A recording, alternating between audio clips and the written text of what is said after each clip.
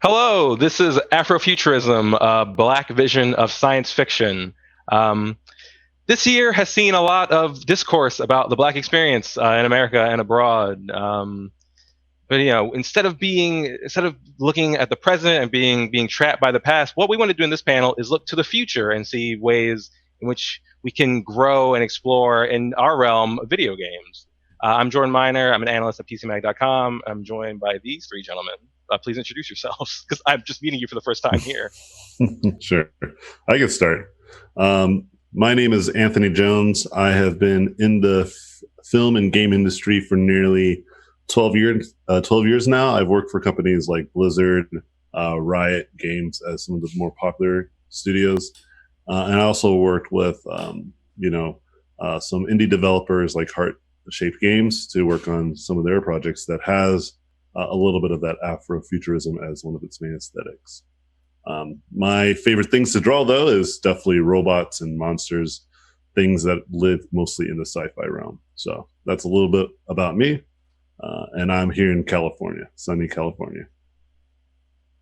And representing sunny California. I'll go next. Hi, I'm Oliver Nelson Jr. I'm a narrative director in games. You might know me from my work on Skatebird, We Are the Caretakers, also by Heart-Shaped Games. Hypnospace Outlaw, An Airport for Aliens, currently run by dogs, or any of the dozens of other titles that I've worked on. Afrofuturism and grappling with how to tell stories within that setting as part of the diaspora has been a really interesting challenge and has genuinely broadened my perspective as a human being. So it's really exciting to be able to talk about it and to advocate for, yes, more Afrofuturism. We need it.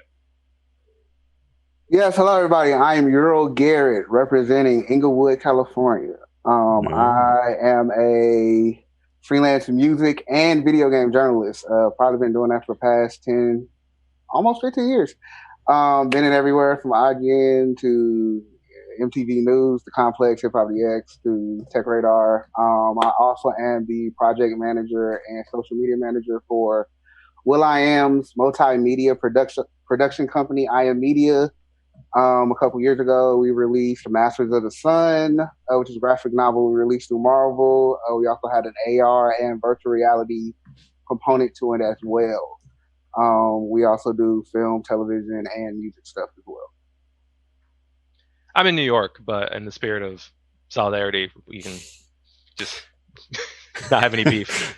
Yeah, Jordan lives in California, is what he's saying. I love California. I plan to have tons of friends in California.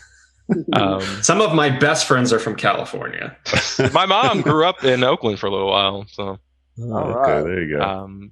But cool. So I think just a good place to start off. We're gonna just kind of keep it kind of free flowing here, but I think just a good place to start off is just to kind of explain what Afrofuturism is to some people who may not know and can't just kind of put those two words together and figure it out. And what's happening with that? Yeah, I can give you kind of my opinion on it. I think, so whenever I think about Afrofuturism, it's very much in the line of, I think if we were to find something very relatable, is like the movie Black Panther, right? Everybody has seen, or a lot of people have seen this movie internationally, and I think what's great about that movie, and something that really woke me up to this idea, was that what if African culture had this prosperous kind of futuristic outlook?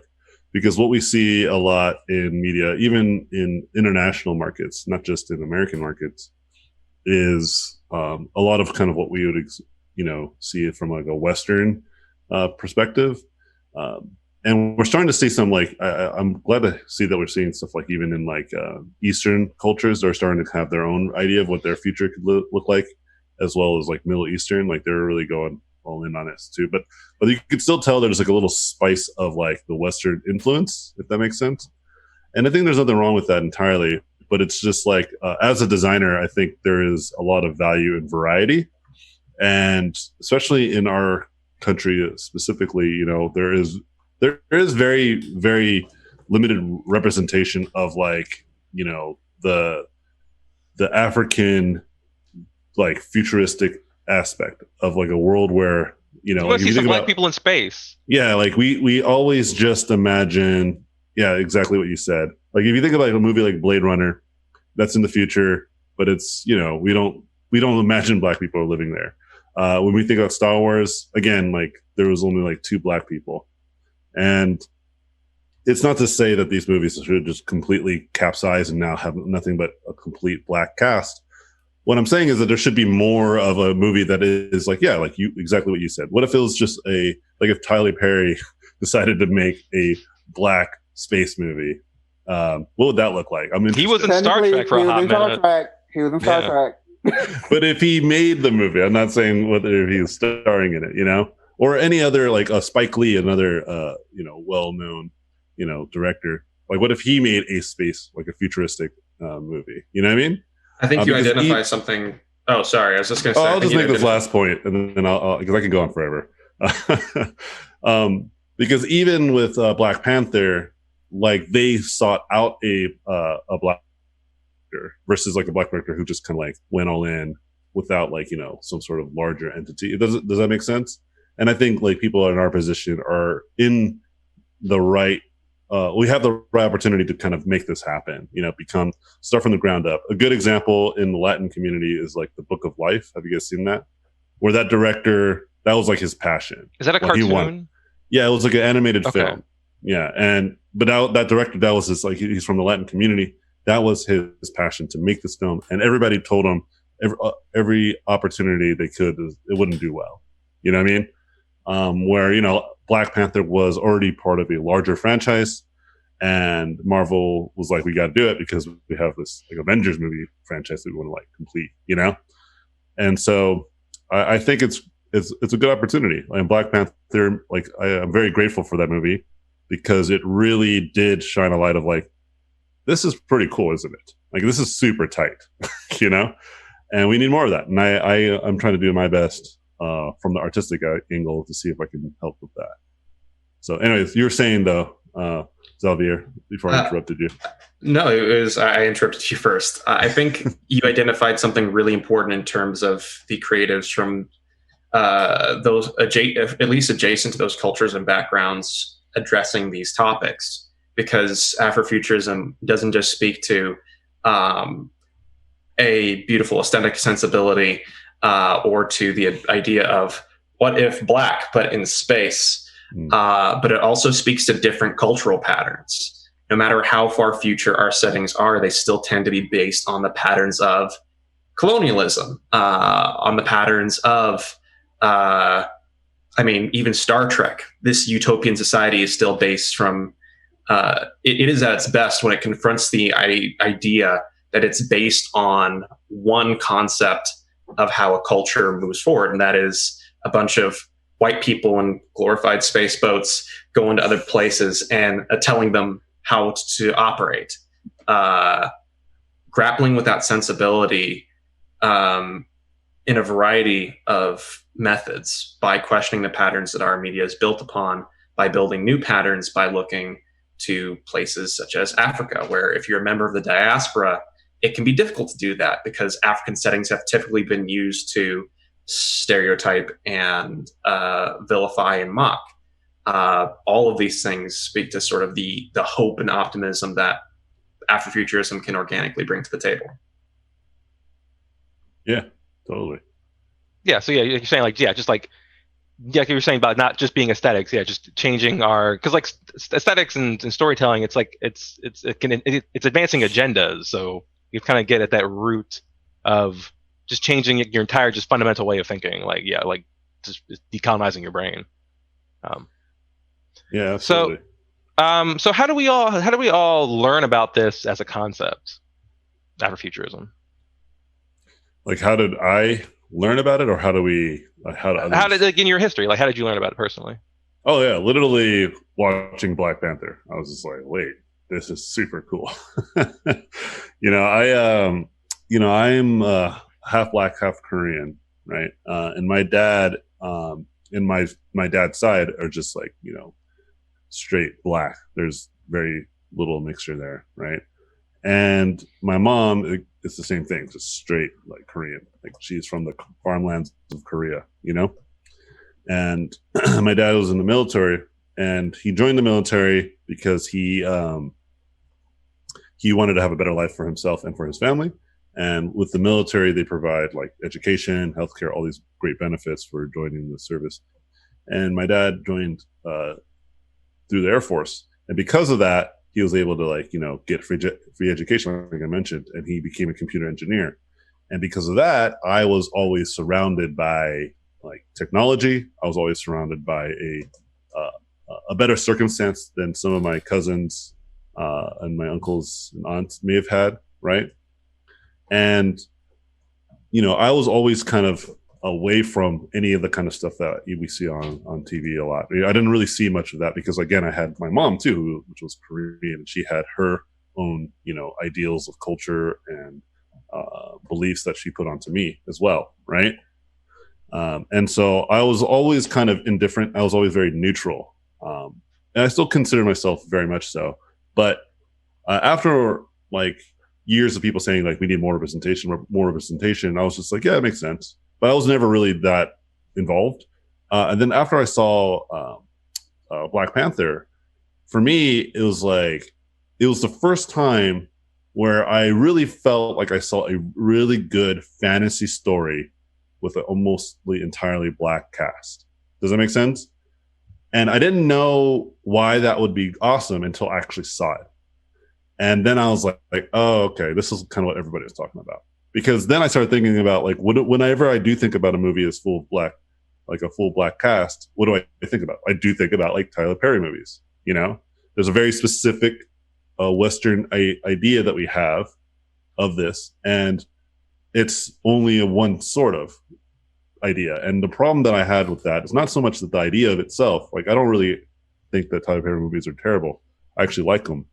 It's just that like there's that kind of movie, and then there's like, well, the 12 years of slavery, where look at how racism is bad and discrimination is black, and that's like, where's another one? The one with the female. They basically were like mathematicians and Hidden Figures. Yeah, we all. But it's like, yeah, Blindside, another good example. Like, but they're always like about oppression. Does that make sense? Like, we're boxed into these social movies that these are important movies, but yeah, like there's a whole range of imagination that we as creators like should be free to explore. Yeah, Absolutely. there's like a strong black characters that like you see in Tyler Perry movies, like that really heavy family dynamic, and then there's like, look at how racism and oppression is bad.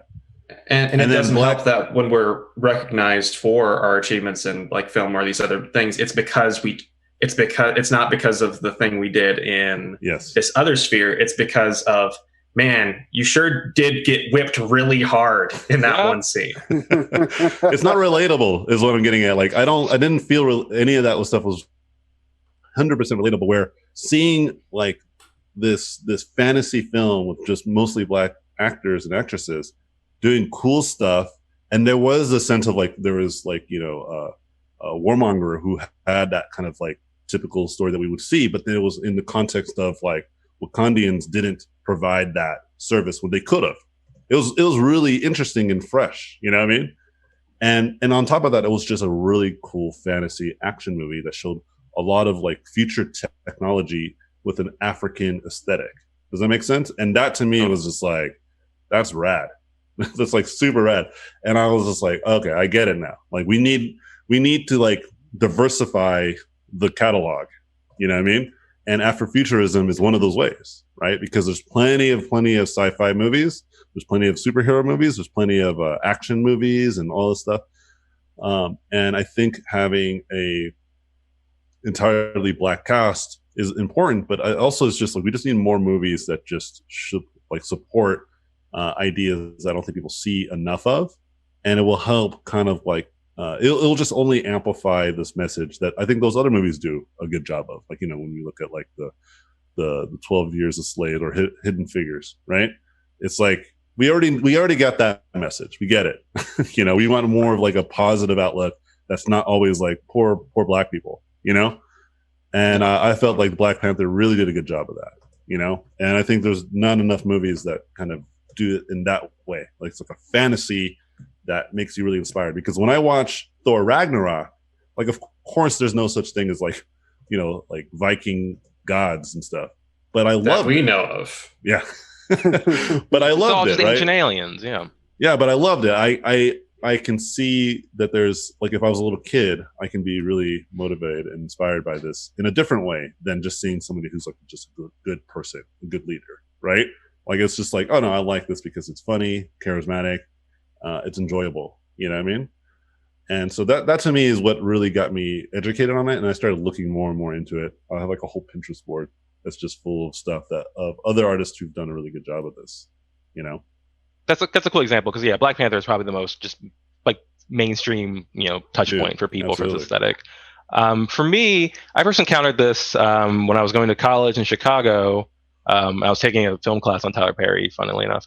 And I was, just seeing a lot of talks, and this author Yatasha Womack came, and she wrote a book just called Afrofuturism, and she gave a talk, and I was just really blown away by it because it kind of touches on this thing that I knew that I was looking for, but I didn't really have a way to articulate it. Of like I don't like a lot of I don't like Game of Thrones, I don't like Lord of the Rings, I don't like a lot of like fantasy like stuff because I have no interest in like living in a kind of Western past. Because I just feel like I wouldn't like have a good time, right?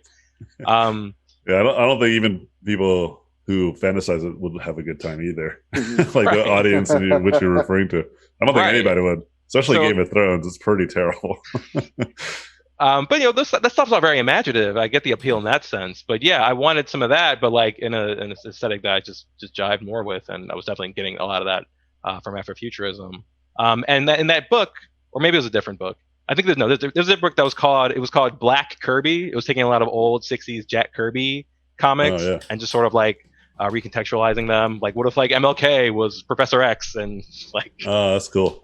So very. I'm cool looking that up right now. It's really hard to find because there's a whole bunch of people who really like making Kirby the Nintendo character black, though.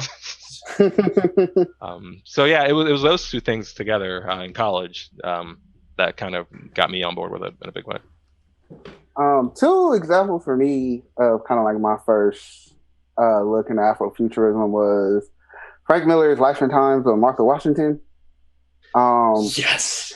Which really kind of like, oh, this is cool. You know, not only do you have a black woman who's like the hero, like this is like futuristic Chicago where, oh my God, there's still a project.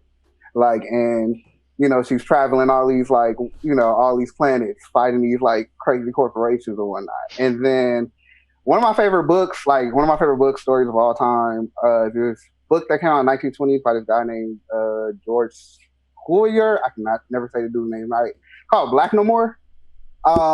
It takes place in a kind of like in the 1920s America where this black man invents this machine that turns black people white. And it is like super fascinating. It's like pretty much to me one of the early kind of like black ideas of sci-fi. That's Afrofuturism is really what attracted me to work with Iron Media for Masters of the Sun, which kind of takes Egyptology through a kind of early 80s hip hop lens. That also takes place in South Central Los Angeles. Kind of like a mix between sci-fi and zombie kind of idea of zombies and whatnot. And I just like media in general. So for me, it's like I can appreciate the Tyler Perry's and the 10 Years a Slave, and I can love stuff like Black Panther. I think the thing that also attracted Masters of the Sun to me is that, will.i.am, Black Eyed Peas, they actually own the Masters of the Sun IP, even with the release through Marvel. So even when I remember like what, a couple years ago, Master P kind of ran into some controversy when he kind of said that, no, as much as I love Black Panther, I've seen it about especially me, I've seen it about 5-6 times in theater. I swear I probably have seen it a boatload of times, on television, but we don't own that. You know what I mean? That's not ours. Yeah, it's been a long time since Milestone. Yeah, absolutely. You know what I mean? That's not ours. So I really hope that, it inspires either, the big corporation overlords to, give more Black writers, a chance to create a Black Panther or something that's equivalent, something that becomes a multi-billion-dollar franchise. You know what I mean? I hope that, we support the indie guy. I guess one of my favorite newer graphic novels, Bitterroot. I think that's like amazing. You know what I mean? I think that's amazing. And that's, written, illustrated by, us. You know what I mean? So I think that I feel personally that, we shouldn't look at, the idea of being boxed in. I think we should just look at other things that are kind of adding to our overall narrative. Yes, the Black Panthers exist. The Bitterroots exist. The Martha West and the Tyler Perrys and the Spike Lees, and we all exist together because we all know that Black is not really a monolith. You know what I mean? It comes in all different shades, colors, ideologies, and all of that. So even for Masters, like we took that and turned that into a complete AR experience. Where we had top of the line, A-star voice talent, from Snoop Dogg to Rosario Dawson, to Common, to Mary J. Blige, to, John DiMaggio, to John Isaacs. And then we flipped that into a virtual reality experience that we premiered at Sundance in 2018. Actually, a month before Black Panther release. So, I look at it as, it's all about adding to the narrative that what makes Black people human. You know what I mean? And it's all of that. It's all of that. Yeah, absolutely. I agree with this very much. I think it should be an additive approach. Yeah. I think whenever I see online, I remember when Black Panther was coming out originally, people were really upset because they're like, why does it have to be an entirely Black cast? And I remember seeing some people kind of being a little upset about it. Same thing happened with Captain Marvel on the feminist front. And it's just kind of like, why can't movies just exist? Like, why can't a person make a movie about a very specific topic? You know what I mean? Especially when it's clearly not trying to ruffle the feathers. Like, Marvel movies don't really do that. You know what I mean? Yeah, Black Panther is still pretty mainstream in a lot of ways. It's and that's fine. kind of That's bizarre. great. Yeah, it's kind of bizarre to think of it this way. It's a attractive thing to our culture. No, it's an additive thing. Like, we want to diversify information. You know what I mean? I think when Watchmen came out on HBO, I believe, there was the Tulsa massacre, right? Yeah. A lot of people didn't know about that, including myself. Yeah. A lot of people I know, when I saw it online, people were talking like they invented a fake thing that happened in Oklahoma, and it shows just how large the knowledge gap is, even within our own people. Yeah, and I'm sorry. Yeah, no, go ahead. I've been talking a lot already. And then when I got oh my God, I didn't know that happened. I was like, well, that's only one of over 300, different massacres, that happened around the country, during that time. I mean, they were, whether you're talking about Tulsa, Louisiana, Alabama, sure. You know what I mean? I think that, using the Watchmen Tulsa, I mean, look at how they took, for the longest, I know everybody here probably, read Watchmen, but Rorschach was seen as like this hero, you know what I mean, to a lot of people, even though we know that his character was super right wing and, super conservative, kind of like Rorschach would be, a Proud Boy possibly, contextually. So I think that, you use that as also a learning lesson, as a teachable moment, within fiction and entertainment, because that's kind of our responsibility at the moment in an unfair kind of way, but that's our responsibility. And things aren't fair. So yeah. And you touched on a really important point in the middle of that, which is Black ownership is a big part of telling those stories authentically and to making them stick. I think a lot sometimes about how Miles Morales now, which is like such a representation giving, life affirming character, wouldn't have existed and wouldn't now have the position in the Marvel canon that he does if he wasn't created by Brian Michael Bendis, an extremely beloved white guy. It's great that Miles Morales now exists and that he's finding increasing voice in the hands of creators of colors, such as, I'm going to butcher this name, but Saladin Ahmed, who's now currently writing the run of Miles Morales. But it's also like, in 20 years, would they be making stories about Miles Morales, or they could be making stories about Peter Parker? And who are the voices that are going to make sure those stories get told in the first place? You ensure continuity by having people who are invested in seeing that character continue actually take on that character and continue to carry their legacy forward in positions of influence. No, yeah, that's a great point. Even just in terms of Miles Morales specifically, like the fact that he wasn't created by a Black creator, and that he's still like, I love him, but he's still like a Black spin on existing white character. His dad is named Jefferson Davis. It's true, and he's a cop.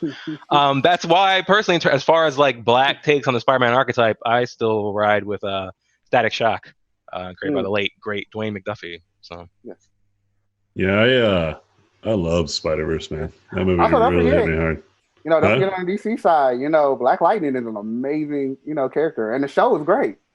No, we don't need to talk about DC. We're good. That's where we're going to be. This is where we divide. So speaking about Miles Morales, we're all here also because of video games, and I think like the biggest PS5 game coming out, at least this holiday, is that Miles Morales game. It's an expansion, low key. Yeah, that's great too. It's 3/5 of a game, right?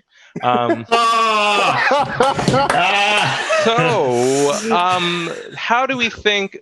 How do we can we apply Afrofuturism to video games specifically? Because I'm just a journalist, I'm a writer, so I'm interested with you all as creators. I feel about that. Well, that's what we were trying to do with We Are Caretakers. Is like you're saying, let's go. That's one of the ways that we're going about it, and we aren't trying to be very specific about anything in general. We're just trying to be influenced by an Afrofuturistic aesthetic. You know what I mean? And then also have this idea of we're not trying to tell a story specifically about, again, poor Black people, right? We're just no, this is just, the world is full of Black people, and a lot of what they do is stuff that you would see in places like in Africa, right? So they're actually helping with conservation and protecting animals. But we also don't want it to be at least we were originally designed it not to be so simple as save the animals.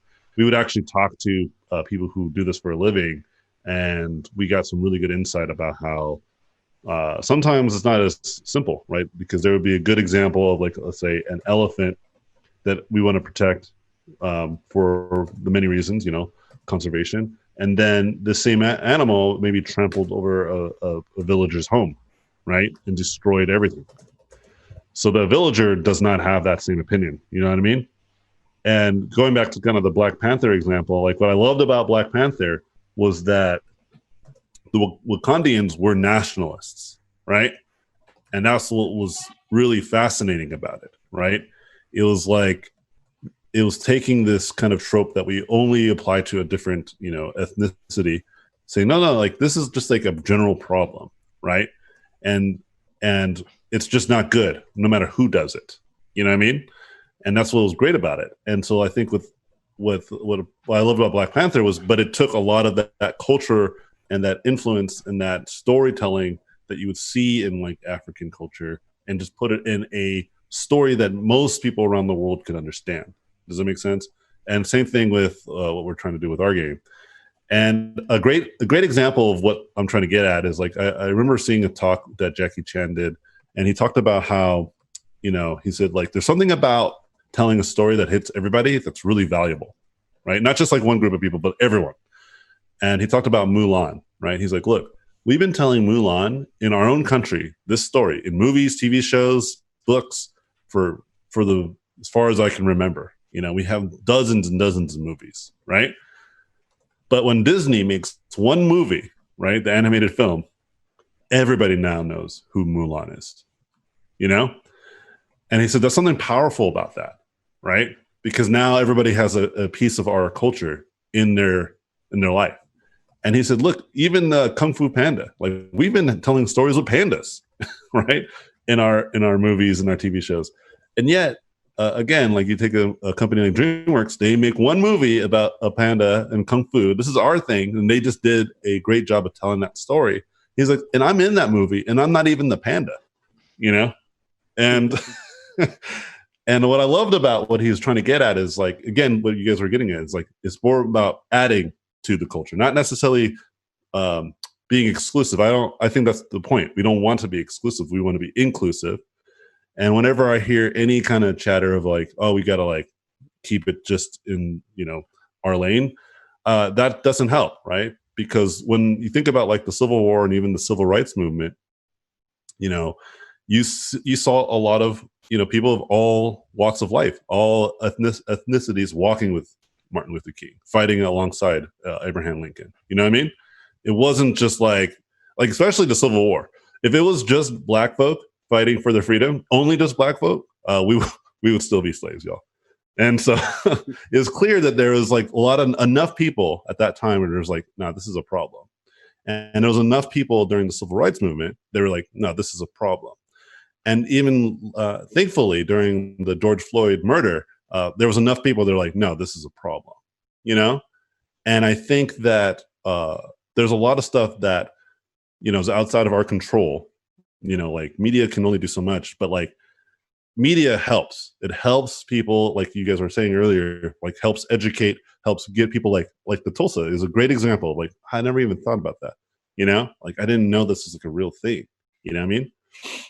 And when you start to realize these types of things, you start to question and start to talk more about it. I remember I was talking to my friend who is incredibly conservative, but he's one of my closest and dearest people in my life. He was there for me during my hardest times. And we were talking about all this Black Lives Matter stuff. And he had a very strong opinion, a very predictable opinion, right? And I told him, I was like, you know, you do know somebody that was affected by this. And he's like, oh, what do you mean? It's like, so my dad lived during segregation. That means he was alive when segregation was still a thing. You know, I was like, that's not that long ago. That's my father. You know what I mean?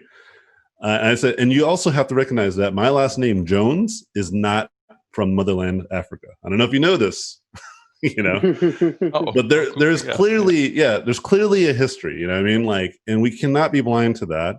And you have to understand whenever you start to see people like attacking the character of George Floyd to justify his murder, like this is part of the problem. You know what I mean? Like we got to like stop doing that. Like, can we just all agree this is a terrible thing? And we had to like kind of like work together. And I think on media, what it does is it helps inspire people to think differently, right?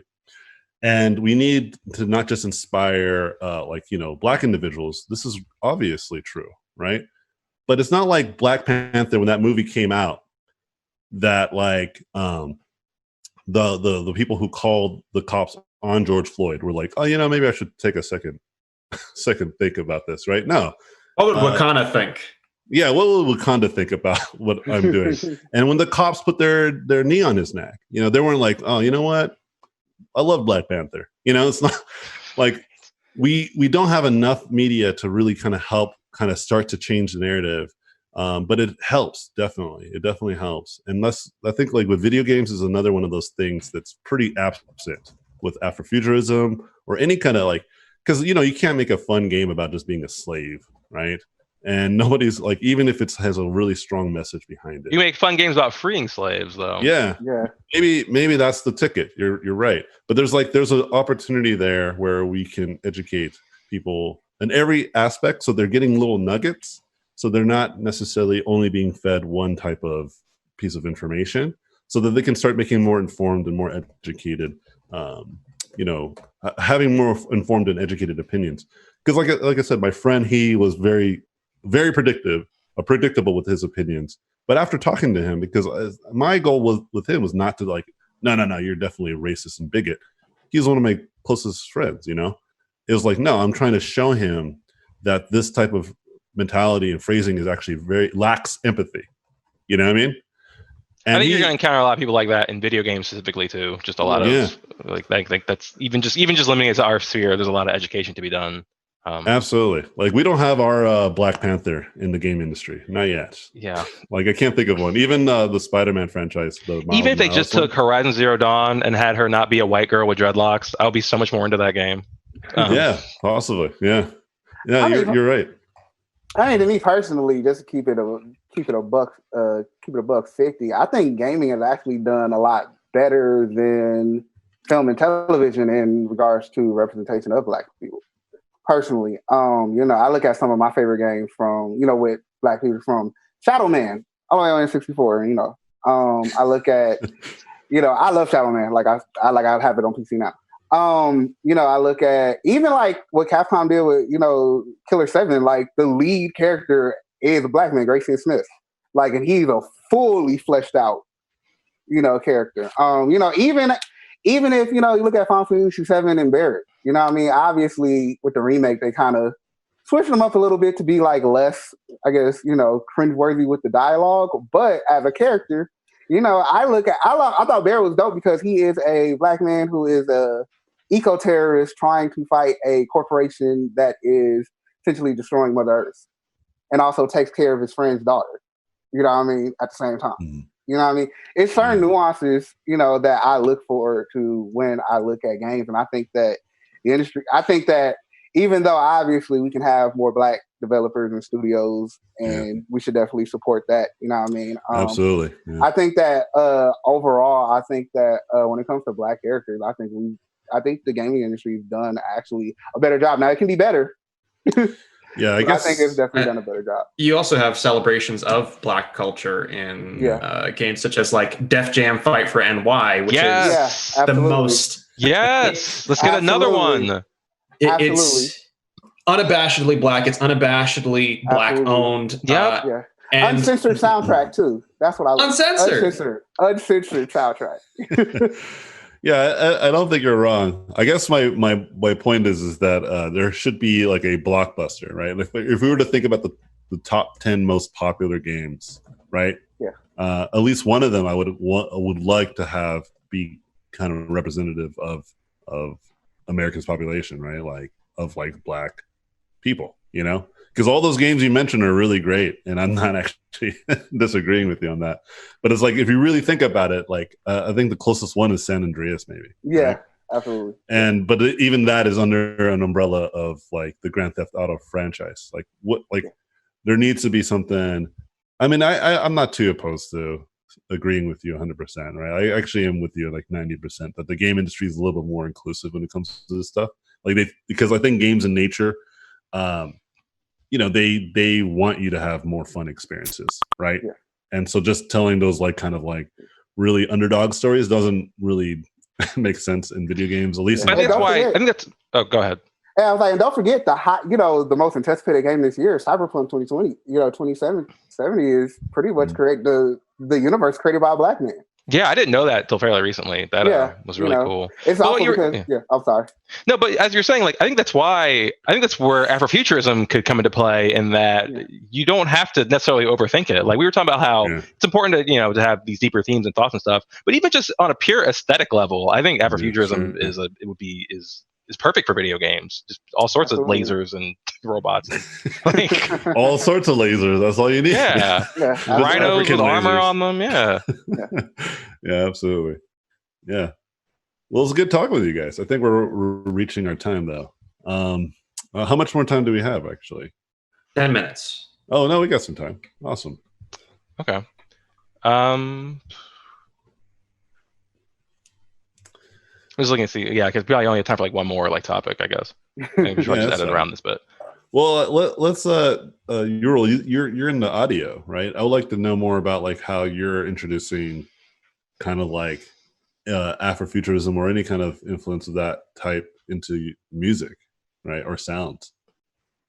Yeah, so even with just going back to what I did with Masters of the Sun, that was pretty much a full multimedia project that pretty much led into, the Black Eyed Peas' album, the Masters of the Sun album that came out in 2018. So they went on tour. We toured all around Europe for about a month in promotion of the album, and at every venue we had a VR setup. Cool. For everybody, for pretty much people who attended the show to come see. Outside of that, we also went to various events like the Pan African Film Festival, Juneteenth celebrations at Leimert Park, and several other kind of events skewed toward a black audience who pretty much had a good 80% had tried VR for the first time because of how expensive how expensive the entry fee is, for a VR setup. Whether it's obviously it's gone down with the Oculus Go and the Quest and whatnot, but sure. we were on the OG Samsung VR through Oculus, so that's super expensive. Yeah. I love that part of the project is because, again, I'm a music head. I've been, a music journalist for so long. So it was cool to blend all of those things that I kind of had done previously together. Oh, right on, man. Yeah, actually, I don't know much of the stuff. I would love to hear it. If you can send us some links in the email chain. No problem. Everyone feel free to plug anything you're working on. Absolutely. To go back briefly to We Are the Caretakers, I think it's significant talking about how much this wave of Black media has an impact on the people who create media as well. Just to speak for my own part, the amount of invisible self-hatred you can take on over time, invisible barriers you put up for what you'll put in your work or not, like African aesthetics. Before I worked on We Are the Caretakers, I had never had that in my work because I connected that to all of the ooga booga stereotypes I'd seen in cartoons. I had connected it to all of the cringy people in my life who would ever talk to me about Kwanzaa. I had all of this stuff that was in me, inside of me, working, affecting the way in which I attempted to create media or even depict versions of people who looked like me that I didn't even realize existed until I had to, for work, break out of that mindset. I'm delighted by how much the examples in this talk and Lone have opened my mind even further to be like, wow, Watchmen is kind of like Black sci-fi. Wow, the Black Kirby and things like Black No More, even going back to like the Invisible Man.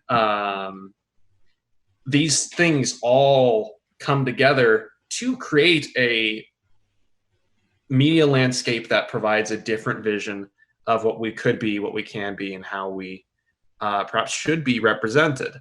The hope accompanying the suffering. So on my end, deconstructing for my work and for this game and for just my identity as a human being through the media I consume and the media I create, my Black identity has been so fundamental in every single one of these pieces of media. Even Def Jam is another chink in that wall that tells you that that creating things that look like you are inherently less than when you could be making Star Trek. And that isn't true at all. Yeah, one of the most just empowering things that I've done over the past few years as a journalist is that in New York, in Harlem, they have the Game Devs of Color Expo that I tend to try to go to every year. And it's just incredible to see all these Black and brown developers, like indie developers, just doing their thing. Like this could just be how the industry looks like. Like it's incredible, to see that stuff. And just the idea that I can combine my identities as a Black guy and a games journalist, and like they're both the better for it. to kind of have to be like a complete person like that. Yeah, it's really powerful stuff. Yeah, awesome. It was a pleasure to talk to you guys, man. I've enjoying this chat very much. Seems like we should do this more often. We should have like a Yes, we should. we should have like a group chat or something, or a Discord. So hear me out. Instead of PAX, it's Blacks. Oh, there you go. Yep, Black there you go. exploitation. That's the name for the OnlyFans we set up after the main site is finished. It's like, I'll join any secret Black Slack. I'm in so many other like Facebook groups and Slack, and just any secret Black community, even adjacent to video games or journalism. I'm there in a second. So yeah, absolutely. As we just wrap up, do y'all just want to do a final little thing each about what Afrofuturism, how you're planning to take Afrofuturism, or even the hope just inspires forward? Sure, I'll go first. Yeah, just as a journalist, I'm always going to be trying to seek out that stuff to highlight that stuff. And I have some creative side projects. I'm getting to them now. They're very amateurish, but it's definitely informs that stuff too. So yeah, the easiest way for me is just to draw more of that kind of stuff, because I have a pretty prominent social presence. So obviously showing more of this type of thing is really helpful. One thing that I've been doing, aside from the Afrofuturism, is just like, putting Black Art Matters on every artwork that I've been doing now lately. And I think this is a good tool specifically to start building up a hashtag that has a lot of cool artwork that people can find, either Black artists or artists that are making that stuff that's inspired from Black culture or African or Afrofuturism culture or whatever, that way it's become something that you could follow if you're really into it, or something you can discover, Every New York Comic Con, I would make a point to buy something from a Black artist at Artist Alley. It's very cool. Like to the point we were talking about earlier about like having, that kind of individual who is from, the Black community, who creates a project that hits all ethnicities. Like they all get it. Like they watch that movie, and it's also highly inspired by their influences and stuff like this. It needs to happen, and the only way that can happen, because it may not be one of us, but it could be someone who we might have influenced, one way or another, right? Whether it was through the music or the writing or you guys' journalism or my artwork, right? So I think I'm just trying to do my part. Whether it becomes me, maybe I'm part of that. Maybe somebody's like, hey, I saw a piece of artwork you did. Let's make a movie around that. That'd be cool. But if not, I'm like, that's cool too. I'm not really in any hurry to do anything on the immediate level. You know what I mean? I'm just trying to make cool art and provide for the fams. You know what I mean? And so that's pretty much going to be my ongoing steps moving forward to try to help bring this recognition to Afrofuturism. Yeah. I look at it as, for me personally, it's always just highlighting, especially on the gaming side, highlighting Black developers as much as you can. At least, getting people toward, Black developers Kickstarters, the rise in indie games over the past, 10, 15 years post Steam. It's a lot of Black developers out there that are always asking for money to support on Kickstarter. I support a good 3 or 4 a year. I at least attempt when the money's there. But I think right now, we're in a time that's no better than ever. People are watching. People are watching. And I think that support and consistency is the way. And that's on, that's just all around. Right on. Yeah, there's a piece of me that, even with the conversation we've had, can't help but see that white as the default that has been set, and just not accepting that when I make a character, when I even create the protagonist for a game, questioning their identity and the identity of my own work on a fundamental level is an ongoing process. It takes time to decolonize your brain and go every time you do, the knowledge that you might be helping decolonize someone else's brain as well is one of the most empowering things in the world. And I can't wait to see what this next phase of gaming looks like as all of us Black creators and turn it on a wider level, not just the folks in this conversation, although everyone in this conversation is dope. I can't wait to see what this next phase of media is going to look like as a result of that change. So speaking of people in this talk and following cool Black creators, where can folks find all y'all? For me, keep read PCMag.com, and I'm on Twitter at Jordan W. Miner. Just Robot Pencil, wherever your social poison is. Instagram, Twitter, Facebook. My YouTube is Robot Pencil Design. My portfolio site and everything about me, Uralg.com, URALG.com, Twitter, Uralg, Instagram, Uralg223. And I'm at Rit Nelson on Twitter, where I do really bad tweets when I'm not making really good art. All right, cool. Excellent. That sounds like a show. Thank you so much for watching, Al. Thanks, everybody. Thanks. It was nice meeting you guys. Yeah, this was great. Yeah, it was really dope.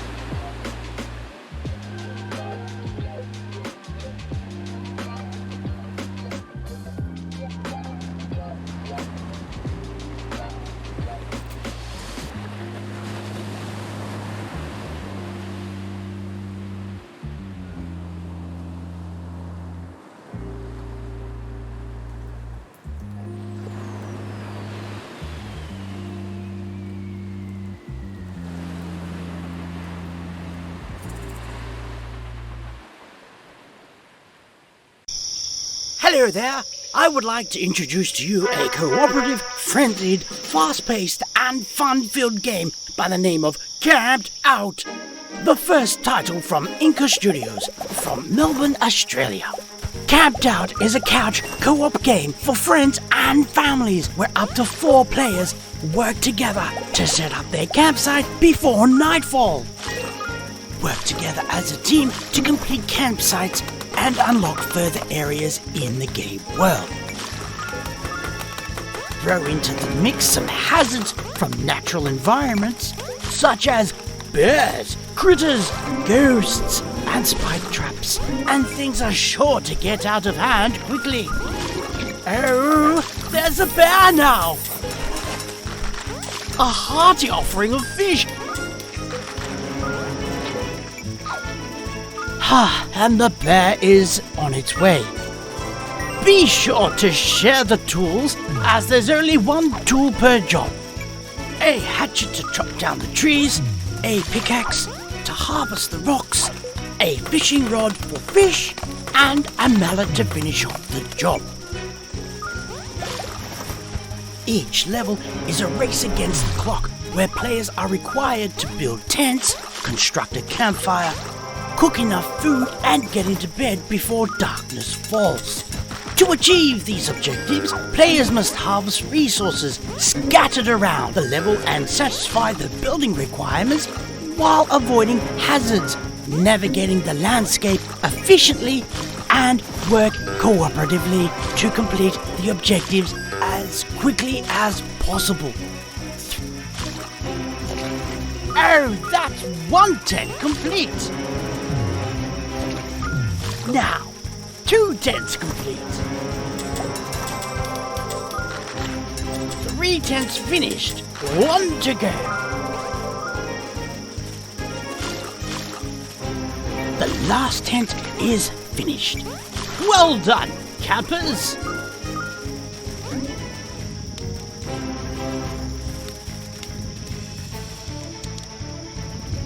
A straggler! Quick, get to bed before nightfall! Ha-ha! Success!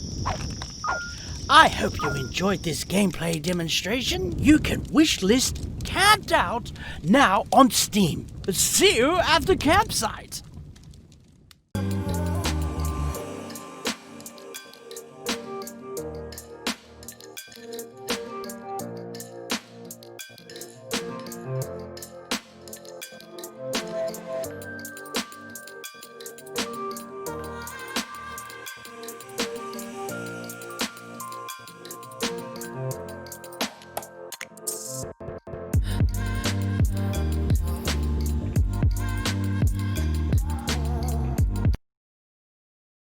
Jim Dark Magic is the wizard of Acquisitions Incorporated. He is, first and foremost, I would say, a stage magician. He's a performer. So the spells that he has tend not to be very useful. Not great for the rest of the party, just because I can't help a lot. I don't do a lot of damage. But I can make people invisible. I can make showers of sparks. There's a lot of exciting crowd-thrilling spells that Jim can do. One of the things about Idle Champions is that all the characters have unique equipment, and so it was really important to go through Jim and think about what the unique things are, right? So he's got his wand holster and his twin wands. He's got his skull brooch, the cloak. So all the little pieces of Jim that you like are in there, and then now they've got stats and little stories and stuff. With Idle Champions, it was interesting because the characters in Idle Champions are designed to work together in teams. So, you know, Rosie has a buff for all younger women who are in the party, right? There's these little things that help the rest of the group. And I wanted them to make sure that they understood that Jim did not help anyone else. So his abilities had to be things that would make him better, maybe even at the cost of the party. I made sure that Jim's ultimate would be completely useless, but incredibly flashy. I think it does a tiny bit of damage. It's mostly just sparks and showers of fire. It's fun to pretend to have that confidence. The new and improved Jim Dark Magic, played by Mike Krahulik.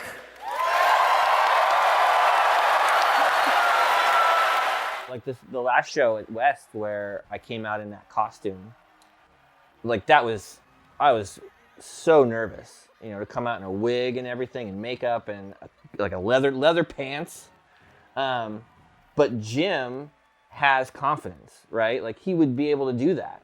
And so it's fun to pretend to be someone who has that, who can do that.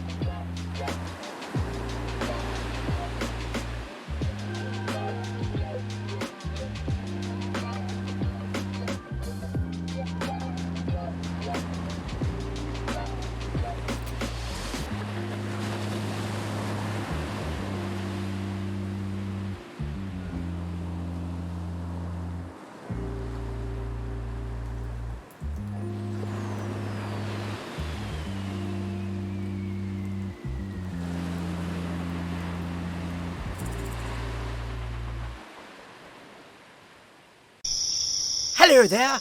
I would like to introduce to you a cooperative, friendly, fast-paced, and fun-filled game by the name of Camped Out. The first title from Inca Studios from Melbourne, Australia. Camped Out is a couch co-op game for friends and families where up to 4 players work together to set up their campsite before nightfall. Work together as a team to complete campsites and unlock further areas in the game world.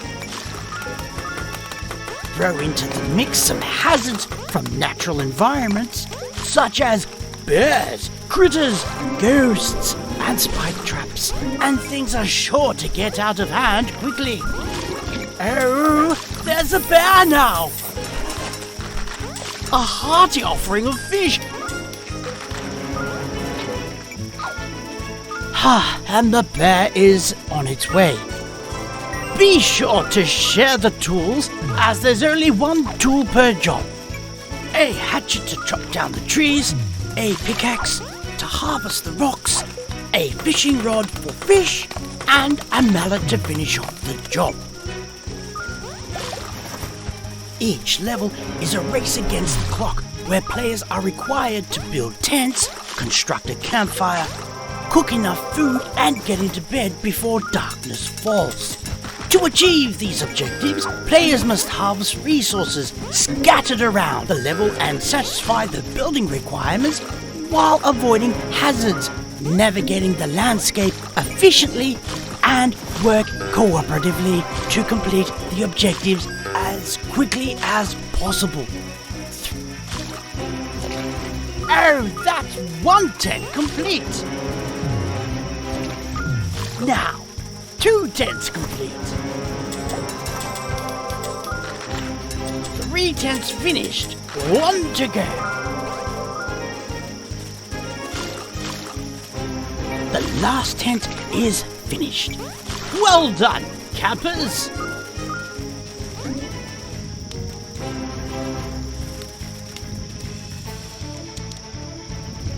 A straggler! Quick, get to bed before nightfall! Ha-ha! Success!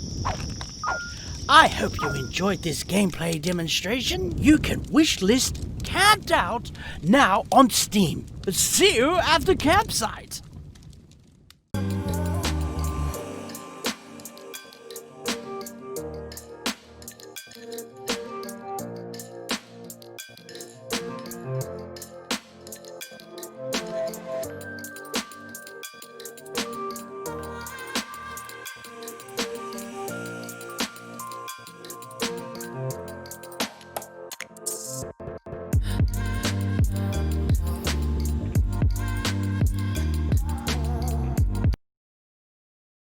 Jim Darkmagic is the wizard of Acquisitions Incorporated.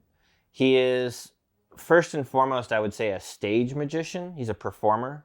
So the spells that he has tend not to be very useful. Not great for the rest of the party, just because I can't help a lot. I don't do a lot of damage.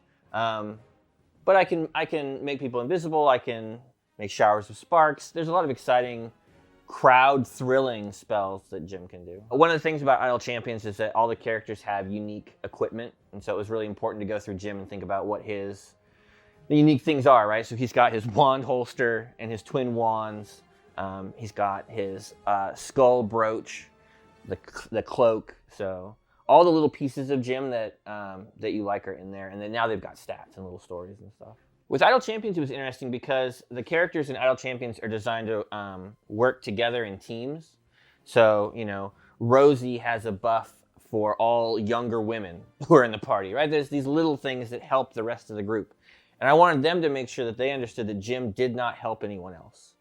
So his abilities had to be things that would make him better, maybe even at the cost of the party. I made sure that Jim's ultimate would be completely useless, but incredibly flashy. I think it does a tiny bit of damage. It's mostly just sparks and showers of fire.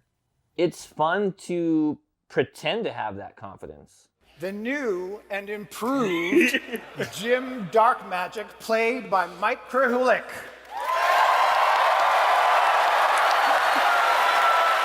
Like the last show at West where I came out in that costume, like I was so nervous, you know, to come out in a wig and everything and makeup and like a leather pants. But Jim has confidence, right? Like he would be able to do that. And so it's fun to pretend to be someone who has that, who can do that.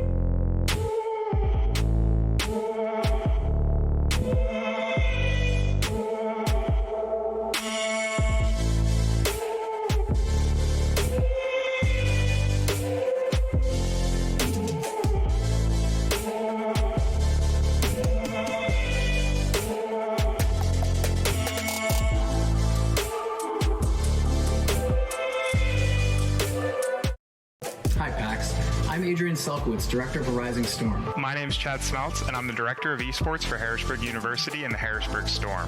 My name is Alex Chu, and I'm the Head Coach for League of Legends at Harrisburg University. This is the story of Harrisburg University's world-class esports program, who just defended their national championship in Overwatch this summer. Being able to do this documentary and even start this university esports program means so much to me. This film shows the steps that a young university took to make a gigantic splash in collegiate esports, using the right staff and having the right support. I get to see the dedication of the staff and the coaches, and especially the players. These guys define what collegiate esports can be. I really hope that this insight the film provides allows for more universities to do the same in the future. I hope that you enjoy this film as much as I do, and I hope that it encourages you to believe in yourself and follow your passions. Throughout the documentary, if you have any questions, myself, Joe Meister, and X Special will be here to answer any questions that you might have, so feel free to ask anything that you'd like. Enjoy the film, and thanks for watching.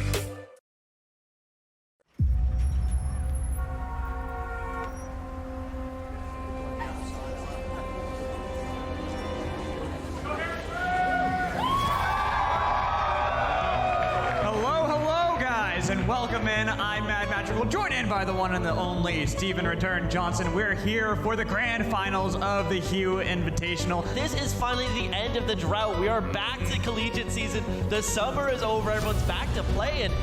One thing in game, one thing in draft, one game at a time, and we're gonna go and smash that. Go Reaper, don't go back. This is not the time to be frustrated. This is your only time to prove yourself. Literally the last 2 months of preparation, everything we've done comes down to today, this match. 1, 2, 3, start!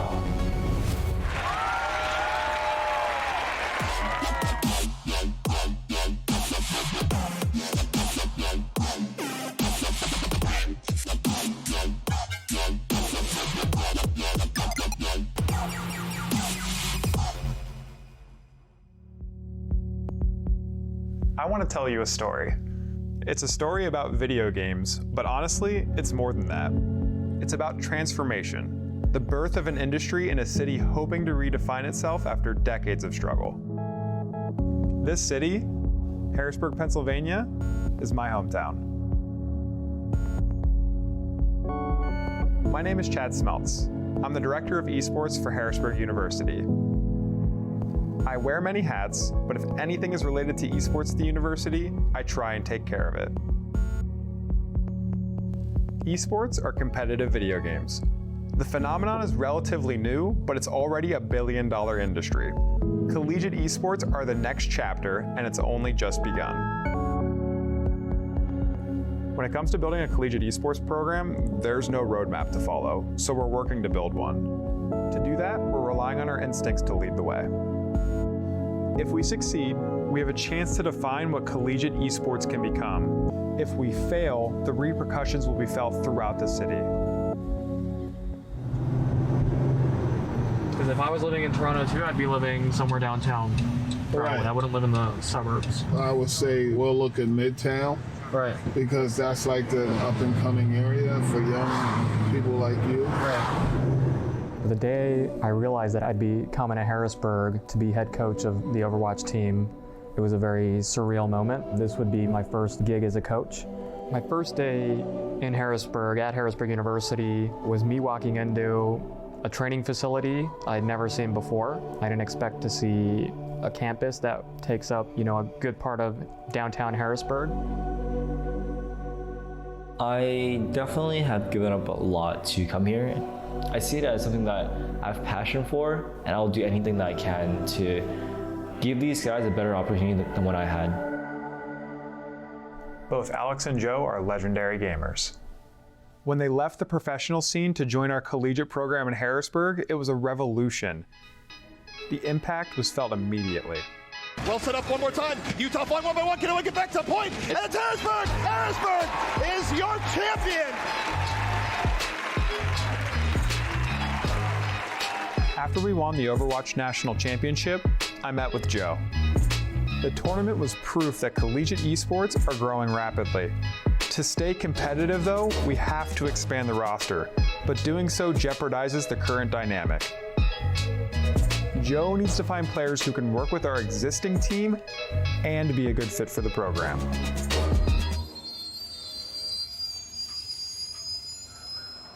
We've got a player coming in.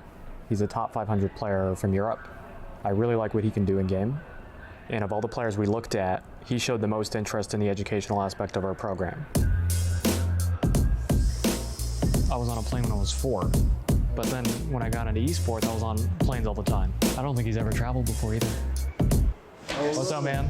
Joe, nice to meet you. Some of your teammates here? Pops. Sam.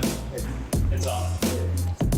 So we can probably head over to the dorms. Is this your first time in America? Yeah. Oh, cool. That's awesome, yeah. Yes, it is my very first time in the States.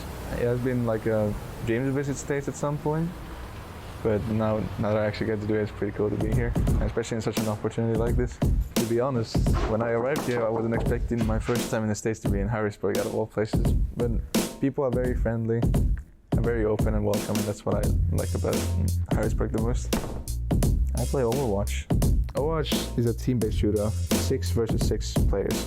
Ever since like competitive was released, I've been in the like top leaderboards. I know, like, once you use your ult, it's supposed to get higher.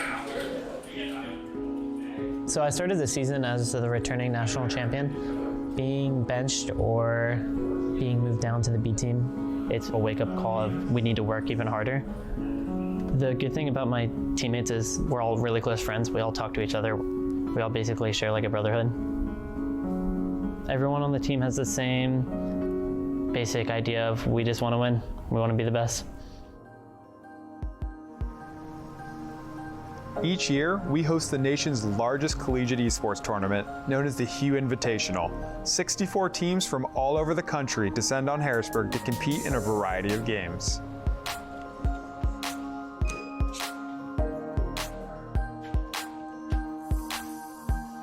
Hey, if Illinois Wesleyan can't attend, I have them as a 1 seed right now because they've been doing pretty well. Do you think Michigan State would be a fair replacement? This year, Harrisburg has teams in both the Overwatch and League of Legends tournaments. It's still preseason, but there's a lot at stake. There's a prize pool of just over $50,000. But really, this is our chance to evaluate the teams. There's a lot of pressure on the players to succeed. The coaches are watching their every move. Everyone wants to win. This is all you. Cool. Where the fuck are we? Where the fuck are we on everything? Start from beginning to end. We are 10 days out.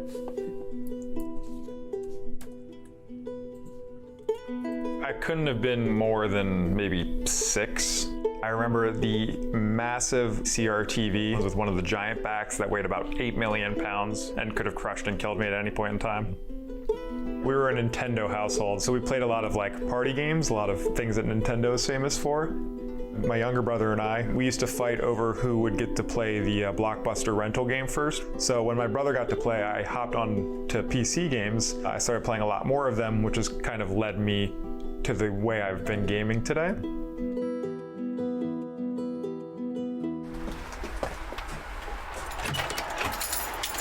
See, I've almost always been a PC gamer. I guess I realized I was a gamer when, you make priorities in your life.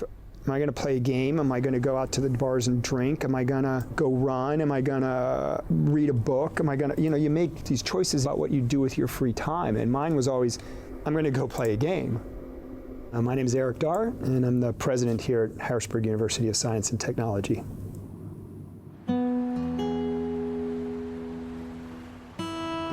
I grew up in a nice Harrisburg. When you had so many more stores, you could get whatever you want by just coming downtown. So I actually lived through the hurricane here in 1972. The flood came all the way up to Cameron and Market. Things downtown changed after the flood. Part of our community got washed away. That took away a lot of the jobs out of the inner city. No major manufacturer ever moved back into Harrisburg. I'm in college, and at this point, I realize that I'm good at video games. And when I started beating professional players, there's a way that you can talk to them in the game. I would give them a history fact. And at first they were like not very thrilled about that. And then after a while, they would request facts. They'd be like, hey, can you tell me something about Abraham Lincoln? Or can you tell me about this country? 2 of these different professional players hosted me on Twitch, and they took their viewership base and they gave it to my stream after they were done. So I went from having 5 people watch me to 12,000 in 1 second. On my stream, I would talk about teaching and coaching and how to get better at the game, and I was very educational about it. And I got an offer to try out to be a professional coach for League of Legends in California. Harrisburg at the time was the biggest capital across all 50 states that didn't have its own 4-year university. That's a problem.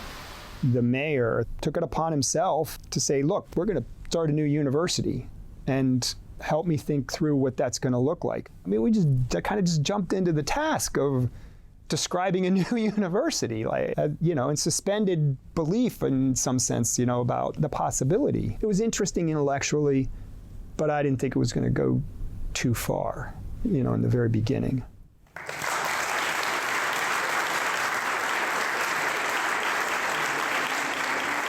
It's great to see you all here. I'm thrilled to be able to welcome you to the ribbon cutting for the new student union for Harrisburg University. It's a great day for the university, and we've been wanting a student union like this space since founding day, way back when.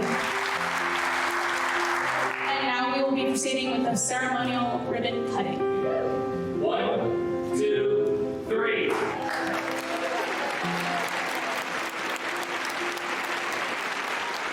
I could see the upswing. I could see the turnaround. So many good people, young people, has changed Harrisburg. And with Harrisburg University coming downtown, it's like skyrocket. I mean, the university has made the community so much better. It's amazing, like how they got downtown thriving again. Eric is a visionary and Eric is a gamer. And so Eric actually had his eye on esports. So we did research, thought it through, talked it through. We jumped in. We were the first university in Pennsylvania signed up with NACE to have a collegiate varsity esports team. So the first thing we said is, listen, we need to hire someone to run this program. We need someone who knows esports, who fits us, who can essentially be director of esports. I'm in California, and I've been doing this for like 3-ish years, and I get a message from a friend that's basically like, hey, I heard about a college that's gonna be doing an esports program, and to me, like, that's cool, but esports programs and collegiate had not been at a place where they were taken seriously. And he messages me and he's like, I think that they're going to put a lot of effort and time and money and all these different things, and I think that they're gonna offer full ride scholarships as well. And I was like, okay, well, where's it at? He says, Harrisburg, Pennsylvania. I thought my friend was just screwing with me. So I messaged him, I was like, Harrisburg, Pennsylvania. You realize I'm from there, right? And he's like, what? You Google history teacher and you see world-class player, world-class general manager. So I come out, I kind of realized that like they were serious. I went back and I was like, I think I might be taking this job if they offer it. And I had a bunch of friends message me. They're like, you're nuts. Like, don't leave. You're absolutely nuts. And then from there, it just went to building a program and what that looked like.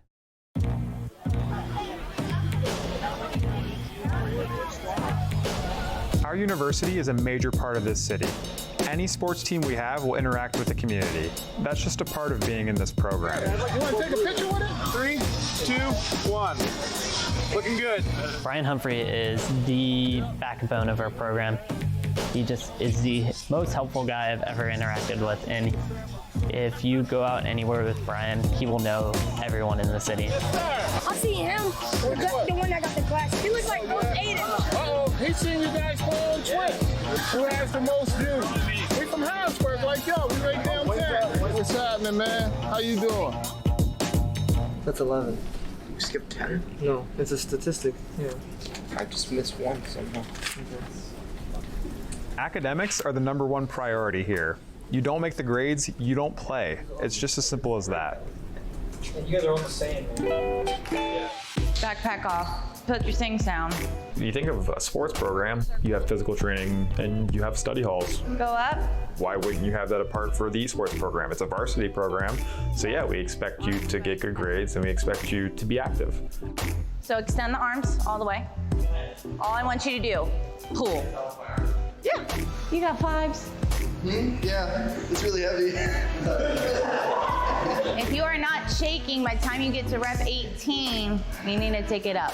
So remember, you always... I do discipline them to at least always give me a mile or do just high intensity interval training. But then I also focus on their hands because there's so many little muscles that you don't even think about and that you use every day, especially for them and what they do on a day-to-day basis. Do the left side one more time. Select Medical is our physical therapy provider. At the beginning of each semester, we do a baseline on every student. Hands, wrists, arms, shoulders, backs, to evaluate whether they need physical therapy. We also give them guidelines on how to sit to help them avoid injuries that can occur over time. How are you making out having a second team and you're the only coach? Are we gonna need to get another coach to work underneath you? That would be best. What we don't want to have happen is you're spending all your time with these same 5 players, and then you have someone who you actually like, who you're trying to develop, and you ignore them for a semester. So the idea of another coach for me is a little more complex than that. I think the biggest issue with the B team right now is that A team has their own scrims, B team has their own scrims. So if one team is scrimming, I can't physically be with the other team supervising them in game. So that's the problem. So that's what the second coach for me would be able to do. But they need to be there for a lot longer than just the 1 hour session or whatever for it to be effective. All right. Well, you guys think about it. I think you guys can make your own decisions, but I think whatever makes good sense for you guys. We've done all we can to get the teams ready for Hugh, but adding new players has been a strain for the coaching staff. There's still some uncertainty from this going into the tournament.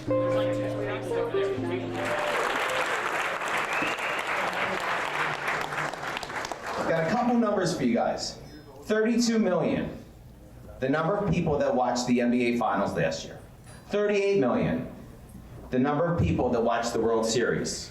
94 million, the number of people that watched the Super Bowl.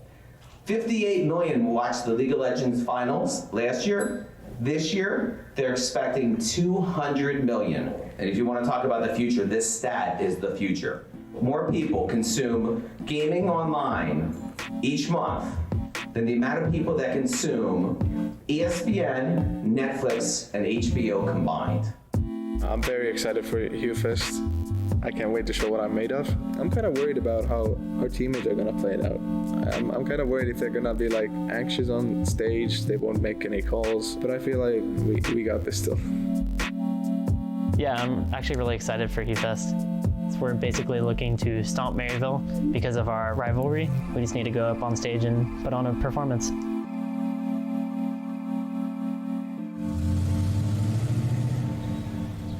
Day one at Hugh is pool play madness. You have over 200 computers running simultaneously as 64 teams play at once, all fighting for a spot on the leaderboards. Storm is going to be playing Ohio State. And then Typhoon? I believe they're playing Stevenson University. So they're both 3-0, so if they both win this match, then they'll be done for the day and they'll both be in quarterfinals.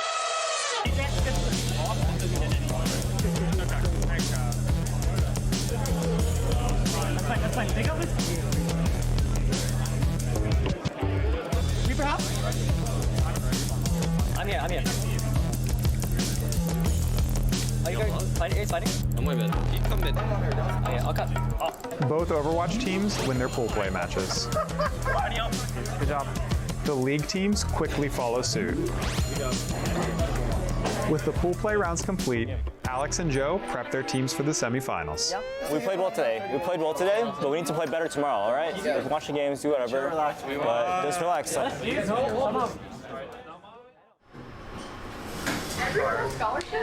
Our team's full right.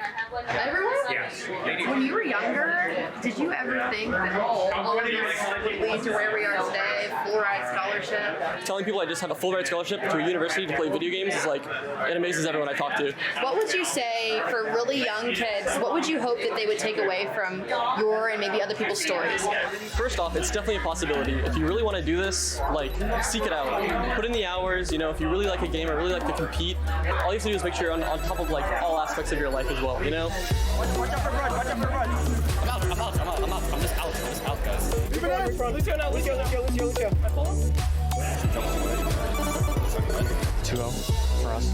Guys, don't get frustrated during the map. Someone needs to step up and say go next or reset. So just listen to each other, wait for them to make the mistake. We're still the better team. See, they think they have a chance now, but they don't. Good luck, boys. You guys got it. We got it. Let's clean this. Let's go! Let's go! Good job. After hard-fought matches, both of the Storm's A teams advanced to the finals. Oh my god, we made finals.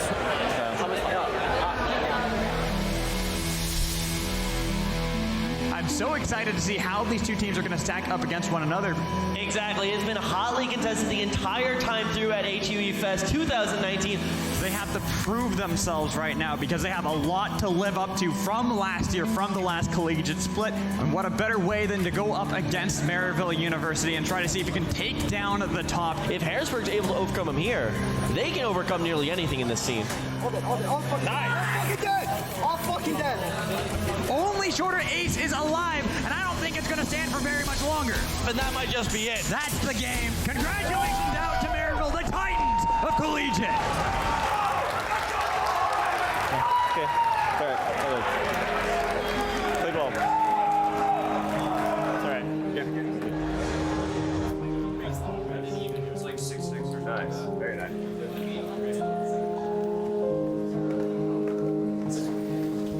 We did well.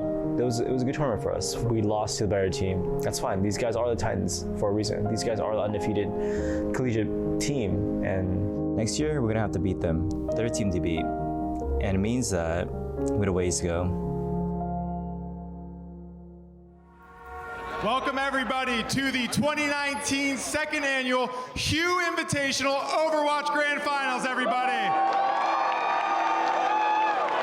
We have a rematch of the semifinals from the national championship of last year for you guys tonight. You can get a round of applause first for Maryville. And now tonight for you, we have the hometown heroes, Harrisburg University.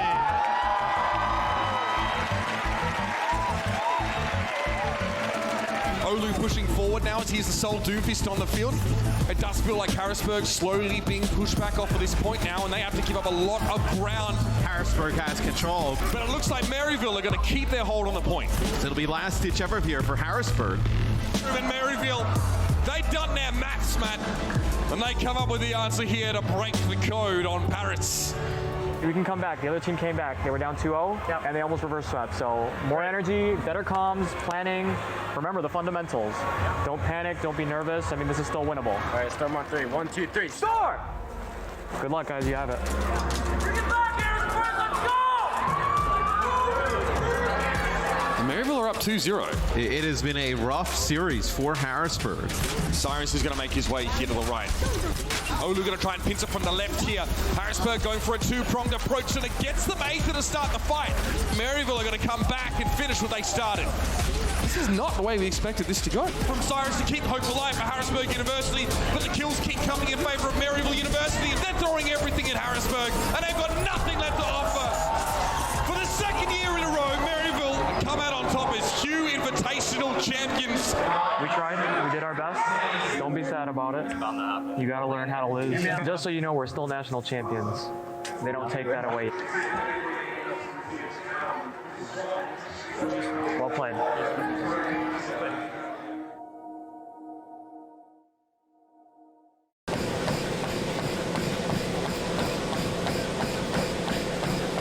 Obviously, losing Hugh is not the greatest feeling. I was really proud with the way I played and the way B team played. Hugh taught us that our communication and being able to discuss your flaws is something that you need to carry over even into practice. This next season, I'm hoping to meet Maryville in the grand finals of TESPA and 3-0ing them and making them feel how we feel at Hugh.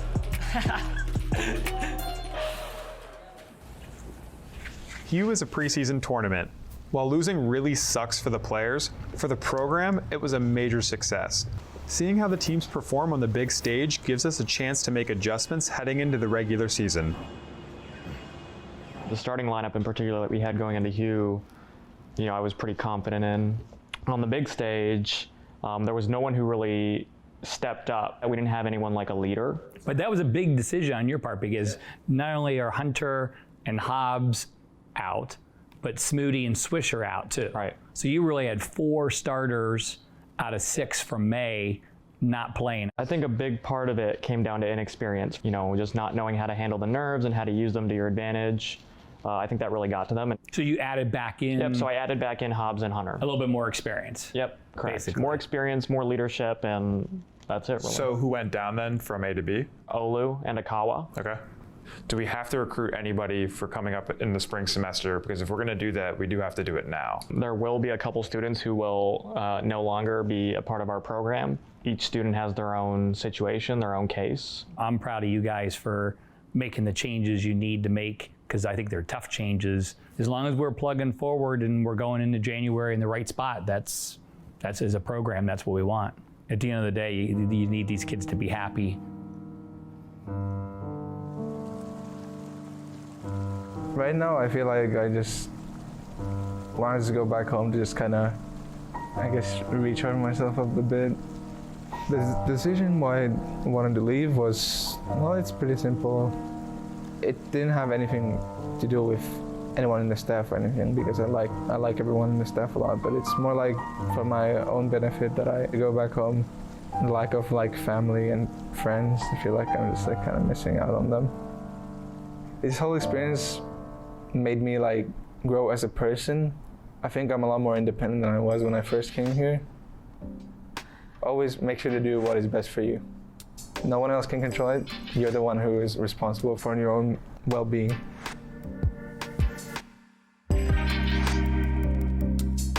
As the Overwatch team deals with Olu's departure, our league team heads to DreamHack Atlanta to test a new strategy. Part of the job when you're recruiting players is to talk to the parents, right? The natural question a parent's going to ask is, so where does this take my child? What's going to happen? Are they going to get a job, or are they going to just play games the rest of their life? That's what we're doing. I mean, we're working with the businesses and industries to create the workforce that they need today. And we're doing it in healthcare, we're doing it in advanced manufacturing, we're doing it in computer science and cybersecurity, artificial intelligence, data analytics, now esports. And esports may be the fastest growing industry of all of them. A big lesson that we learned at Hugh was that the team dynamic was off. We needed to find the right combination of players.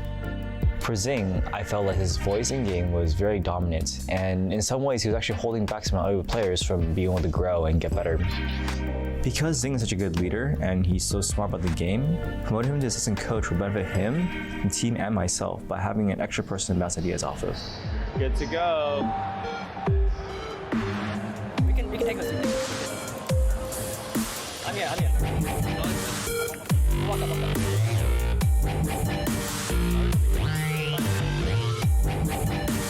To my red dot.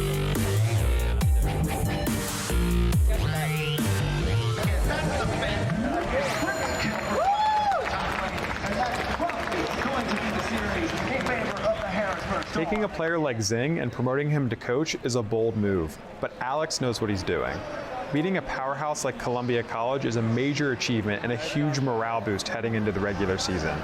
After some early experimentation, Alex has figured it out. Holy shit. Alright, just because you don't get the kills, it's not, at least you're not losing a lane, you know? Well, a lot of times, when it happens like 4 times. Back in Harrisburg, Joe and his Overwatch team are handed a unique opportunity to face off against India's national Overwatch team. It's the perfect chance to test the new starting lineup. Everything is new. blank slate. It was easy for us to jump in and do esports. Why not? Harrisburg 20, 50 years from now is going to be known because of Harrisburg University and esports and concerts and the other things that come along with the university, economic development. There's no kid in the world who hasn't come across some kind of video game already in their lifetime, and I don't see that changing just because of how popular video games have become and how much of a global phenomenon it really is. We've made a decision recently to bring on a new assistant coach. His name is Shake. This is someone who I have played with before on a team, someone who I have worked with before. I think Shake will be integral in our ability to secure another national championship. Welcome to the Harrisburg University versus Team India show match for Overwatch. Heading into the 2020 season, we're national champions, and we're looking to keep it that way. Everyone is going to be coming after us, and we have to be prepared.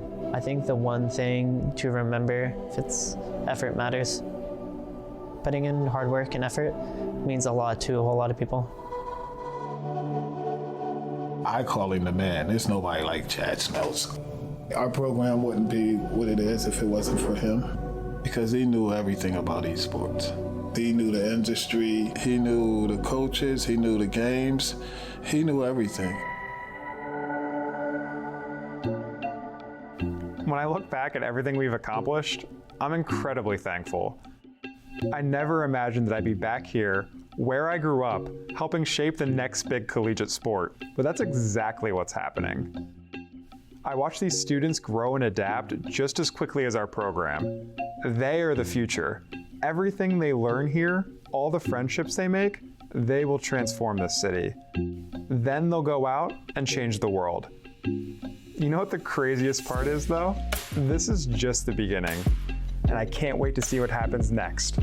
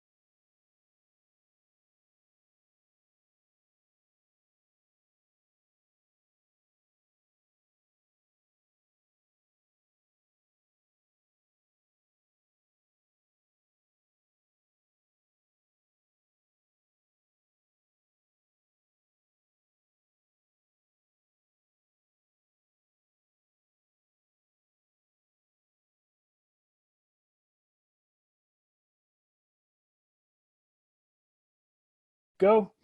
Welcome, everyone, and thank you for joining.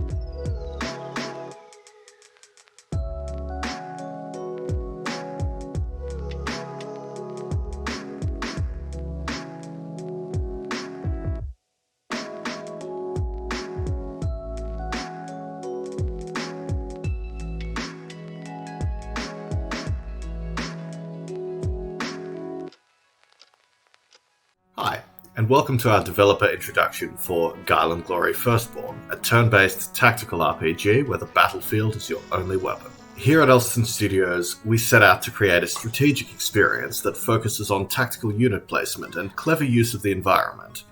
In Guile & Glory, your foes cannot be harmed by normal weapons.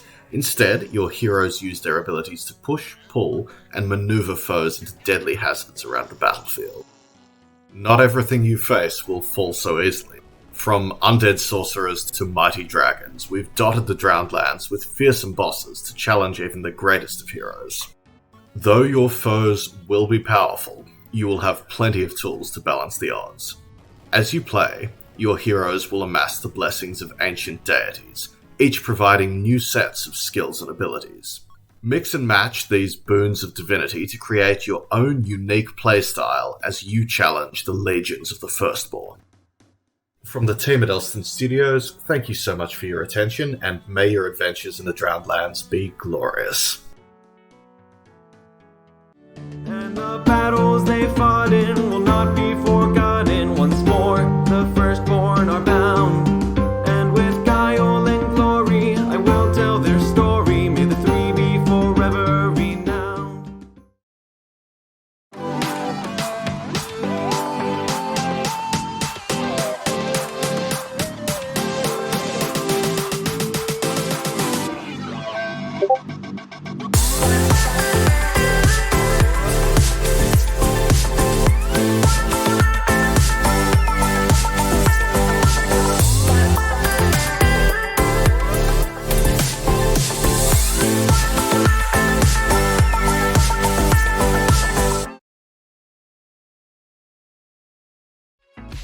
Hi, I'm Liam Baker here at PAX West 2018 thanks to Child's Play. I've always liked video games, and Liam would first just watch myself play video games. He would always be by my side. As he got older, Liam started overtaking my skills. At first, Liam would let me try, Dad, let me try, and then I just let Liam do it because that became his passion. At 6 months old, I was diagnosed with cystic fibrosis, and since then I've been going to the hospital 5 times a year for 14-day stays every year. In the beginning of the hospital stays, there was like nothing to do, and it was really like boring and stuff. And then as I got older, Child's Play came into the picture. I definitely don't know where I'd be now without having video games to play. For somebody who is stuck in this like environment of just all these people just walking by outside, being able to like participate in everyday normal life, it helps provide me a sense like I'm still connected to the outside world. As he's gotten older, it just seems like he's been spending more time in the hospital, and it also affects his overall mental health as well. Having the games available to Liam while he's in the hospital, it's so beneficial to Liam's overall health. It helps him get through the days.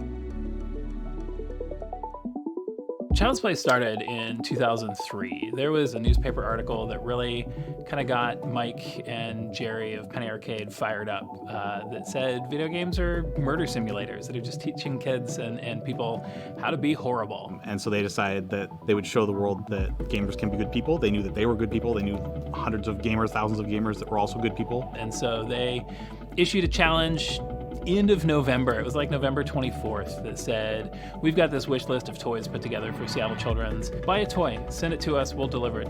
In 2 weeks, they raised about $250,000 worth of toys. And from that point went, oh, this was kind of a stunt we were doing, and this was a huge impact. We need to continue this. Then quickly in the next year, registered the charity, made it an official charity, reached out to a whole bunch of other hospitals, got more other hospitals on board, and Child's Play was a thing.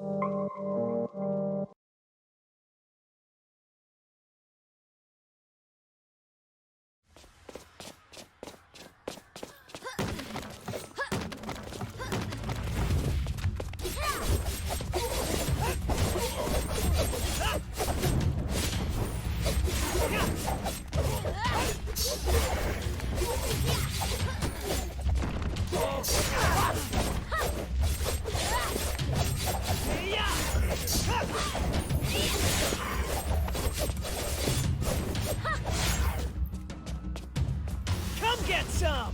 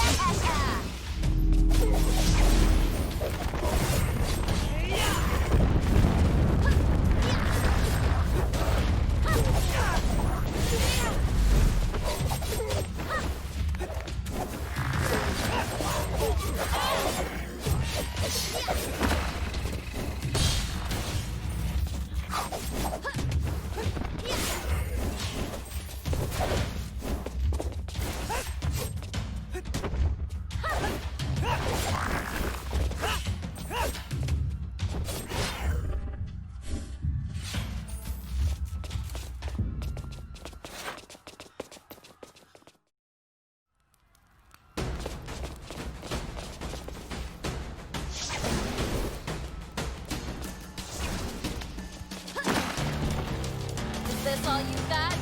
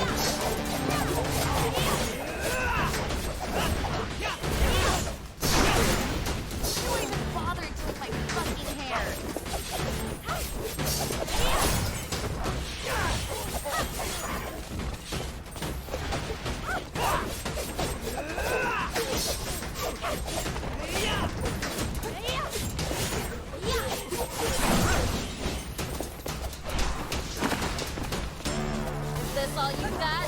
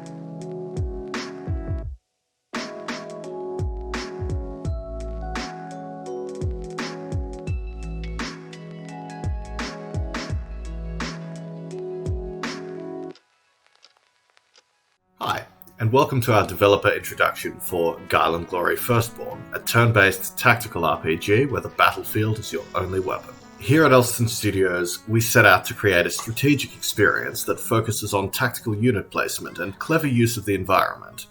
In Guile and Glory, your foes cannot be harmed by normal weapons. Instead, your heroes use their abilities to push, pull, and maneuver foes into deadly hazards around the battlefield.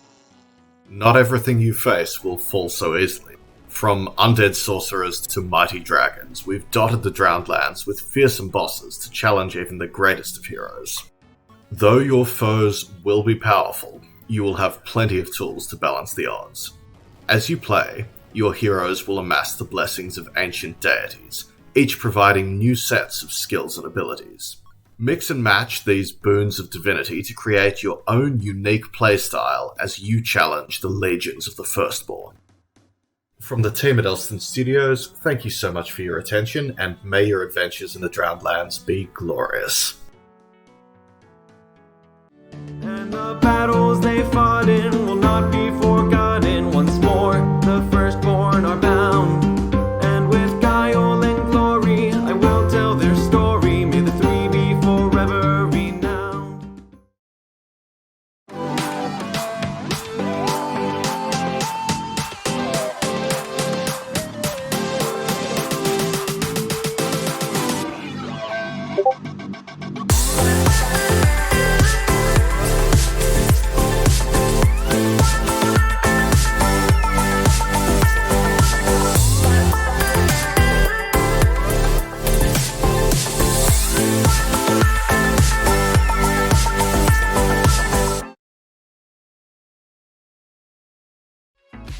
Hi, I'm Liam Baker here at PAX West 2018 thanks to Child's Play. I've always liked video games, and Liam would first just watch myself play video games. He'd always be by my side. As he got older, Liam started overtaking my skills. At first, Liam would let me try, Dad, let me try, and then I just let Liam do it because that became his passion. At 6 months old, I was diagnosed with cystic fibrosis, and since then I've been going to the hospital 5 times a year for 14-day stays every year. In the beginning of the hospital stays, there was nothing to do, and it was really boring and stuff. And then as I got older, Child's Play came into the picture. I definitely don't know where I'd be now without having video games to play. For somebody who is stuck in this environment of just all these people just walking by outside, being able to participate in everyday normal life, it helps provide me a sense I'm still connected to the outside world. As he's gotten older, it just seems like he's been spending more time in the hospital, and it also affects his overall mental health as well. Having the games available to Liam while he's in the hospital, it's so beneficial to Liam's overall health. It helps him get through the days. Child's Play started in 2003. There was a newspaper article that really kind of got Mike and Jerry of Penny Arcade fired up that said video games are murder simulators that are just teaching kids and people how to be horrible. And so they decided that they would show the world that gamers can be good people. They knew that they were good people. They knew hundreds of gamers, thousands of gamers that were also good people. And so they issued a challenge end of November. It was November 24th that said, we've got this wish list of toys put together for Seattle Children's. Buy a toy, send it to us, we'll deliver it. In 2 weeks, they raised about $250,000 worth of toys. And from that point went, oh, this was kind of a stunt we were doing, and this was a huge impact. We need to continue this. Then quickly in the next year, registered the charity, made it an official charity, reached out to a whole bunch of other hospitals, got more other hospitals on board, and Child's Play was a thing.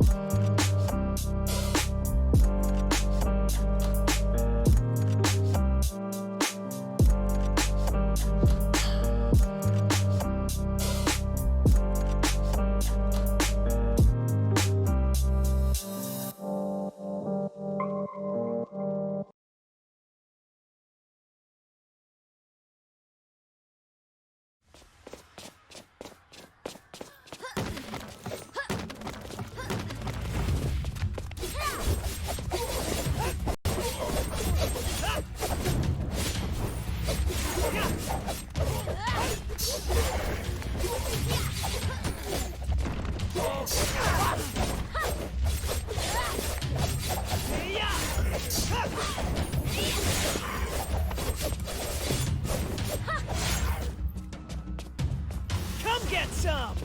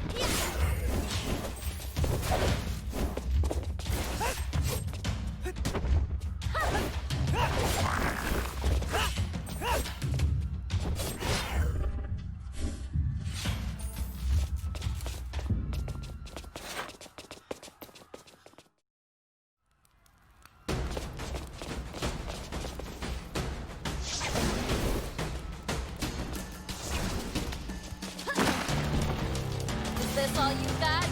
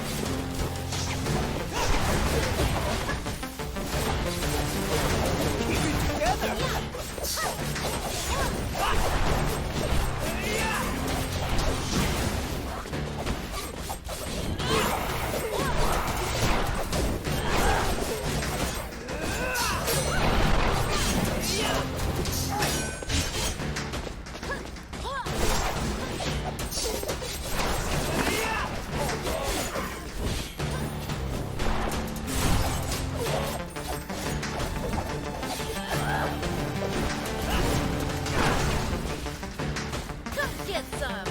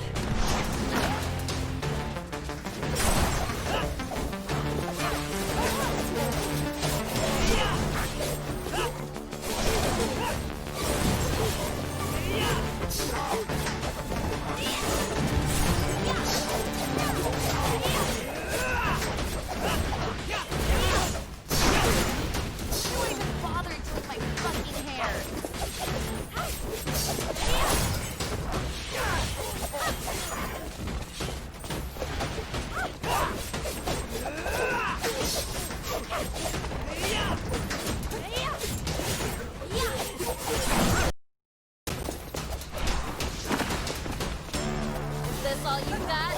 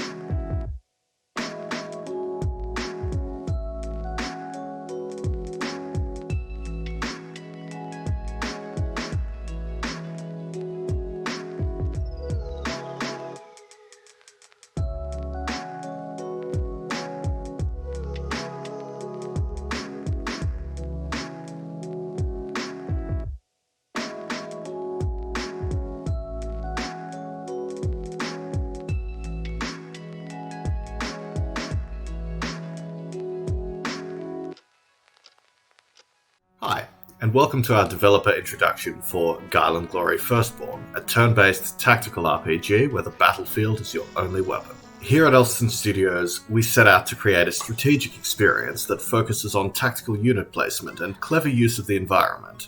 In Guile and Glory, your foes cannot be harmed by normal weapons. Instead, your heroes use their abilities to push, pull, and maneuver foes into deadly hazards around the battlefield. Not everything you face will fall so easily. From undead sorcerers to mighty dragons, we've dotted the Drowned Lands with fearsome bosses to challenge even the greatest of heroes. Though your foes will be powerful, you will have plenty of tools to balance the odds.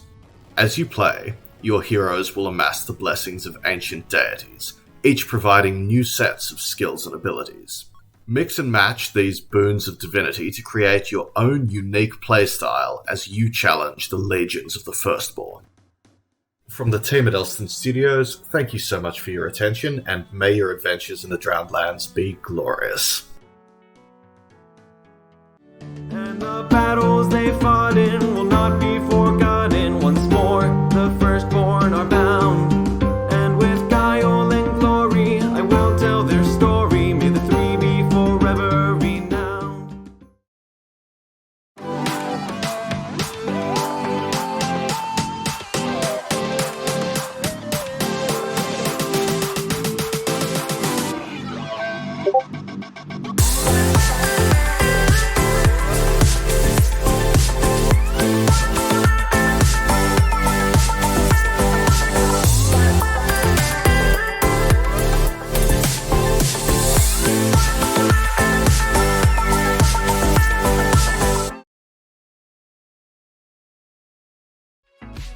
Hi, I'm Liam Baker here at PAX West 2018 thanks to Child's Play. I've always liked video games, and Liam would first just watch myself play video games. He'd always be by my side. As he got older, Liam started overtaking my skills. At first, Liam would let me try, Dad, let me try, and then I just let Liam do it because that became his passion. At 6 months old, I was diagnosed with cystic fibrosis, and since then I've been going to the hospital 5 times a year for 14-day stays every year. In the beginning of the hospital stays, there was nothing to do, and it was really boring and stuff. And then as I got older, Child's Play came into the picture. I definitely don't know where I'd be now without having video games to play. For somebody who is stuck in this environment of just all these people just walking by outside, being able to participate in everyday normal life, it helps provide me a sense I'm still connected to the outside world. As he's gotten older, it just seems like he's been spending more time in the hospital, and it also affects his overall mental health as well. Having the games available to Liam while he's in the hospital, it's so beneficial to Liam's overall health. It helps him get through the days. Child's Play started in 2003. There was a newspaper article that really kind of got Mike and Jerry of Penny Arcade fired up that said video games are murder simulators that are just teaching kids and people how to be horrible. And so they decided that they would show the world that Go. Welcome, everyone, and thank you for joining our panel. My name is Cade Peterson, and I'm moderating a panel called Games Times Comics, Complementary Mediums. Together with us, we have a nice, wonderful collection of people that have worked on telling new stories from different existing franchises and expanding the mediums, or expanding franchises across mediums. And just to start it off, like I said, my name is Cade Peterson. I work for a little indie game studio called Midboss, and we are known for the franchise called Read Only Memories. And I will just go around the room one at a time and ask you to do an introduction. Sam, would you mind going first? Yeah, sure. Hi, everybody. My name's Sam Meggs. I write books, comics, and video games, largely for established IPs. So I work with John at IDW on comics like Marvel Action Captain Marvel, Transformers, My Little Pony.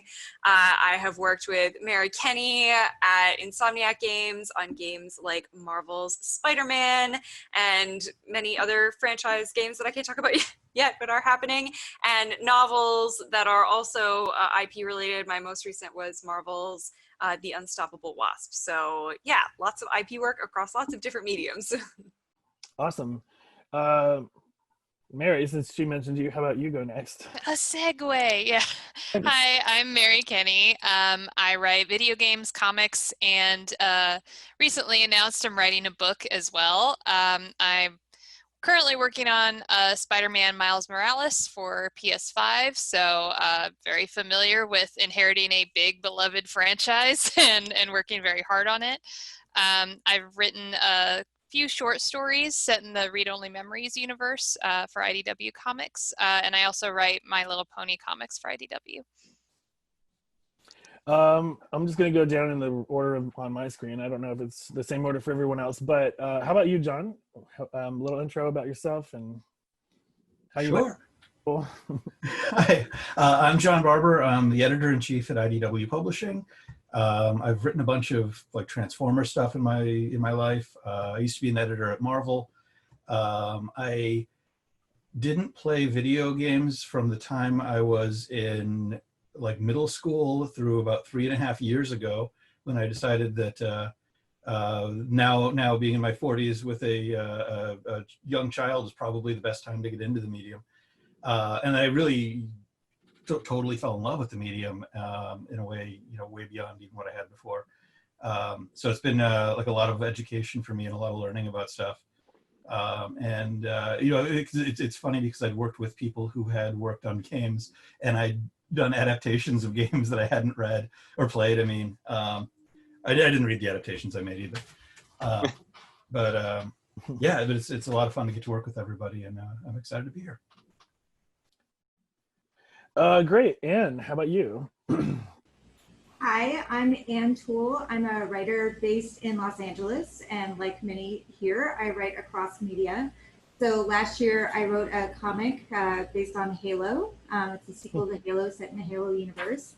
And I recently started working on the Horizon Zero Dawn comics. This just came today, so I'm excited. This is issue 2. And I worked on the original game for Horizon Zero Dawn, so that's exciting. And I also do work in other media, such as animation. So I worked on Cannon Busters, an anime show that is on Netflix. And it was recently announced I am contributing to a Star Wars anthology for the 40th anniversary of The Empire Strikes Back.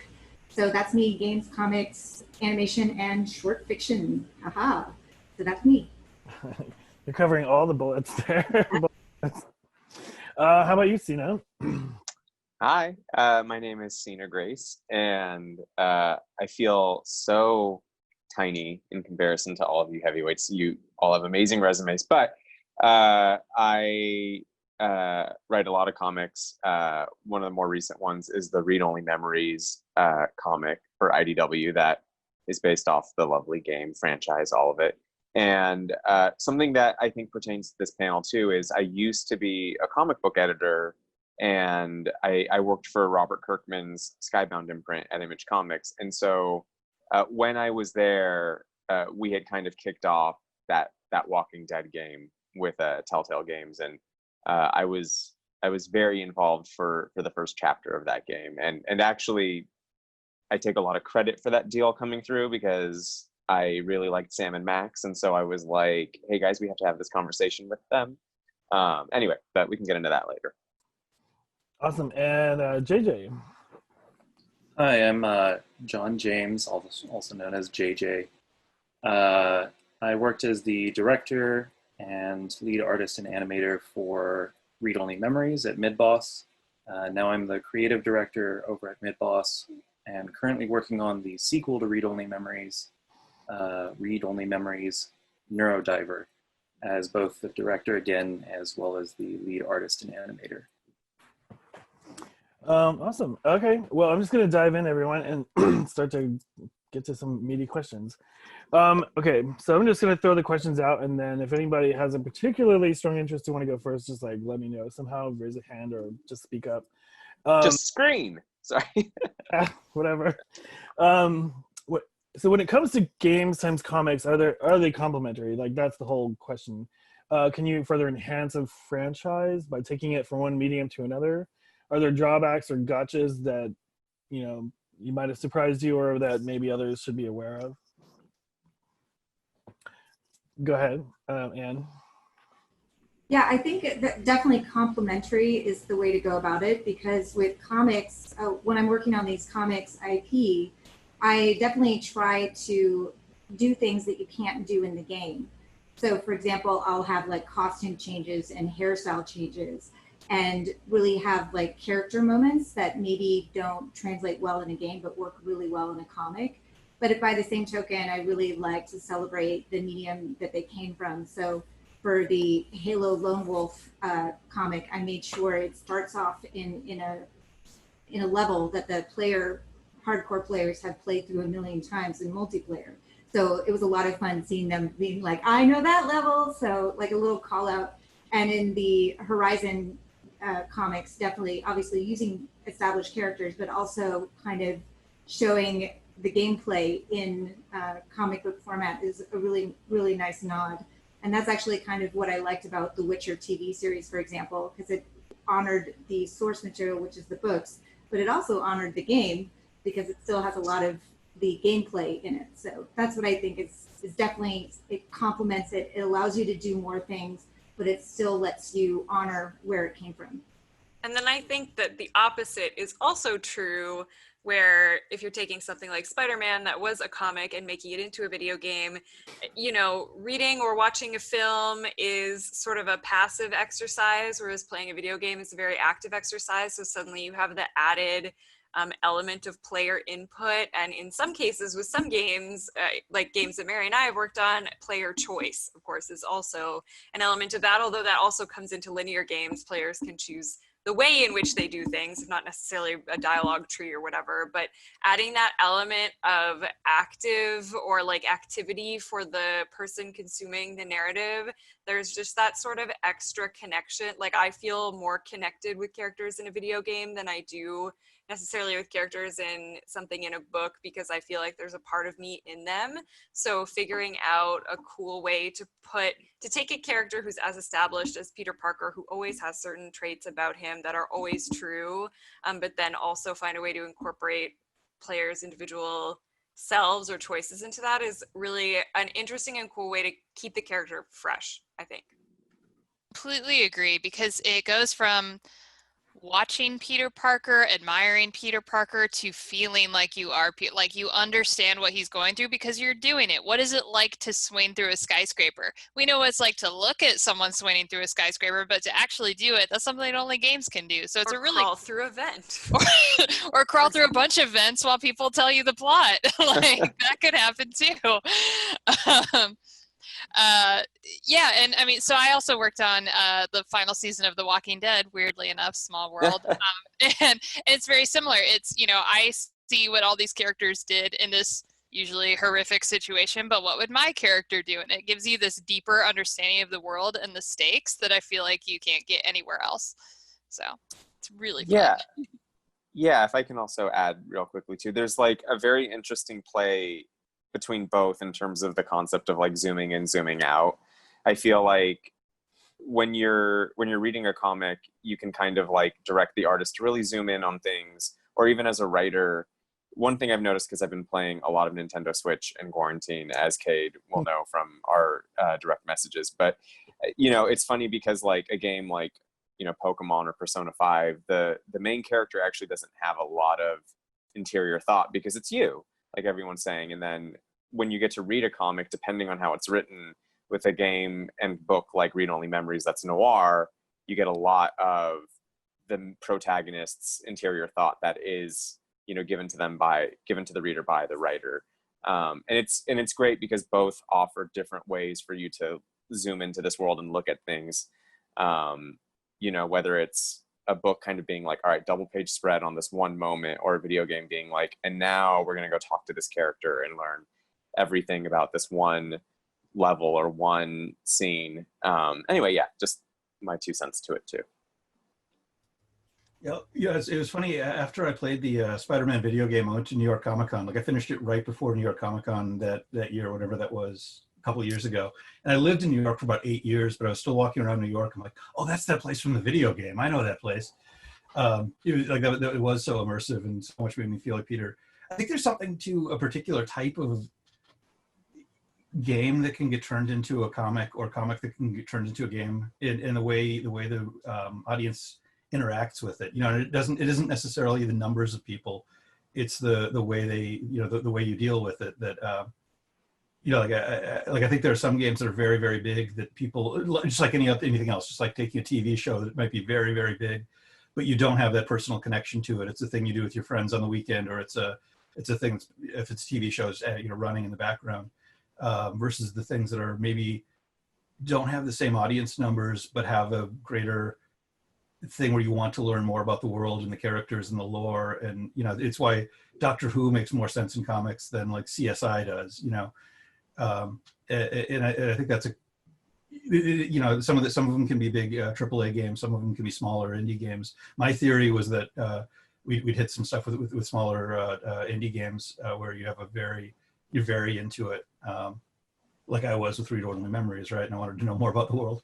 But like, yeah, I feel like it's only recently with me, you know, maybe with like Arkham and Walking Dead, you know, and then definitely with Spider-Man, where there's been kind of times where I've like played a game and I'm like, oh, this is as good or better than the comic, you know, like I just, you know, because I was very, I mean, obviously I haven't been playing them very long, but I'm also very sort of snobbish about that. I'm like, oh, I love these comics, and it's wild to see that come through in a game, you know, just everything I love about it being up there, as well as that interaction.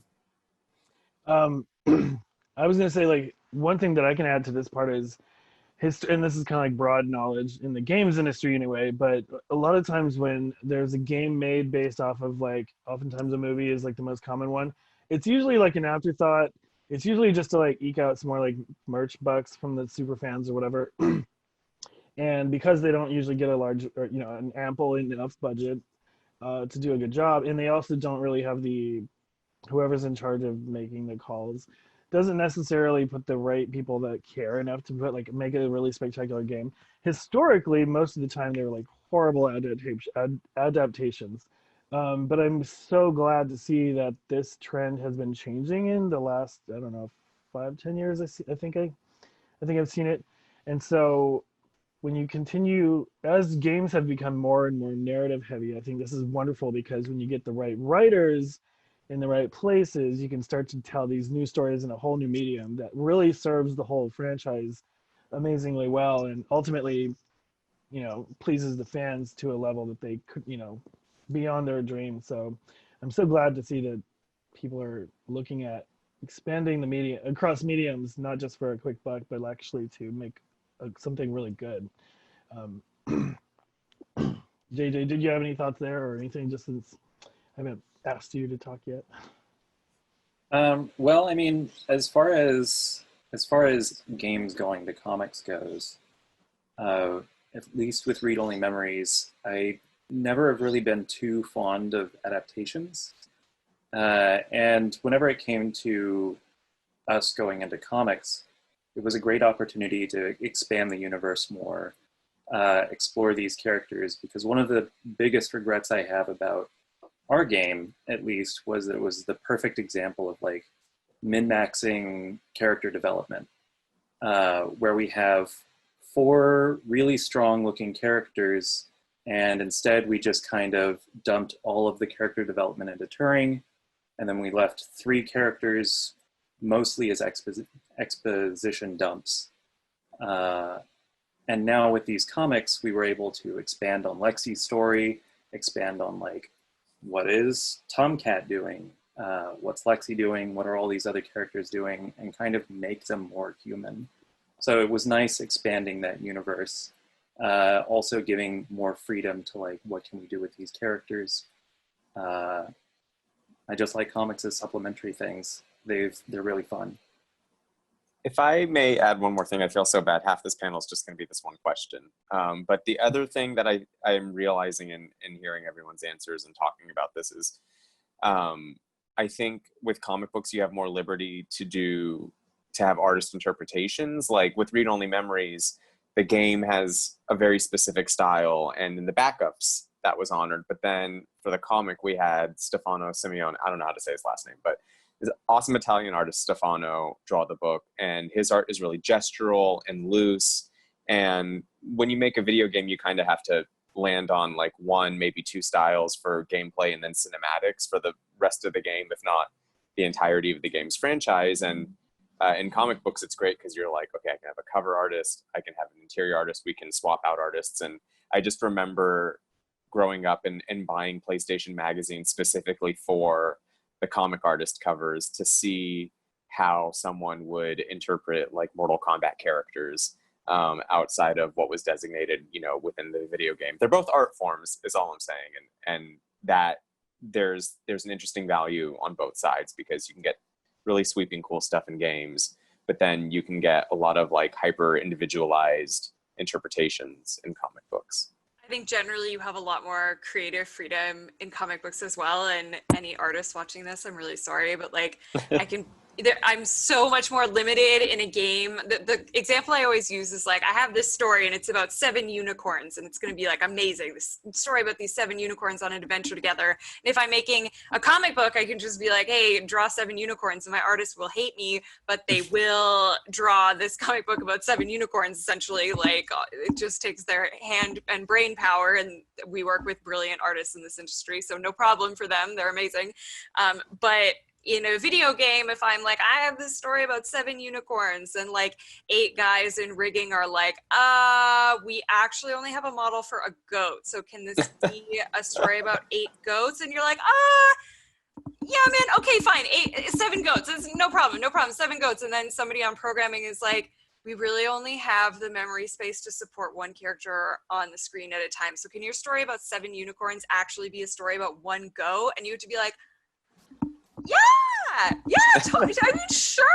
And then like 8 guys in charge of your video game company don't like goats, and then the 14 guys who own the IP that you're making, like they love goats, and then they're both giving you like conflicting goat information, and you're kind of like, I don't know what to do with this. And then the gameplay guys are like, goats aren't fun, and then you're like, I don't know, okay, don't make goats. So you're like, in a game can be anywhere from like 40 to 1,200 people making this thing, right? And they all have to agree with the thing that you're making, and technically it all has to work within the confines of like your engine and whatever like medium you're working in. So in a comic, it's basically like you, your artist, and your editor, and you're just like, whatever, man, like make whatever I want. So yeah, games I think have a lot of potential. I mean, I think games are the medium of our generation, of our moment. They have so much potential, and millions of people play them. Millions of people do not read comics anymore.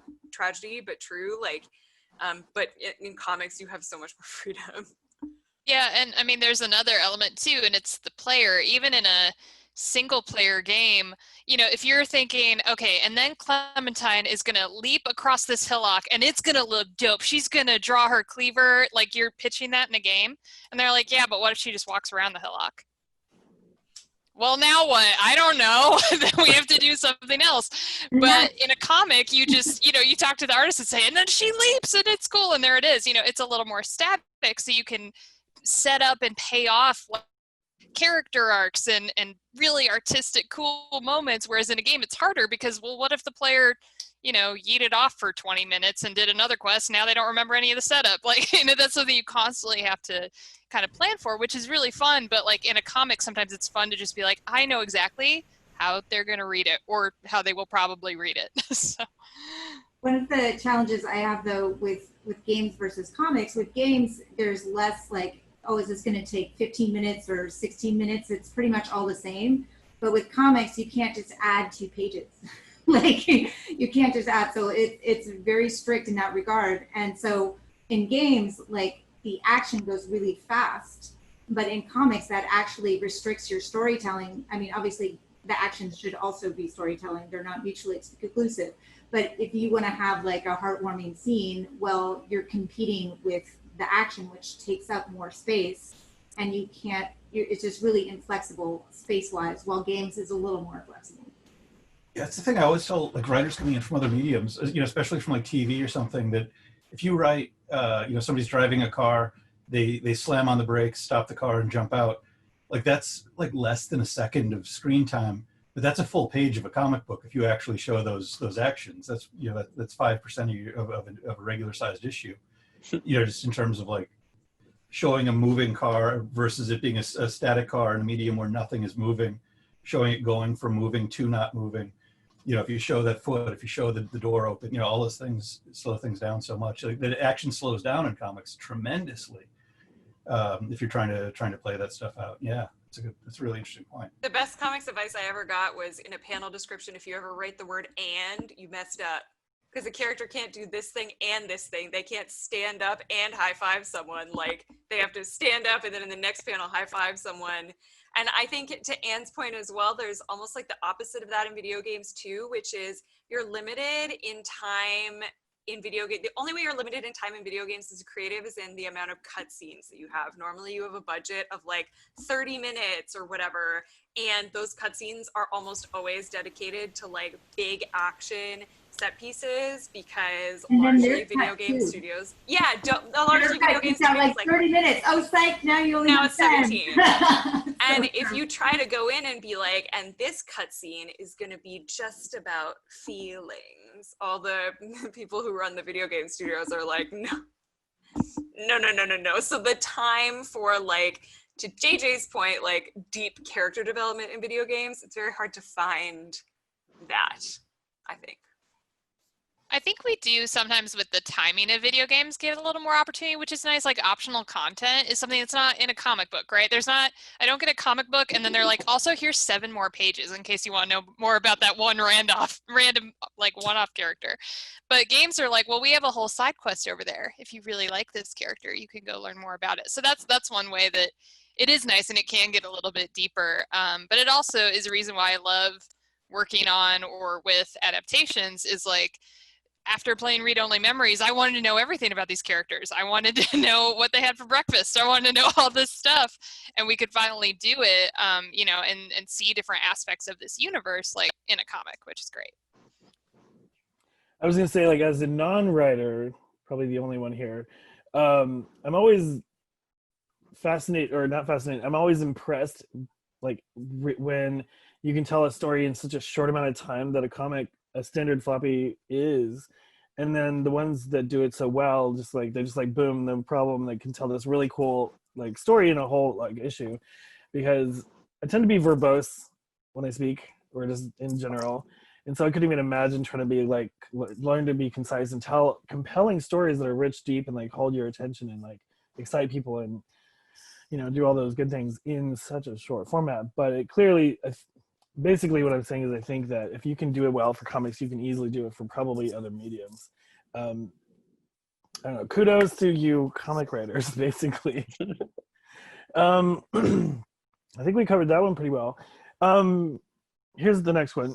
Do you have any favorite things that you've worked on, comics, games, or whatever, like that you personally enjoyed, or were there any hard or weird to translate issues? We kind of touched on that when it comes to the transmedium issues, like going from comics to games with all the stakeholders and the technical issues, but were there any other things that we haven't touched on in terms of translating one thing to another medium? For me, probably, I'll start. Oh yeah, please, Sina. Mine's just really funny and quick, so that way it sets a different tone. Thank you. But no, in the Read Only Memories comic, I wanted to like nod to the decision making of the game, but you can't do that when the reader is passive in the process. And so I just made a joke instead about it, where our character Lexi is trying to get into an establishment, and in the game at one point it's literally like, well, maybe you can find something to like butter up this guy, and I think you literally find like donuts on the ground. And so because I couldn't create that moment within the book. I created a joke where Lexi's like, oh, and they're like, no donuts on the ground for me to give him. So that wasn't as like juicy a story as you'd want, but I just thought it was a really funny throwaway joke to put in. Donuts would work on me. Like that would fully work on me. No matter what you want to bribe, that's gonna work.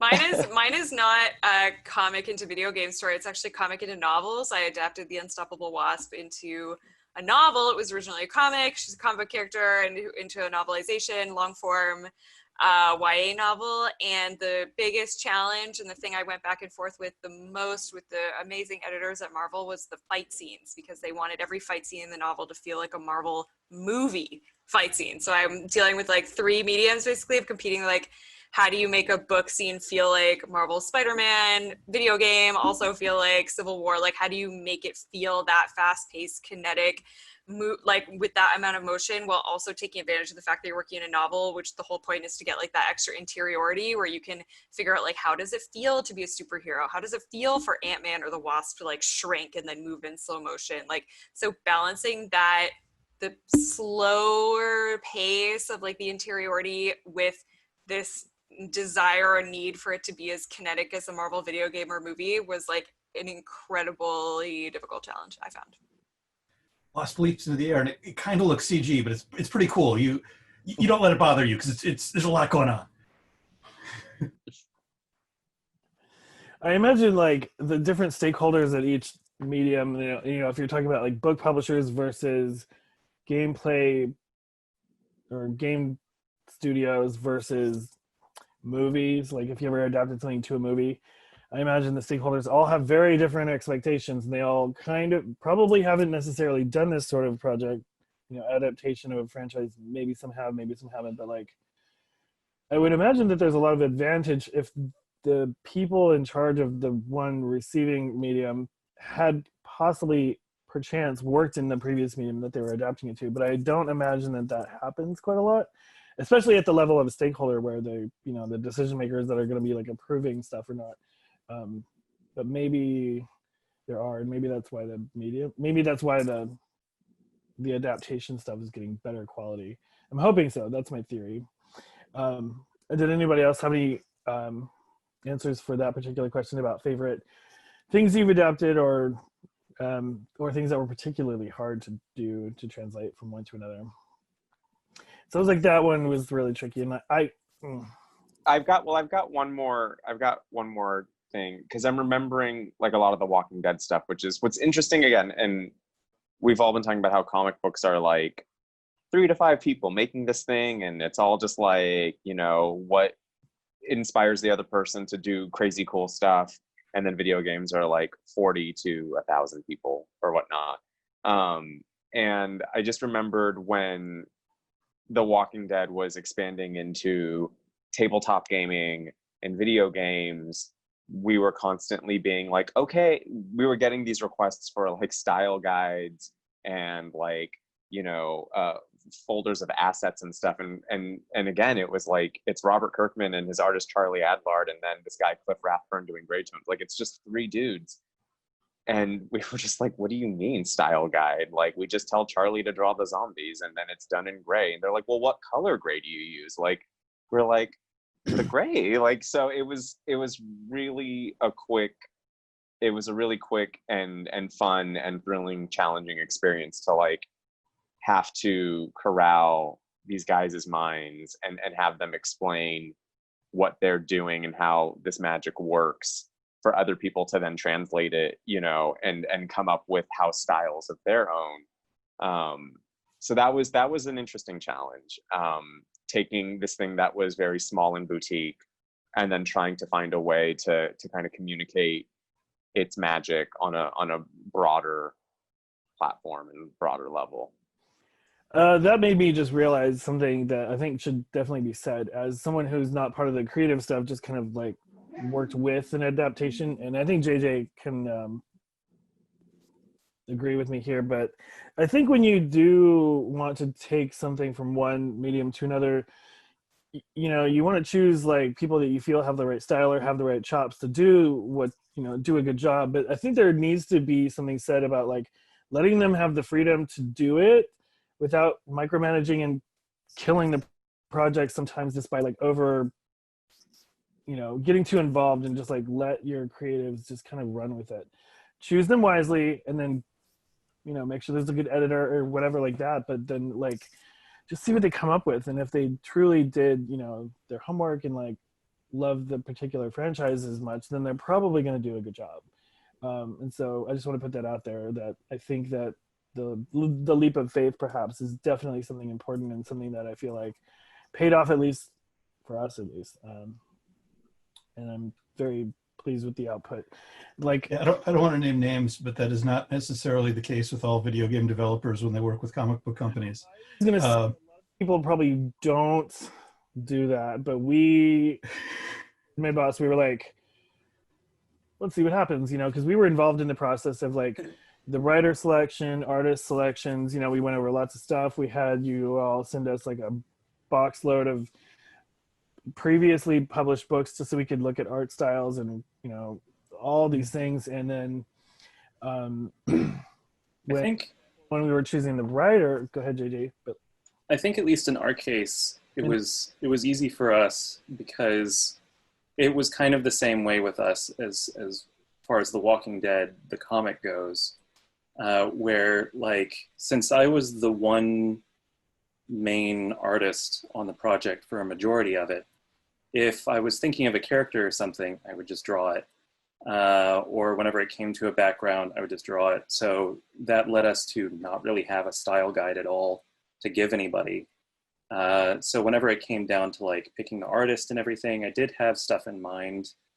But as soon as we were shown Stefano's art, it just blew me away. And so it was like, yeah, let's just go with this interpretation of this art and like have something different. But it has been challenging going forward, having to actually sit and think about these characters and these designs, and if we need to actually build a proper style guide later. Probably. The answer is probably. Yeah, probably. Fortunately, in our case, we have tons of like art just in troves everywhere, and you have put together an art book for the previous game, so that helped as well. But but like Stefano's art style is loose and sketchy, and it's very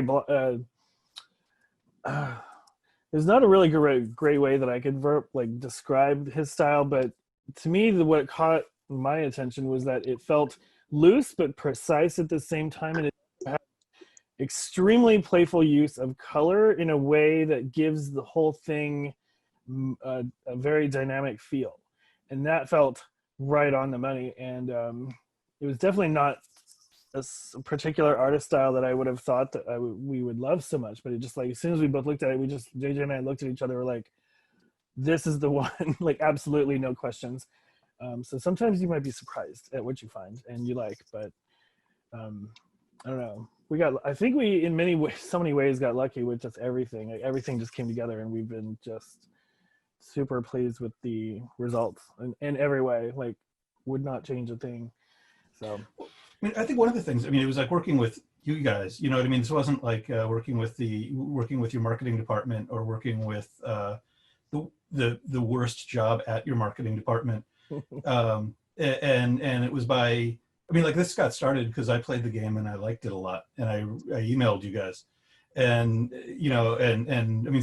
Stefano came in. Megan and I were almost literally ran into each other in the hallways. We were both going to tell each other we should use Stefano. The whole thing came together. I guess you too, Sina. No, I'm just kidding. And Sina, obviously Sina was such a big, huge part of it too. And there was no argument on that one either. It was, that was great. But it was just everybody involved in it cared about it and happened to be pretty close to it to whatever degree, from whatever angle they're coming in. Like, this wasn't, we were working with the people who made the thing, not just somebody who doesn't want to get in trouble 2 weeks from now when somebody sees something and somebody's knee pad has vertical stripes instead of horizontal ones, and that makes the sort of notes and sort of interaction with you guys very different. Maybe it's the truth. Working with indies, do it more of it. It's easier. Cool. Any other thoughts on that one before I move on? Anyone? Yeah, I just wanted to chime in. It was different when I rolled on to Walking Dead because we were at season 4 by then. But even then, I mean, we had certain rules. Like, these are rules of the universe. You do not violate these rules. If you do violate these rules, we will throw out your script and you will write a new script. Like, you know, it was pretty strict at that point. But at the same time, what Skybound did really well and why I really liked working with them, it was, these are rules of the world, and then that's it. And then you can do what you want. Like, you can create the characters you want, you can create the spaces you want, but here's where we're at this point in the timeline of the apocalypse. And that was really fantastic, because that gives you enough of a box that you're not gonna go off and be like, and then aliens came and fought all the zombies. But like, but you do, you know, you've got your box, but now you can build within it. And that was really helpful. So totally agree. The point, you need to trust your creators and choose them wisely, but also giving them some rules is good, because you don't want to wait until they have like their 3rd draft of their script and be like, oh, just kidding, none of that's gonna work, bye. but you know, just giving them that space to play in it really leads to the best stuff every single time. Yeah, it's funny, like working with someone who's like an editor-in-chief for a comic like John, or the people in comics, like their primary mode, the thing that they all deal in is story. Like, comics are about the art and they're about the writing, and both those things together make a story.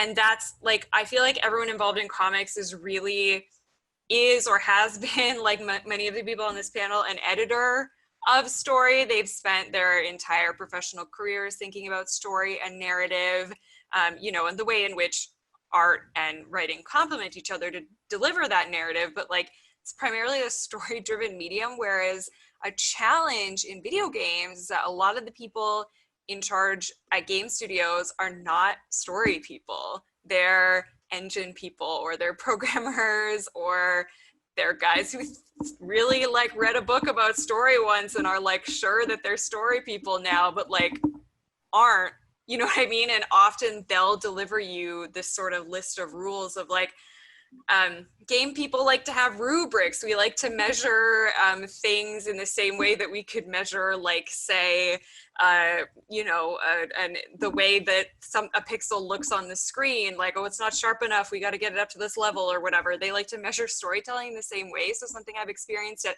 a ton of different game studios is leadership that thinks they've like unlocked the key to whatever good storytelling is, like whether that be Robert McKee's story or Dan Harmon's story circle or Kurt Vonnegut's like graphs or whatever, and they'll be like, this is the rubric to good storytelling. Every mission must follow the rules that Robert McKee set forth in his holy tome or whatever. And it's like, nah. Whereas in comics, like, that never happens. That never, people are just like, tell a good story, and the way that you get there is very organic, and you can tell what, you know, comics are so experimental. You can tell whatever kind of story. There's room for all these different kinds of stories, as opposed to in games where you get a lot of people who don't really understand story trying to control the people responsible for the story, and often that doesn't go great, which is, I think, to Cade's point, where like a lot of the time things have not worked out, but we're getting better about it. But yeah, that's why like comics can be a lot easier for writers, I think.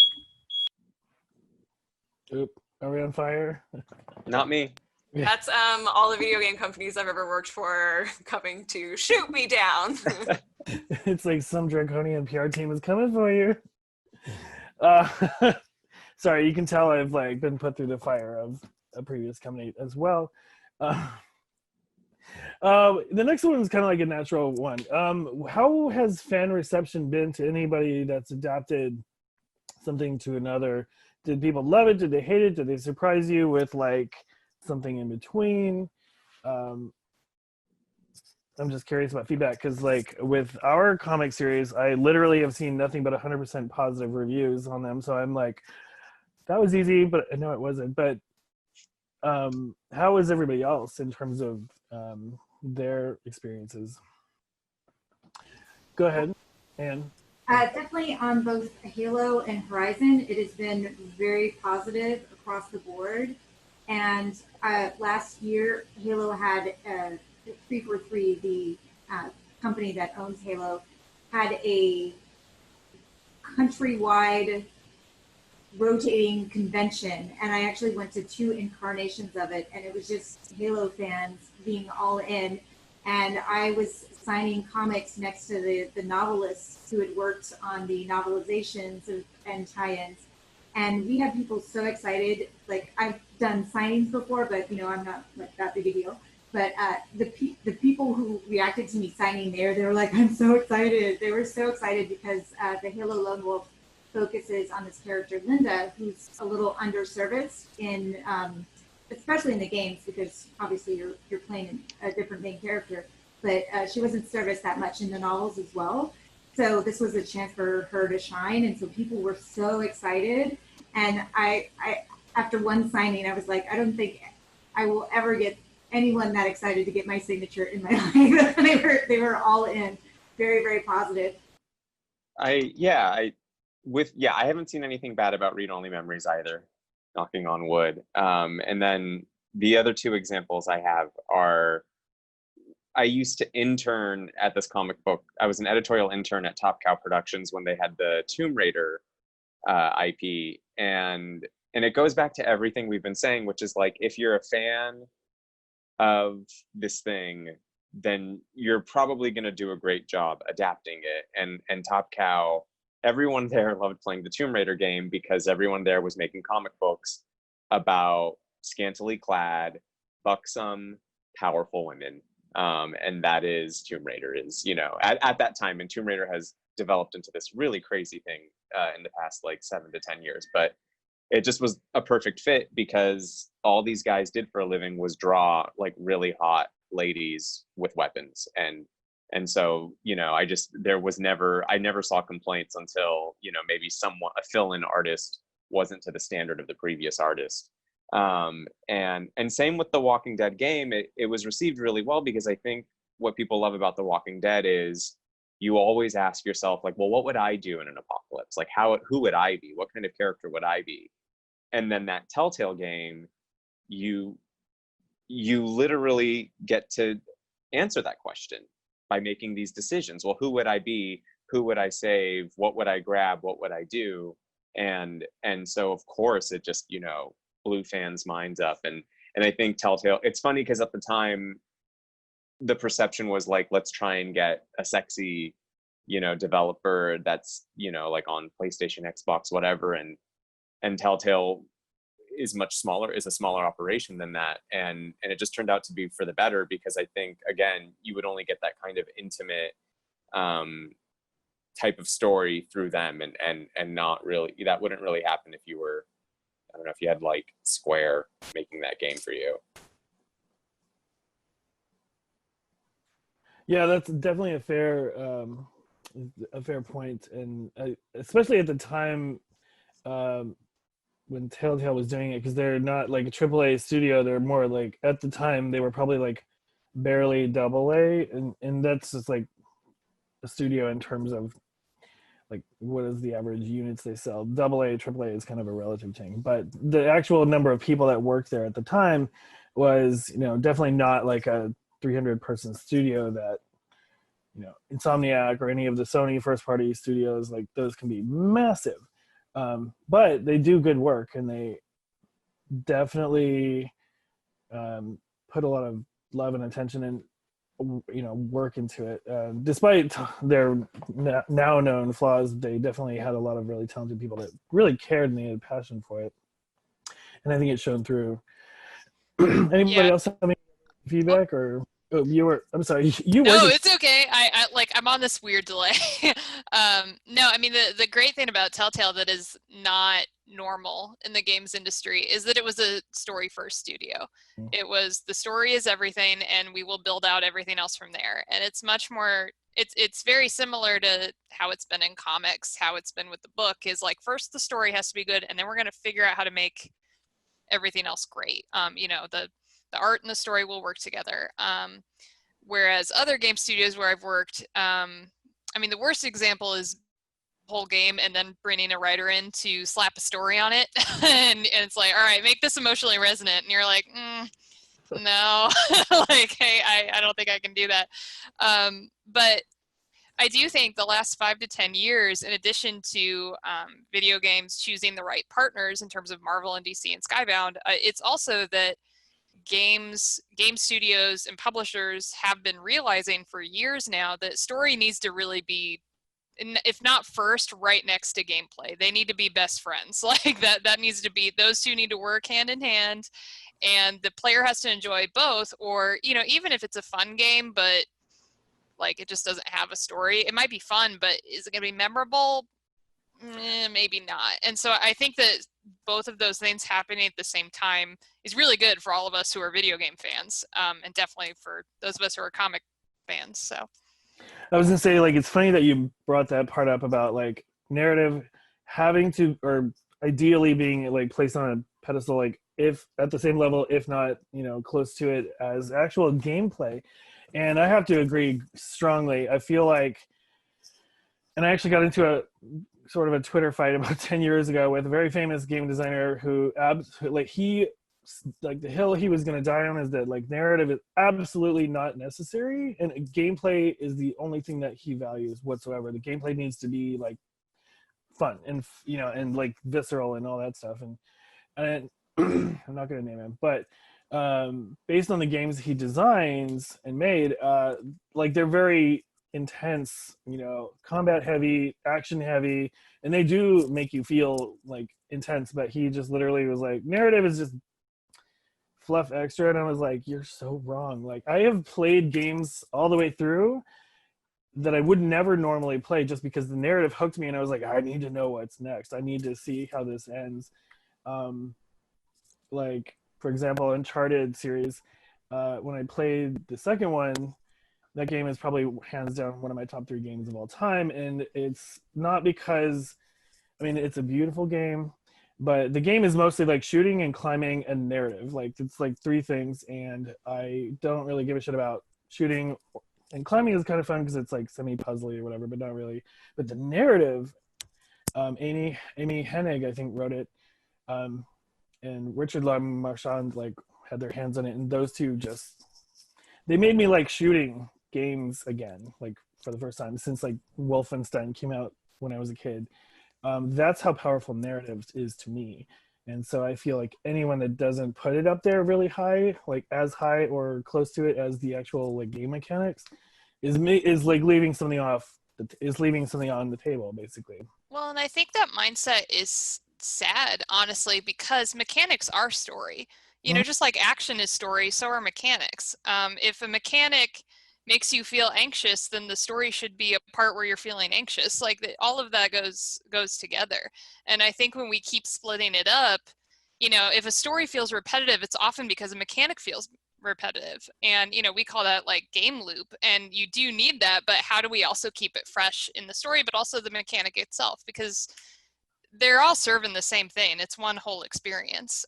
So I feel like our need to divide them has kind of hurt us, and we need to make them friends again.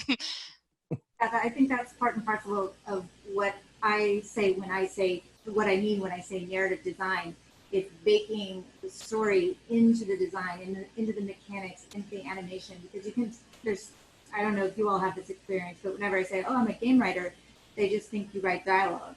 And it's really about putting it in every aspect of the storytelling. Just like when you write a comic, it's not just like I wrote the dialogue, I wrote what happened on the page, and like the page turn and the arc of the story.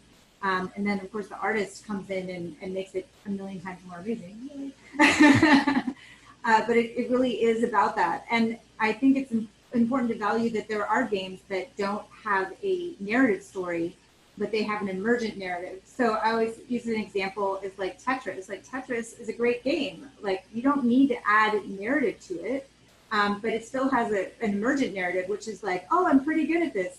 Wow, this is hard. Oh man, I suck. That's the emergent narrative.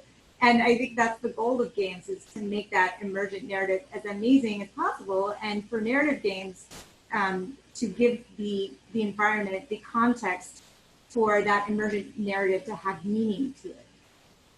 Or even like games that don't have story, or emergent, but have like characters. Like I play a lot of battle royale games, play a lot of Apex Legends, and like that doesn't really, I mean, in extraneous materials they have a story, but like the game itself does not really have a story, but the individual characters are so likable that it makes you want to continue playing, and their dialogue is great, and their relationships with each other keep me moving forward. And I think that this might just be personal preference, but like I don't really care about plot or story in any video game, comic book, or movie, like or TV show. I don't care what they're doing. Like I don't care what the like monster of the week is or whatever. I care about like if I like the characters enough and I care about their relationships with each other, I'm going to become invested in that game, comic, TV show, whatever it may be, regardless of what they're doing. Like nobody writes fan fiction about Supernatural because they care about the plot.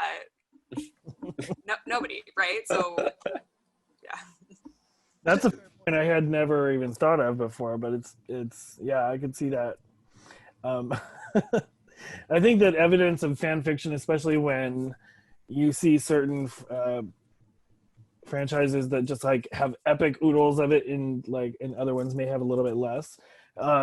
It might speak to just literally how well people like the character. Or maybe they like the character interactions with each other, whatever it is. But I think that definitely speaks to volumes. You can activate, create something. That is probably one of the most powerful pieces of evidence in my mind for, having created something amazing in the first place. So, yeah, definitely there. Anybody else have answers on the fan reception? Love it, hate it, somewhere in between, anything like that? I guess as far as read-only memories goes, one of the biggest goals spreading out from games for us was that you didn't have to play the game to read the comic.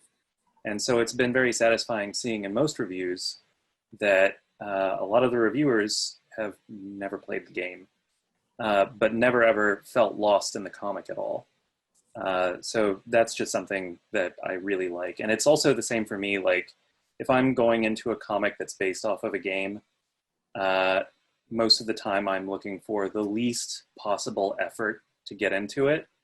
And if I have to play the game to read the comic, then that's effort wasted. Like I don't want to do that. So it's been very nice just seeing that. Obviously, if it's something like Sonic, you can just jump in wherever because it's whatever. But if it's something more in depth like Gears of War or whatever, do I have to play the game? Okay, well, but yeah, that's it. In fairness, I feel incredibly intimidated by the Sonic book comics and Sonic comic books, and I wouldn't know where to start. There's like 100 million volumes and they're all like amazing. And you guys just sent me like a bunch of them recently, and I looked at them and I was like, there's so much deep Sonic lore. There's so much lore. It's amazing. One of the really unique things about Sonic, and I don't mean to sidetrack this, but like there's probably a lot of Sonic readers who've never played the game, or a lot of people who are hardcore Sonic fans who do not come at it from the game. And that's probably the only character that originated in the game that I would say that about. You know what I mean? And it's a kind of unique thing. There's a lot of comics like that now where there's a ton of people that are Captain America fans that have never read a comic, because they've seen the movies and played the games. But that didn't used to exist, 20 years ago. But Sonic's the one character. I mean, there's a generation of comic fans that was their comic, and they grew up with Sonic, and they grew up wanting to make comics because they wanted to make Sonic comics. It's a super weird, unique one. It's actually pretty interesting too, looking at it, that whenever it comes to Sonic, the biggest effort to reading a Sonic comic is just reading more Sonic comics, not necessarily playing the game. Yeah, Sonic comics, I think probably hands down the longest running video game based comic series. Because I remember them being on the grocery store shelves by the Archies forever. Most of my life, I think, decades. So that's definitely like a unique one in that, and I'm so glad that they are continuing to do them because who doesn't love Sonic? But yeah, no, that's interesting, especially now that more things are adapting to new mediums. Like this probably will become a new trend, like where, like you said, the Captain America, like now people more know that character in that world because of the movies, not necessarily the origin medium, which is comics. But okay, let's see. we're actually approaching kind of the end of the hour. So if anybody has any final thoughts, feel free to share them now. Otherwise, we have about 8 minutes, I think. So we'll just wind it down, and then we can leave a couple extra minutes at the end in case people want to like answer questions. This is a pre-recorded panel, so when this goes live, there will be a text chat and we can log in and answer stuff if we want. But final thoughts, John, do you want to do it first since you haven't been? I'm sorry, John Barber. We have two Johns in here. Yeah, I think I was really thinking when everybody's talking about narrative, like when I got into gaming, a few years ago, one of the, two of the things that really attracted me to it were, I kind of think there's nowhere more interesting right now in terms of storytelling than indie gaming. Like I think the stuff that's come out, having this overview of 30 years, 40 years of gaming, all hitting me all at once. Like stuff in the last 10 years from Gone Home through Oxenfree was one that struck me as being really interesting, the way the story was told. And that was a story you couldn't tell in other ways. Yeah. Night in the Woods was one that really struck me, where the gameplay was so integrated into the story. Those kind of things really, obviously Read Only Memories is one that pulled me in. I mean, that's not a joke. That's why I reached out to these guys. Was I was aware of the stuff that it sort of builds on, but it was such an interesting take on how to interact with something like cyberpunk stuff was something that I was very into, forever, and the way it interacted with that, the aesthetic of it, but also just the way it plays out on the screen. All of that was so super interesting to me, and it reminds me of where like indie comics were in maybe the early 90s, not the Image comic stuff, but like the black and white comics that were coming out around the same time, or what some of the stuff people were doing to really kind of change the medium, and it in a completely different way. So that made me really excited. And then I think the narrative I was actually kind of down on 3D gaming, and it was Tomb Raider 2013. I put that on, and I was immediately pulled into Laura's story, and I 100% was like, oh, I don't want to kill that deer. I got to kill the deer. And then as soon as I killed a guy, I'm like, oh, these guys deserve it so much. My only complaint was that like my fire arrows didn't seem to hurt them more. Because what are they doing? I'm a grad student. Why are they coming after me? But I got so pulled into that story, and that was one where I also think even on a AAA game like that those acts of the storytelling were, for me, totally worked and totally built into what the narrative was doing. And that's what excited me about it, was seeing this other medium of storytelling that I should have been paying attention to for years and hadn't been. So it was, I don't know, it was humbling but exciting, and I really liked it. Well, welcome back, first of all, to gaming, but also you probably looked at it with a different lens than maybe other people would have in a position that you were in, to like take a fresh look at games, like as a person deep into editing comics and whatnot, and looking at it as like a storytelling thing. Whereas if you had been playing it the whole time, you might have not come in with this fresh eyes. So maybe it was a benefit or blessing in disguise, benefit, whatever. But yeah. Let's see, I'll just go in a circle on my screen. So the next one would be Mary. Any final thoughts or things before we shut down? I guess my final thought is just we should keep working together. Because there's so much we can do in games to make players connect with a world and with a main character, but then there are so many opportunities to explore those worlds in more depth and explore those side characters more in comics that I feel like this is just the future. It was so exciting to get to work on Read Only Memories because I like the game too. And get to even just write short stories about these characters I loved. And I feel like that's what we should be seeing more and more, is rather than just adapting a story that already exists, let's keep building out like new adventures for these characters. Let's keep seeing them in ways we never have before. I think that's what really made the Read Only Memories comic by Sina so special, was it was something new but in a familiar universe. Like there was clearly both, and it was really nice. Great. Sam, you're next on my screen. Oh yeah, I mean, I just agree with what everybody's saying. I think that working across mediums as a creative is very gratifying. It keeps the writing fresh. It always makes you feel like I'm doing something new, even though it's technically all writing. It always feels like I'm doing something different, which is really fun. So from a creative perspective, it's great. And then like these folks have been saying, from a consumer or reader perspective or player perspective, it's also great because you get all these different ways to interact with characters or franchises or worlds that you love and you love to be in. I also want to say that my favorite movie to video game adaptation was the Scott Pilgrim video game, and I think it's a crime that you can't play it anywhere anymore. So if anybody watching knows how to fix that, I want it. I want that game back. I've never been able to play it, and I was reading Scott Pilgrim from the first comic. It's so good. It's like this amazing 2D like side scroller. The music, they just released the music from the game again. It's by Anna Managuchi, which is like so great. So if you can only listen to the soundtrack, but it's amazing. But oh man, it was very authentic. Like you could tell Brian Lee O'Malley and Oni were involved at like every step of the process. Very authentic to the comic. Maybe one of the best examples I think of that kind of synergy. So if you could find like a playthrough or something on like a video, I would totally suggest watching it. It's adorable. I feel like Scott Pilgrim in general is like the tightest example of like expanding through all three comic book, video game, movie mediums, and how they somehow managed to pack this. I forget how many volumes it was. It was a lot. 6? Yeah, packing in 6 volumes of that into one movie. Oh yeah, there they are. And also packing all of it into just this one game that you can finish pretty much in one sitting was like really impressive. Like it is somehow able to be both short and long at the same time. Sina, you're next on in my order. Signing off thoughts. Oh, you're muted, I think. By the way. I am muted. Can you hear me? Yes. Great.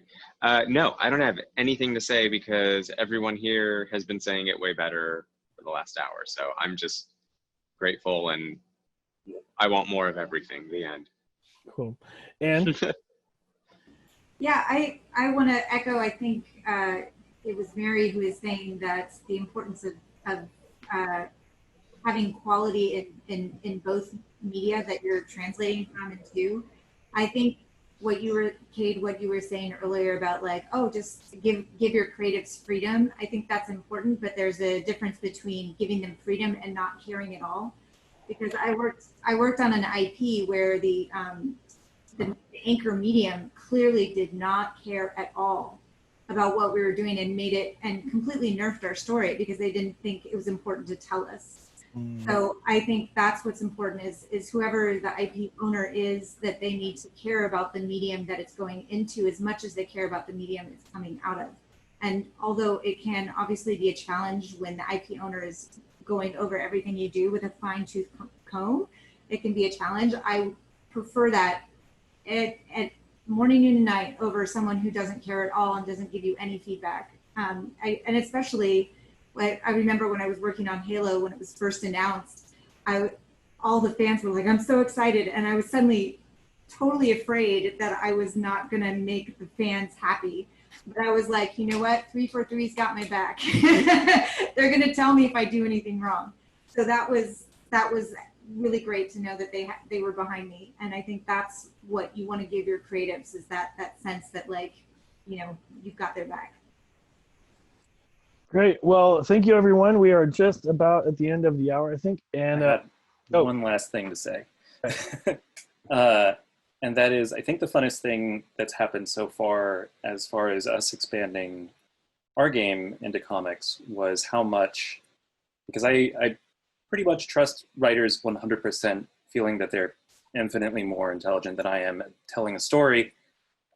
So with that in mind, I think one of the funnest things was not only us informing the writing for the comic, but as the comic started to live on its own, having the story and that also sort of inform our own game as well. Since we're working on a sequel right now, the writing in the comic has sort of kind of given us even a better idea of how these characters might live on in this world and also our game and any further things. So it's fun seeing this like feedback loop of like the writing from the comic informing the game, and the game informing the writing, this, that, and the other. That's it.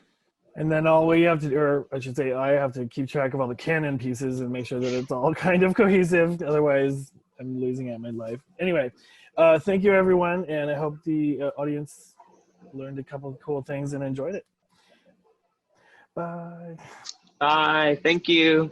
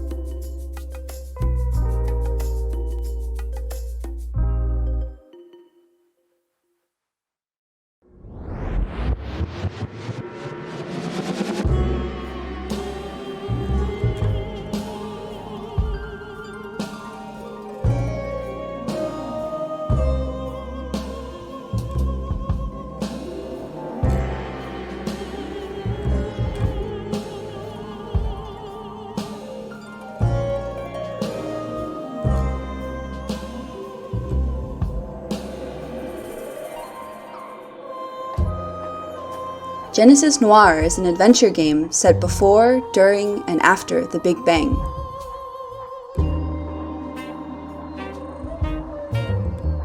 A cosmic gunshot aimed at the heart of a god rockets the universe into existence and must be undone.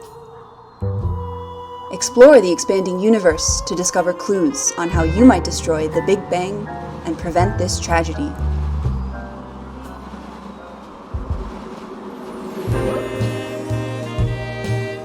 You'll stumble through seedy speakeasies,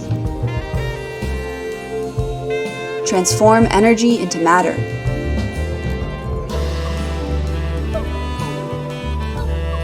create far-out jazz duets,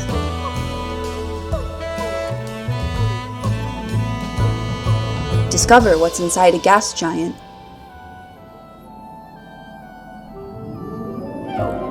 track animals through primeval woods,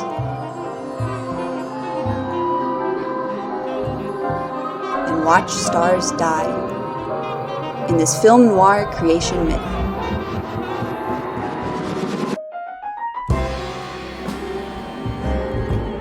Learn more at genesisnoirgame.com and help destroy the universe.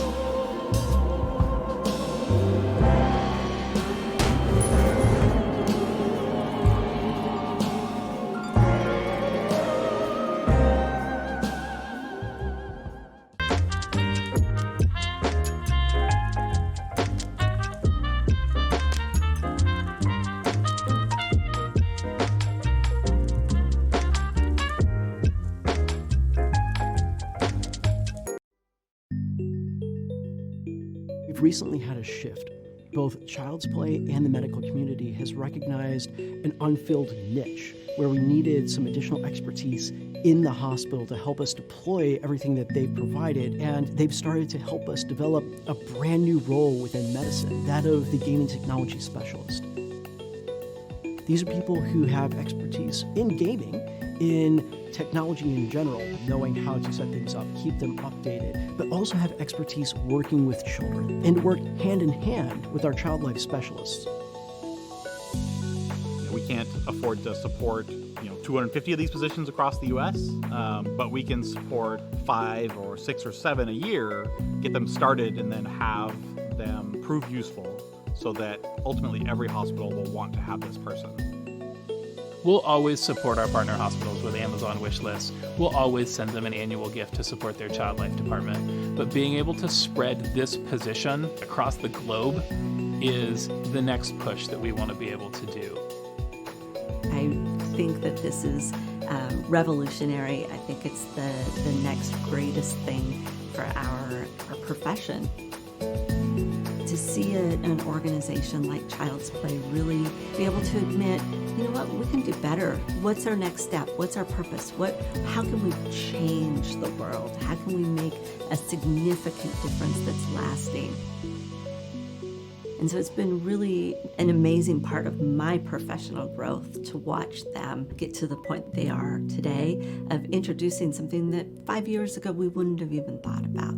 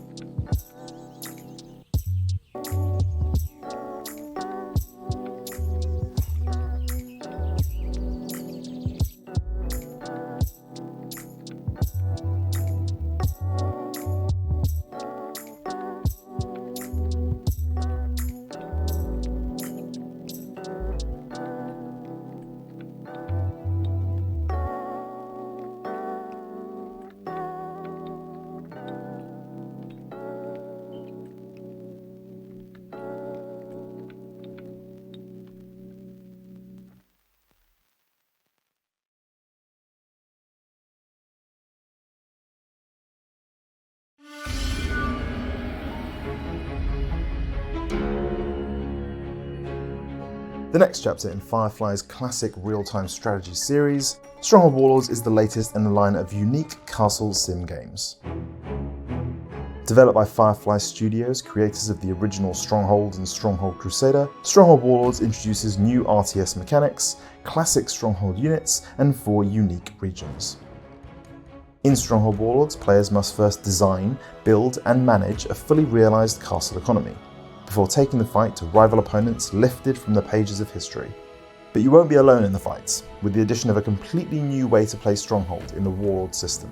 Players will besiege Great Khans, Imperial leaders, Shogun commanders, and more as they grow their castle economy and construct new gunpowder-fueled siege weapons.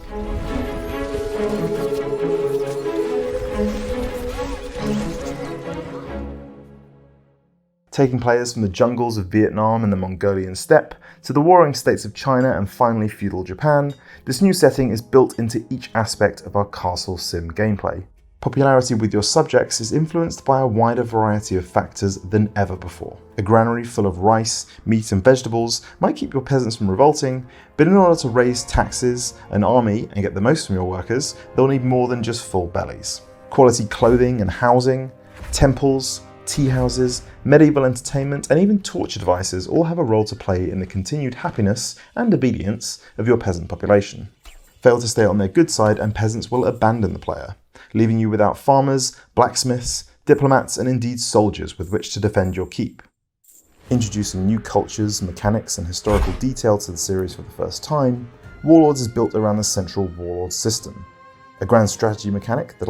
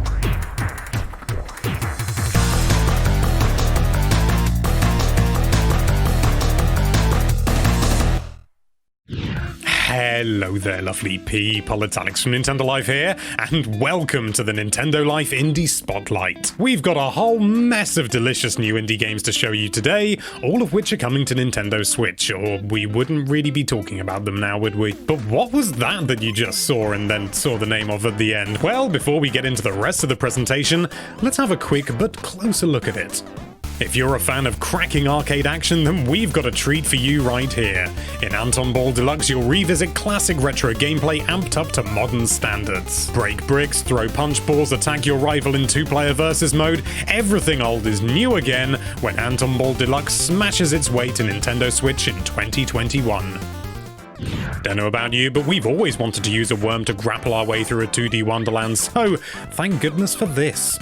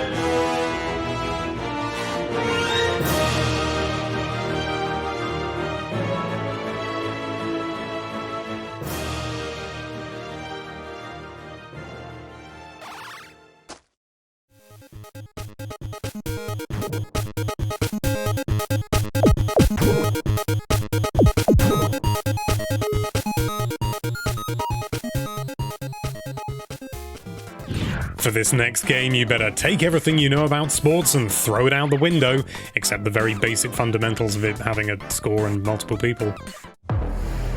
For thousands of years, powerful druids have searched the far corners of the universe for the ultimate heroes, worthy of entering the legendary Hyper Brawl Tournament.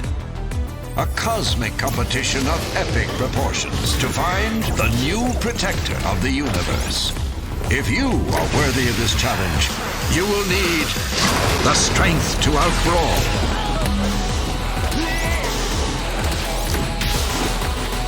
the speed to outwit,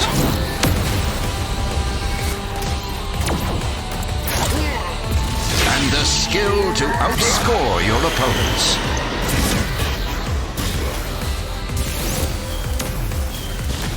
For many heroes will enter, but only legends will prevail. Hyper Brawl Tournament.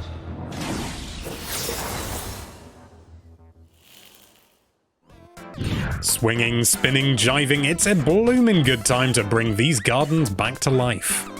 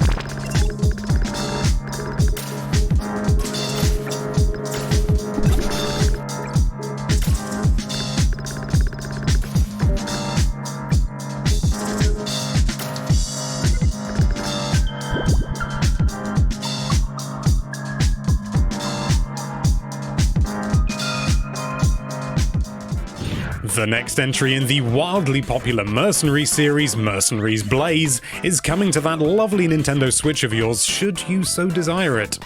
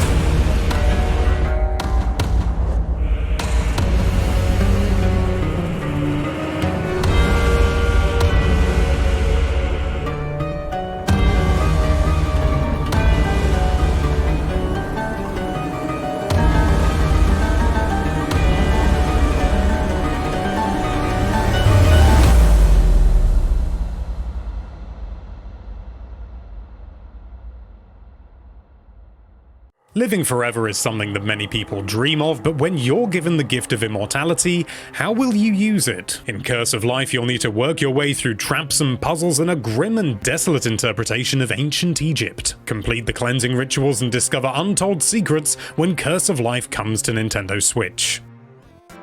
Keep things satisfying and get your pesky, unruly dice to combine into a nice round number in this puzzle adventure.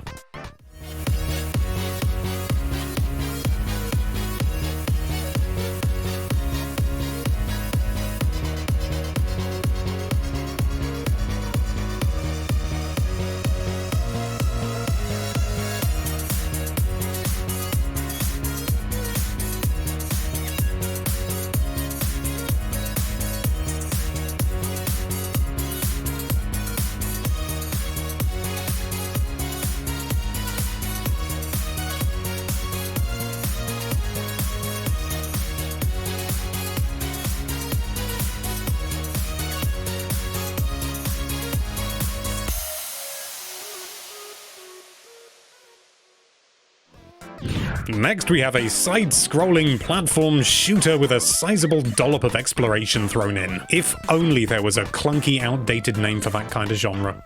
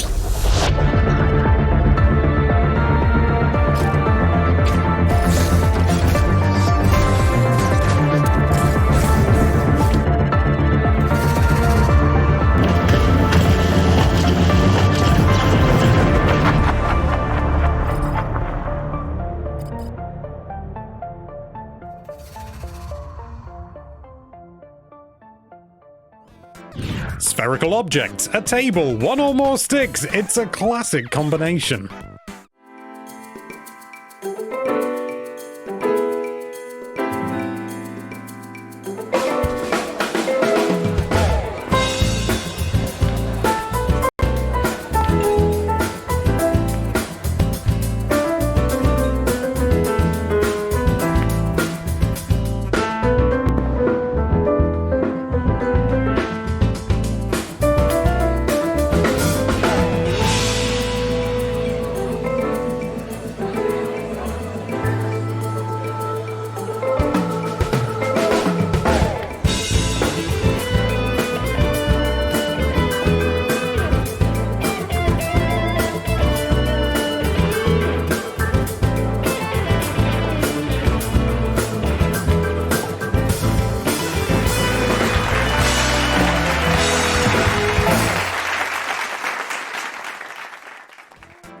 What would a party be without cakes? And what kind of a party would it be if those cakes weren't beating the living snot out of each other?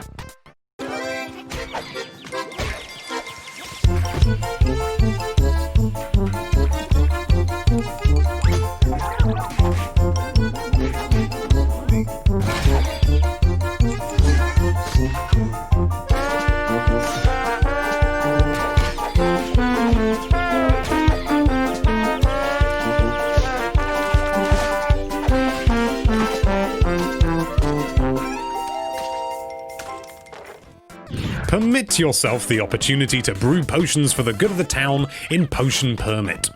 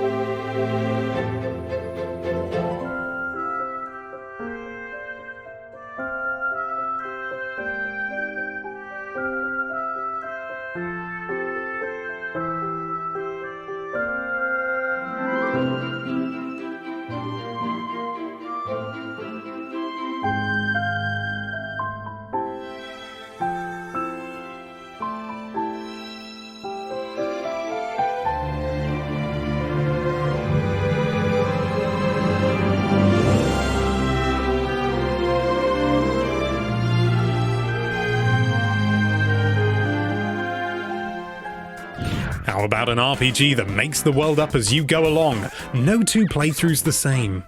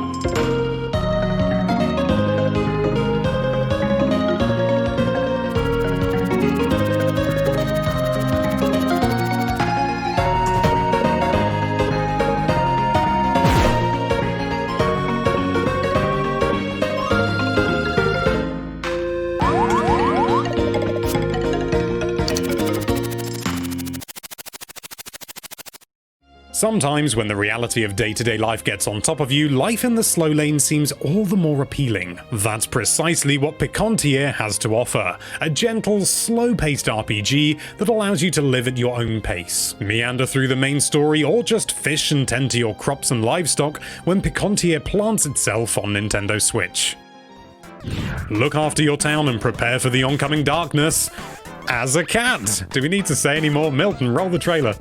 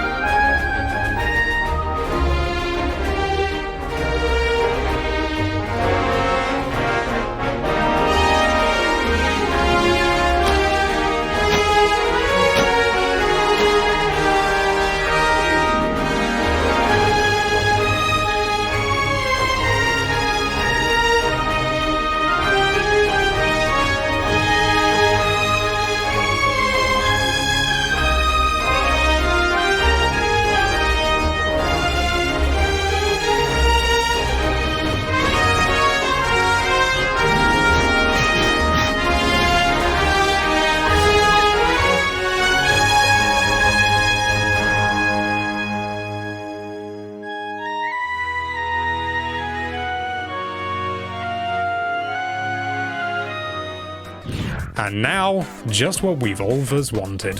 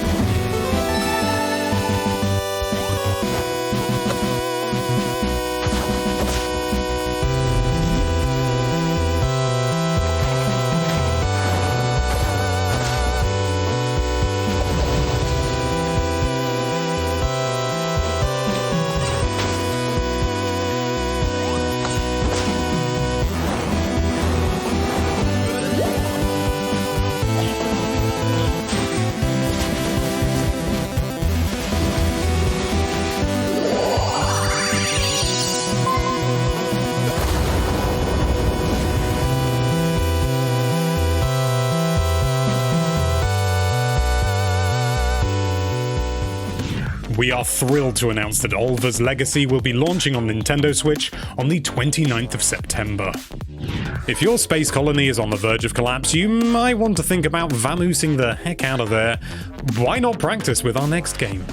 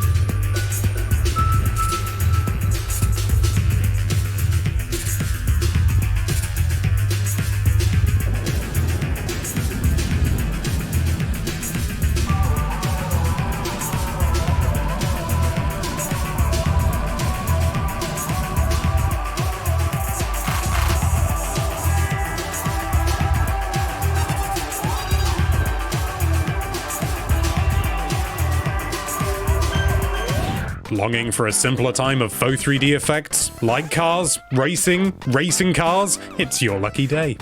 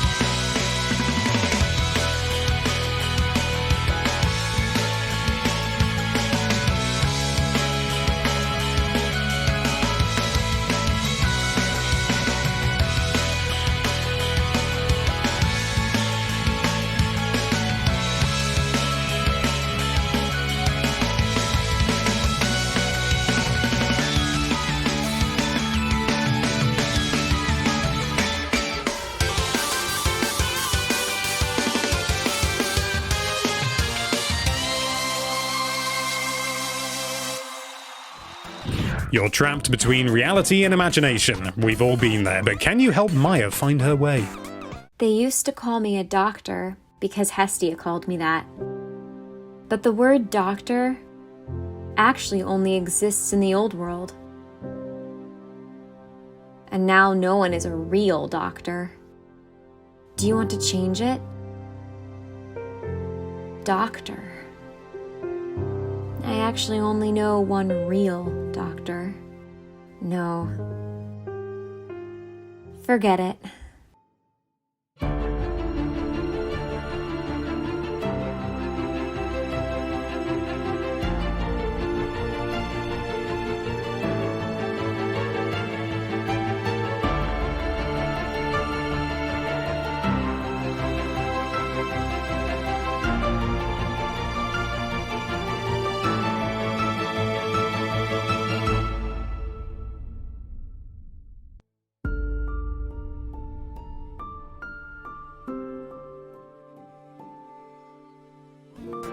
Puzzles, platforming, Metroidvania-izing, this game's got the lot.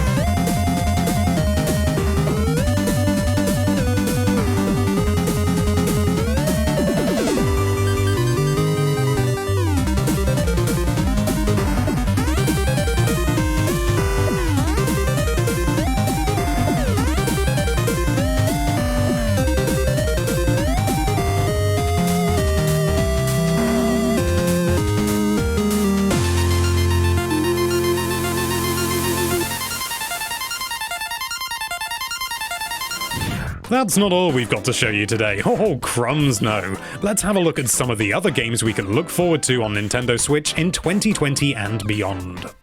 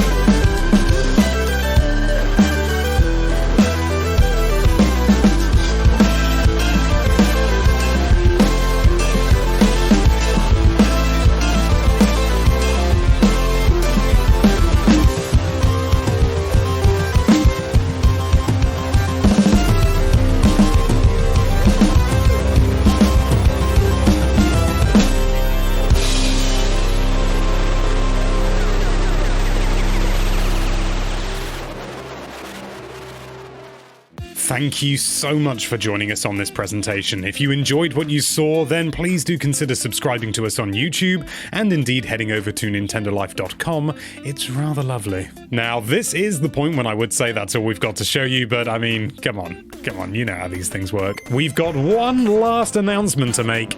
We hope you enjoy it.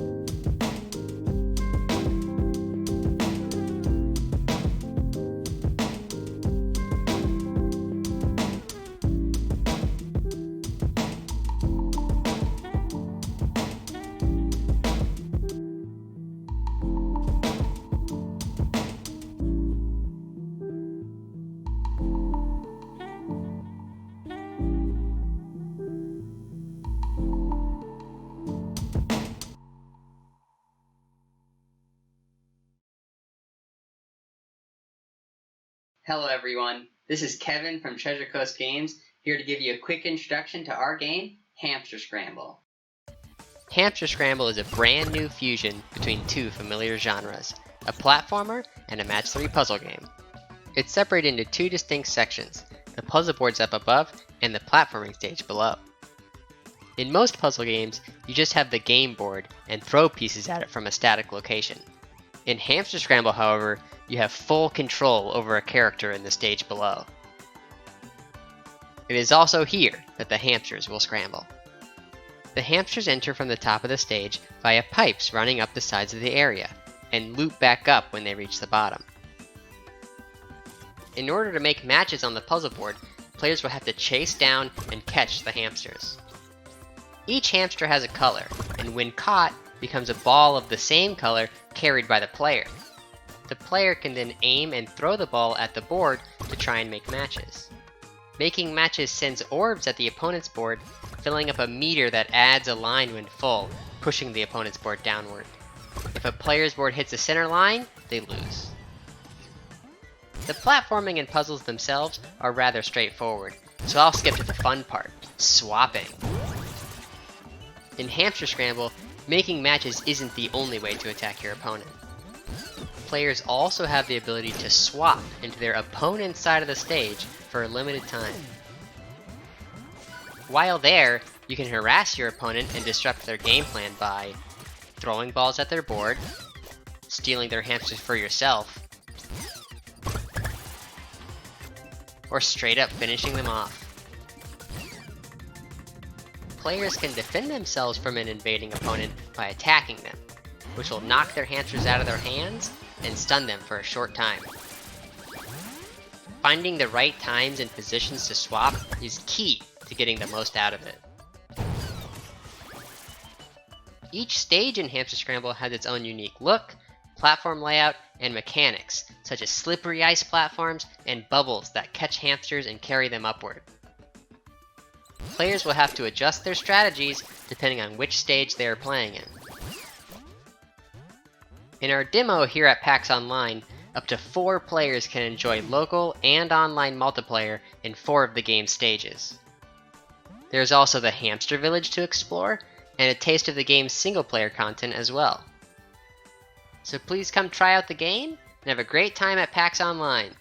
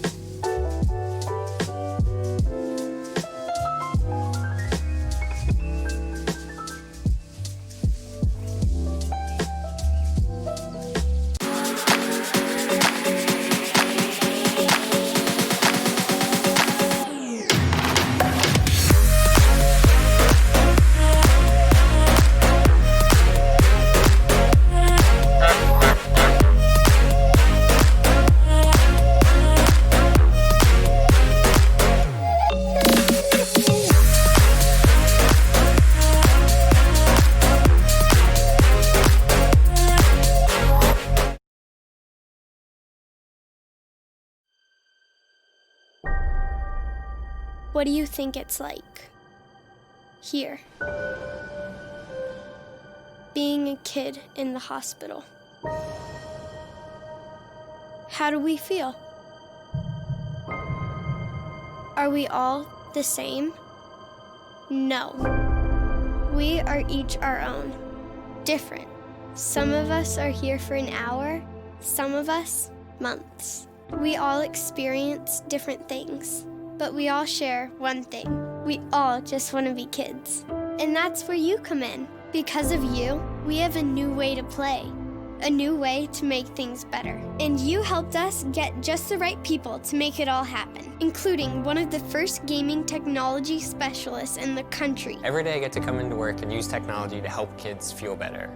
This includes gaming on consoles, it also includes 3D printing, and even includes immersive technology such as augmented and virtual reality. Not only do we use this technology for fun, but we also get to use it to help kids get through treatments and for procedure supports so they can heal faster and get home quicker. It feels like you're a kid again when you're playing video games. Not only that, because of Child's Play, we also have the world's first child life medical director. Not only do I get to help develop and manage these programs, I get to promote the mission of child life throughout Children's Hospital Colorado and the community. And you help us figure out how to do all this even better. We're conducting research on how we can use these new and emerging technologies to establish best practices to benefit our patients and families, to improve the experiences, and how we can leverage this technology in really fun and innovative ways. So, we just want to say thank you. Thank you for helping us be kids. Thank you for helping us play. Thank you for helping us heal.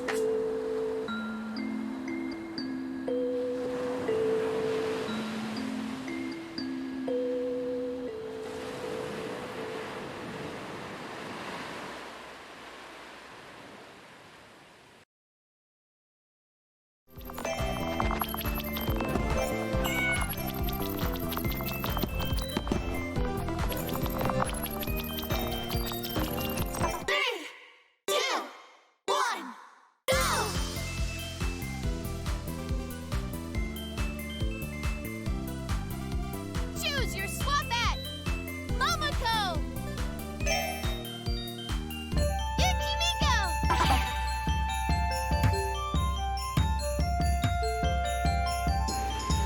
Terabyte,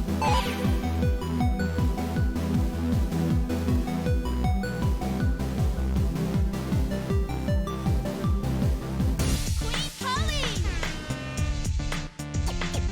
Amelie,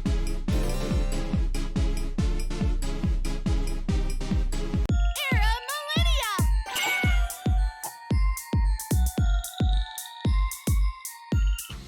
Versus Mode,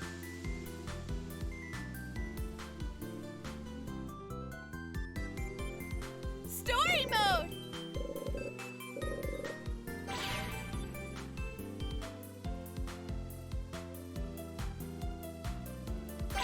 we challenge you to a swap at showdown.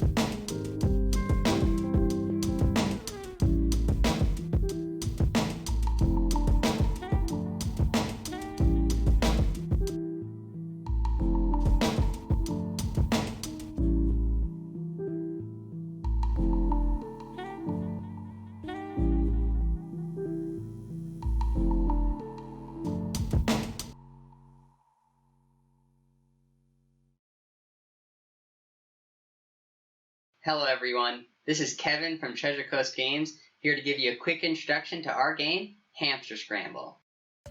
Hamster Scramble is a brand new fusion between two familiar genres, a platformer and a match 3 puzzle game. It's separated into two distinct sections, the puzzle boards up above and the platforming stage below.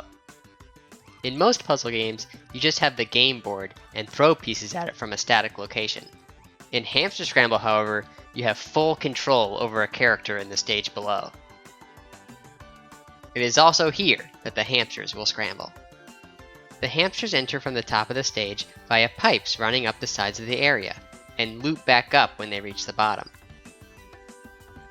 In order to make matches on the puzzle board, players will have to chase down and catch the hamsters. Each hamster has a color, and when caught, becomes a ball of the same color carried by the player. The player can then aim and throw the ball at the board to try and make matches. Making matches sends orbs at the opponent's board, filling up a meter that adds a line when full, pushing the opponent's board downward. If a player's board hits the center line, they lose. The platforming and puzzles themselves are rather straightforward, so I'll skip to the fun part, swapping.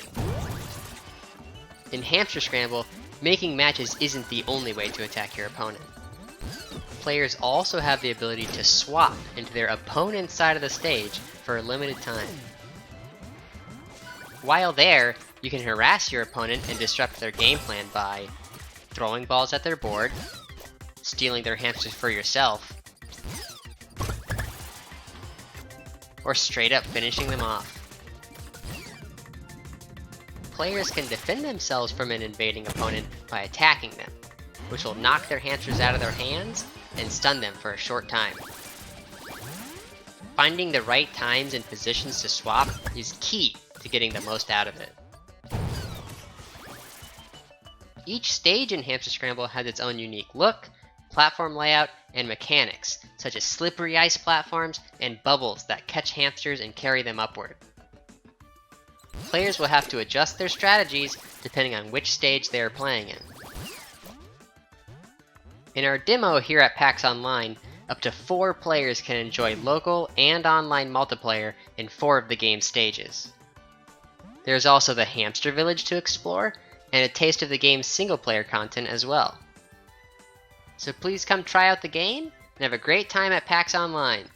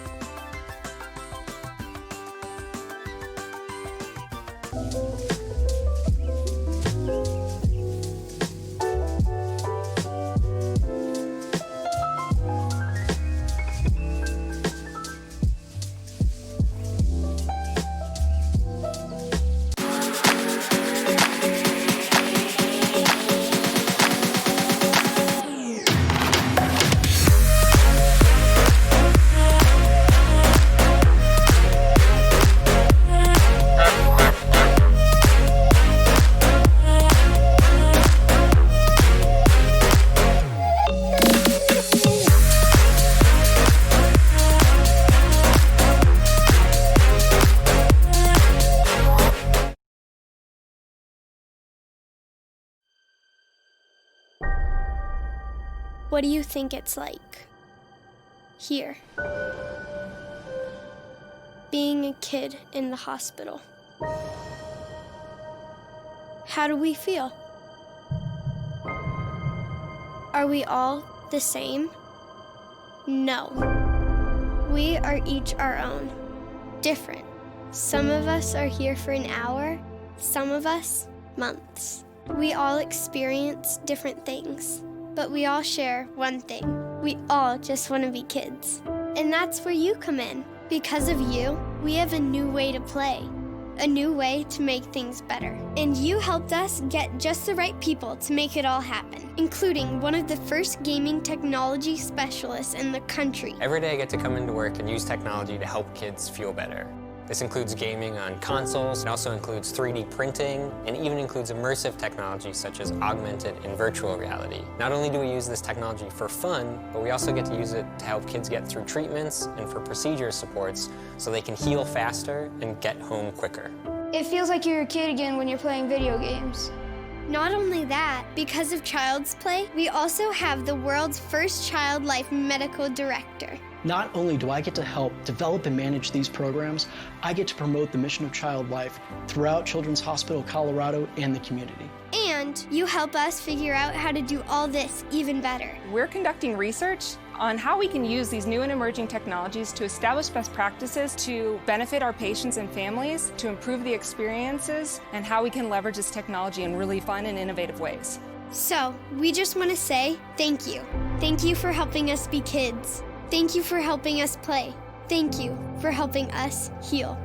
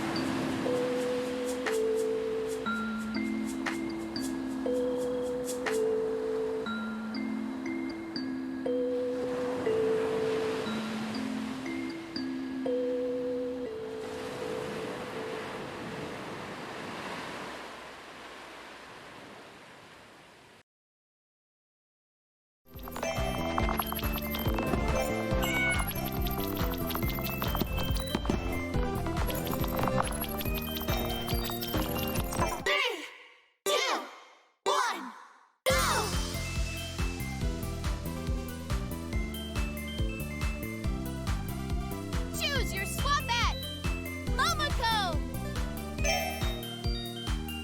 Yukimiko,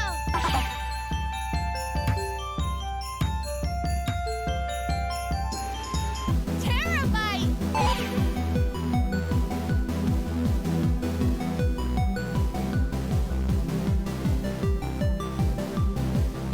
Queen Polly, Amelie,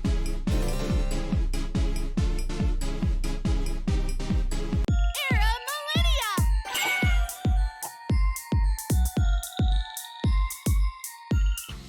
Versus Mode,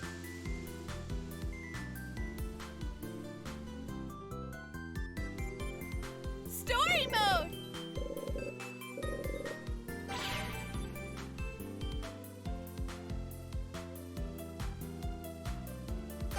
we challenge you to a Swabbat Showdown!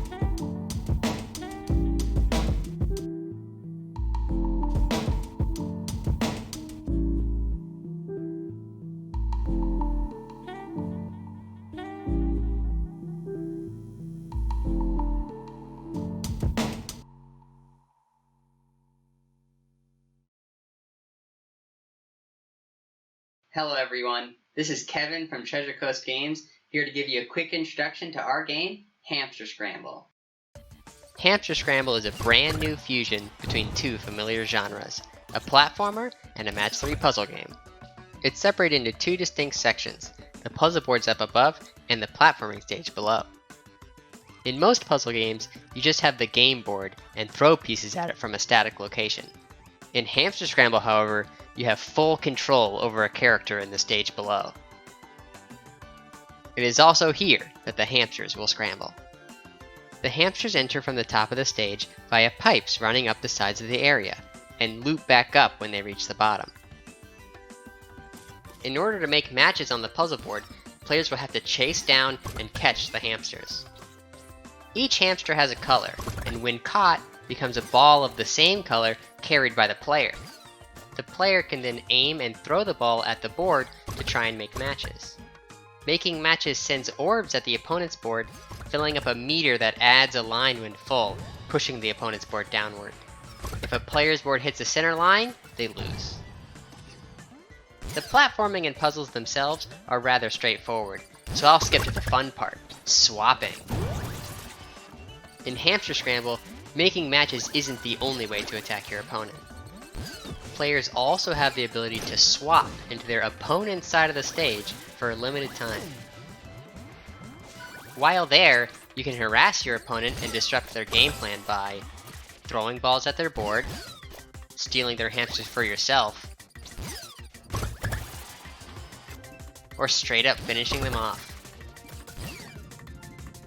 Players can defend themselves from an invading opponent by attacking them, which will knock their hamsters out of their hands and stun them for a short time. Finding the right times and positions to swap is key to getting the most out of it. Each stage in Hamster Scramble has its own unique look, platform layout, and mechanics, such as slippery ice platforms and bubbles that catch hamsters and carry them upward. Players will have to adjust their strategies depending on which stage they are playing in. In our demo here at PAX Online, up to 4 players can enjoy local and online multiplayer in 4 of the game's stages. There's also the Hamster Village to explore, and a taste of the game's single-player content as well. So please come try out the game, and have a great time at PAX Online!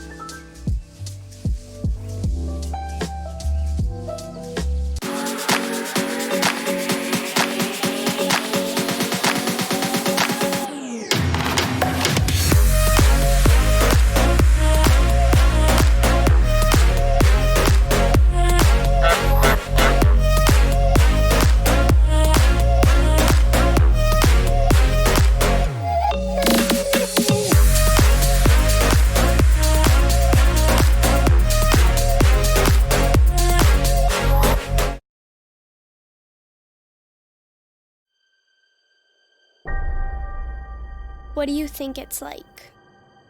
Here. Being a kid in the hospital. How do we feel? Are we all the same? No. We are each our own. Different. Some of us are here for an hour, some of us, months. We all experience different things. But we all share one thing. We all just want to be kids. And that's where you come in. Because of you, we have a new way to play. A new way to make things better. And you helped us get just the right people to make it all happen, including one of the first gaming technology specialists in the country. Every day I get to come into work and use technology to help kids feel better.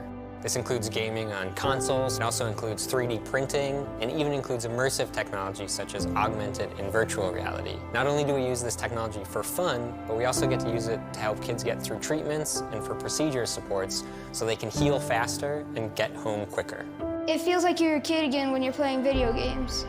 Not only that, because of Child's Play, we also have the world's first child life medical director. Not only do I get to help develop and manage these programs, I get to promote the mission of Child Life throughout Children's Hospital Colorado and the community. And you help us figure out how to do all this even better. We're conducting research on how we can use these new and emerging technologies to establish best practices to benefit our patients and families, to improve the experiences, and how we can leverage this technology in really fun and innovative ways. So, we just want to say thank you. Thank you for helping us be kids. Thank you for helping us play. Thank you for helping us heal.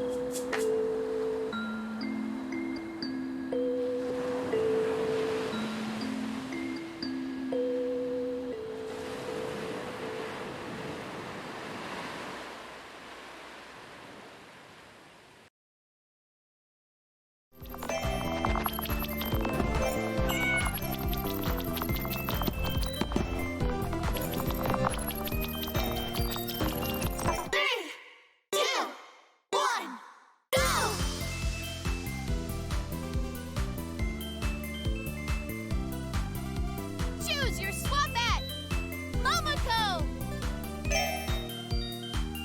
Yukimiko,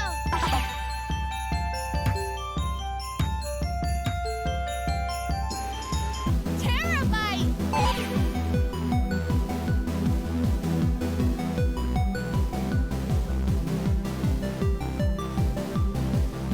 Queen Polly, Amelie,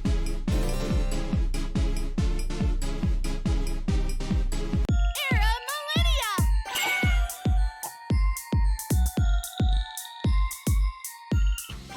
Versus Mode,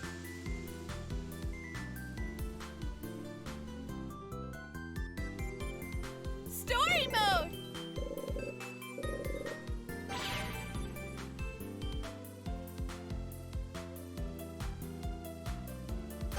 we challenge you to a Swap-at Showdown!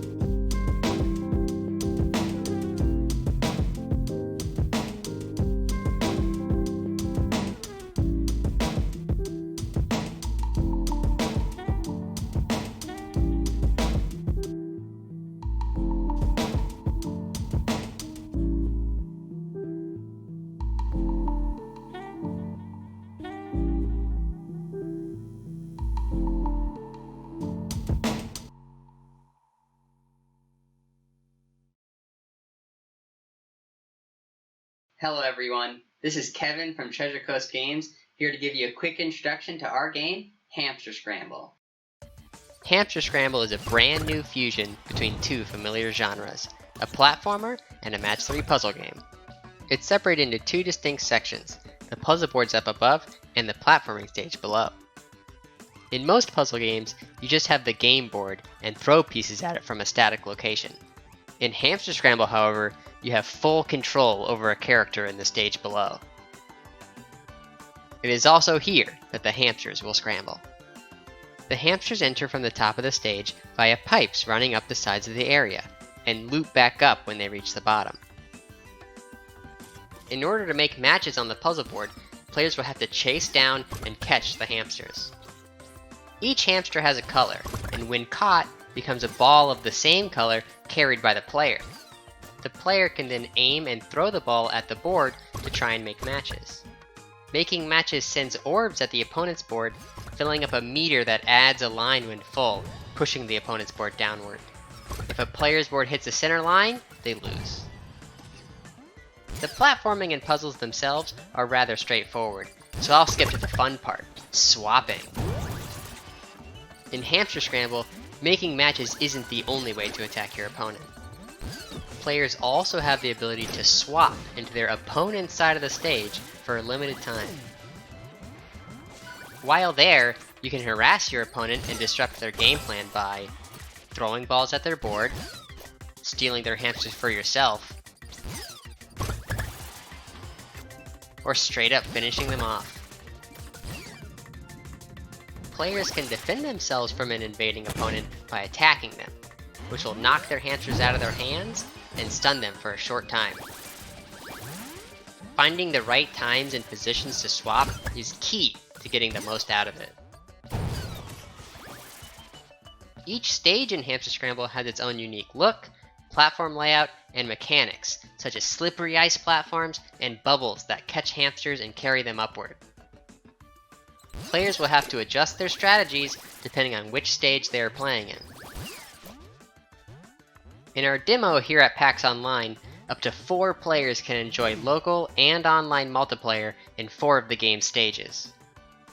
There's also the Hamster Village to explore, and a taste of the game's single-player content as well. So please come try out the game, and have a great time at PAX Online!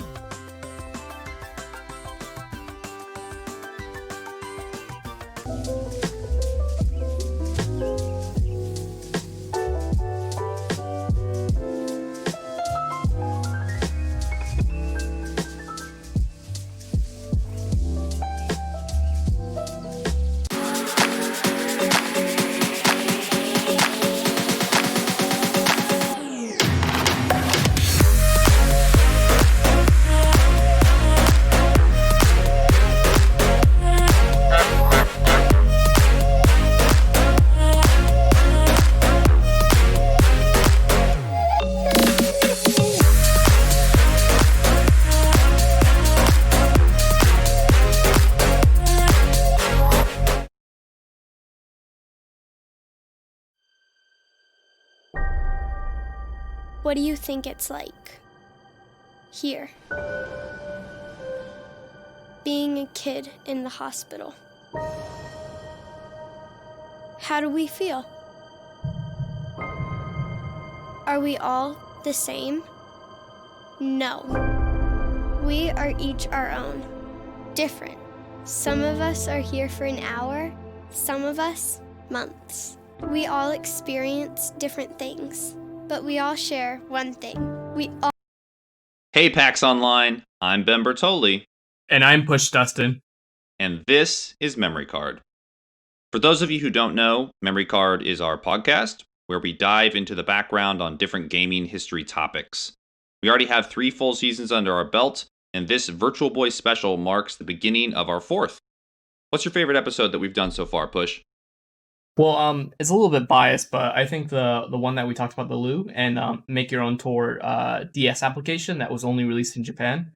I feel like that one was just super, super niche, and it wasn't really well documented, so I feel like we were able who talked a lot about that application and bring some new information out to the public, which is really cool.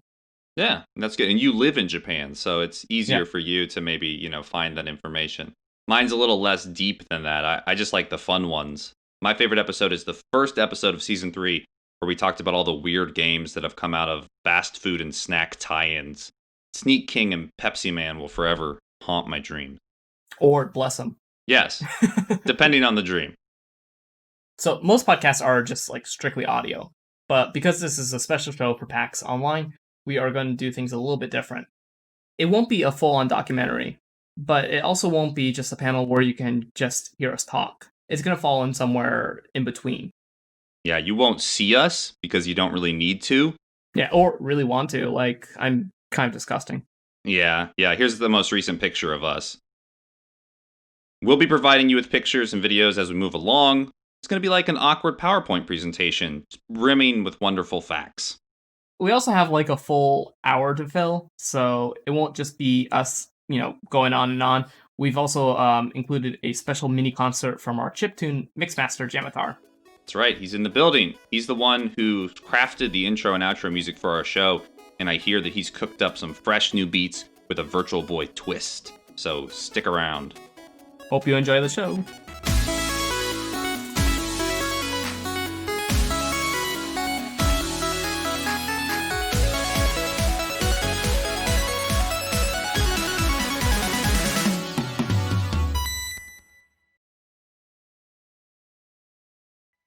The year is 1995. The place, Los Angeles, the city of angels. I can't keep that voice going. So it's May 11th, 1995, and this is the first ever E3 that's taking place.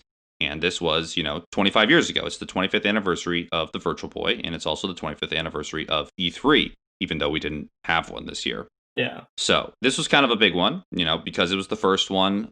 This was where the PlayStation was being revealed.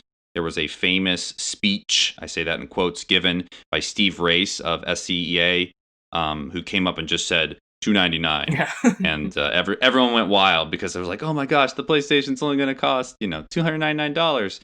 It's often referred to as the price heard round the world. So that's a big deal. Sega kind of just shows up and says, hey, guess what? The Sega Saturn is launching today, right now. And everyone's like, oh my gosh, that's, crazy. We're so surprised. And all the retail stores are like, are you kidding me? Why didn't you tell us about this? We need stock. Yeah, exactly. And then we have Nintendo, who, is obviously in the mix. The Super Nintendo is coming to the end of its lifespan. The Nintendo 64, which at that point is called the Ultra 64, is coming the next year. So they're kind of in this weird in-between space. They're showing off some games like Donkey Kong Country 2 and Earthbound. And they have some demos for the Nintendo 64, but their main focus is on this bizarre red and black console that's supposed to fill this gap, and it is called the Virtual Boy. They wanted to promote it as their next big thing that's hitting store shelves because they don't want people to get sucked in by Sega and Sony. Yeah. This past July was the 25th anniversary for the Virtual Boy in Japan, and this past August was the 25th anniversary for the Virtual Boy in North America. So we just missed it, but still a good time to kind of talk about it. Where did they go wrong? How did it come to be? Because a lot of people, I feel like, don't know the full story of how it came into existence. One thing I want to touch upon that I feel like should be highlighted is that the Virtual Boy was never intended to be like a replacement for the Game Boy or a replacement for the N64. Right. It was supposed to be like a third console. That's kind of why it fell into such a weird spot where Nintendo was like, don't replace your handheld and don't replace your console. Buy this other thing. Yeah, it's like its own tabletop type dealy. You have a Virtual Boy, don't you, Push? Yeah, I have a Virtual Boy and maybe like 6 or 7 games for it. How did you come to own it? Did you buy it at launch? No, I actually found it in a recycle store here in Japan. It cost about like $200 for the Virtual Boy and like 5 games, which was a really good deal. Unfortunately, one of the eyes screens doesn't work. So it gives me more of a headache than normal usual when I play. Yeah, I have a Virtual Boy. I got one sitting right here behind me. My little brother actually found it at a garage sale many years ago and bought it for super cheap with a bunch of games. And I begged him and pleaded for him to, give it to me, sell it to me, and he never would. And then a few Christmases ago, he couldn't figure out what to get me for Christmas, and he just dumped it in a bag and said, you know what, here you go. I'm never going to use this. So now I have a Virtual Boy of my very own. How often do you play it? Do you play it regularly? No, I would say maybe once a year I bust it out. Yeah. A lot of batteries. It's quite a novelty. Yeah, it really is. And it shows up in Nintendo games from time to time. I think it was in Tamagotchi Life. Most recently, it was in Luigi's Mansion 3, where it was redubbed the Virtual Boo. Mm-hmm. But let's talk about the beginning of the Virtual Boy, where it came from. And before we get going, I want to thank Benj Edwards, who did this fantastic write-up of the history of the Virtual Boy for Fast Company. This was some time ago, a couple years ago. But this was an incredible resource. It really helped me a lot. So a lot of the information I'm getting was from the research that he did. So thank you, Benj. It all kind of started with this guy named Alan Becker. The Virtual Boy wasn't something that was concocted by Nintendo. It was technology that they, kind of borrowed from someone else. I just want to say that that Nintendo's buying technology to use in their systems is not something that's uncommon. Right. And that we'll see from time to time again with Nintendo. The 3DS and the Wii, they all use technology that Nintendo had purchased, that they were basically presented, and they're like, oh, we can actually use this for video games. And I believe the N64 as well, with the Silicon graphics chip, is also a similar thing. Yeah. So it's not uncommon for a company to sell their technology to Nintendo, or any video game company, I should say. Yeah, that's true. So this guy, Alan Becker, in 1985, the legend has it that he's sitting on this cramped plane and he's thinking, I wish they had a portable computer that you could, that would work in such a cramped space that looked good, because all the laptops at the time were really low resolution. They looked blocky and they didn't last long. So it was kind of his dream. I'm going to create this amazing new device that's going to look good. It's going to be small and it's going to be really, efficient. At the time, I guess CRT technology it consumed too much power. LCD technology, at least color LCD, was just too expensive. So basically, he's like, all right, I'm going to fall back on LEDs, which are light emitting diodes, for all you nerds out there who need to know. At that point, in the mid 80s, they were pretty cheap. You could find them pretty much anywhere. And at that point, he had already helped produce this flatbed scanner that had also used LEDs. So he knew a lot about them and thought that maybe he could come up with something. And not too long after this moment in the airplane, he actually did come up with this display made of this single line of LEDs that could print, and I say that once again in quotes, an image onto a person's eyeball just by changing the light patterns. This new invention, it was called the Scanned Linear Array, or the SLA, because of the different kinds of LEDs that he was using. And once he got some investment money, he formed this company in 1986, a year later, called Reflection Technology Incorporated. What he did was, instead of shooting these beams directly into your eyeballs, which, sounds like it might be a little harmful, he actually shot them onto these mirrors that would oscillate. They would swivel back and forth very quickly, and it made this image look very, very crisp and clear.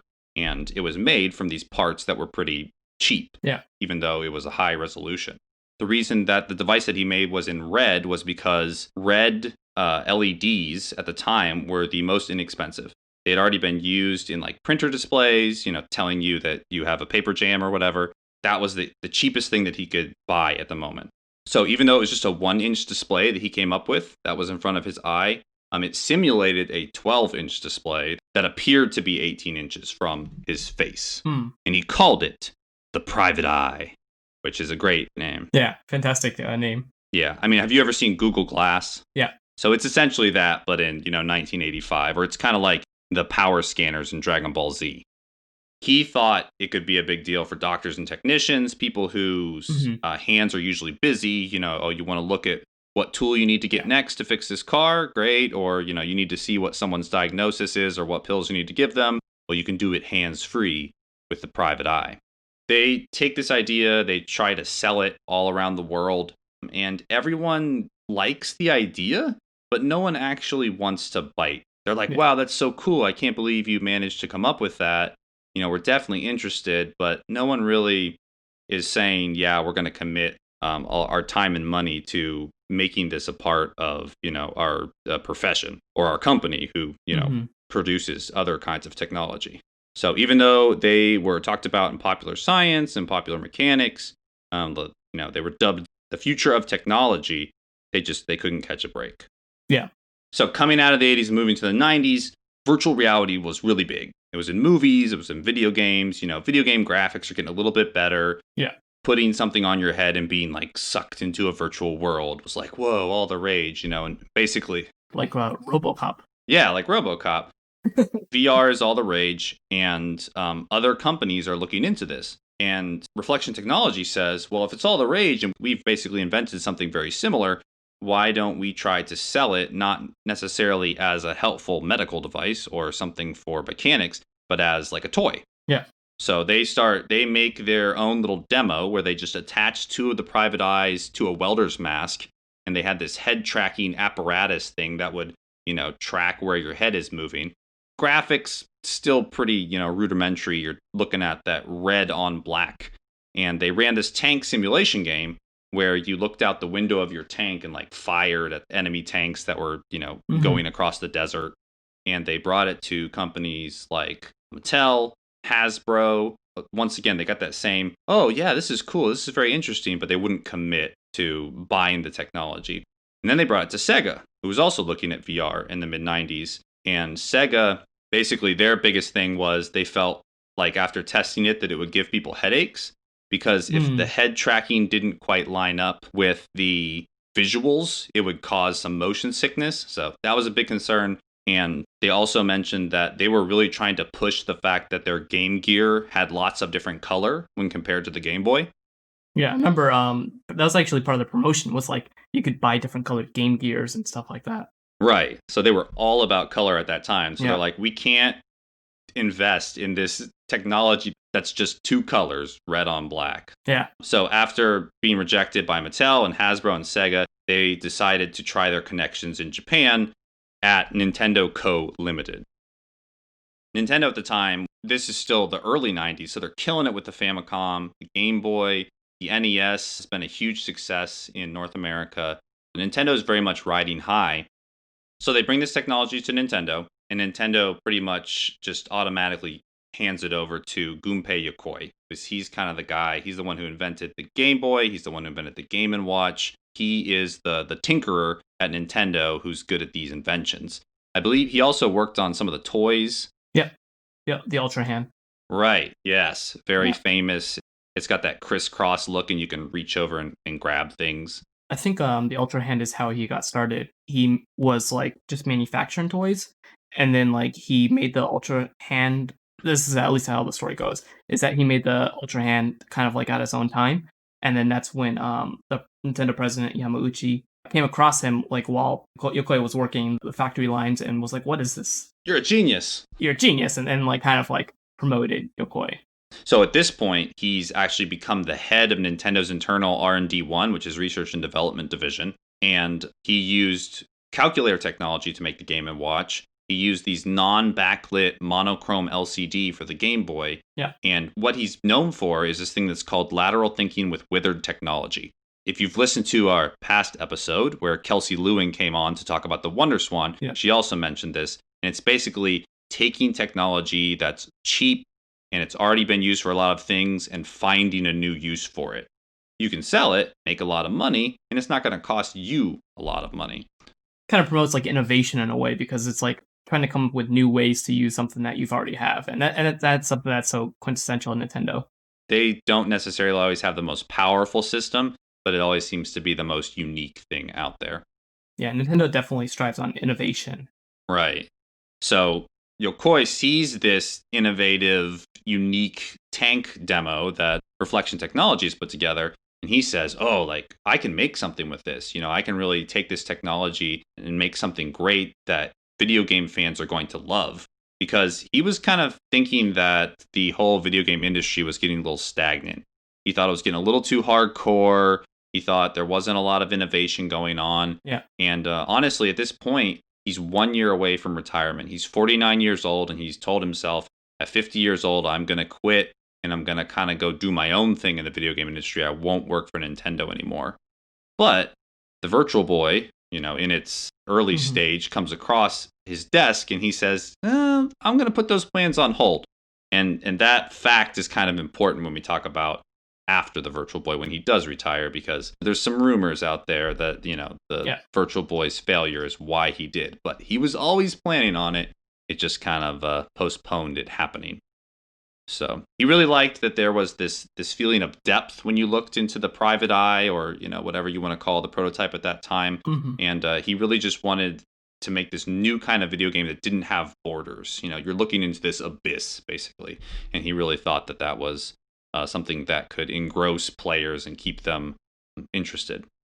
He takes it to the big boss. Reflective Technology comes in and does their whole presentation. And this is another famous, Nintendo legend, is that in the middle of the presentation for this technology, the Nintendo chairman, Hiroshi Yamauchi, falls asleep, like head on the table, he's out. And the people who gave the presentation afterwards are like, oh my gosh, we blew it. He was so bored and he hated it so much that he fell asleep in the middle of this presentation. But the underlings at Nintendo were like, no, like that's a great sign. Basically, he was so comfortable with the idea and knew that other people would take it and run with it at the company that he just decided to take a nap. I mean, I think at this time, like, Yamauchi's getting close to retirement himself. Yeah. So maybe they were just covering. No, he loves it. So, but yeah, I can only imagine how they felt, and the kind of flip-flopping of feelings from we blew it to, oh my gosh, he loves it. That's great. So Nintendo purchases the worldwide exclusive rights to the private eye for use in video games, and that was with $10 million in advance royalties to Reflection Technology, which, is a big deal for them because they've basically been looking for one big buyer, and this is it. They start working on the project with Nintendo. At Reflection Technology, it's called the Dragon Project, and at Nintendo, it's just known as VR32. So VR32 is basically just saying it's virtual reality, and I say that in quotes, which I've been doing a lot, and 32 is for the 32 bits. Dragon Project is definitely better. Yeah. But what happened was, you see the private eye, you're like, oh, it's going to be this next big thing. At least Yokoi thinks so. And he wants to make it into actual goggles. Wow. You don't need anything else. It's just the goggles. Maybe there's some kind of power pack you hook on to your belt or something like that. But it's going to be a wearable. And that was kind of what he wanted the next section of Nintendo items to be. It was going to be handheld items, console items, and then wearable items. But that dream of it being wearable and being goggles was kind of dashed pretty quickly because as they put the chips into the headset, they realized two things. They weren't sure if it was good to have high radio emissions near someone's head as they were playing video games. Yeah. And also it was surprisingly loud. So they're like, okay, we have to do something to get rid of both of these problems. So they basically put all of those issues and technology inside of a metal box, or they put a metal plate in there, I should say, to block all of those potential issues. And therefore, all of a sudden, these goggles have become this headset that was so heavy that you really couldn't walk around with it. And even after that, they even were saying, well, we can find a way to balance it out. They were going to make these little stilts that kind of like went onto your shoulders to stabilize things. But Nintendo and Reflection Technologies both thought like this is going to be like a safety nightmare. Imagine if you're wearing these and you fall down the stairs, or you walk outside and trip and fall and get hit by a car or something. Oh yeah. So the VR32 eventually just became this bipod. It had these two little legs at the bottom, and you had to lean into it as opposed to wearing it around like Yokoi originally wanted. The original vision of the Virtual Boy by Yokoi has kind of gone down the drain at this point. In the article that I read by Benj, he mentioned that Yokoi was getting this feeling called the hiri-hiri feeling. Yeah, hiri-hiri. Hiri-hiri feeling. And it's an onomatopoeia in Japan that basically is like being slowly roasted over a fire. Like just this uncomfortable, like, oh no, things are going wrong and I can't really fix them. I can just... It's like seeing a slow derailment of a train or something like that. Yeah. But he also, wanted to make the Virtual Boy a success. He still thought it could be saved and that it could be a interesting addition to the Nintendo lineup. So he just kept going. And the problems just kept getting worse. They eventually settled on the name Virtual Boy, which is obviously a combination of the words virtual reality and the word boy, but it gave it this comparison to the Game Boy, which was a huge success. And so everyone's thinking this is the follow-up to the Game Boy, which wasn't what Nintendo wanted them to think. It was going to cause some consumer confusion down the line that was definitely not going to help. As they moved on, they were worried about the whole, looking into this void for a long period of time and how it might affect your eyes. So they hired Dr. Eli Pelly of the Shepard's Eye Research Institute in Boston to study the effects of the Virtual Boy on normal human vision. And he basically came back and said, hey, this is fine. It's not going to really hurt you unless you're less than 7 years old. Then it could potentially give you a lazy eye if your optic system is not fully developed. And so they decided, we're just going to slap all of these warnings all over that says, don't play this if you're under 7 years old. They put in a thing that actually would pop up when you're playing the Virtual Boy that says, oh, it's been 15 minutes. Why don't you take a break? And at the same time, this is kind of like a perfect storm as far as warnings are concerned. There was this new Japanese law that was called the Product Liability Act that was going to come into effect on July 1st of 1995. And it basically said, if you don't warn people about the bad things that your product could do to them, they can sue you. So everybody's putting all these really weird, specific things, like don't bathe your dog in the washing machine. Like, yeah, don't try and dry your clothes in this oven. You know what I mean? They really had to double down on like all the things that could potentially go wrong with the Virtual Boy. So you got this manual that came with it. And as people started reading through it, they're like, oh gosh, like look at all these potential things that could go wrong. This system must be bad. It basically was just showing that it was bad for your health, even though in reality, it wasn't that bad. Mm-hmm. So, things have gone poorly. The research is showing that it might be bad for younger kids. They had to change the design completely. And Nintendo is pushing, Yamauchi is pushing Yokoi, saying, listen, we need this out, though. We need this out in 1995 because if it's not, we're going to lose those Nintendo faithfuls to the PlayStation and to the Sega Saturn. So, he's feeling that pressure from all sides. And then I guess Nintendo stepped in and said, also, we need you to kind of de-emphasize Mario on this system. We're not going to give you a legit Mario adventure for this because that's going to be the big debut for the Nintendo 64, which is coming next year. So it was kind of like a disagreement. Yokoi wanted to put him at the forefront of things, and Nintendo was like, no, hold off on that. He can't be the face of Virtual Boy because we need him for later. Yeah. So Push, you're going to tell us a little bit about some of the games that were initially developed for the Virtual Boy. So what were the big ones? So in March 1995, Dengeki Super Famicom Magazine, they actually stated that 70 different companies signed on to the Virtual Boy and started development. Wow. But in the end, there's probably 15 different developers who produced games for the system, with the majority being Nintendo, T&E Soft, Hudson, and Locomotive Corporation. I thought they only made trains. Yeah. When the Virtual Boy was finally released in Japan, it released with Panic Bomber, Galactic Pinball, Mario's Tennis, Teleboxer, and Red Alarm. Let's go ahead and quickly just talk about Mario's Tennis. When Mario Tennis was in development, it was known as Mario's Dream Tennis, and it was actually released as a packing game for the North America market. So a lot of players were able to get their hands on it, like Duck Hunt and the NES, right? And like Tetris on the Game Boy, right? Yeah. But it wasn't packed in Japan? It wasn't packed in Japan. It was sold separately. Ah. In the game, players can pick from 7 different characters, and it's pretty much bare bones in terms of content. Like, it's just tennis. But also Mario is there. Yeah, Mario is there. Donkey Kong Jr. is there, which is really cool. There's no power-up items, and it's just pretty basic. The effect of the tennis ball going back and forth is pretty cool. Have you actually ever played it? Yeah, it's one of the few games that I actually own, so it's not bad. I mean, it's not the best game in the world, but yeah, I feel like the N64 version is definitely just a huge step up. Oh yeah, and it has Waluigi in it, so come on. True. Also, it was supposed to support the Link cable, but Link cable got canceled, so single player only. But there's actually that option, right? Yeah. Like when you get to I feel like there's a screen where it says 1 player, 2 player. And if you go to 2-player, like you can't do anything because the cable never was released.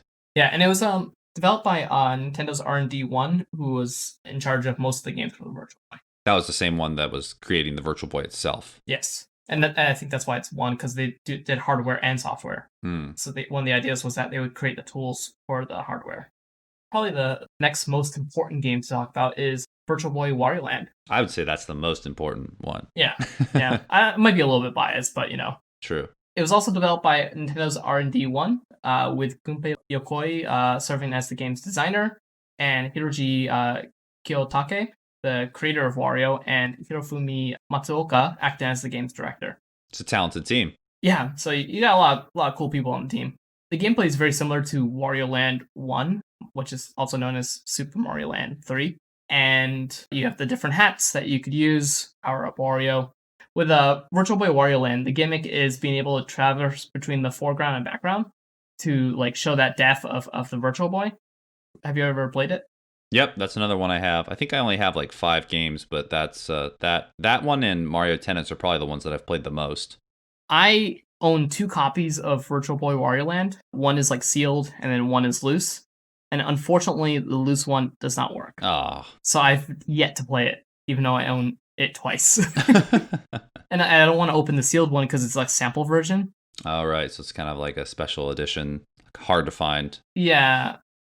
In the game, it's kind of like the first one where Wario's searching for treasures. In this one, he's in the Amazon River, which is the M in Amazon being a W. Oh, I see, because it's been Wario-ized. Yeah, it's Wario-ized, yeah. Overall, the game seems to be based off the Mario Land prototype that was shown off for the Virtual Boy, where, again, players could traverse between the background and foreground. The Mario Land prototype actually had a huge Wario head floating around. And then, like I mentioned earlier, Nintendo stepped in and said, hey, you can't be using Mario so much. Yeah. And so that must have been when they decided to make the jump. Because, I mean, they had a couple of other Mario titles for the Virtual Boy already, like Mario Clash and Mario's Tennis. So it kind of makes sense that they would try to diversify their lineup a little bit. True. In development, the game was also known as Wario Cruise. I'm guessing that's just because of the Amazon River. The game is pretty short. I think it can be completed in 2 hours or so. But that's not really a bad thing because, the whole lasers in your eye thing. I was going to say, I don't think I've ever beat it. I've never had the wherewithal to stick with it that long. Yeah, and if you complete it quickly and, get a certain amount of money and treasure and stuff like that, you can get better endings. And the best ending has Wario on a magic carpet with a bunny girl flying off into the distance. A bunny, like a girl dressed as a bunny, or a girl that is a bunny? A girl that's dressed as bunny. Ah, I see. Probably the next most noteworthy game is the Jack Bros. And it was developed by Atlas, and it was actually a spin-off title of the Megami Tensei series. Oh, I thought it was a prequel to Super Smash Bros. Oh, yeah. And it was actually the first entry of the series to be released outside of Japan. Oh, really? Wait, so it's a spin-off of the Shin Megami Tensei series? Yes. Jack Frost, the main character in that, he originated from that series. Oh, okay. I had no idea there was even a connection there. Oh, yeah. And the game has 3 Jack brothers. There's Jack Frost, Jack Lantern, and Jack Skeleton. Really? Those are the 3 main characters. You can also unlock a 4th character if you complete the game. Jack in the Box? No, it's actually a pixie. Oh. Unfortunately. Jack Frost, Jack Lantern, and Jack Skeleton, they travel to the human world for Halloween, but then they kind of lose track of time and they have to get back to the world. So Pixie shows up and shows them a shortcut. But in order to, get through the shortcut, they have to traverse 6 areas, find all the keys, and defeat the bosses, and try to get to the portal in time. I feel like I've seen the cover for this, and it's got those spooky guys on it. Yeah. And I guess I thought that those were the bad guys, not the people that you actually play as. Yeah. It's pretty fun, actually going through the levels and dropping down from one platform to the next is pretty satisfying. Oh, like the 3D visuals of it all? Yeah, it's one of the games that I own for the Virtual Boy, and it's definitely one of the most fun games for the system. Yeah, that's not one that I own, although I wish I did now that you're describing it. Definitely, if you get a chance to check it out. It's a little expensive, actually. Yeah, I think it's one of the more rare ones. Those are probably like 3 of the best games for the system. We're not going to talk about Nestor's Funky Bowling? The best Virtual Boy game to ever exist? Yeah, Nestor's Funky Bowling was a game developed by R&D3, Nintendo's R&D3, and also a US company called Sapphire. Was not released in Japan. And it features the Nintendo Power character Nestor. And, I always wanted Nestor to bowl, and he finally got that chance with Nestor's Funky Bowling. I've honestly never played it, but it's just such a weird tie-in. Like, of all the characters to pull, pulling a character from Nintendo Power magazine. Yeah, I think it's so weird. Kind of makes sense for the hardcore Nintendo fans to be like excited about it. Right. And I'm sure like it's not something that Nintendo internally came up with. I'm sure it's like something that like Sapphire was like, "Hey Nintendo, can we do this? Can we do Mario's bowling?" No. Yeah, I would imagine they went to that list. They were like, Mario? No. Luigi? Well, Luigi, no. Okay, Kirby, no. Fine, Nestor. Yes. Who? Sure, take him. So, yeah, as you can see, even though there was a lot of companies that were planning on making games, only 22 of them actually made it to market, only so many in each region. But as these are being developed, Nintendo is showing off the Virtual Boy more and more. Before E3 in 1995, they showed it to the public at the Shoshinkai Software Exhibition in Harumi, Japan. So that's the first time it's shown to the public. And everyone's just kind of like, it's okay. When it's shown off at E3, it's kind of the same reception. People are just kind of like, well, it's got this table stand and it's not actually virtual reality. Nintendo showed it off, obviously, at a couple more shows. In 1995, they showed it off at CES, which was in Las Vegas. At CES, they actually shared a booth with Reflection Technology, who was showing off another one of their projects, which was called the Fax View, which was kind of the same technology. You could see faxes that people had sent you, and they would appear, your field of vision. In the months leading up to the Virtual Boy's launch in Japan that July, there was like a media frenzy all of a sudden about the Virtual Boy and how it was like so terrible for you, because I guess the media had just kind of like sensationalized the fact that it had all these warnings, and it was terrible timing because Nintendo's trying to hype it up, and then all of a sudden there's all these news stories about how it's bad for your back, it's bad for your neck, it's bad for your eyes. Why would you ever play this? Don't buy your child this system. Go buy a PlayStation this Christmas. It was just poorly handled, I would say. But regardless, it launches in Japan in July, and it just doesn't sell well right off the bat. Everyone's just kind of confused as to what it is and why it exists and why it looks this specific way. 2 months later, Nintendo says, well, I guess we're going to try it in America. When it launched in August of 1995, it was $180, which was like 3 times the price of a Game Boy, and which came with a game of Tetris. So it was a bit of a bold move, I would say. And Nintendo, in a bigger bold move, said, we're going to sell 3 million Virtual Boy units in the first year on the market. And as you may have guessed, that did not come true. Yeah. And when it did launch, Nintendo had partnered with Blockbuster, and you could go to Blockbuster and rent the system for, I think, 2 or 3 days for $10. So you could test out the system and get super hyped about it. But this completely backfired because people started renting it, realizing that it wasn't what they had hoped, and then they were returning it and not actually buying a system after the fact. So, way to go, Blockbuster. Yeah. You failed us once again. Thanks. Have you ever seen any of the Virtual Boy ads, like the TV ads or the... Yeah. They're kind of weird. Yeah, where the Virtual Boy walks around. Yeah, they kind of had this post-apocalyptic look to them, and the people are all grungy and kind of have this caveman feel. They're jumping through all these caves and rocks and this weird, almost Martian landscape. And there's one that says, I played tennis with a toad. I was set adrift in the cosmos. I flew into the mouth of a beast. It was just another day in the third dimension. But you're right. There's an ad. There's a TV ad where there's a Virtual Boy walking around, and it's talking about how the Virtual Boy has all these things, but the one thing it doesn't have is eyeballs, and so it needs your eyeballs. Which is when you're gonna, market a video game system, saying that it's gonna steal your organs is always a great... It's always a good move. Yeah, exactly. It's a great idea. By December in Japan, they had only sold 140,000 units, which was like Nothing. hugely embarrassing for Nintendo. Yeah, I mean, just like a flop of epic proportions. And Yamauchi, before the year was even over, was just like, that's it. We're done.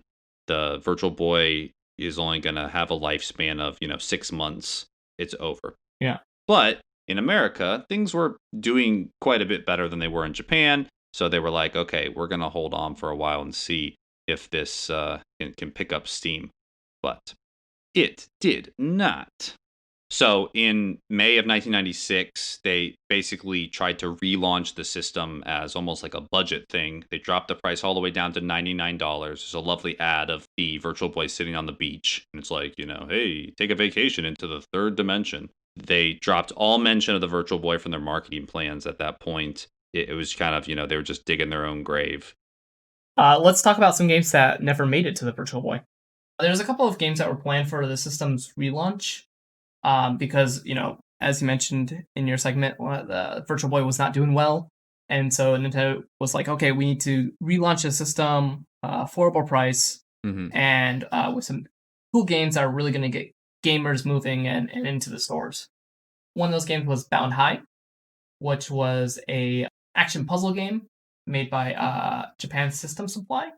You basically would bounce up and down on a platform. Oh. It's kind of like Breakout, where you have to kind of break the platforms, but you're also fighting enemies at the same time. Oh, okay. And did it have like a 3D, like you're jumping up towards the player kind of thing? Yeah, I had that depth perception. Hmm. Dragon Hopper was another game that was being developed by Intelligent Systems, and it's an RPG game that was said to rival The Legend of Zelda. Really? Yeah. It was being really hyped up and everything, but unfortunately, there's no prototype of the game, and there's only a few screenshots that exist of it. That's too bad. Yeah. And probably the next one that's really interesting is Zero Racers, which is being developed by Nintendo. With Zero Racers, it was supposed to be a sequel to F-Zero. I was going to say, when I hear Zero and developed by Nintendo, that's the first thing that jumps to mind. Yeah. It was supposed to be different from F-Zero because it would allow you to go up and down instead of just, left and right. That kind of sounds like Star Fox. Yeah. Flying an R-Wing. Kind of does. Yeah. I think at one point they even referenced it as G-Zero. Huh. Like in F-Zero and Star Fox, they have the G diffuser. Yeah, G diffuser. And there was a Star Fox tech demo for the Virtual Boy as well. So yeah, those worlds kind of come together more often than you might think. With the game, you would be able to choose 4 different vehicles, which had different attributes and everything. There was Falcon, Stingray, Goose, and then also a new character, Origami, which was like a new racer and a new machine. You know who they really should have picked as the 4th racer? What's that? Nestor. Oh, yeah. And then it would have sold.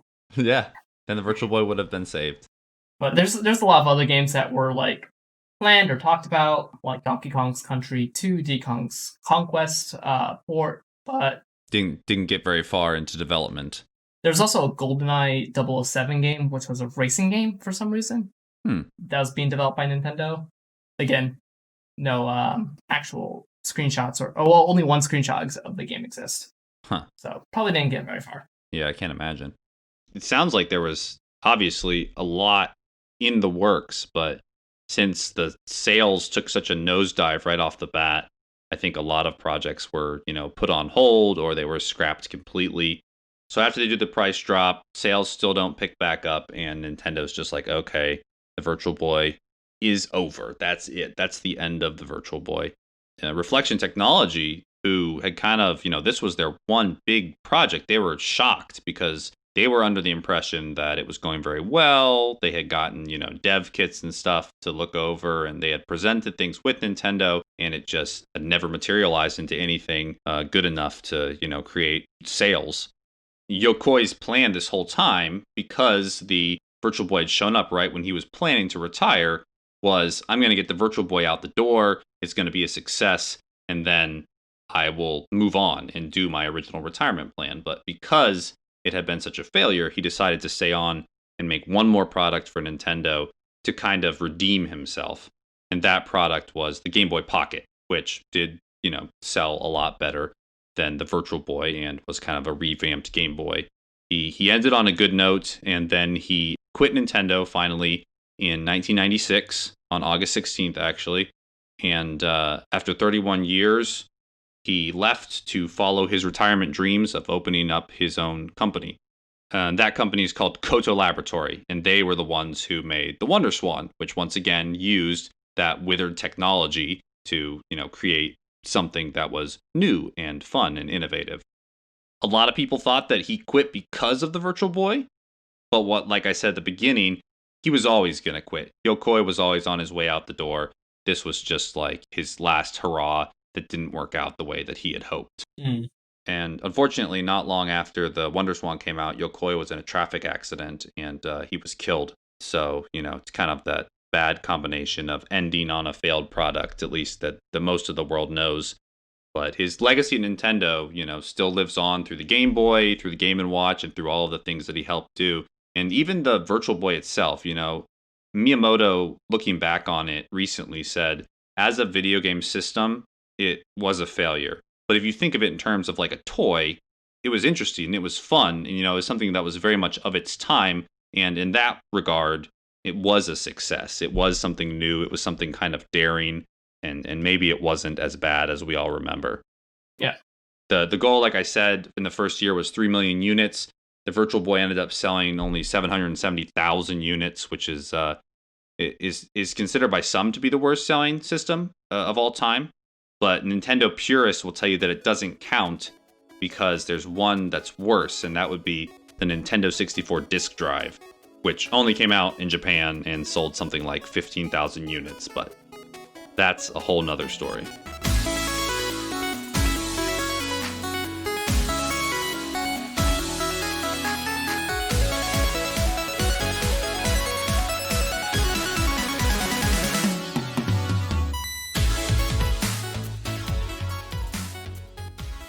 Alright, and that's going to wrap it up for our 25th anniversary Virtual Boy history lesson. If you enjoyed this video, we encourage you to check out the Memory Card podcast.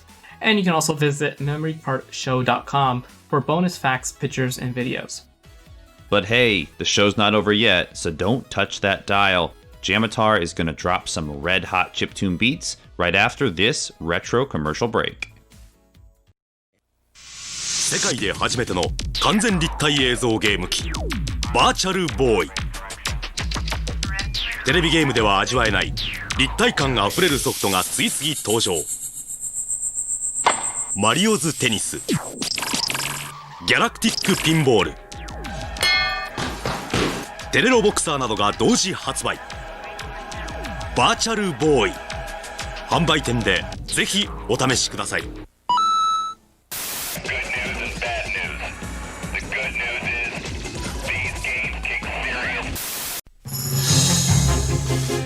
He's the epitome of evil.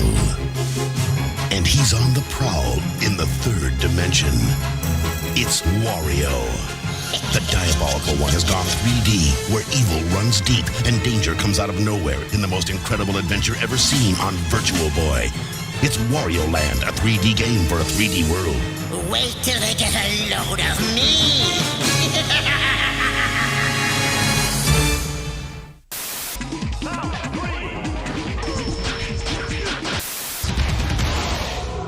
Donkey Kong Country 2. Diddy. It came from the third dimension with its own brain, its own voice, its own legs. There's only one problem. It needs your eyes.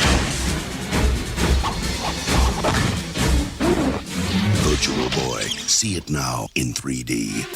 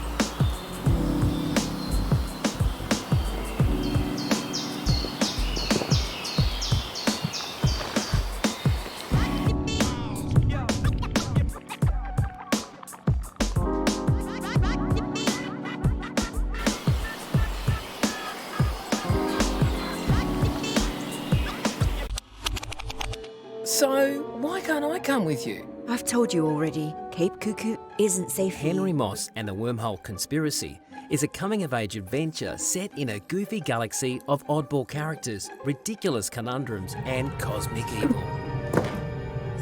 Wander, ponder, and laugh your way through a heartfelt exploration of independence, family, and growing up.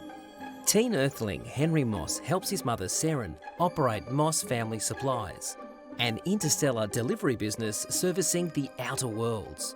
Henry longs to break free of his domestic duties to seek his fortune and fame amongst the far stars. Together, the Mosses uncover a cosmic conspiracy overseen by the sinister Benedict Wormhole. This sets the Mosses on an interplanetary journey of compassion, exploration, and self-discovery, together fulfilling a secret legacy founded a generation ago. I've really tried to capture that classic point-and-click adventure experience that so many people love, but bring to it a modern twist. Multiple solutions to problems, a dynamic soundtrack, unique mechanics, and with the family audience in mind the whole way through. It's a story about coming of age and a family relationship, and a modern family at that. This is a game that will really appeal to people that grew up with these games, and if they've got kids of their own, then can hopefully share that joy with them too.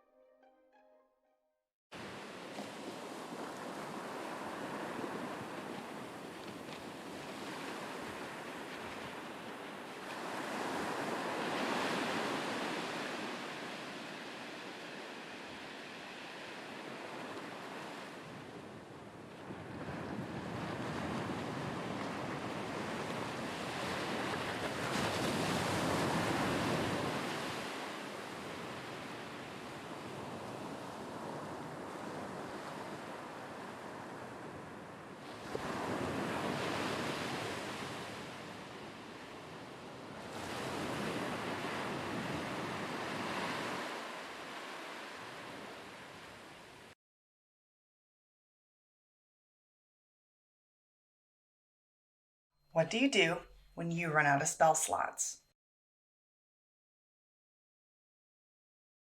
I'm sure you've wondered how I, Walnut, have become as well known as I am for never being in want of spell slots and always being prepared for any situation. Listen to the end for my trade secret. As you know, personally, I never run out of spell slots. As a level 10 druid, Circle of the Moon, mind you, I have so many spell slots and so many options. Do I want to scare off some feral cats with a little magic missile, Cure an oafish paladin's boo-boo with a little good berry? Or am I feeling spicy enough to drop a 3rd level moonbeam down on an entire illegal logging operation? I'd love to run out of spell slots. I would. That would mean I'm doing my best out there to protect the natural world. I suppose I do have to mitigate only having 2 wild shapes per day. Now, I know what normal people would think in this situation, but Walnut, can't you just save those wild shapes for when you're in the most dire circumstances? No, I say. Instead, I would say, what defines a day? Certainly, there's no law, no rule, that a day has to be anything other than the time between rests. And that's why I've developed a perfect system to skirt the rules, as it were. I need to do a big fight with a dragon in 30 minutes. Good thing I can turn into the mighty dragon's most feared natural enemy, a regular-ass bear. But oh no, I don't have enough time to sit for 4 hours and regen my wild shapes. Guess I'll die. Sorry, the rest of my party. Has this ever happened to you? Not anymore. Now druids can perform not 5, not 6, not 7, but 8 equidistant mini trances, or naps as I like to call them, across the day. Why wait for your wild shapes to fully regenerate when you can get partial credit for a 30-minute nap blast? Sure, I could turn into a whole bear, but isn't it just as good to have my regular body and say like 1 bear arm for about 15 minutes? That's a whole 150 rounds of combat. If you can't get the job done with 1 bear arm in 100 rounds of combat, then why are we even talking?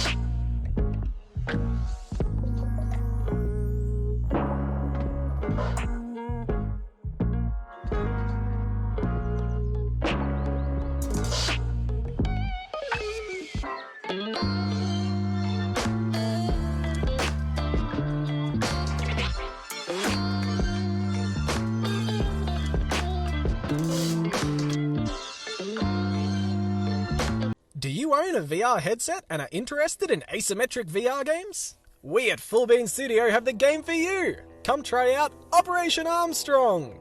Sneak around our lunar facilities while your friends keep you hidden from enemy robots. Hopefully. Don't own a VR headset? Find a friend with one and then go play Operation Armstrong. You can direct them through the facilities. Tell them to go left, go right, duck, perform a U-turn where safe, or any combination of senseless noise till they pass out from motion sickness. You gave me those directions, guys. Then log in with your smartphone or other device and become the hacker you always wanted to be. Open doors, close doors, distract enemies, crack locks, turn off alarms when your clumsy agent inevitably triggers them. Don't have any friends with VR headsets? Check out our community Discord where you can join other community members or us devs while we play Operation Armstrong. Also feel free to drop by if you just want to talk game dev, VR, or how the weather is in Australia. Don't forget about our Operation Armstrong level editor. Make entirely custom maps to share over your Steam Workshop and screw your friends over. Alright, enough talk. Let's play. Hello, welcome to this walkthrough of Operation Armstrong.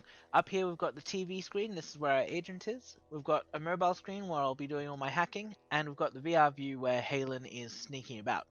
So let's get right into it. Let's go. Alright. So we're going up to door 4, I'm going to open that, get round behind the obstacle there. Yep. Okay. Yep. You're good, keep moving, go into the vent. Oh no, he was a fast turner. What? How do you...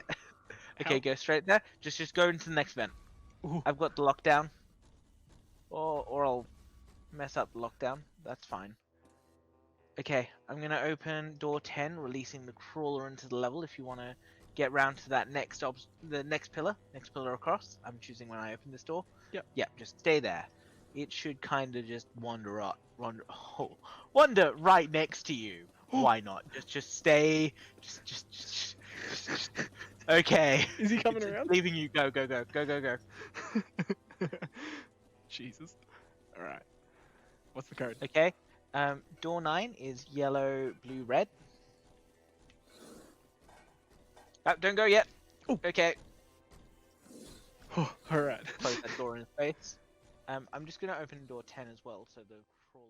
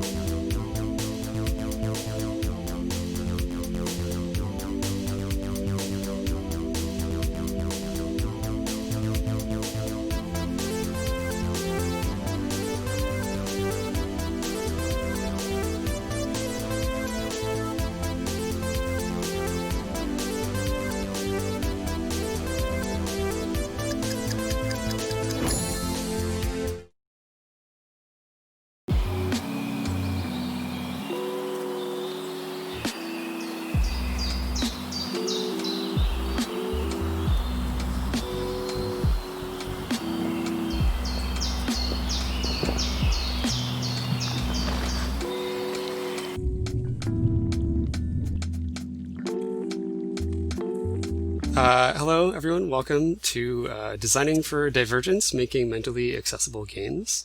If you are here for any other panel, you are in the wrong place and should probably leave. We have a group of diverse developers from across the industry who all have various different reasons for being here, but we're going to help you understand what it takes to make games for everybody. If you're here looking for games for everybody, we're probably going to have some good recommendations for you. There are also going to be two versions of us in this panel. There's the version you are watching on screen, and there's the version on the chat. So if you have questions as the panel goes on, there will be people here from the panel able to answer you in real time. Welcome to the future. Just to go through introductions for everybody, I'm Jake. I'm a game designer in the suburbs of Philadelphia. The main reason that I'm here is I have ADHD and I have bipolar 2. And there's a very specific kind of game that I like, and there are games that just don't do it for me. So I was playing some of those games, and I thought, what would it be like to actually describe what that is and what that means? And now we're all here. We have 6 people from the industry to talk about that. Kelsey, why don't you go next? Yeah. Hi, I'm Kels. I own Peachy Keen Games, and we're making Calico, which is a magical girl cat cafe sim. I'm really passionate about accessible games, especially for people who have PTSD or anxiety and depression like I do. And then ADHD is a fun little sprinkle in there that also kind of complicates which games can work and which don't. Yeah. ADHD is a lot of fun sprinkles. Jerry, what have you got? Hi, I'm Jerry Bellick. I design alternative controller games and experimental games, as well as escape rooms and other kinds of installations and immersive storytelling kinds of things. I deal with general anxiety and depression and lots of ADHD, as well as some tics that manifest with trichotillomania and dermatillomania and tinnitus. Why don't we just throw that in there? It does happen a lot. I get the ringing in my ears all Yeah. the time. Alana, what have you got? Hi, I'm Alana, rhymes with an N if you have an American accent. If you don't, it does not. I'm the founder of Team Toad House. We make visual novels that destigmatize mental illness. We're currently making a game where the main character has anxiety, and the whole idea behind it is to kind of expose people to therapy and tools they can use to manage anxiety. Myself have anxiety, a lot of people do. I also am very familiar with PTSD and bipolar disorder, social anxiety, and I'm making that game as accessible as possible because I too believe that accessible games is just good game dev. That's totally fair. Accessibility works for everybody. Kartik. Hi, I'm Kartik. I'm an indie game developer, and I'm also a mobile game developer by day, and I have made a few accessible games, a few not accessible games. I've learned a lot through my experiences there, having been affected by PTSD and anxiety and depression, and I'm hoping to share some of my experiences and learn from everyone else on this panel as well. And last but most certainly not least, Tiffany. Hi, I'm Tiffany Otto. I'm the Director of Partnership for IndieCade. The reason I'm here is to talk more about temporary neurodivergent states. So we hear a lot about like, oh, people have anxiety, people have bipolar, etc. But we don't always talk about how things in your life can temporarily make you a little more divergent than you normally would be. A famous one would be postpartum depression, or if you have a super stressful week. And we all work in video games and we all live in COVID, so we're familiar with those things. So I'm here to talk about more temporary states and how to design around those from maybe an office or business perspective, and how some games that you might love, you might not love right now, and that's okay. Mm-hmm. That's very true. Not everything you deal with in your head, you deal with forever. So the reason this panel originally came about was I was playing open world games, and I was playing Ghost of Tsushima, and I'm like, wow, this game works really well for my ADHD. And I just started to think about why, and it was like, a lot of things keep you in the game, like the gentle breeze is your way to get from place to place. You never actually have to look at a map if you don't want to. You learn about new destinations because something will be like, oh, there's a golden bird that just flew in front of you. Do you want to follow it right now or not? Like, I don't need to think about that. I have ADHD. Yes, I'm going to follow the shiny golden bird. Are you kidding me? And it made me wonder, like, well, why that? Like, why not like Assassin's Creed? Why not like any other open world game? Why are those so bad for me? And why is this one so good? So can you think of any games that worked well for you? And if you can, what was so good about that games? Or what was so good about those games that did that for you? I have a comparison actually, because hashtag temporary states. So I am a longtime Sims player. I've been playing The Sims since it came out, and I love The Sims. But for me, The Sims is a game I fall into for 4 days. I wake up really hungry, wondering where the time's gone, and my parents are wondering if I'm still alive. The Sims 2 was my poison of choice. When COVID started, I couldn't get myself to pick up a copy of The Sims. And I'm like, this is so off-brand for me. I could only find myself playing games like Polytopia on mobile, which are like fast play, kind of like Advanced Wars, only like Civ and Advanced Wars had a really pixel-arty baby. Beautiful game, highly recommend. And then I picked up Horizon Zero Dawn. And it has taken me more spoons, more mental energy to pick up that game, but I sit in it for longer. Like my casual day-to-day, because I used to be on the conference circuit. I had a very like go-get-em job. And with COVID, I can't do 90% of my job stuff. So this high stress and like that feeling of low productivity mimics a lot of feelings people get with depression, anxiety, etc. So for me, I found that something really deep, like, and time-sucking, like The Sims, wasn't available to me anymore on an emotional level. I couldn't handle the level of mental arousal you'll need to handle that kind of game. So then I was playing games like Polytopia, but then it got to a point where that low level of arousal, that quick run through this game only lasts minutes, wouldn't do it for me either. Enter Horizon Zero Dawn, I had similar experiences to Jake, where there were different ways to play the game. I could like hardline the critical path, or I could go and jump off all the shiny rocks like in Assassin's Creed and find all the Banuk stuff and just go chase machines. And I, you know, since it gave me options, as my mental state changed, I had more ability to play that game. I have noticed though that I can't play it anymore because it involves too much emotional commitment for me to handle right now. So I've been playing a lot of Fight Crab, which is basically Tekken with weird physics for crabs. And as a result, the rounds are like 10 seconds. We're not going to get into a panel about Fight Crab. So my point is, like, as my mental state changed, the amount of like mental arousal I could handle changed. Mm-hmm. And I'm sure other people have similar thoughts. And since it's a more temporary state for me, like I couldn't adjust medication. I couldn't do that kind of thing. It was based entirely on my day-to-day.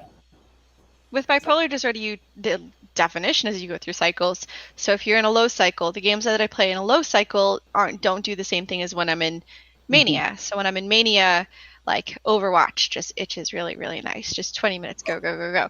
But when I'm in a low state, Paper Mario or Pikmin feels really nice because it gives me a task and I finish the task and I go, good job, Alana, you did great. And you throw confetti. Then I'm good.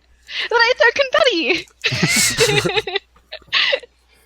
Bringing it back to the open world stuff a little bit, I've actually been playing a lot of Horizon Zero Dawn right now, Tiff.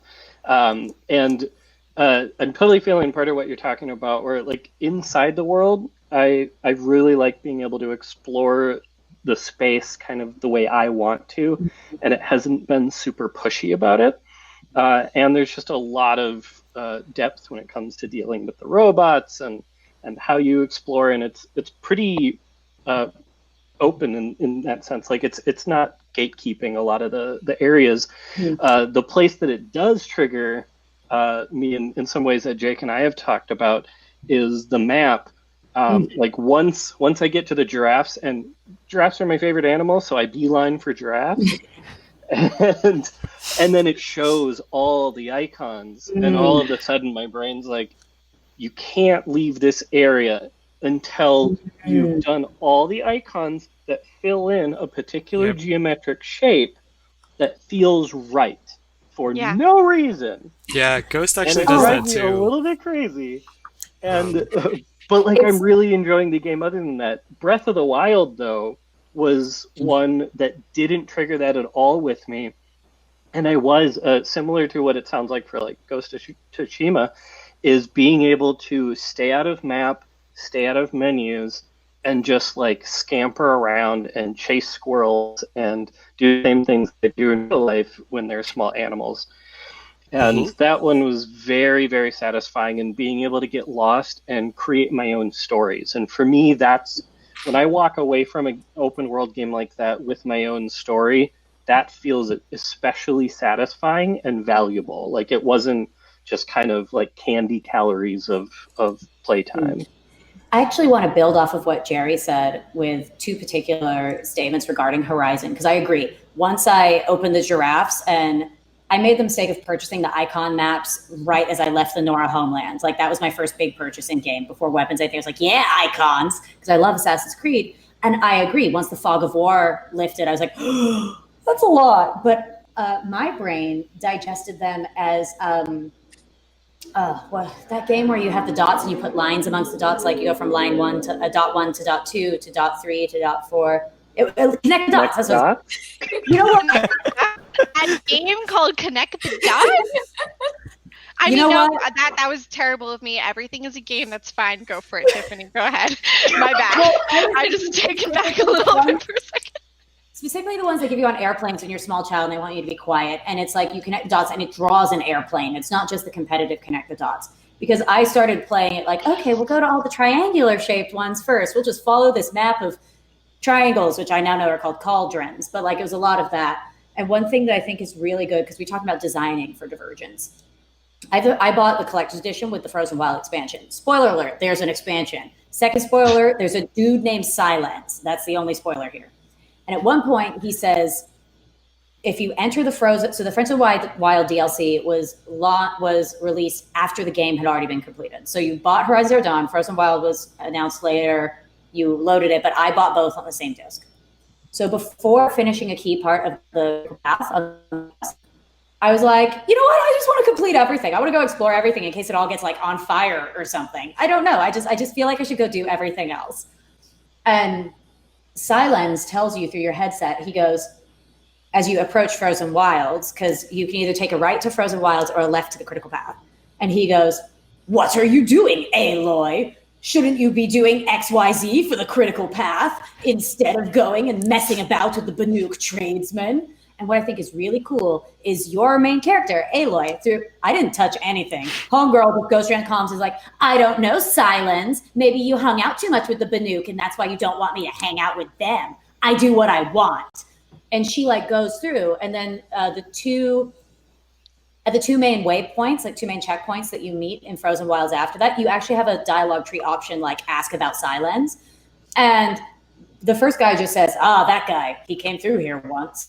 And the second one goes, yes, we don't talk about him in these lands. And I think it was a really tight way of looping what could have been like anxiety-inducing completionist content into like, I'm playing this game how I want. Like I'm assuming if I'd gone back to the critical path, Silence would have been back in my headset going, you've made the right choice, Aloy. But like, and I don't what know. a good way to remind you what you should be doing in that moment. Mm-hmm. Those menus are great. You have to go find them. I'm never lost in that game. It lets you know what you should be doing, but also saying that we've thought about this and it's still okay. Like we're letting you, so it's still allowed, and you can still do what you want. Definitely come back to playing games how you want. Kels and Kartik, do you have any games that work really well for you? On a slightly different topic, but still on the topic of big games, like, we've all talked about pretty large open world games that have a lot of experiences. They're kind of inherently designed in such a way, or allow for design to be more accessible to a lot of wider range of people. And a game that I was playing recently with my partner, Path of Exile, which I wouldn't necessarily say is a game that immediately comes to mind when you think about accessible games, but one thing about it that makes it very surprisingly accessible is the variety of classes and the play styles built into it. Wherein I love to play where I'm just like clicking all over the screen constantly, really, really fast, just gives me something to like do something with my fingers really, really fast. Whereas my partner prefers to lay back, chill out and to do something a little bit more relaxed. So she plays the Necromancer, where all her little minions do all the killing for her. And we're playing almost two completely different games, but we still get to play together in spite of our different experiences and what we find fun. And I think that open world games like the ones we've just described, and multiplayer games, which have such a wide range of gameplay, have the opportunity to create these different experiences within the same game. And still let everyone enjoy it on their own terms. Yeah, I mentioned Breath of the Wild. That was definitely a big one for me. There's something about it that I think Tiffany mentioned as well, is being able to choose what kind of like state you're in. And there are so many different kinds of gameplay that Breath of the Wild has. And I think about it specifically because in the Legend of Zelda series, while I did enjoy all of the other Zelda games so much, I really had to hug onto a tutorial online to be able to get through everything. It constantly forces you to remember what you're doing, like remember a thing a person told you and do that thing in that order, which can be really difficult. But with Breath of the Wild, it was just, I don't think I ever had to look at a tutorial. I just went through things. A big, amazing part is that if you see one of the shrines, you can use your indicator thingy to place a waypoint. which is amazing because it's like, I don't want to lose this thing. I need to do it now. Instead, it's like, I don't need to do this now. I can set a waypoint, and then maybe when I feel more like doing all the shrines, I can teleport and go to all the shrines and do them all at once, which I think was really amazing for just being able to play for long periods of time under different mental states. Yeah, and not just a waypoint, like you can set different kinds of waypoints. Like a lot of games are like, you can put up a marker on your map. Breath of the Wild is like, here's a rainbow of crayons that you can mark your map with. And if you have a system for that, you can totally use it. So kind of on the same thing, but from a different perspective, what is something in a game that you otherwise like that doesn't work for you? So for me, it's Destiny. I love Destiny. I've played so much Destiny. I've played since the alpha. I adore that game. But oh my god, I spend 45 minutes every time I go to the tower because I'm like, there are like 10 different NPCs. They all have different kinds of bounties. This one wants me to do strikes, but this one wants me to do gambit. This one wants me to use submachine guns, and this one wants me to use linear fusion rifles. I don't know what I'm supposed to be doing right now. I have like 10 different exotic quests, and a story quest, and a weekly quest, and this thing expires tomorrow, and this thing expires this afternoon. Do not like the bounty system in Destiny. Drives me nuts. But I love the game. What's something that you don't like, and why don't you like it? But it has to be a game that you otherwise do enjoy. I think a big one for me is I love Animal Crossing so much. But in New Horizons, the system of spiders coming out at night was like a huge disservice, I think, because well, with PTSD, it's interesting because it heightens your other anxieties. So like my PTSD isn't about spiders, but spiders increases my anxiety, which increases the susceptibility to get more panic attacks. And I am also a night owl, so I would mostly be playing at night, and I actually started time traveling because I never wanted to play at night. There wasn't things you could make like safe spots. At some point, once you can terraform, you can kind of make them, but even then, like you really have to do workarounds. And they're just constant. And they're terrifying and gigantic, and they actually hurt you in the game. So like, more than just being like, oh, that's kind of gross, like I don't want to see a spider, it's like, this thing's gonna attack me, which is not great for my spider fear that I'm trying to work on. So I just thought that was a big thing too, was completely off theme. Because nothing else in the game can hurt you, nothing else in the game is off-putting. So unlike when you kind of opt into something like that with a terrifying, Silent Hill, I wouldn't be mad if there were spiders. Of course, they're going to terrify me. But when you opt into a cute, calming game, and then there's just one thing that you can't opt out of that completely kind of ruins that experience, is bad. Alana, it sounded like you had something to say. Yeah. I was going to just mention that I can't play MMOs, and everyone keeps telling me, oh, try this one. No, I cannot. They don't end. I need games that end. Yes. I need an endpoint. It's Plus okay. one for that. Yeah, I need to be able to 100% complete it, but at the very least, have a game to finish. Because if it doesn't finish, then I don't sleep, and then it triggers mania, and then I'm up for 6 days trying to finish the game. RuneScape doesn't end. It's fun. It's great, but there's no endpoint. There's none. So there's nothing that tells me, okay, it's human time to end games. It sounds like you never get that serotonin and dopamine hit from like achievement unlocked or like game over in a positive way, or like maybe. I mean, I think it's more of because there's no final task. There's just like the end and we're over and deep breath out. It's like, because I like with RuneScape, I used to love the evil trees, and I would, every half an hour, or hour and a half, a new evil tree would spawn, and I would go, and I was in guilds. I was a guild leader, but I can't do MMOs, and people don't get that.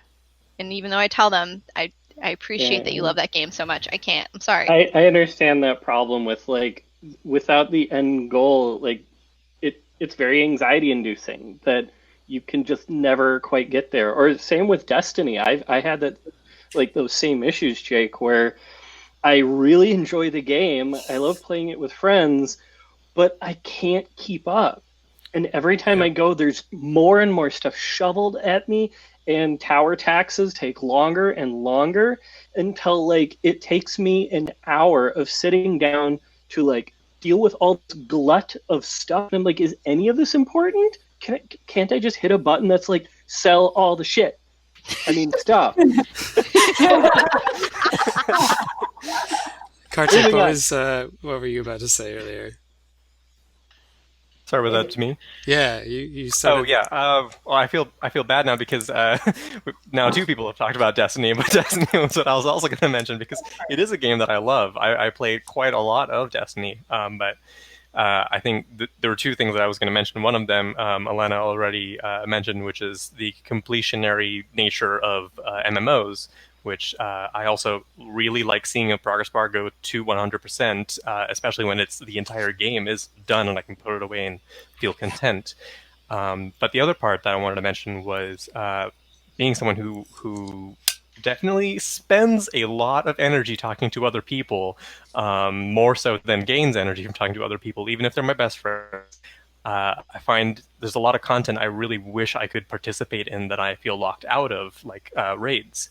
That is too many hours for me to be on a voice chat with other people, even if they are my closest friends. And some parts of the content, I remember the very first raid, I only very recently finished it because me and my friends would keep dropping in and failing on the same encounter over and over again because it would take so long to try.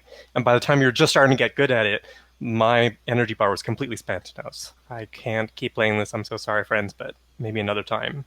And it's games that have maybe more like save points or maybe easier places to exit where you feel like, hey, you know what, we made a chunk of progress today, but it's not a lost cause trying to complete this piece of content. That's a huge thing to mention. Accessibility, not even just with neurodivergence, but making games that you can't play for short amounts of time and you can't pause. And it makes sense with a lot of online play you can't pause an online game, but there's so many single player games that just like do not allow you to save in the middle, which means that you either have to delete all the progress that you made. I mean, so many people have busy lives, especially with COVID. I'm sure a lot of people have kids at home, and even I've got thought when we get to whenever Jake inevitably gives us the question of like, what feature do you want nuked from space? I have emotions. That's our next question. That's our next prompt. So, if you don't have anything to contribute for games that have features you don't like, well, let's do that first, and then we'll get to the other one. Sorry, Kelsey, but were you finished with your point? Oh, no, I jumped in. I apologize for that.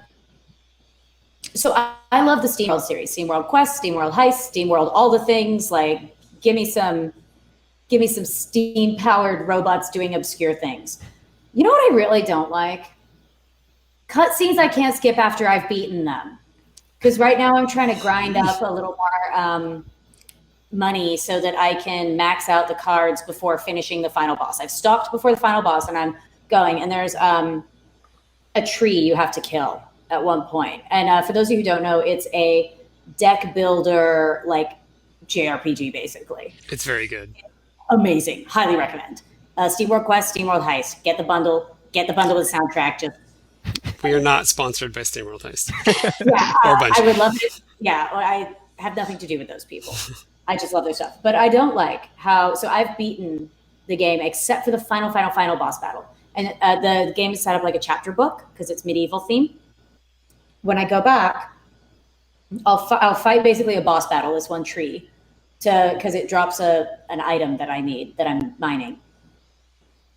I can't skip a 7-minute cutscene.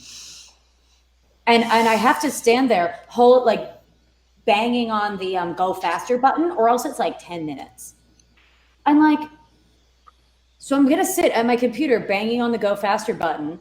I just feel like I'm wasting time. Like, I understand forcing someone to watch the cutscene the first time, and I actually think that's kind of good design because then you don't accidentally exit out of it and miss a key plot point.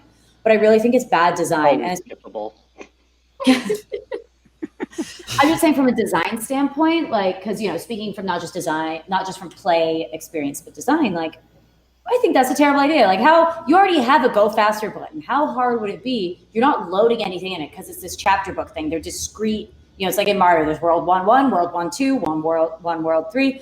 It's not like a game like Tomb Raider where you need to sneak loading some textures while she's squeezing through one of those little tunnels. You don't need to sneak load textures in an elevator like in Mass Effect. So I'm just like, why do I have to watch this? I've wasted hours of my life watching this tree die. Like, I killed it 45 times. I get it. Ooh. That's a pretty good lead into our next question. So, Good job. What features? Can I do a really quick thing, Jay? Yeah, go for it. One, to Animal Crossing, I don't love the parental messages. Being estranged. Like you get messages and packages from your parents. Oh, like your fake You parents. don't love I live for those. Yeah, I'm estranged from my parents, so am they I, are that's why just I a live for them. reminder of like how awful I feel every time they try to get in touch with me, and I'm Yeah, like, okay, why did I you feel do that. that? You just ruined my day. I wish you could turn that. Actually, going back to Horizon, this is kind of an accessibility thing. It drives me crazy when games that have a lot of lore make it virtually impossible to read said lore. Control did a great job at this. I was able to, like, on a regular size screen from a regular distance, read everything just fine. And I have great eyesight. In Horizon Zero Dawn, it is impossible. I have to literally walk up to the thing, and I've gotten so fed up with it that I've just stopped reading it, even though I really, really like absorbing lore.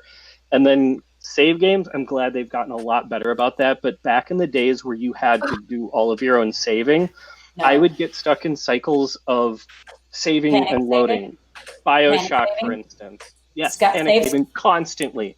Panic Constantly. scum saving. You're not scum saving because you suck. You're scum saving because you're just compulsively hitting. I get this in Word documents. I 'cause they used haven't up solved that bullets. problem. What if so I just need control those? S. Load and use fewer bullets? It got to a really extreme level, and I realized I was like, I got a problem. And so I had to deconstruct what was going on and come up with rules for myself and test the waters. Hey, just try getting through the level without loading every 2 seconds. Just try the whole thing. Maybe the designers thought about putting ammo and other things that you might need places in the future. That's why I like Nintendo games, because I literally say out loud as I'm playing it, be like, it's okay, it's a Nintendo game. I trust Nintendo. They'll do me right. And we're good. Nintendo's not going to Dark Souls you. Nintendo's is not going to Dark Souls I'm the you. other direction. I'm like, that's why I like roguelikes, because you can't hold on to anything. Everything's going to go away. You're going to die permanently. Don't optimize because this run will be over in 20 minutes. Depending on my mental state, that sounds like a a nightmare. nihilistic approach. I like it. I think that's why it's really important for games to stick with what your mental state should be at the time. Because again, if you have a Dark Souls game, you know what you're expecting, you're going into it wanting a certain type of play style. And if you're going into Animal Crossing, I do think it's interesting. I think a game like Animal Crossing should have many, many more content accessibility options, because literally its point is kind of to feel calming and to have this sort of mental state. So to have things where you can't turn them off, like the parental messages or spiders, everything like that, I do think that games like that should be focusing a lot more on that. That's a big goal we have with our game. Is I want it to be a game that I can recommend to people that are going through the worst of PTSD, to be like, this is a safe game, you can play it and feel calm and feel de-stressed. And I think there's an ethical dilemma of, can I do that accurately? Can I say yes, you will feel safe in this game? Yeah. And I think a lot more games should think about that. Alana and I have talked about this, how we were talking to someone who works in PR, and he was like, hey, I had this game, it's right up your alley, XYZ.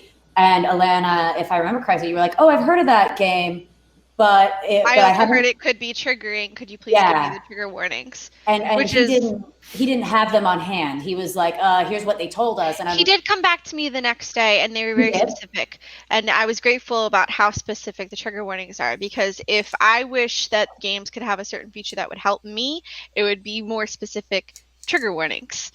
because I would love to play so many games with extensive narrative-rich everything. I'm just going to give the prompt now.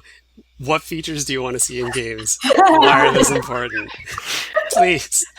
You're all jumping ahead. Trigger warnings! I just Trigger said warnings. it, Jake! So there's a... No, wait, getting the question out there. There's a... I didn't know, I was just talking. It's a So panel. what I'm hearing is Alana just did an incredibly natural, organic shift. Yeah, to our Jake. next point. You're welcome for Um, transitioning us so organically to your next question. There's a I love it. there's a Wow. website There's out gonna be a there. mutiny. There's a website called Does the Dog Die? And Yeah. you can What? look yeah, Ooh, you yeah. can look up a huge database of triggers that are triggering for you. Everything from like the dog dying to needles to infidelity to claustrophobia, like whatever ails you, whatever you don't want to see. You can look it up and be like, does this movie have that? And it won't tell you anything else about the movie that you don't want to know. It'll just be like, yes or no. Yeah. So I'm getting We need that flashbacks for to- games. I was getting flashbacks to BioShock when you were talking, Jake, because like that game, I love everything. I'm like, that game is my jam. And I mean like the BioShock that came out like 100 years ago, not this new nonsense. Like the first one that blew our brains, like before anyone knew who Ayn Rand was. And Jesus. We need to save all the time. yeah, the Scum Saver edition. But That was my Scum Saver game. but there was this whole thing. It was a meaty narrative. There was meaningful choice. And for those of you who are youth, back then that wasn't a thing. Mass Effect was not a thing yet. Like it was a big deal that like making choices would affect your ending so dramatically. And they were not obvious choices. It wasn't like eat the deep fried baby chick, eat tofu. Like you had like actual like Oddly specific. Fable Too long. Fable 1 is what I'm referencing. They had a very binary good evil Wasn't system. the choice kill the little girls or not, though? Well, so there was like take the hit and nearly die from the big daddy, or like harvest the stuff you need to play the game from the little girl. It wasn't a cut and dry, like so in Fable, which is where the deep fried chicks comes from. There's a whole morality system based on everything from what you eat to what you wear to who you talk to. And the famous one is if you eat deep fried baby chicks, you become more evil. It's a 15-point evil. Chicken nuggets? Chicken nuggets, yeah. I love I chicken love nuggets. chicken nuggets. But so then they had this thing where like if you ate like unbleached, unseasoned tofu, it was 10 points of good on a 100-point scale. And so Evil if you- all the way, if those are my choices. Done. Well, this is also a game where like your scars showed up on your body. It was one of the first games to ever do this. I know in 2020 that seems insane that not every game has this, but back in like 2000 and single digits, this was a thing. And then BioShock in 2000 and early single digits, it wasn't a cut and dried like KOTOR thing. This wasn't Knights of the Old Republic where it's like, oh, I use the red lightsaber, I'm evil. It's like, oh, do I harvest the thing that allows me to finish playing the game, or do I nearly die? Like, do I make harder choices? And obviously now it's got more complicated, and looking back, it looks very simplistic. I don't like looking at needles for a variety of reasons, but all you really need to know is I can't do needles, especially the idea of self-injecting. Like, I saw Trainspotting way too early in my life at a formative age, and like, no, thank you. Like, I don't handle getting blood taken very well. So I was always distressed because I couldn't play BioShock, which has every other thing I would love. Meaningful choice, morality, at the time, best in class graphics, like females that are actually useful. I'm looking at you, little sisters. Like a world, that game is a masterclass in world building. I could look around the world and learn the story instead of having it like, there once was a day, like at me. I could play because of this specific thing. I understand it's a very important mechanic. And I think part of this whole discussion isn't make every game good for me. It's know where you as a designer put that line. So like, Well, now it's also knowing your audience, right? Know who Yeah. your audience is going to play. Like my biggest thing, one of my biggest things with game dev is when, like, not talking about like mental asylums and that being a horror game, but when they put mental illness into a game and they're trying to do it in a genuine way, but then they make it too triggering for the people with the mental illness to play said game. Like, who is your audience? Who is this game for? I think that's more what you're talking about, knowing who your audience is and your demographic, and can they play the game that you're playing to represent them? Okay, cool. So you're representing me in my game, but like, I can't play said game. Celeste does a really good job with that. They actually did an interview with Game Maker's Toolkit about difficulty. So Celeste, hello cat. Celeste has an assist mode. So in assist mode, you can very granularly change the game. You can reduce the game speed. You can give yourself infinite air dashes. You can make your character invincible, so you like don't die to spikes and hazards and things. Like there's a lot of stuff. But when I love you're that it's called assist mode and Am not I easy gonna mode. finish Celeste now? yeah, so like that's the point is like when you try to access assist mode for the first time, they're like, hey, just so you know, we designed this game very intentionally. Like we spent a lot of time balancing exactly how the game feels, and that is the intended way to play. If for any reason you can't play the game like that, this is for you. We want you to be able to finish your game no matter who you are. We don't want you to be put off by difficulty, because difficulty, while It's really being nice. like the core design tenet of this thing, it's not precious to us. Like we don't have to have that. Yeah, and I think there's such a big discussion around difficulty and accessibility because a lot of people they think it lessens the sense of accomplishment, but I think there are really, really easy ways to allow for that sense of accomplishment. Like, first of all, giving an option like we used to have, Guitar Hero, you could say like, I need this on expert mode, and that's totally fine. Like, you can specify modes. It doesn't lessen it if someone beats it on easy mode easier, because you can still say that you beat it on expert mode. I think another thing too is being like, you get a special prize if you don't use any of the like skipping options or something. As long as you warn about that at the beginning, you say something like Celeste did of like, hey, like just to let you know, like this isn't exactly like, it won't do that. That's the other thing is when you don't say that, you give those accessibility options and then you're like, oh, sorry, you can't, you used it once, you can't get the award now, all the way at the end. Well, so building on that, I think Fight Crab did this really well. I'm not just saying it because it's one I heard, but like I'm very bad at fighting games. For those of you who don't know, I'm atrocious with controllers. I have nerve damage in my hands. I can't get good. That's just not a physical option for me. I'm also an adult with a full-time job. So like, I don't have time. Really? I'm also over the age of 16, so my reflexes aren't where they used to be when I was a small child. But Fight Crab's really interesting. And going back to what Jake said about assist mode, so I am so bad at fighting games. And I have a friend, and she used to be on the fighting game circuit. So she's really good. And if we play co-op together, I'm mostly just running around, and she's like actually winning. But when I was playing by myself, it was a lot harder. And after I died 3 times, Fight Crab was like, do you want an assist? And it was a picture of a fighter jet with a crab on it. And I found out from asking someone who is running PR from the game, oh, it actually just airstrikes for you. Like a crab rides a fighter jet in and airstrikes. And some other levels where I was dying consistently, it was a really long-legged green crab. Like it basically tells you what kind of assist you're going to get. And it treats it almost like a finishing move. Like in Advanced Wars, it would be like, airstrike assist. Like you didn't feel bad for using it. And so going back to what Jake said about it, Celeste calling it an assist mode, I like that so much better than like easy mode. difficulty. Yeah. I like how, so Horizon Zero Dawn calls it story mode. There was a game that came out recently, a big time AAA game that everyone was like, well, this game was too easy. And it's like, bro, just go on normal difficulty like a normal person. Like, there was, I forget which game it was, but it was Major Drama. I'm sure you can Google it. It was last month. I remember that. I don't remember what game it is, but I like how Fight Crab made it a feature, not a bug. Like they used a very old school technique of rubber banding, which Blue Shell Mario Kart is the most famous example of that. But it felt natural. I didn't feel humiliated. I never used the assist because I was like, I'm gonna do it. But I like that it didn't belittle me. It didn't say, like, by the way, we're slowing the game down. The language is very I would have important. almost wanted to because crab on a fighter jet. Like Exactly. Doom and Yeah. Wolfenstein are both like, are you a baby? And I'm like, no, I'm not a baby. I'm Yeah, fucking I mean, if we're 35. talking about features to nuke from orbit, it definitely would be the easy difficulty for babies, where it says like, "Oh, are you really gonna?" And it's like, why are I'm a fan? I'm a Junior. player. Don't Starve does a lot of that.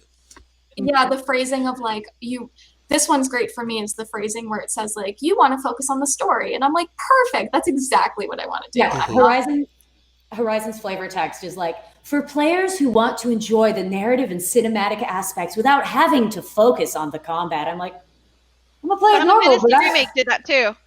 Yeah. Story, like, do you want to focus on the story? Do you want to focus on the combat? Story, please. Yeah. And one thing is, and this is, I don't know if it quite fits the prompt, but whatever, it's the prompt stepchild. Achievements. So Assassin's Creed 1 had this achievement where you had to talk to every single person, every single valuable NPC, like a named NPC in the game, and you got an achievement. It is a really clever use of achievement. I missed it because I didn't talk to the random girl in the lab when I went in for the first time, but that's okay because I'm like, fair, you got me, game. Like, it didn't feel dirty. Like, it didn't feel like shamed when I worked it. I feel like achievements these days are so mid-max. They're so linear. Like, completed the whole game without jumping. Like, made everything on first place for time trials. I'm like, time trials? I'm skipping all of those. I don't know how to drive cars in-game. I barely drive IRL. Yeah. But what I as soon as you have to play through the entire game a second time just to get an achievement, I'm like, come on. Those are really, I think those are incredibly anxiety-inducing. Dark Souls the is ones 3. where you can lose it, you can miss it somewhere. Yeah. Or it's an area of the game that you can only access at that point. Like Paper Mario, the new one, has this one where one of the boss battles is on the 4th floor of this elevator thing. And me being me, and being a creationist and being me, I, of course, checked every nook and cranny before moving on to anything just in case I'd missed something. But then again, it's Nintendo and we trust Nintendo. And of course, they only put the only one that would have been like a later thing is on the 1st floor, which you can access all the time. So the 2nd, 3rd, and 4th floors that you can't access after that boss battle didn't have anything other than like heart items. I think it didn't have any of the big achievement things. So going back Another to good example of a game that handles, like, making completionism not feel like a chore and not feel inaccessible is I recently played a little bit of Doom Eternal, and their waypoint system, I think, does a pretty good job of unlocking when it's fair. Like, it doesn't immediately out the gate say, hey, yeah, you can go anywhere. It's after you've been through the entire area and you found just this one thing, now you can go back to almost any other spot and pick up all the tiny little lore bits you might have missed along the way without having to, hold on, let me start this entire level over because I missed one little lore piece in this one little spot over here. I think those kind of features are on the scale of features that are often discussed by people like, oh, this is a lot of effort, we can't do this. That is relatively low-hanging fruit, I think. Well, and like, speaking of low-hanging fruit and achievements, I miss when achievements were like, did 3 backflips in a row. Like, I played Fall Guys recently, and they had an achievement for like, still qualified even though you fell off the stage over 10 times. And I'm like, yes, thank you. Failure achievements? That's awesome. Yeah, failure achievements are great. I think failure achievements are great, but also I agree. Like, petted all the foxes, like, I don't know, ate all the donuts. Like, I feel like achievements in my soul are weird things that make you explore and play with the edges of the game to get the shinies. Like, did 3 barrel rolls and then like flipped a donut into the air. Seems like a reasonable achievement for me. Completed everything on 100%. Like, I think you're basically. I like when they turn it into like mini games. Like, just kind of little mini games I can play within the structure of the game itself. Not playing the entire game again, but like, do this thing in this slightly structured way, which is going to change how you approach, like, whether it's enemies or a space, than how you would normally while you play. And You know who did that really well? Goose Game. Goose Game, all of the achievements were basically like achievements. Like, the whole game was just a list of achievements of random things, like where you had to go inside and put yourself on the security camera. That was so clever. And I felt so smart doing it. And then learning that you had to untie the kid's shoelaces in order to get his glasses off to switch them. I felt so smart playing that game. It was so well done. And that goes back to design fundamentals, though. Like, is it easy to design from the bottom up or from the top down? Like, when you make design choices, because design, in my opinion, is all about the choices you make. And for those of you just joining us, I'm former AAA dev, former indie dev. So like, I've seen design for like multi-year projects, and I've seen design for multi-minute projects, and like, those are terrible. But like, we make these choices when we design the underpinnings of our games, before anything's coded, before any assets are made, before and Jerry, I think you could talk a lot to this because you deal with alt control and you deal with like physical game a lot. Yeah. Like you have to make blueprints and stuff. You don't just get to let's code it and see what happens because you're like, excuse me, I need to see if I can hot glue this wood together. And like Jake, you have a lot of experience with like precision printing and stuff. So I'm assuming you also have opinions about designing from the bottom up. Like it's easy to put these things in day one. It's really hard day 101. But maybe I mean, that's a really good point about accessibility is I know a lot of people who are like, we'll make the whole game and then we'll figure it out later. But a lot of the points we've made have to do with like core design and have to be in the beginning processes of when you're making the game. And you can't glue it all on. We've only got a few minutes left, and there's a couple more prompts I'd like to get through. So, two more. We'll do two more questions. Do you feel well represented in games? Move on. Let's Can go. you think of games that represent you well? And what would you want to see represented differently? So I'll start if you want. So I've been playing Control. I love Control. If you haven't played Control, it's great. And there's this really interesting part of Control where, so like you play as Jessie Faden. She goes into this laboratory military thing, and there's a lot of weird stuff that happens. It's a paranormal research lab, and all of reality is like up for grabs. The place shifts itself around. You get like telekinetic powers. Like there's all kinds of stuff. And there's this underlying premise of everybody that you talk to in the facility who works there of, I believe you. You tell these stories of like, this horrible thing happened in my childhood. And they're like, oh, yeah, like we have a file on that. Let me get back to you. And I feel like that is like, oh my God, I've been through trauma. And it feels really nice to have a circumstance where that feels like going to a therapy session. I feel like that's a good representation of what traumatic events are actually like. I think Final Fantasy VII Remake did a fairly good job with PTSD trigger points. I didn't play the original, so I don't know how much of the original was infused in that or how different it was. But I remember playing Final Fantasy VII and my partner who doesn't have PTSD, and Cloud would have a moment, and I'd be like, "All right, this is what was wrong about that." But that, like that visually, that's on point. Yeah, I think the difficulty is, with neurodivergence, a lot of it would be more in narrative games.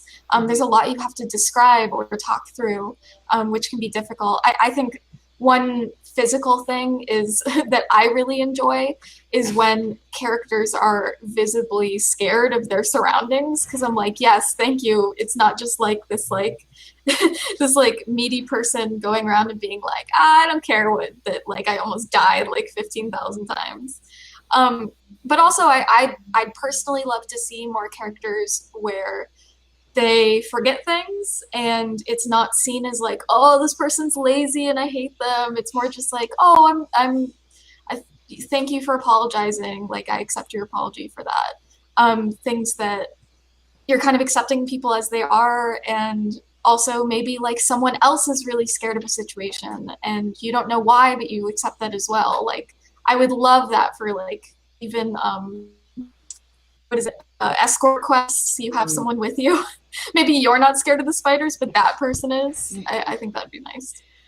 I feel like the easy one for me to answer for this question is Celeste. I think I remember playing that, and some of the way that anxiety was talked about in that game, literally brought tears to my eyes so quickly, and I my immediate reaction after that was, why did I react so viscerally to this? And then I realized, I don't think I've ever seen a game speak so candidly about this before, and that was why I was just so overwhelmed to see that talked about that way. And then that, and I think this has already been mentioned before during this panel, but I feel like a lot of times these games that are supposed to be representative of neurodivergence end up not being accessible to those same people. This was a game that managed to do both at the same time, which is extremely rare.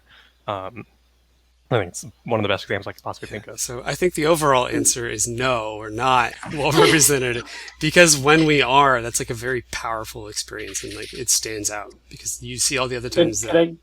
Well, I was gonna say, I think Jerry had a. Yeah, let's hear Jerry. Yeah, I had just a couple of really quick ones. One is just kind of a moment I had. I had recently, recently played through all of the Uncharted games. I had just never gotten to them, so I just flew through them all recently. And in number 4, I actually really liked how they approached Nathan and his wife's relationship. And Nathan's obsession with the treasure hunting and obsession with his work. And that's something that like happens to me a lot. I get very obsessive with my projects. And I think that's very much a part of my like neurodivergent brain. And that is like very much a challenge for me and my marriage, and figuring out how to set boundaries. And like in that, like there was a stuff that like for me was very emotional, of like, oh man, this feels really real. So I liked that aspect of it, and leading toward the end of the game, and also that there was a happy ending. But also I played Tangle Tower with my wife recently, and I did really like, Kelsey, you mentioned kind of allowance for being forgetful, or not maybe being good at everything, but like still having value. And I liked the representation of the primary characters, like Grimoire. Like I feel like I connected with that character because he's a bit all over the place and very forgetful and not putting things together the way other people expect, but he is like bringing like value to the process of solving that mystery, and even though he does it in a very different way than the other characters. But those are 2 that came to my mind. I kind of have a hack together answer. Luigi's Mansion. Luigi is the everyman. Luigi is scared. Luigi talks to himself. Luigi does not want to be at the mansion. Luigi, through all 3 games, really regrets buying this vacuum cleaner. And like his interaction with the mad scientist doctor guy, Spooky or whatever his name is, and like when he goes into a boss battle, like Mario's like, ho! Luigi's like, oh no! And he's like clutching he's clutching his little vacuum. He's like, oh, and then like Boo is like popping out of the portrait. And I think that's really good, going back to what Kelsey said about like, you're allowed to be scared. Like it was much more digestible to me. And the other one is The Sims. So not just the life simulator from the creators of SimCity, but Sims Online had a tagline, be somebody, period, else, period. And I really liked that. I liked that, and I did not like The Sims Online. I like that tagline as it applies to The Sims 2, same era of gameplay, etc. Because your sim was a witch today, cool, look in the paper. Now your sim is, especially if you got all the expansion packs, now your sim is really good at canning baked goods, can grow a vegetable patch, but is also a highfalutin corporate lawyer. Like, I didn't have to pick. I could do all the things. And in real life, if you're not a particular demographic, you don't get to do all the things. You have to choose. And I like that I could do all the things. And to answer your question, no, I don't think I feel represented in games because there are too many male protagonists. That's a different panel, but I hear you. All right, I have one more that I really want to cover before we're out of time. What is a common misunderstanding about neurodivergence that you'd like to correct? And what sort of implication does that have on games? So like for me, I played Assassin's Creed 2, and you meet Da Vinci, and Da Vinci is just like this brilliant inventor, and you're like, I needed this, that, or the next thing. And he's like, I got you. But that's not what Da Vinci was like. He's like prototypical ADHD. He had tons of dead projects. He could never meet deadlines. Everyone was always mad at him for not being able to finish his stuff. And he kind of just went from one obsession to another, and it was extremely unreliable. And I'm like, yes, like that's it. ADHD isn't just I can't focus on anything. It's I don't choose what I focus on. And so maybe today I'm a painter, and tomorrow I'm a sculptor, and the next day I'm an inventor. And if you need me to be an inventor today, no, today's painter day. I can't do that. but I don't think that is done well in that particular Oh, that game. rep would have been so much cooler. I can go next. Yeah, Oh, common misunderstandings. How would you correct that? well, I think a big thing with ADHD, actually all neurodivergence, is that with neurotypical people, you associate certain actions with rudeness. You think this person is doing this because they don't care about what I'm saying or doing, or they didn't care about this thing, so they relate to it. Whereas neurodivergence totally flips that. It's like, no, I didn't because I couldn't. And there are a lot of things that we think about that. It's like, oh, you didn't get food poisoning because you chose to. You just got food poisoning. You didn't want to miss my whatever.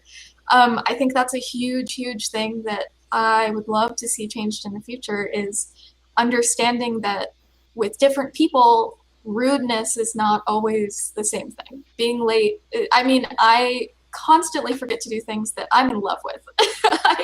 I remember I was too tired one time to go to the final day of camp where they had a big party and like everything and like cake and fireworks and stuff. It was the worst thing in the world. So obviously I didn't also choose to miss like something that was important to somebody else. I would love to see that shown in characters. I think I would like to see just the association of neurodivergence to weakness eliminated in games. I think that is oftentimes the easiest thing that a lot of games do when they're not thinking about it. And they seem so naive, or they seem so innocent at the time when you make that design decision, but you aren't really thinking about, real people with those symptoms and how they interpret that. And I think that's, to me, just the biggest. There are a lot of things you can turn into a weakness in a game. Neurodivergence shouldn't be one of them. I have a big answer. So there's two parts to it. Part one is neurodivergence isn't necessarily a permanent state for everybody. It can be can be triggered by stuff in your life. Postpartum depression is the famous one. You can get depressed just because you had a baby. That happens, and then it goes away eventually, or it doesn't. Someone who is very smart and knowledgeable on the subject recently told me, your disability isn't necessarily forever. It might just be for now. And this is very recent that I was told this. And I was like, yes, that. 10 points to Gryffindor. But then the other thing is destigmatization of medication. Someone puts on so you all still respect me if I put on my reading glasses. I'm like, hey, I can't see unless I have this medically prescribed device. But I only use it when I have to work on the computer. Nobody's where they're yeah, wear your glasses, dude. Do you need I don't know, a saline solution? You rub them. Glasses are the thing, because it's not like prosthetic limbs. It's not I like to use glasses and insulin as the example. You never tell a diabetic, well, you're going to get off the insulin eventually, right? Right. You say can you just not take your insulin? Why do you depend on that? And the other one is glasses. It is nothing to see someone with glasses. When you go skydiving with them, you're like, hey, do you need special? And they go, nah. Or you go scuba diving with them, you go, do you need special? And they go, oh, I have prescription goggles. Right. It's normal.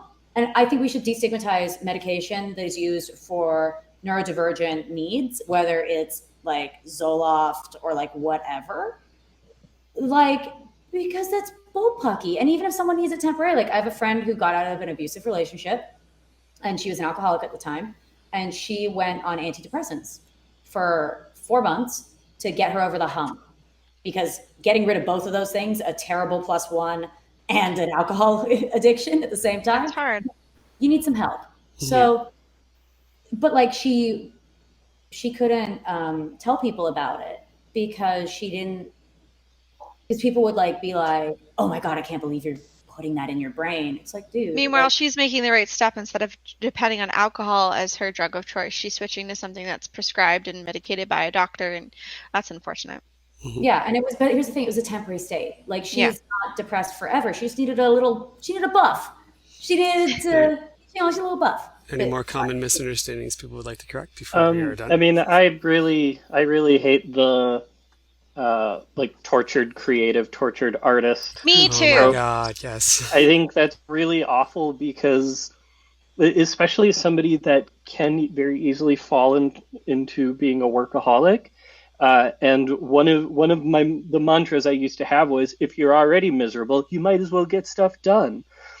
And so basically I would just grind myself into the ground, like getting things done and accomplishing a bunch, except it wasn't always great stuff. In fact, it usually took a lot longer to refine that work, and I was miserable the whole time. Mm-hmm.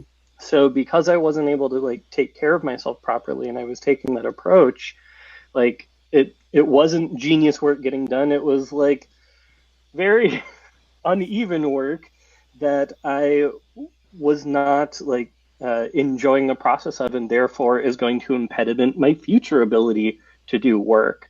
And that's something I've been working really hard to get out of like, I need to find a way to be enjoying the journey and to be healthier while I do it.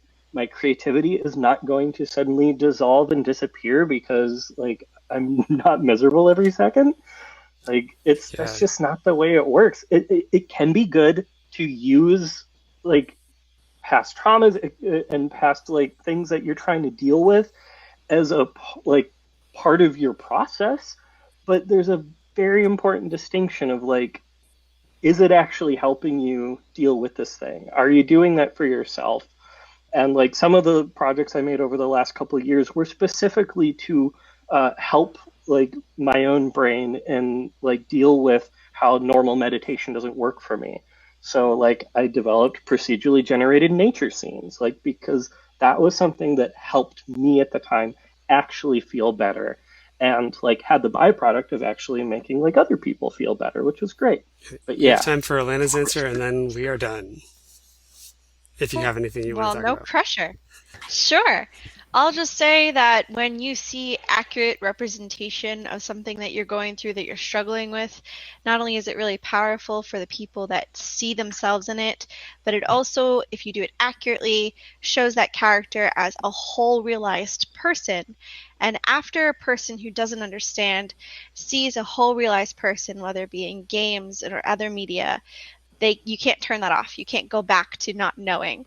So all we need is a couple of big hits to do this properly and accurately, and people will see neurodivergent people as whole realized people, and that's all when it comes to game dev is necessary. You don't need to make a big masterpiece, just an accurate, truthful representation. I don't think we could ask for a better ending to the panel. That was really well done. Thank you everyone for coming to watch us, and I hope you enjoy the rest of your PAX Online. Bye.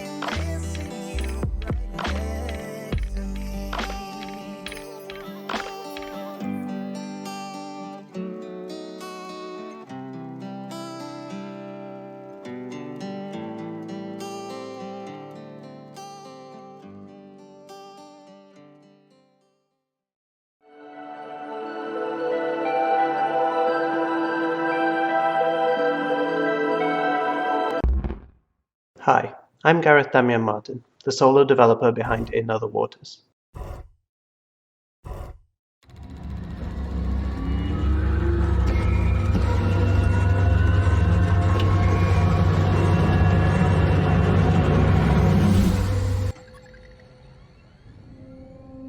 In Other Waters is a narrative exploration game that casts you as the AI assistant to a xenobiologist as they explore and study an alien ocean.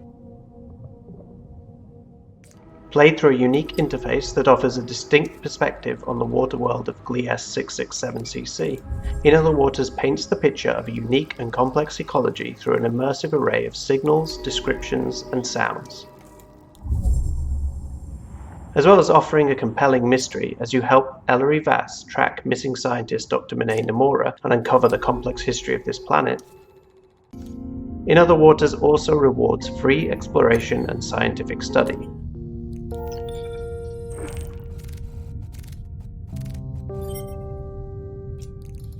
With detailed taxonomy entries complete with biological sketches to be unlocked for each creature.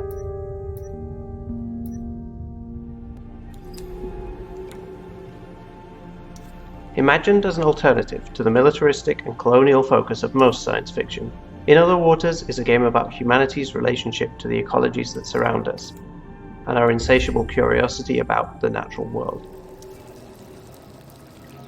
In a time of climate crisis and ecological destruction, can we imagine a different future, or are we doomed to repeat the mistakes of our species' past? Find out in this unique and beautiful dive into another world.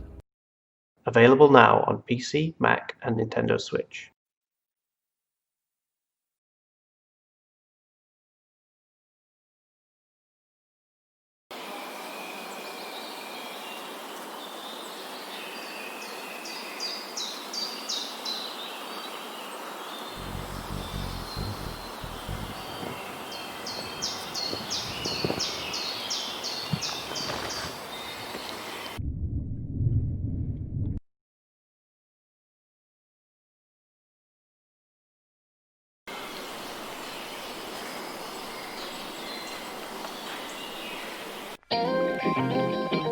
Hey, Dr. Ken Dutton Register here from Excite Science in Brisbane, Australia. Excite Science is a creative studio explaining complex science in fun ways. And at this stage, we're really focusing on cancer education, from cancer-themed escape rooms to virtual reality to AR-driven art galleries. And the project that I'm talking about today is Malignancy VR. As a cancer researcher of over 10 years, I know firsthand, talking to the general community, that there's a lot of misunderstanding and core fundamental knowledge gaps of what cancer is. And this isn't surprising because cancer is incredibly complex. But are there new technologies or new ways, new communication strategies that we can be using to engage in a broader audience to teach them about cancer? And more importantly, reach those audiences that aren't even thinking about cancer or aren't really even engaged with science in general. A good colleague of mine, Dr. Elke Hacker from the Queensland University of Technology, really wanted to explore whether virtual reality could be the answer. So to explore this idea, we partnered up with Real Serious Games.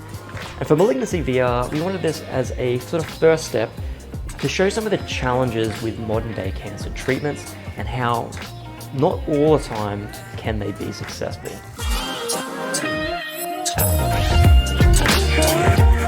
So after we decided we wanted to talk about different cancer therapies, we began talking about the different game mechanics. And this is where we came up with the different treatment guns, focusing on chemotherapy, targeted therapy, and immunotherapy.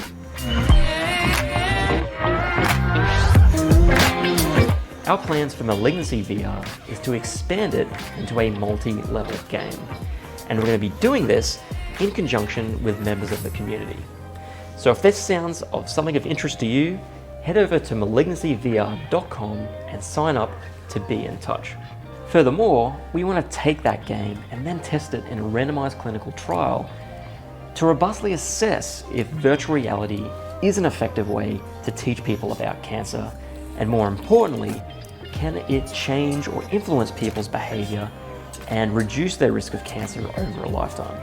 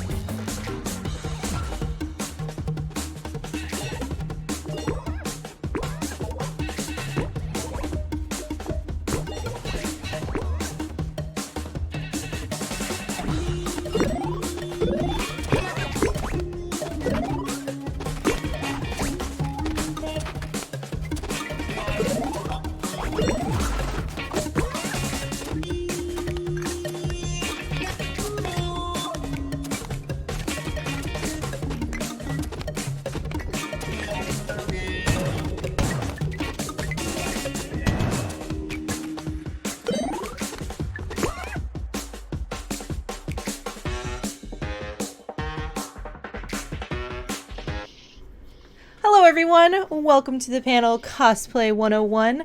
I'm here with some amazing people today, so we'll just jump right in. We're going to talk about the ways to jump into cosplay.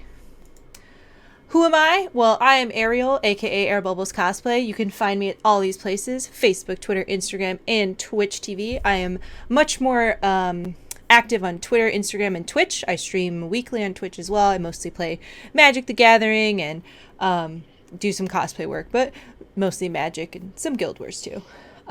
Big Magic fan and Destiny fan, as you can see by these cosplays.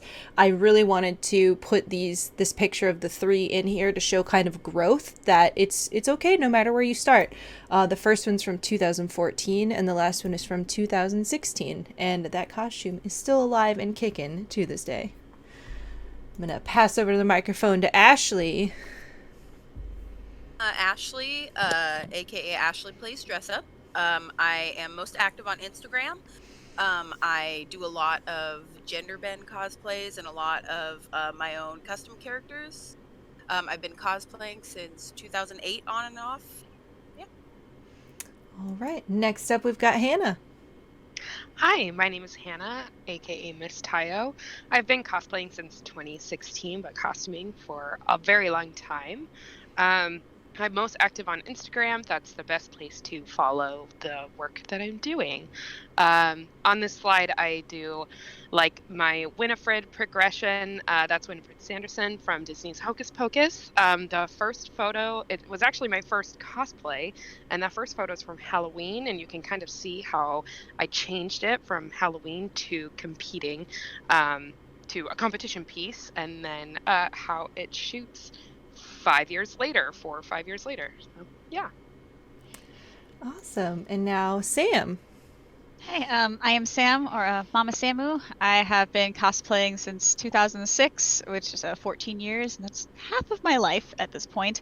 I wanted to show actually a photo from my very first convention dressed as Chi, which is a bot costume we got, from China, and then a progression to something that I made together with my mother while I was still learning, and then something that I designed completely from scratch on my own. And so taking the same character and, upgrading it. You can find me a lot on Instagram and Twitch. I stream fairly regularly there, and I've actually been on TikTok quite a bit as well. So. All right. And last but not least, we have Adam. Oh, that's me. What? Hi, I'm Adam, or Mr. Adam. Primarily, I post on Instagram, and I am on Facebook, Twitter, all the social medias, TikTok, all of them. What all the kids play and do on the social medias? I do all of them. And I'm also on a Twitch stream called The Welcome In. I decided to go with some more recent cosplays and do some more recent shoots that I was in across the board, just to show that you can. I've been doing this for a long time, almost 10 years. I'm at 9 3/4, and you can really do some cool stuff with it, and you can get some crazy composition pieces like that. So that is crazy. You know what? I know some of us said how long we've been doing it, but I forgot to say, because it just gives you an idea as we're going into this. So I'm just going to run through everyone again. So I've been doing this since 2011, I think. Ashley, how long did you say you've been doing it for? On and off since 2008. Okay. And Hannah? I've been cosplaying since 2016 and sewing for over 20 years. That's a long time. And and Sam, how you've been doing? So you're a teenager.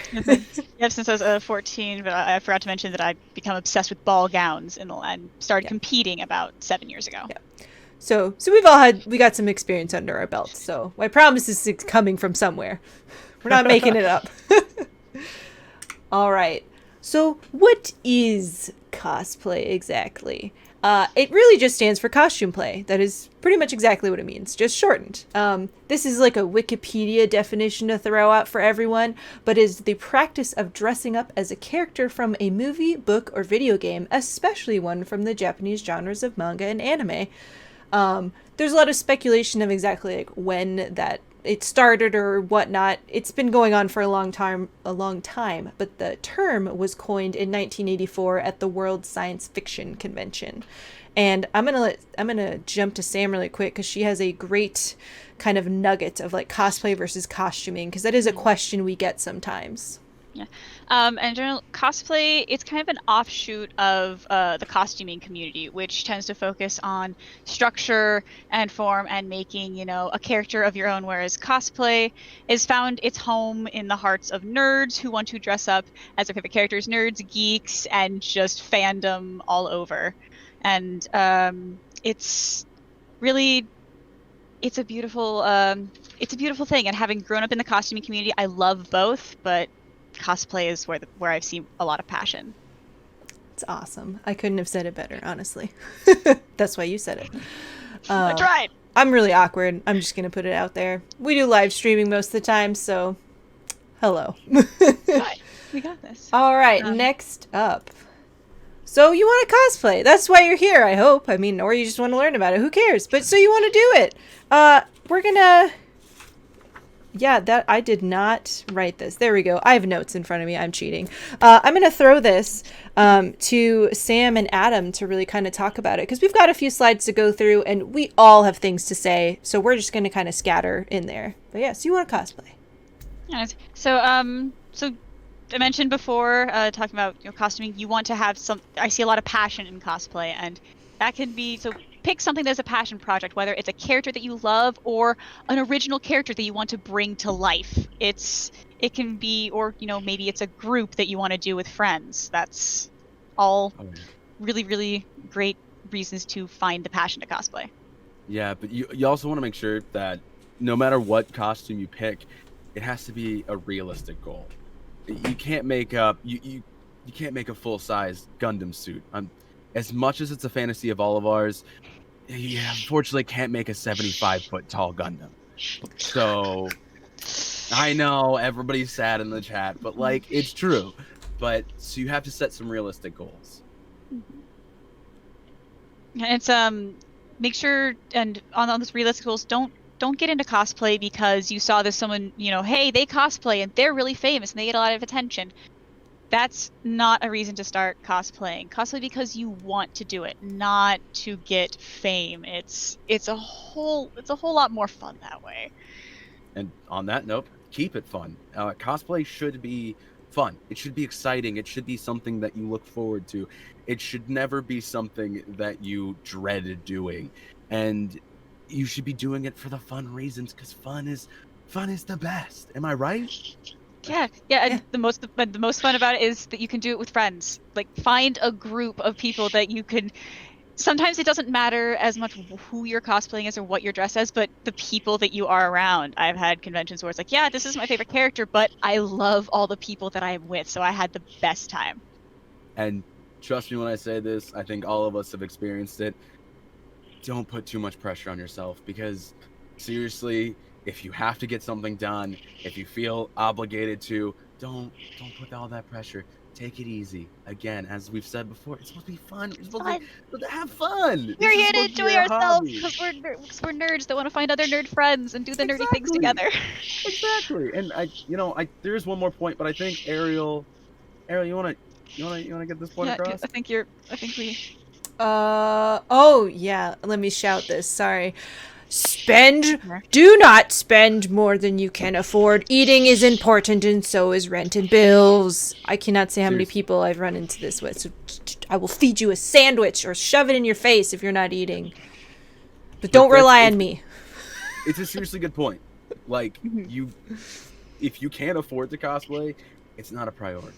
Yeah, don't be looking for paying your bills and making sure you're okay first. Don't spend the hotel money on merch. Don't spend your food money on fabric. Like, please take care of prioritize. yourself, and then you can cosplay. Yeah. Yes. I know it's Self-care fun, first. but it's good to budget. We'll put that out there. Budget. Yeah. I don't know why I didn't write that There's anywhere. a reason we say this really, really emphatically in the 101, because I think we've all made this mistake before. Or have seen people who have made this mistake before, so. Yeah. Yes. Yeah. I also like food, so I don't know. Food is Love good. it. Okay. My cheat sheet again. All right, cosplay etiquette. I know this is going to look like a boring slide, but it's very important to talk about because these are things that we've also learned, maybe unfortunately or fortunately, but it's just good to know these things. So cosplay is not consent.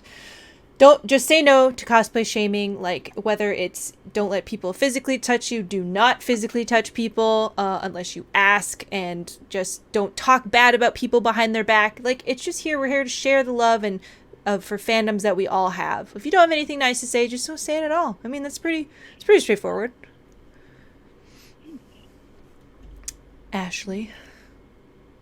Oh, I'm sorry. All body types / interpretations are beautiful. All skill levels are welcome. You don't have to come out of the gate with a competition-worthy ball gown. Start where you are the most comfortable starting. It's important. Be aware of real-world issues and be sensitive to them. This very much includes tanning or changing your skin tone to another one that exists in the real world for cosplay. You do not need to do it. It is not okay. Don't even. And be aware of what's happening in the real world. Just because it's a cosplay doesn't mean it's not real and doesn't mean it will not offend people. So, very true. Be aware. And with that, use good judgment and just be kind to others, because one of the biggest things in this community is we all love each other. We support each other, and we learn together, we grow together, and if we're being kind, we're using our best judgment, we can do that in such a positive and great way. So just think about what you're doing and think about who it affects. Like, just remember what cosplay means. Costume play. It's for fun. It's for fun. Play in costumes. Come on. We all want to play together. And also, in costumes. So play nice with others. Yeah. In costumes. It's in costumes. We're adults in costumes. We are adults in costumes. That's what we're trying to say. Yeah. Oh, yeah, that went backwards. That was weird. I pushed a button. I apologize. There's like 20 buttons on my mouse. Okay. How would you do that to yourself? Okay. So, where do you start? Like, we're ready to go, right? You want to cosplay? Let's do it. So, personally for me, choosing a character or cosplay, like, firstly, I ask myself, like, do I love this character? I have to love the character. It kind of goes back to the don't part of, like, don't do something for attention. Yes, if you do a brand new character from Overwatch or whatever, you may go viral. But, like, I have made a character once because I thought it would be popular, and I was miserable. I hated every second of making the costume. It was terrible. I didn't learn anything. I, like, went backwards, honestly. So just do it because you love it. And that goes with, like, are you passionate about it? Because you're gonna be with this costume for a long time. It's gonna be your friend for a few months, potentially, unless you're really fast and you make it in like a week. But you're gonna be with this costume. And, like, are you comfortable wearing and making it? It is so weird to, like, pick a costume and then have to be like, wait, how do I wear this? How do I go to the bathroom in this? How am I going to store it? Like, you have to think of all those things before you make it. I have a lot of health issues, so I have to think of those things because I want to have fun still. So I got to make sure I'm going to be comfortable, or at least moderately comfortable, because sometimes it's not. And then also if I'm comfortable making it. It is always good to challenge yourself because it's really great to learn new things, but make sure it's a challenge that you're willing to confront and do, if that makes sense, like in your comfort zone kind of challenging way. Like, I don't want to make stilts. That's still, like, way outside my comfort zone. I don't want to work with metal, like, kind of, an example like that. And then, can I afford it? I bolded this because, once again, can you afford it? And that doesn't mean, like, can you afford it right now? It means, like, can I eventually afford it? I've been working on a costume for over a year now because I've been slowly collecting materials because I have this vision of what it's going to look like and I want it to fit that vision. So I keep buying electronics for it, like, every couple months because it's expensive for this particular costume. It doesn't have to be, just so you know.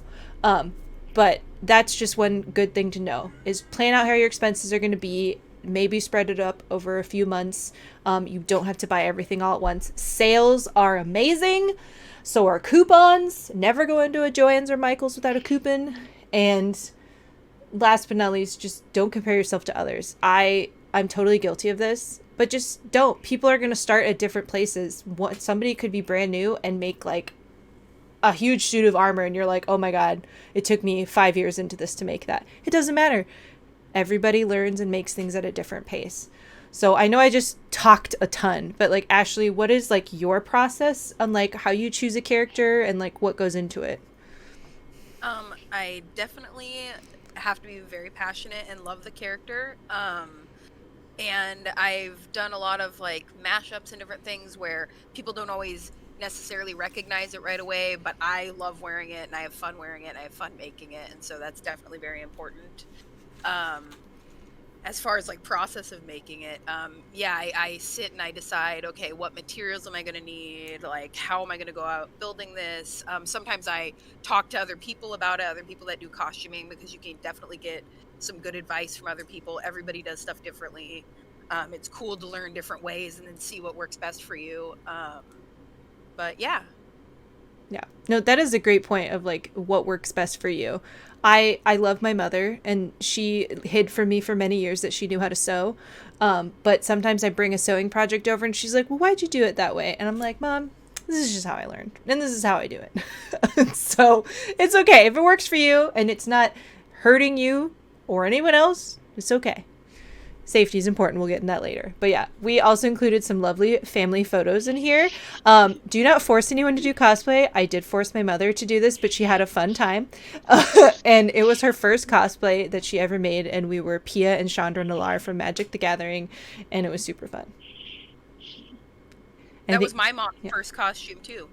In that picture there of us as pirates. She loved it. I got my parents to dress as Vlad and Sophie to match my Anastasia, and that's my friend's husband as Dimitri. So she lent me her hubby for the day, and I very much appreciated it. Yeah, it's super fun. Okay. Sorry, I'm like totally just like, okay. All right, next slide. You picked the character, right? You got it in your head, in your little noggin? Okay, now what do you do? Like, what do you do now? I mean, what do you do? Sam, Hannah, like, tell me what you do. Alright, so first, character. First, you want to know, how complicated is this character? How much time is this going to take me? Is this going to be a simple build, like, oh yeah, I could give myself a week or so, or like a crazy person me, 2 days? But once, or is this going to be something that you want to spread across a year? Also, what does your space allow? Are you working in a dorm room? Are you working in an attic? Do you have a big old garage that you can keep something going at all times? You lucky people. So assess what your space is and how you can use it best to your abilities. So don't try and do a massive armor build in a tiny attic unless you're willing to live with that, literally like sleep next to that for months. Or giant ball gowns that can't be compressed. That's what I've done. So yeah, your space is very important, and time management. Don't stress yourself out about time management. And if you can't get it finished on time, just let it go. It's just a costume. Let it go. Let it go. It's okay to bring it to a different event or put it on the back burner. No one's gonna yell at you for it. Or if you don't have time, perhaps you know a friend who can do it. Yeah. And then to expound upon that, we also have a bullet point here for maker spaces. That's always something to keep in mind. If maybe you wanted to use a 3D printer and don't have one in your space, maybe there's a local maker space that has one. And to segue that, you could also consider commissioning somebody. There are a lot of creators out there in the cosplay community who accept commissions for 3D printed items, foam armor, sewn goods. We don't always have our commissions open because, again, cosplay is for fun. A lot of us like to make sure we have time in our schedule for our own costuming, so respect that.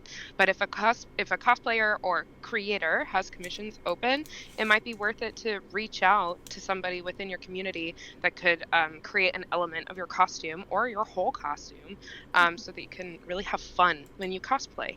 I think that's always a great piece of advice that it's good to reach out in the community and see if there's someone who could help you out with that costume. It's okay to not make everything yourself. Yes. It's okay.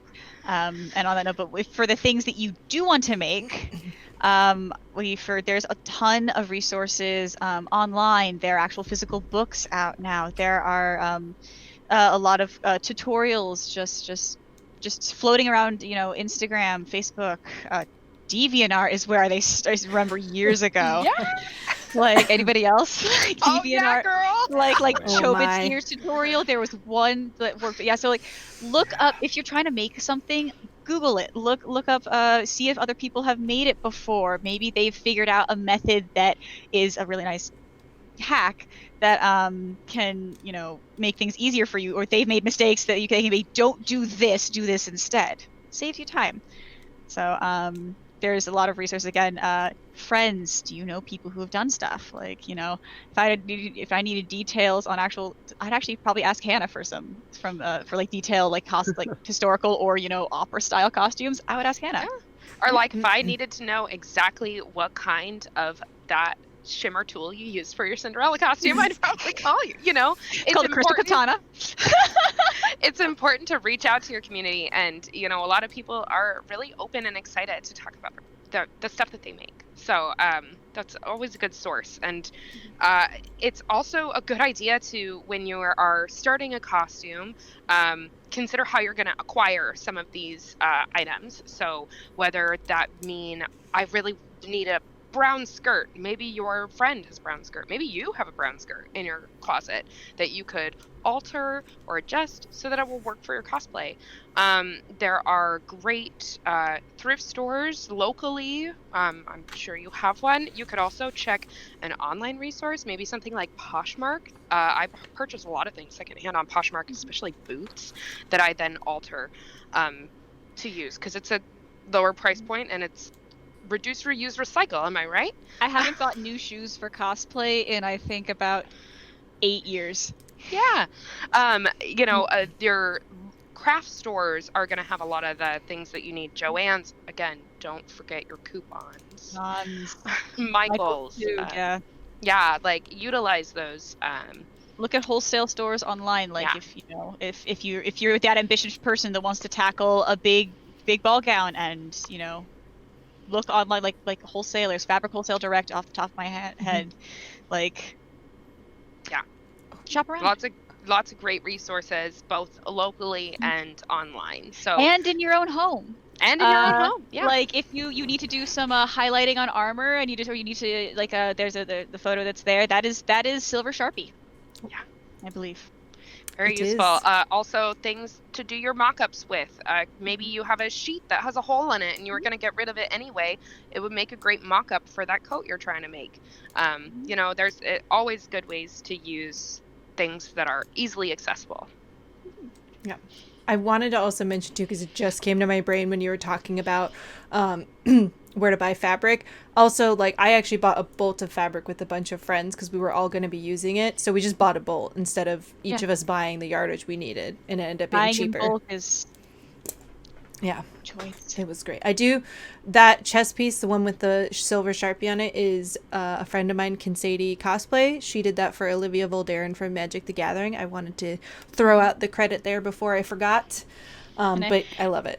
And I want to mention, like, with the cosplays of the trio below, closet cosplays. If you had a goth phase, you have a closet cosplay. Just period. Yeah, you do. It's this character, but goth. It's 3 different characters, and it's all closet cosplays from all 3 of us. I love it. Lady Duvessa, and I don't know the name of the other one. I wish I gotten her name, but that Marceline. Choice. It's awesome. Boop. Okay, materials. We talked about it. So you picked a character. You kind of know where to start. Let's figure out like what you need, like what materials are out there, because I know when I started, I barely had a sewing machine, and I think I had a heat gun that I burned my carpet with in my first apartment. Sorry, before we get too far, I want to say a quick correction. That's Anomalia on the previous photo. You're correct. Yes. It is Anomalia. I wanted to correct that before we got too far. Thank you. Yes. Because they are a fantastic human being. They are, and you should follow them. They make amazing. I've also commissioned them. Credit your creators. Credit the people. I paid Anomalia to do my makeup. Mm-hmm. Yeah. See. You know, ask your friends for help. It's true. Hire your friends. They did my makeup that day Do too. It. Like we're all excited. Yeah, do it. Hire your friends. Do it. Okay. Hire your support your cosplay community. That's honestly cosplay. That's what 101 is. The more support you have from your friends, the better your experience will be for your first costume. Like, just saying it now. Yes, you are totally correct. Yeah, like my spear back here. This was a child between me and Ashley. She sculpted the head of this, and then I went and molded and casted it, and now it is our child. It's Elspeth's spear. We did. We birthed the beautiful boy. Okay. Well, speaking of spear, we got to talk about material. Yeah. Sorry. Go ahead. Yeah. How did you make said beautiful boy? So, what did you do? let's talk about our favorite subject, which is glue. Read safety labels. I'm gonna start off with that. Why? Because glues and other sticky things are difficult, and they have very important safety things like wearing masks or don't mix them. We'll get to a couple in a few minutes about things not to mix. So rubber cement, it's a really awesome product. It's really great. Thank you. Or contact cement, that's another version of it, where you can do a lot of foam work with that. Fabric glue for people who can't sew well. Industrial Velcro for people who can't sew well. Gaffer tape. Do I need to say it a third time? But those are just some examples. There's hot glues. There's all varieties of glues. You will have cold, you will have hot, you will have some that heat up, you'll have some that cool down in weird ways. Literally every type of glue, everything you need to be safe with. You need to look at safety precautions, everything like that. Another great tool to have is a heat gun, because for foam specifically, it's how you seal foam before you have to put an actual sealer on the foam. And it's really great for bending and making things. It's a really great thing for bending foam and making different structures out of foam. Resin is the one that I'm specifically referencing when I say please read the safety precautions. Do not mix resin. I will repeat it. Do not mix resin. Why? Why would I say that? Because it can explode. 2 different types of resin. 2 different types of resin. Specifically. Can explode. And have come close to doing it before in my garage. And Ariel has. Didn't explode, but came close. But that's the thing, is you have to be safe. With that, respirator, goggles, all the 9 yards of safety. But these are things that you can use, because you can also make armor out of paper and reinforce that with resin, and you now have a full armor set of real tough armor that is almost like concrete. So the next thing is about sewing, which I've clearly said I'm not good at. Hannah, you clearly, I'm gonna leave this part to you, because I don't. Sewing. I love sewing. Been doing it a long time. I have a lot of sewing machines. I've run many in my life. This is a 101 panel, so I'm going to tell you what. If you don't own a sewing machine and you want to try it out, don't spend a bunch of money on a brand new sewing machine, because you don't know if you even like it yet. I always recommend checking again, thrift stores, Craigslist. People get rid of their sewing machines all the time, and they're great.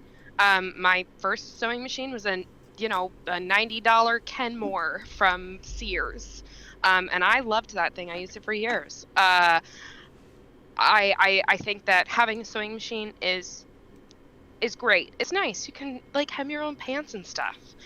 I also recommend don't forget, your sewing machine is kind of like a car. Sometimes it needs to be tuned up. Don't forget to oil it or take it somewhere to get a nice little tune-up. That's just treating your machines nicely. I also own a serger. I really love my serger. I do. But you don't have to have one. I enjoy it. I work with a lot of stretch knits. I like having it, but you can achieve a lot of the same things with a serger on a sewing machine utilizing the zigzag stitch or other stretch stitches. I also like to mention what I use to put my pattern pieces together. Pins! Pins for fabric that can handle a pin. If your fabric is like leather or a coated stretch knit, use some clips. Yeah, you can see Mama Samu's got a big box up there. Both these pins and clips, ones that can be specifically project specific. So, if you're working with stretch, maybe use a ballpoint pin, or just get a nice big box of generic ones when you're doing a big ball gown. But all of these items can be found at your local craft store or online at Amazon. These are from Amazon. But you can get them anywhere, and they're going to make your life a lot easier. There are a lot of tools that you can use in sewing. I've got a whole room full of them. There's one thing that's not on this list that I am going to mention. Get yourself a nice ruler. You deserve it. I like my 3-inch by 18-inch Dritz ruler. It is clear, so you can see what's going on underneath it, and it's a really solid tool to have in your toolkit. And get yourself a nice pair of fabric scissors. Use that coupon. I like Kai scissors or some Gingers, and just use it for fabric. Mark it. Mark it and say, these are my fabric scissors. I will not use them to cut paper. It's going to make your life easier. You're going to have a lot more fun cutting your fabric when your scissors aren't super dull. And yeah, And I you think won't those hear are... the wails of the sewing grandmothers in your ears from using the fabric scissors on paper. I had to add that because Don't you dare! And then beyond sewing, we can also get into some more exciting electronics. Again, as this is a 101 panel, don't be afraid to use electronics like twinkle lights that are just battery powered. I have some in my costume. They really add to it. They make it a lot of fun, and it's just easy to tuck that battery pack in your waistband, and all of a sudden your dress glitters. So like, who doesn't love that? So don't be afraid to start small with electronics and then get into some more detailed stuff. Yeah, like, you know, we also added on there 3D printing, because 3D printing is becoming way more widely available, and it's actually becoming a pretty, honestly, household thing. And it was mentioned before, makerspaces and commissions. You can 3D print full costumes. You can 3D print pieces of costumes. You can get even a piece to go on, a piece to go on this, to go on, you know, down to the smallest degree. You can get something printed. And I forgot to mention it earlier, but all the glues that I listed and all the products, you can get those all on Amazon, local hardware stores. Most adhesives are there, so it's pretty easy. Or Joann's, again, coupons. Michael's, all those coupons are great. But 3D printing, since it's becoming a new thing, we decided to throw it on here because it's becoming way more accessible, and it's something that a lot of people are beginning to learn. And who knows? You might just happen to have a 3D printer lying around, and you can print yourself up a full cosplay. Oh dang! I forgot my 3D printer in my garage. I totally forgot it was there. I mean, how'd you forget it? I've been printing everything on it. I have a full cosplay out of it. But yeah, don't forget you can ask your friends too. Like if your friends have things, be nice if they want money for the materials you're using. Like do that. I have a friend with a laser cutter. I've frequently used it, but it was also under the impression that I would learn how to make my own vector diagrams, which was great. So with that, we have one more slide of materials that we're going to go through a little bit, just because these are things that have exploded over the years. I think when we all started cosplay, there was not as many things that were accessible, so we just want to kind of give you a nice condensed list of things that you can do research on. I'm going to talk mostly about like the armor on here, so because I started out as a seamstress and I decided I didn't like ironing, which made a lot of people angry, so I decided to start doing armor instead. Watch us strangle. Yeah, they're all like, ah! But foam versus thermoplastic. I don't like foam. I started with thermoplastics, which is like Worbla or Thibra, Wonderflex. Thibra? Thibra? However you say that word. It's Thibra. It's smooth. I mostly use with Worbla because it's very reusable and friendly in that aspect. My cat likes to chew on it, so keep it away from your pets. I like it. Like I said, reusable, really easy to work with. The black armor to the left is all made out of Worbla. It also has a very long life. I have armor that is between like 4 and 5 years old, and it is still kicking. I still wear it. It's in a box, and it's doing great. And it's really durable. I literally like throw things on the ground to stress test them to see how long they're gonna last. But foam is totally fine too, though. I have wings that are foam because sometimes you have to be like, how heavy is this gonna be? How am I gonna transport it, etc. So foam is cool too. I don't really like it, but if I had to buy foam, which I do work with occasionally, I'm a huge fan of the HG foam by SKS Props. We are not sponsored by any of these people we're talking about. We just want to give you the resources you need. So I highly recommend it because it's very easy to cut, super easy to work with, so easy to shape. I literally have like part of my She-Ra tiara here. This is all the HG foam, and it's just really pleasant to work with. So even those who don't like working with foam can find foam a good resource, a good material to work with. And it's a lot cheaper generally than Worbla, so. Oh yes, so yeah, for an entry level cosplay, it's definitely worth it. It is. If you're not planning to like keep it around a long time or don't necessarily care about that longevity too much, foam is totally the cool way to go. Worbla, I highly recommend buying it on cosplaysupplies.com. That's where you're gonna get the best price. You can get it at Michael's. Just only buy it when it's on sale because it is jacked up. I started hoarding Worbla now too, so I have a lot only because I've been hoarding it. Years. Yes, I buy it when it's on sale now. I'm like, I need it. But and I'll quickly talk about like the sealants, primers, and armor paints. I use general acrylic when I'm working with Worbla, but if you're using something that's going to flex, like foam, I really like the Plaid FX paint because it's flexible. Right there. Thank you. They also have a primer, which I tried to use as a sealer, but I didn't really enjoy it that much, so I don't recommend it as a sealer. But and just seal your armor paint too. It will not smell as bad, and it will not stick to other things, and it will last a really long time.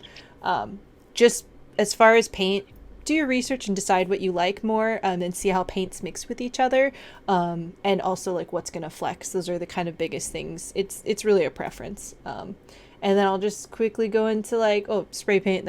Spray paint's cool too if you want to use it, but just know it'll crack. It will not flex. And wear a mask. And wear a mask. In a well-ventilated area. Well-ventilated area. Outside is good. Outside. Thank you. Safety first.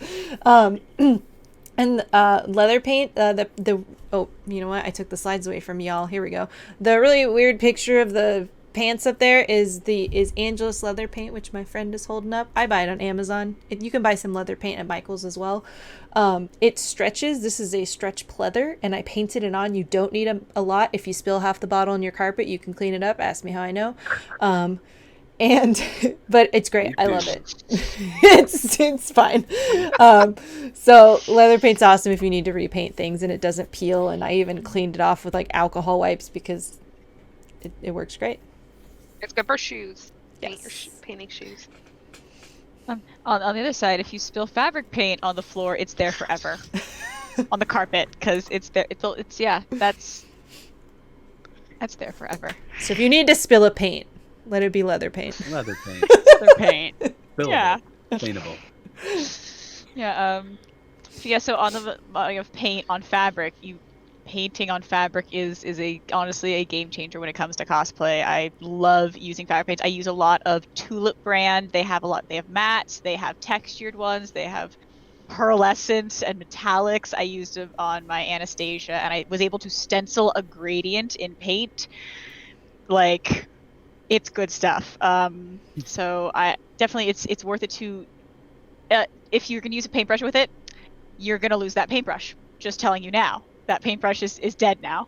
But it's very, very, very useful. And again, leather paint is really good. I have also used it for things that are maybe not necessarily leather, but leather-like. Mm-hmm. So Tulip also makes a spray fabric yes, paint. they do. I use that for my Tolly, and it actually stretches like fabric paint. That's the one thing about fabric paint.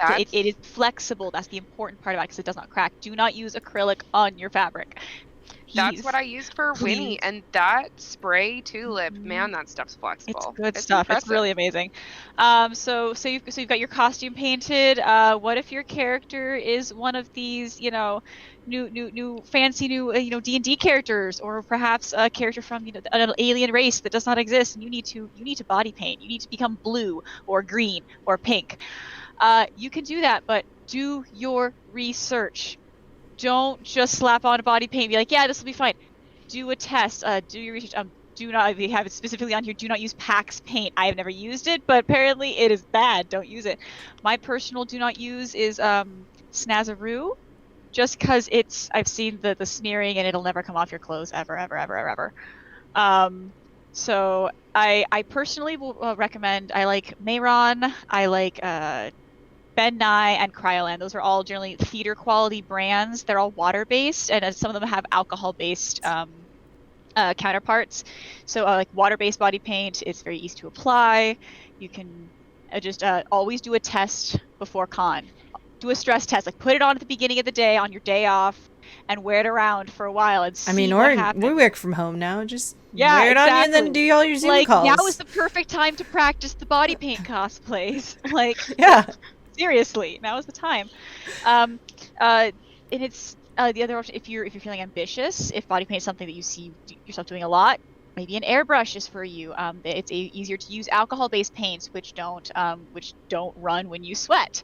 So if you are someone who is particularly sweaty, that might be something to look into. Also, it gets a very smooth covering fairly quickly. I've been airbrush and but I myself do brushes, and I like both methods, but it's a lot easier to, not. I can't airbrush myself very well, so I it's a lot airbrush my easier. own face, but that's it. That's it.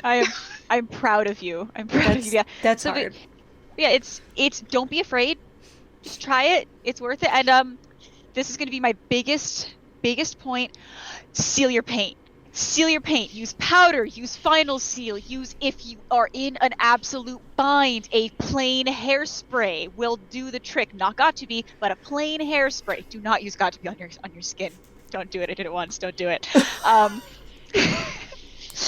But yeah, so yeah, hairspray. It works in a pinch, and if you don't, I will apparate in front of you, give you a lecture, and then spray you and powder you. That is. Seal your paint. goodness. Anybody who lived through the Homestuck years in the anime conventions can attest to the frustration. So yes, I will I'm add. grateful for arm socks nowadays. Oh arm my God, socks are yes. wonderful. I will add, not to plug myself, but we did a panel earlier on my Twitch channel about a very long one about makeup. So if you would like to visit my Twitch channel, which will go at the end of the slide, to rewatch that show or that video, the VOD. The VOD, please do. We've got a makeup artist guest on that goes into it. Also, did both of us. Yeah, all three of us. I think a lot of us, were on Most it. of us, I think. All four of and us, right? Don't be afraid to just hire someone to do your makeup if you can. I don't do my makeup anymore. I also have sensitive skin. I found out I had allergies, so it is very good to be safe. Test. Always test. Everything. All right, I want to make sure we're almost done and we're doing good on time. So let's move forward so we can get through all this awesome stuff. Oh, Pax Paint is meant for prosthetics, just so you know. You can use it for that kind of stuff. Just do not, like that picture. Yeah. Do not paint that much of you with Pax Paint. Don't, you will rub your skin off. Don't use it for your face. It's meant for latex. Like it will not react to your skin properly. You will cry. I will cry for you. I will apparate and cry for you. Okay. We're just apparating everywhere. Yeah, I know. So I'm going to hand this over to Ashley and Adam talking about cosplay mods. I personally do not do this because it takes a special kind of creativity that I do not have. So, Ashley, I think all of these are yours. So why don't you talk about it? If you aren't ready to just build a prop for a costume, you can definitely find something at a thrift store or online and modify it. For example, in the pictures here, I bought that blaster for Princess Leia for $7 on Amazon, modified it, took me a few hours, and it looks amazing. The little corner picture with the pink gun, that was a squirt gun that I modified. Turned it into a bubble gum gun to survive the candy apocalypse. But yeah, it's super fun to just modify already existing things. It's genuinely really easy too. Actually, in the next slide, you'll see a picture of my Percy gun, which I went to Walmart, found a really cheap Nerf sniper rifle, cut the barrel off, did a little bit of editing, and made it into a full-on, basically musket-esque rifle. It's super easy to do, and it's super cheap, because the nice thing is it doesn't have to just be props. You can go to the store, and this is another example. I went to a thrift store, picked up a leather jacket, cut the sleeves off, and painted on the back for a punk version of a Teen Titans costume. So you can do that with clothes too, or you know what? Let's say you don't want to spend any money. Go in your closet, find an old shirt that you haven't worn in years, and you can turn it into anything. Or go find an old bed sheet, turn it into a toga, and then boom, you got a toga costume. Have done that before. Legit. It works. But you can use so many things just as they are, or you can kind of modify them with little things. And we talked about it earlier, if you want to get a little more advanced, you could also then use a 3D printer, print off an extra piece, add some little details, and boom, you have a brand new product. So yeah, or if you have nieces and nephews, ask your sister or brother if you want some of those toys to disappear, and you can turn them into cool things. Have you done that? No, but I just thought of it because they each have they have so many Nerf guns and squirt guns. Anyway, I just thought about that. So every source. Every thrift store has Nerf guns. I would argue that a Nerf gun is a lifelong toy, but maybe I'm wrong. Agreed. Look, I had to give mine up to a 4-year-old, okay? I don't have a Nerf gun sitting at my desk, I swear. Oh man. Did you guys want to add any more on this slide? I mean, it's just kind of like, I think there's a lot of good tutorials too about how to mod this kind of stuff too, right? Yeah, you can also look it up online. Also, I just want to mention as a side note, if there's a costume, a bot costume that is not quite right, but it's a really good base, like, okay, you've got the fabric base, but you want to build the extra bits, like, get that, and then you modify or change up pieces that you don't like. Sometimes it's worth it. The price of materials is worth it. So yeah, I think I've done that. It's okay to buy cosplays online. Yeah, it's okay. It's totally fine. If you want to do it, do it. As long as it's in your budget. Exactly. Okay. Y'all are gonna meet me in real life one day and be like, her. She's gonna force feed me a sandwich and talk to me about budgets. She's gonna show me her budget spreadsheet. What does it say about me with I've roomed with you for how many years in a row? Just watch out. My choice. All right. Okay, we got a few more minutes, so let's wrap this up. We got 1.5 more slides, I'll call it. But yeah, oh my god, my computer's playing tricks on me. There we go. Okay. But your hair isn't blue. Maybe it is. Mine's not, and I don't want to dye my hair yet. I cosplay a lot of redheads. Anyway, and also we're talking about like contacts and stuff. So we're going to hand this over to Ashley and Hannah because I know Ashley's got a lot of contacts and I know Hannah's got a lot of wigs. So take it away. I own a lot of wigs. I will make this quick. There are a lot of places online that you can buy wigs in a lot of different colors. Sometimes what shows up is not what you bought, and that's okay. Be prepared. Like, it's okay. What I will say about wigs, you can purchase wigs at a wide variety of price ranges all over the place. If you're looking for you're new to cosplay, you want to try something out, maybe try Amazon, see what you can find that's in your budget that might serve the purpose. Remember, you can always cut a wig. It's just fake hair, and that might get you where you need to be for your character. If you're like, well, I needed a short haircut in this turquoise color, but I only can find long wigs. Don't forget, scissors exist. I also there are a lot of different places you can buy wigs. Again, I'm not sponsored by any of these companies, but I want to shout out a few that I really like personally. I like to buy my wigs off Arda. When I can, you do their Christmas sale or if they do a Labor Day sale or whatever. There are a lot of good discounts you can get. I also really like IM style wigs. I have a widow's peak. When I wear lace front wigs, they need to have a widow's peak so that I can hide this. So I purchase them from IM style wigs. I also have a bigger noggin. They work better for me. I like pose wigs as well. I more recently have found them. Their wig density options are very cool. They're a little higher on the price range, but I like their products. But there's a ton. Epic cosplay wigs. There's so many. Wigs is fashion is one. Google. There's just so much more than there was on the internet 5 years ago when it comes to wigs. Google's your friend. Another ancient shout out, Amphigori, back when that was the only option. Yeah. Also, again, when you're choosing your wig, think about the kind of hairstyle your character has. If they have an updo, you're going to have to look for specifically updo wigs. If they have a certain part, you might want to look for a certain part. If they've got a really visible hairline, maybe you got to buy lace front. But again, there's a lot of different products and a lot of different price ranges there. When it comes to styling, just remember when you style a wig, it becomes a little bit harder to wash a wig. Once a wig is styled, I generally say leave it in that style. You can change it, but again, this is 101. So when you style a wig, it is not real hair. Please remember to check if it is heat resistant before using any hot tools. It does not behave the same as hair that grows out of our heads. So they are small plastic fibers.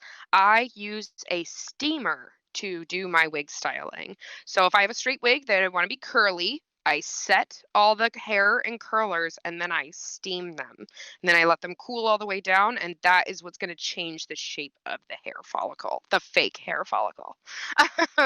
And also, if your hair is short or you're not that far off from the look that you want, consider using temporary hair color. There's pastes that you can buy now that are kind of wax, like hair wax. You can put spray in your hair with a toothbrush that can kind of help it look not quite so much like you sprayed something on your head. Or I've also used clip-in extensions before to like make my hair thick like a princess. If you can get extensions in the same style or the same. He's going for it. Going for it. He is going for it. But if do you it. can get extensions in the same color as your natural hair, oh, so good. Or adjust your hair color. You can also consider doing that, or take a page out of Ariel's book and just cosplay your hair color, just for fun. Because I'm lazy. They get into a Mollymauk cosplay with this, like. Well, and we started this whole thing by complimenting Ashley's bangs, y'all. Oh, it's true. Clip in. You could get little hair pieces. They make ponytails, all kinds of different things. If you just need to change your hair up just a little bit, But yeah, I didn't want to cut my bangs for quarantine, even though I needed to change. So clip-in ones, got them off Amazon, $20. Match my hair color and everything. I even actually got some for some of the wigs that I have too, for fun. But I'm going to move on to contacts and talk a little bit about the contacts. There's a million different wig companies. There's a ton of different contact companies. You just got to make sure that you're getting them from companies that are safe. Definitely Check with your doctor. Check with your doctor. You definitely want to make sure that if anything feels uncomfortable in your eye, maybe don't wear it. Definitely soak the contacts in the case in solution before, at least for 24 hours before you put them in your eye, to avoid the burning and whatnot. But yeah. Oh, I like Uniqso and Honeycolor are companies that I get contacts from, and I wear them for like everyday use and for cosplay, so they're very comfortable. Yeah.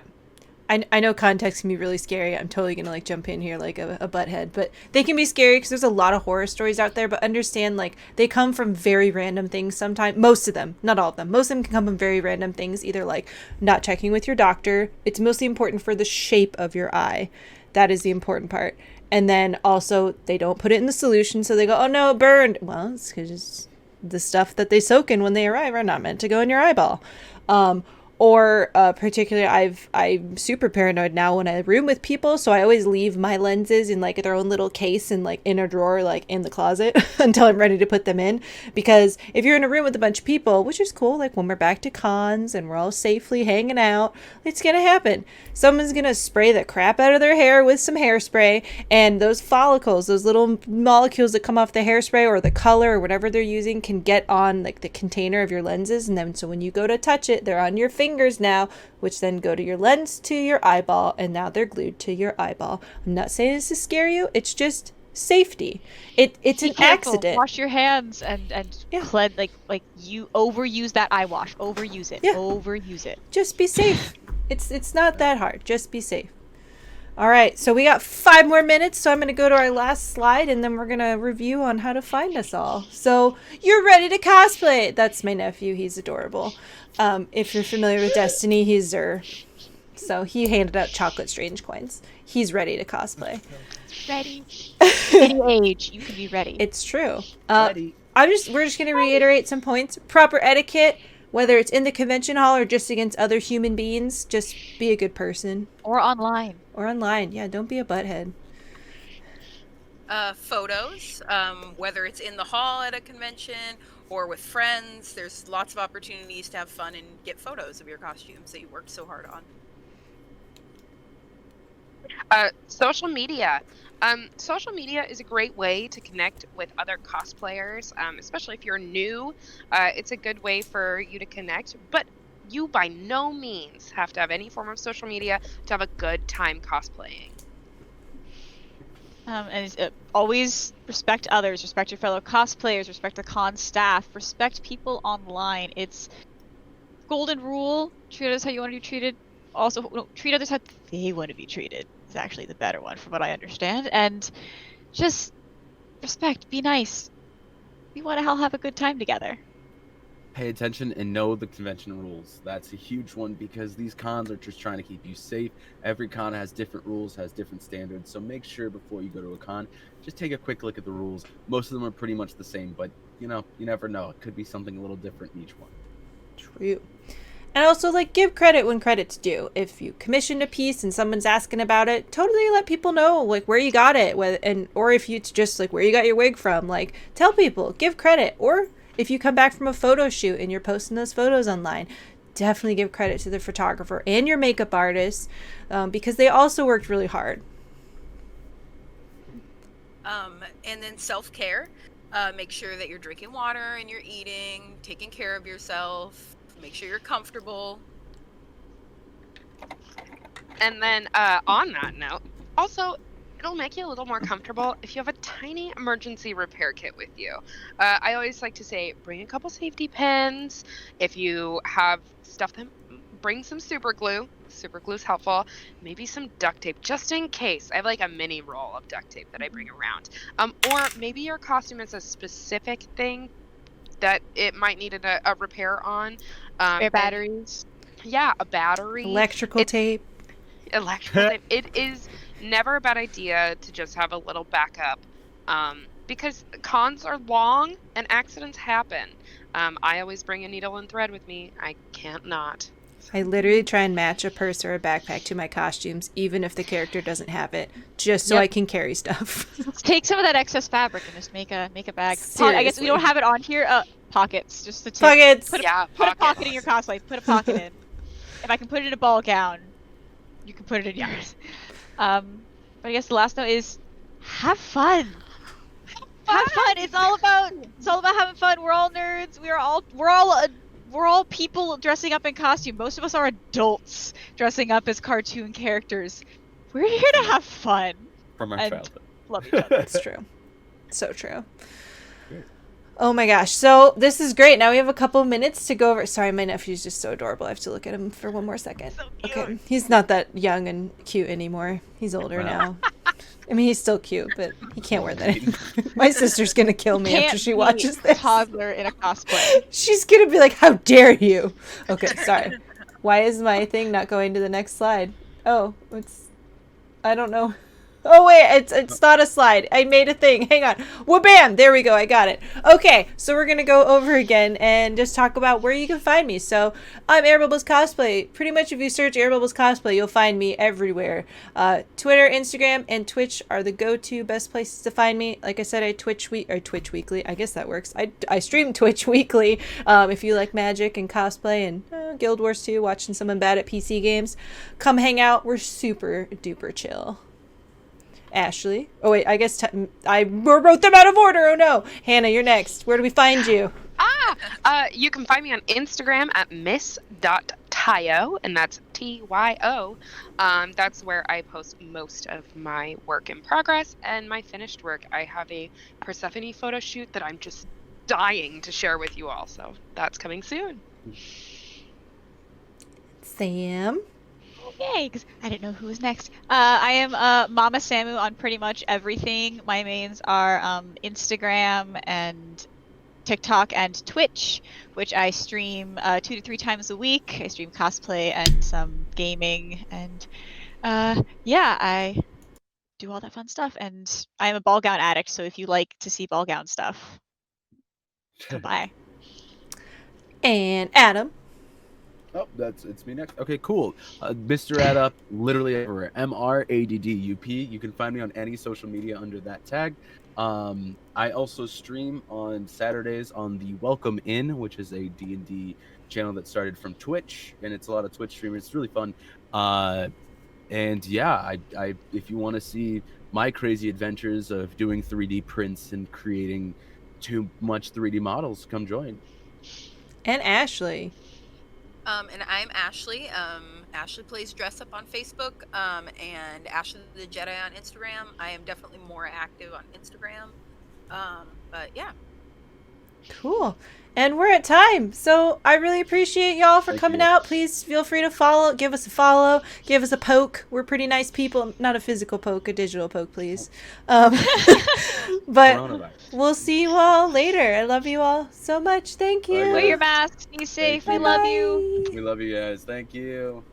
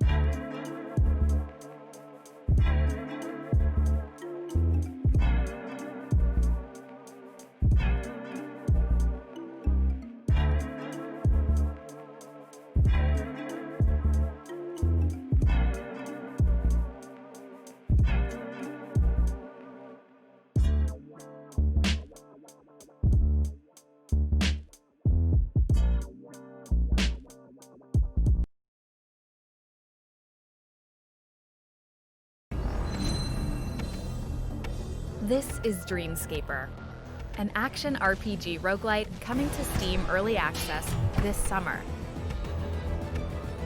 Dreamscaper takes action RPG combat and combines it with the endless replayability of a roguelike. Every slumber is a different dungeon in an ever-changing world with a multitude of unique events and challenges. Play as Cassidy, dive into her subconscious, take on the surreal nightmares she wrestles with to dispel the darkness. Master a rich, expansive combat system that rewards skilled play. Use careful positioning, exact timing, and quick reflexes to defeat foes with an abundance of combat options. Make your defense offensive. Use quick reactions to dodge and parry enemy blows to create opportunities. Each weapon class in Dreamscaper is unique, allowing for a myriad of ways to approach combat. Rend the earth below your nightmares, fire off a finger gun, or whip a yo-yo into their faces. Make your nightmare your source of strength. Use lucid powers to bend the dreamscape around you.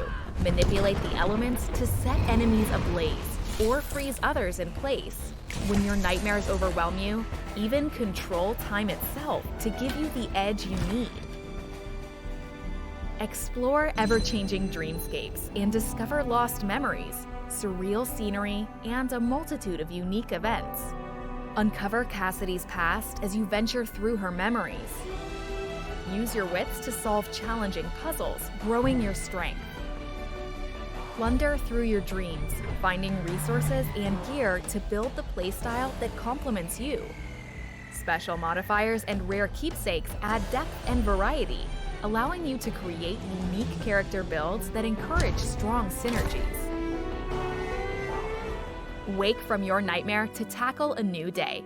Travel across the city of Red Haven and live Cassidy's waking life. Forge friendships and empower Cassidy with hopes and memories to dispel the darkness of her nightmares. Use resources found in your dream as inspiration to craft gifts for the people close to Cassidy. Make new friends and improve your relationship with them to unlock story vignettes and new powers in your dreams. The more you invest in them, the more they'll support you in return. Face off with nightmarish entities that represent some of Cassidy's most negative emotions. Challenging boss fights with representations of fear, isolation, loss, negativity, and more will test your mastery of the dreamscape. You'll need to draw on all your strength to handle ever-changing combinations of powerful enemies. Spell slingers, spectral swordsmen, mysterious wanderers, and hulking bruisers will bar your path. Vanquish those deadly foes to clear the dark miasma surrounding Cassidy. We can't wait to make Dreamscaper even better with your feedback and support over the coming months. Prepare to fall into dreams when Dreamscaper launches on Steam Early Access this summer.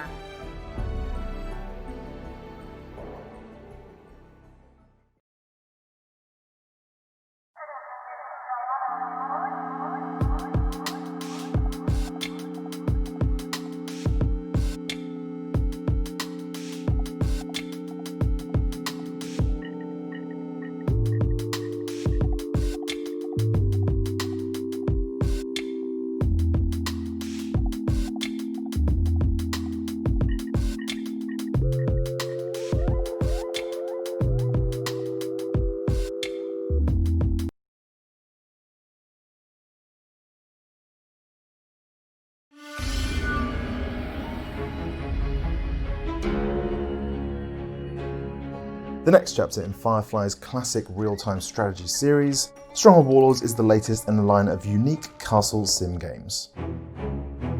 Developed by Firefly Studios, creators of the original Stronghold and Stronghold Crusader, Stronghold Warlords introduces new RTS mechanics, classic Stronghold units, and 4 unique regions. In Stronghold Warlords, players must first design, build, and manage a fully realised castle economy, before taking the fight to rival opponents lifted from the pages of history.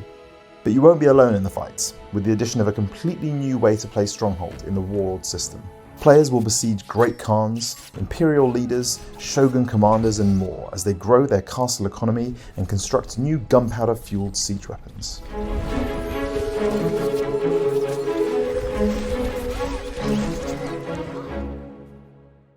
Taking players from the jungles of Vietnam and the Mongolian steppe to the warring states of China and finally feudal Japan, this new setting is built into each aspect of our castle sim gameplay.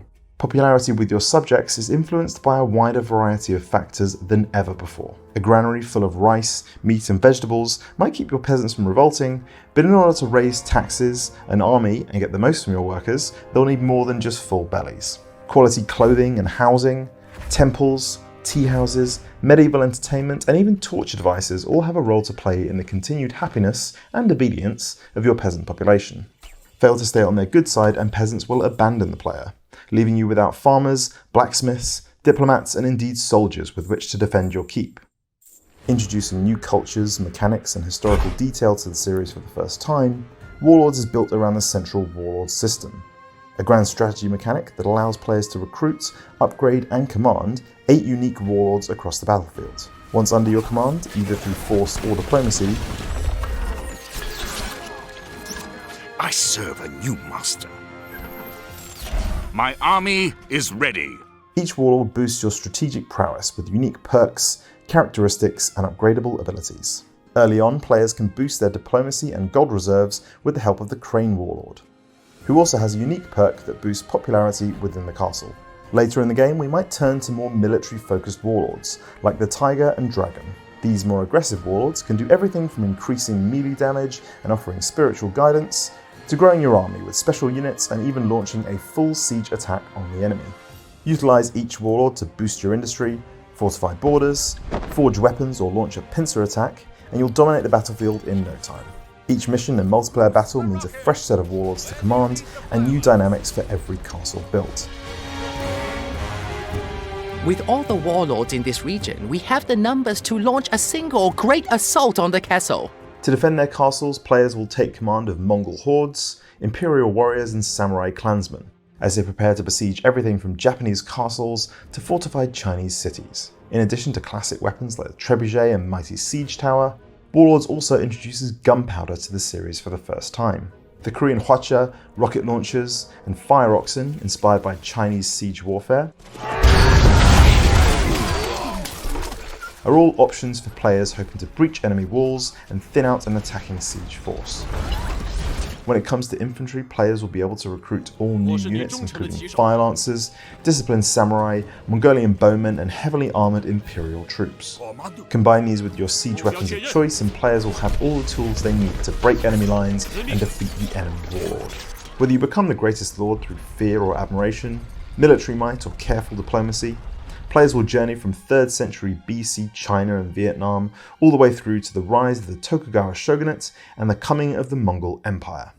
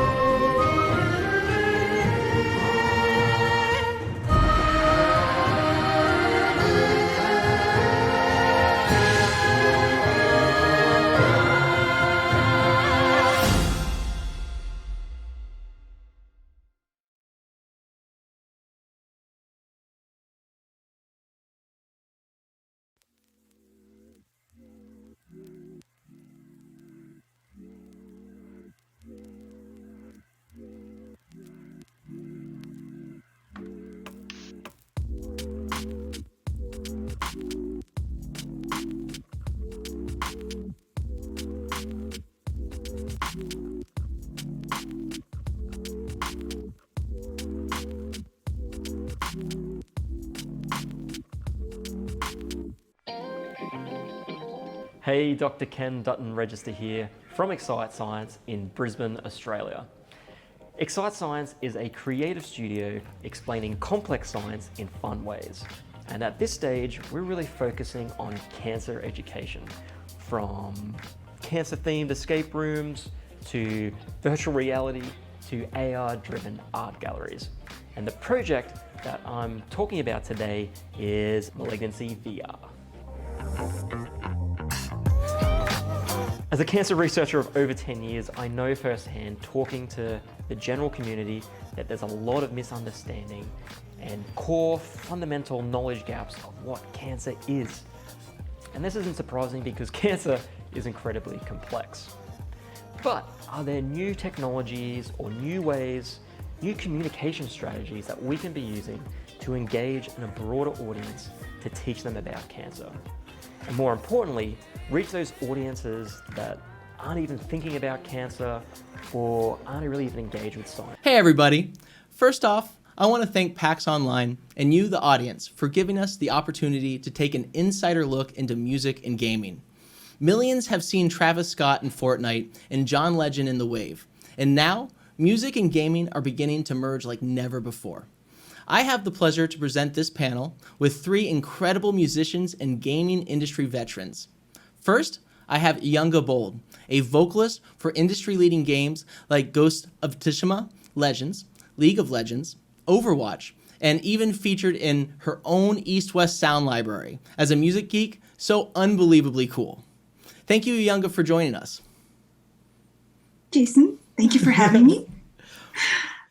Second, we have Shota Nakama, guitarist, composer, and founder of the Video Game Orchestra. He has traveled the world performing iconic video game music to millions. Shota has also recorded the music for blockbuster games, including a personal favorite of mine, Final Fantasy, with credits in 12, 13, 14, and 15. Shota has also worked on a recent title, No Straight Rose. Check it out. Shota, thank you for taking the time to be here. Thank you. Yoroshiku onegaishimasu. Third, we have Joe Cataldo, a composer and sound designer who specializes in producing hybrid scores for games and is owner of Mad Wave Audio. His credits include Archer, Danger Phone, Terminator Salvation, a VR game, the 13 remake by Ubisoft, Last Night, and a new game, Blind Fate Ido no Yami, and much more. Joe, thank you so much for being here. Thank you, Jason, for having me. This is going to be great. And my name is Jason Parks. As a musician, I'm a woodwind player. Professionally, an entertainment producer and CEO of Road 2 Entertainment, which is an immersive media studio currently releasing a VR game called Rhythm of the Universe Ionia. Road 2 has a booth at PAX Online. If any listeners want to learn more, check us out. So I would love to start out by diving more into our backgrounds in gaming and music. The introduction is just the tip of the iceberg when you dive into our careers. We have come a long way from Berklee College of Music as students almost a decade ago. So Shota, would you start us off by letting our audience know more about you, your accolades, and anything you're currently working on? Yeah, I guess like the PAX community probably knows me more about me than myself. We performed at PAX so many times, particularly PAX East. We've done Prime once, twice, I think. But yeah, like almost every year we performed at PAX East, and I've done the Video Game Orchestra thing, and we've been fortunate to be featured every time. So that's great. Hopefully we can do something this year too. But yeah, I forgot the question. This is gonna go well. Sorry, no guys. worries. No, just Right. tell us a little more about your background. Yes. Also, I know you have a studio as well. What have you been Yeah. working on? Okay. I'm gonna talk about the PAX after. So my name is Shota Nakama. I'm from this little island called Okinawa. If you know where that is, it's a small island in south of Japan. And I grew up there and hoping to be a rock star someday, inspired by the music of Deep Purple. And that was when I was 15, and I didn't go to high school. I dropped out from everything and just kept playing in bands. And I got the GED, came over to the US to study music, and eventually I landed in the Berklee College of Music, where we all met. And that kind of started the whole thing. And I started a video game orchestra while I was there. And then since then, like we just landed on gigs and fortunately, and PAX East was one of the very first conventions we played at. And I messaged Cahill, who was managing the musical acts back then, and he's like, "Oh, cool! Like, do you want to just play?" And I'm like, "Sure, why not?" And we just played. And since then, PAX has been very generous to feature us almost every year. So I'm here. I'm fit right into the community. So great to be back in this format as well. Nice. How did you get working on the Final Fantasy series? Everybody asks me that. so I'll tell you. So I was back in 2011, 2012, somewhere around then. I was at this anime convention called Anime Central in Chicago. And at the same time, Masashi Hamauzu, the composer of Final Fantasy 13, was there as well. And we bonded, and every night we just went out, eat, drink, and it was just really fun. And I remember him talking briefly about some projects he's working on. And after we parted ways, and he messaged me from Japan saying, "Hey, do you want to work on the project I was talking about?" And I didn't know what it was because he didn't tell me. So I'm like, sure, because we say yes to everything, right? Particularly us. I think we just say yes to everything. We just promise and deliver. And so I said yes. And he's like, when is next time you come to Japan? And I said, whenever you want me to. He's like, okay, come to this address this time. I went, and the address was Square Enix. And I got escorted to this meeting with the audio director. And it was just like, it was kind of surreal because I didn't even know about that at all. And Masashi Hamauzu was like, so you're going to be working on Lightning Returns. Do you want to? And I'm like, why would I say no? So yes. Yeah, so that's how I landed on the gig. It was very random, but it was through networking. Yeah, I think we can all agree networking is probably one of the most important parts about this job, especially For in sure. music. Mm-hmm. What an unbelievable story. It must have been like a shock when you showed up at the address and I was like, wait, is this the right address? Yeah, exactly. It was like such a gigantic building. And I was like, Yeah. where is this? Square Enix. And usually they keep it very, how to say, like private. They don't want to show off that the company is there absolutely. for fear of like, you know, like any other media company, they don't super advertise their headquarters. So it must have been even more, amazing when you realized where you actually were. Yeah, so I went straight after the meeting. I went straight to their shop and just bought a bunch of things. Like a fan. Fantastic. Awesome. Well, Uyanga, could you dive in a little more about your background? I mean, it's been just a pleasure following your career. More things than we could possibly ever acknowledge in just this panel. But if you could dive into some of the favorite things you've done and anything that you're working on right now. Yeah, my name is Uyanga Bold. I'm from Mongolia, created in Moscow, and spent half my life in Switzerland, and then came to Berkeley, Boston, to study music. But I came to America wanting to study, U.S. music, jazz and R&B and all of that. And then people were like, no, what you do, like Mongolian roots and the ethnic stuff, that's where it's really cool. And then I got persuaded, and when I was in school, I happened to show some Mongolian singing to Gabriel from Rotu, and he happened to say, hey, we have that concert at Boston Symphony with the video game orchestra opening for Alan Silvestri, right, with the Anthem of the World. And then at there, some producers saw me for this concert that he was putting on in Bucharest with the symphony orchestra there, and he's like, oh, can you come and record? And we recorded, and he's like, oh, great, can we come into Bucharest and sing with this orchestra there? And they did, and that video got tens of millions of views, so it made it a little bit easier to for people to find me versus me going out there to finding people. Mm-hmm. I was very lucky that it was a masterpiece experience. And some highlights, recently Mulan came out on streaming on Disney, so I was very fortunate to work on it and provide some vocals, and be invited to Harry Gregson Williams Studio and do that here in Santa Monica, and also worked on this Spider-Man Marvel's animation, Maximum Venom, and we did a lot of vocals for that. And this was during COVID, so we did it remotely, and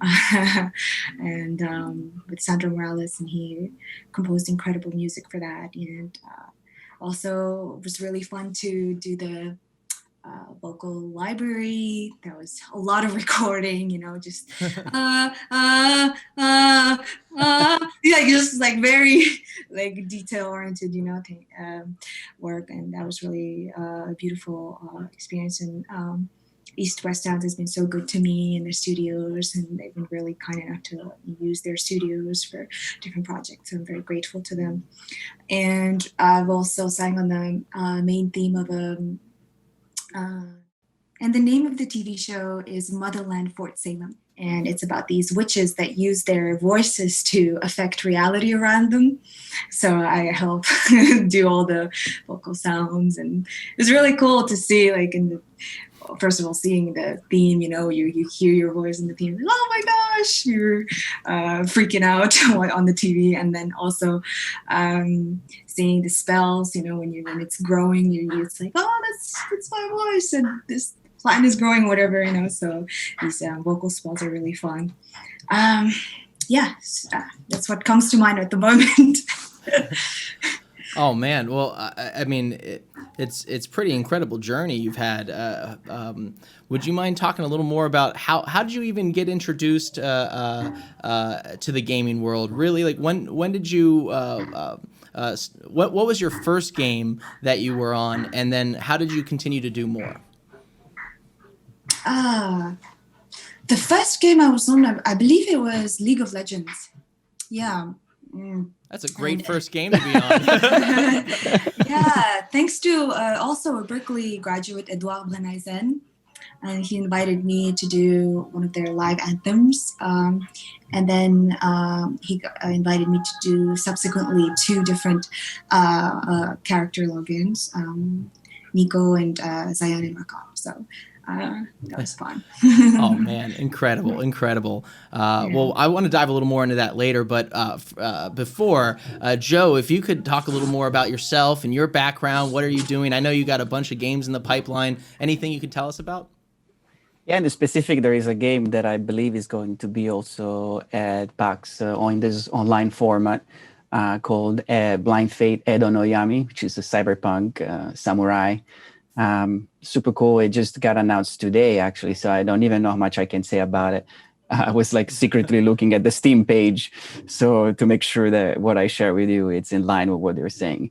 In terms of my background, wow! First of all, oh my God, Uyanga, what a crazy story! Like you too, like amazing, like jumpstart career. But I mean, I known you since Berkeley. You totally deserve it. Your voice is so unique. I'm glad that even if you came to US to study jazz and more American music, that you kept your roots and you kept developing your style. Truly a gem. Her voice is truly a gem that we needed as a sample, but also like in real life. My background in video games started when I realized that it was actually a viable career. I had no idea. It's something that I always did as a kid. I loved to hack games and put my music and my sounds in it. And let's say 10, 15 years ago, video games did not used to have any kind of like encrypted sound banks, or they would just come on CD-ROMs, and you will install the game and there would be just a folder called audio or sound effects. So you could easily go in there and replace the audio files that were in that folder with the same identical naming scheme with different audio. You could completely swap audio for games. And I spent endless summers with my friends just doing that. A couple of games I can mention. We had fun swapping sounds or creating a new one where Worms Armageddon, the little turn-based war game, and we were like put silly games, maybe from more violent games like Carmageddon or any shooter games of that time. And so it was just a way to have fun. But in practice, in retrospective, I realized I was kind of creating mods in terms of audio and remastering and recreating music for sound design. And so it was only until I actually moved to US then I realized that no, wait a minute. This is actually a job. Creating sounds and music for games is a viable career. And that's when I started dedicating myself just to that. It started with I have to be honest, everything started with a few small indie projects that I was fortunate to be friends with the team. And they really became extremely popular when they were brought to the public attention. And so one thing led to another, similar to Uyanga experience and Shota experience. You start becoming friends with some of these key figures in the industry, and just out of mutual respect and just the liking to spend time together on long-term projects creates some kind of trust that then wants some of this game director and game producer to work with you because you kind of proved that you're a person that you're cool to work with, and you have the skills, you have the talent, and so it becomes a natural transition to find a project that it's a good match to collaborate. In terms of some of the projects, one of my first project that really was under the spotlight was The Last Night, the cyberpunk pixel art game that kind of went crazy, I believe in 2017 when announced at the Xbox press release. And then after that, I worked on obviously that opens a few doors, and with the Terminator VR experience, with the Archer game, a few other games that are not announced yet, but it all becomes some kind of snowball effect. So my story is not that different than all of yours, guys.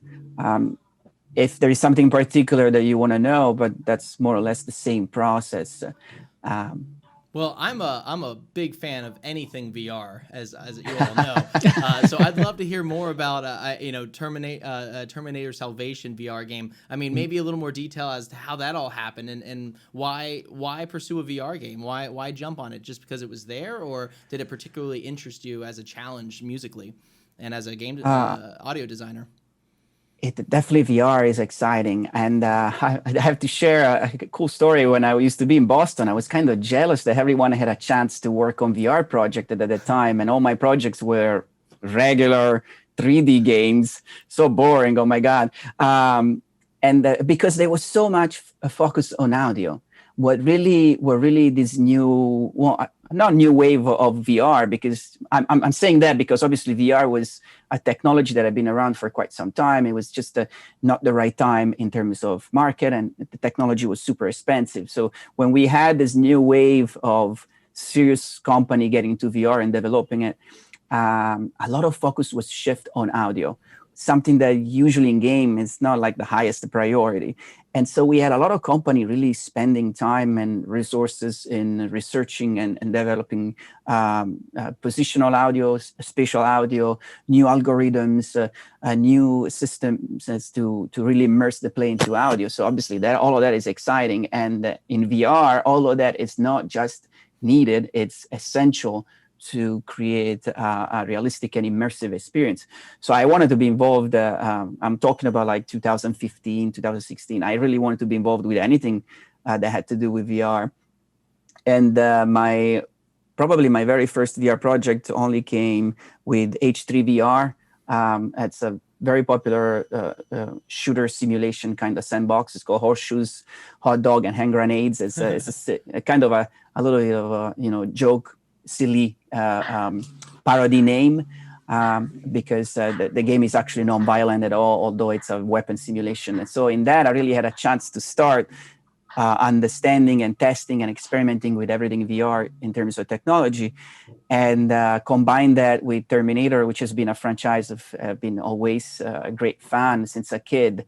Back in Italy, where I come from, I still have a little poster of Terminator 2, when poster used to be the one that you draw by hands, those hand-drawn drawing that would be obviously digitized and print on large scale.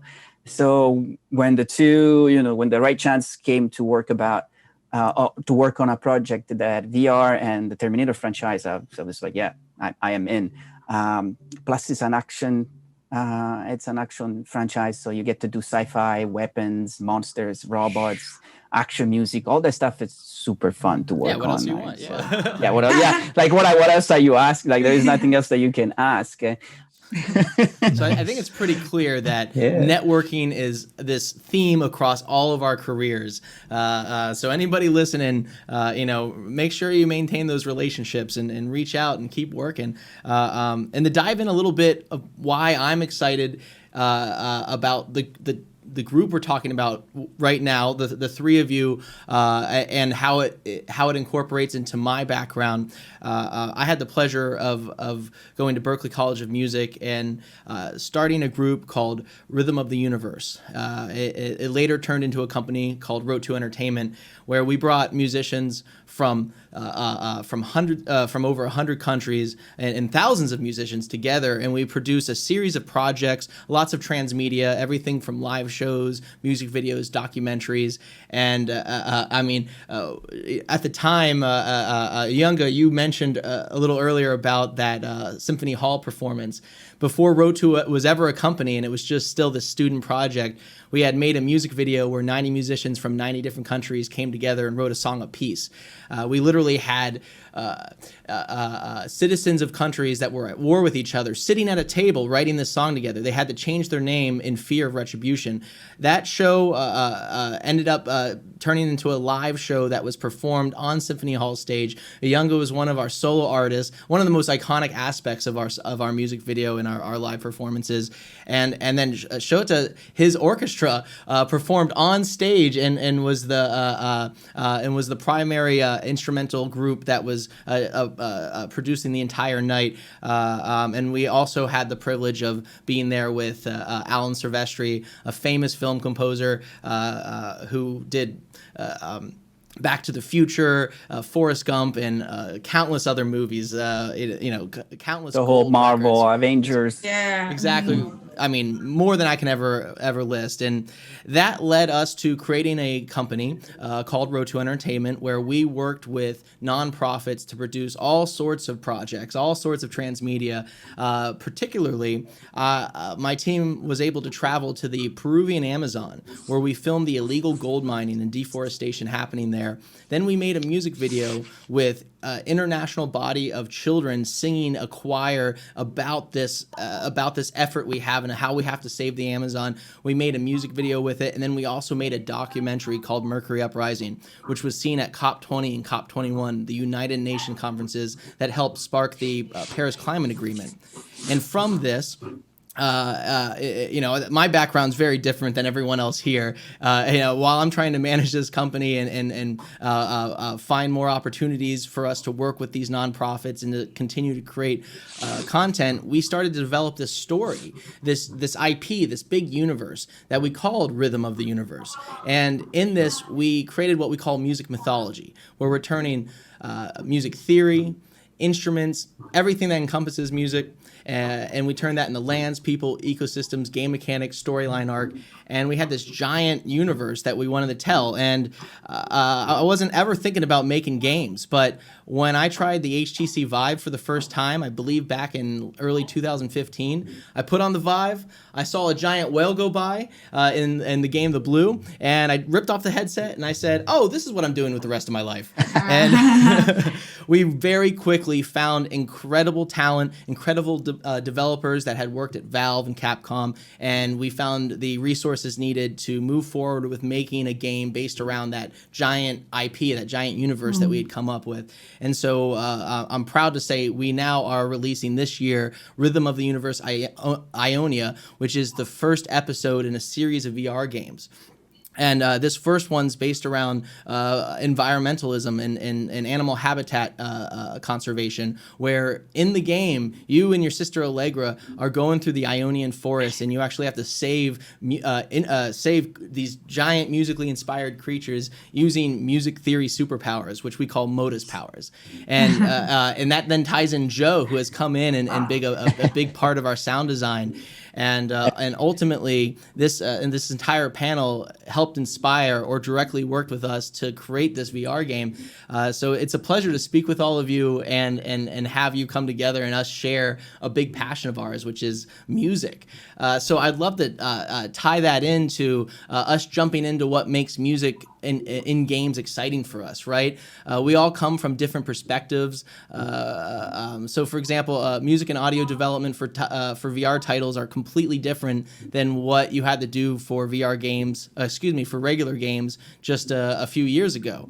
So, from the panel, let's open it up. What are some thoughts, any favorite things that you've worked on or things that you've seen that really define where music is going in gaming? I guess I'll take the first lead. Yeah, so No Straight Rose, for example, it's a music game essentially. So this evil EDM empire, not that EDM is evil, just so you guys know. But so there's two rock musicians, guitar player and drummer. They are fighting against the evil guy from the EDM empire, and literally, like when you shoot a bullet, then it's a note, like notes come out, and then like you attack the people. So yeah, that's how the game is. So without the music, the game doesn't exist. And also the developer company that made the game is called Metronomic, which kind of implies that it's a musical. It's a company that deeply cares about the music and audio. Yeah, and so this was such a like big part, and I did shred some guitar and just monitored the whole production as well. But yeah, we had huge talents involved in this, and so famous guitar players involved in this, and they're all shredding so that they can all defeat the evil empire. So I love how that where it's sort of similar to Road 2, where you're having this this interpretation of actual music or performance of music and turning it into the storyline and creating game mechanics from that. I love that, and you see more and more of that. Right.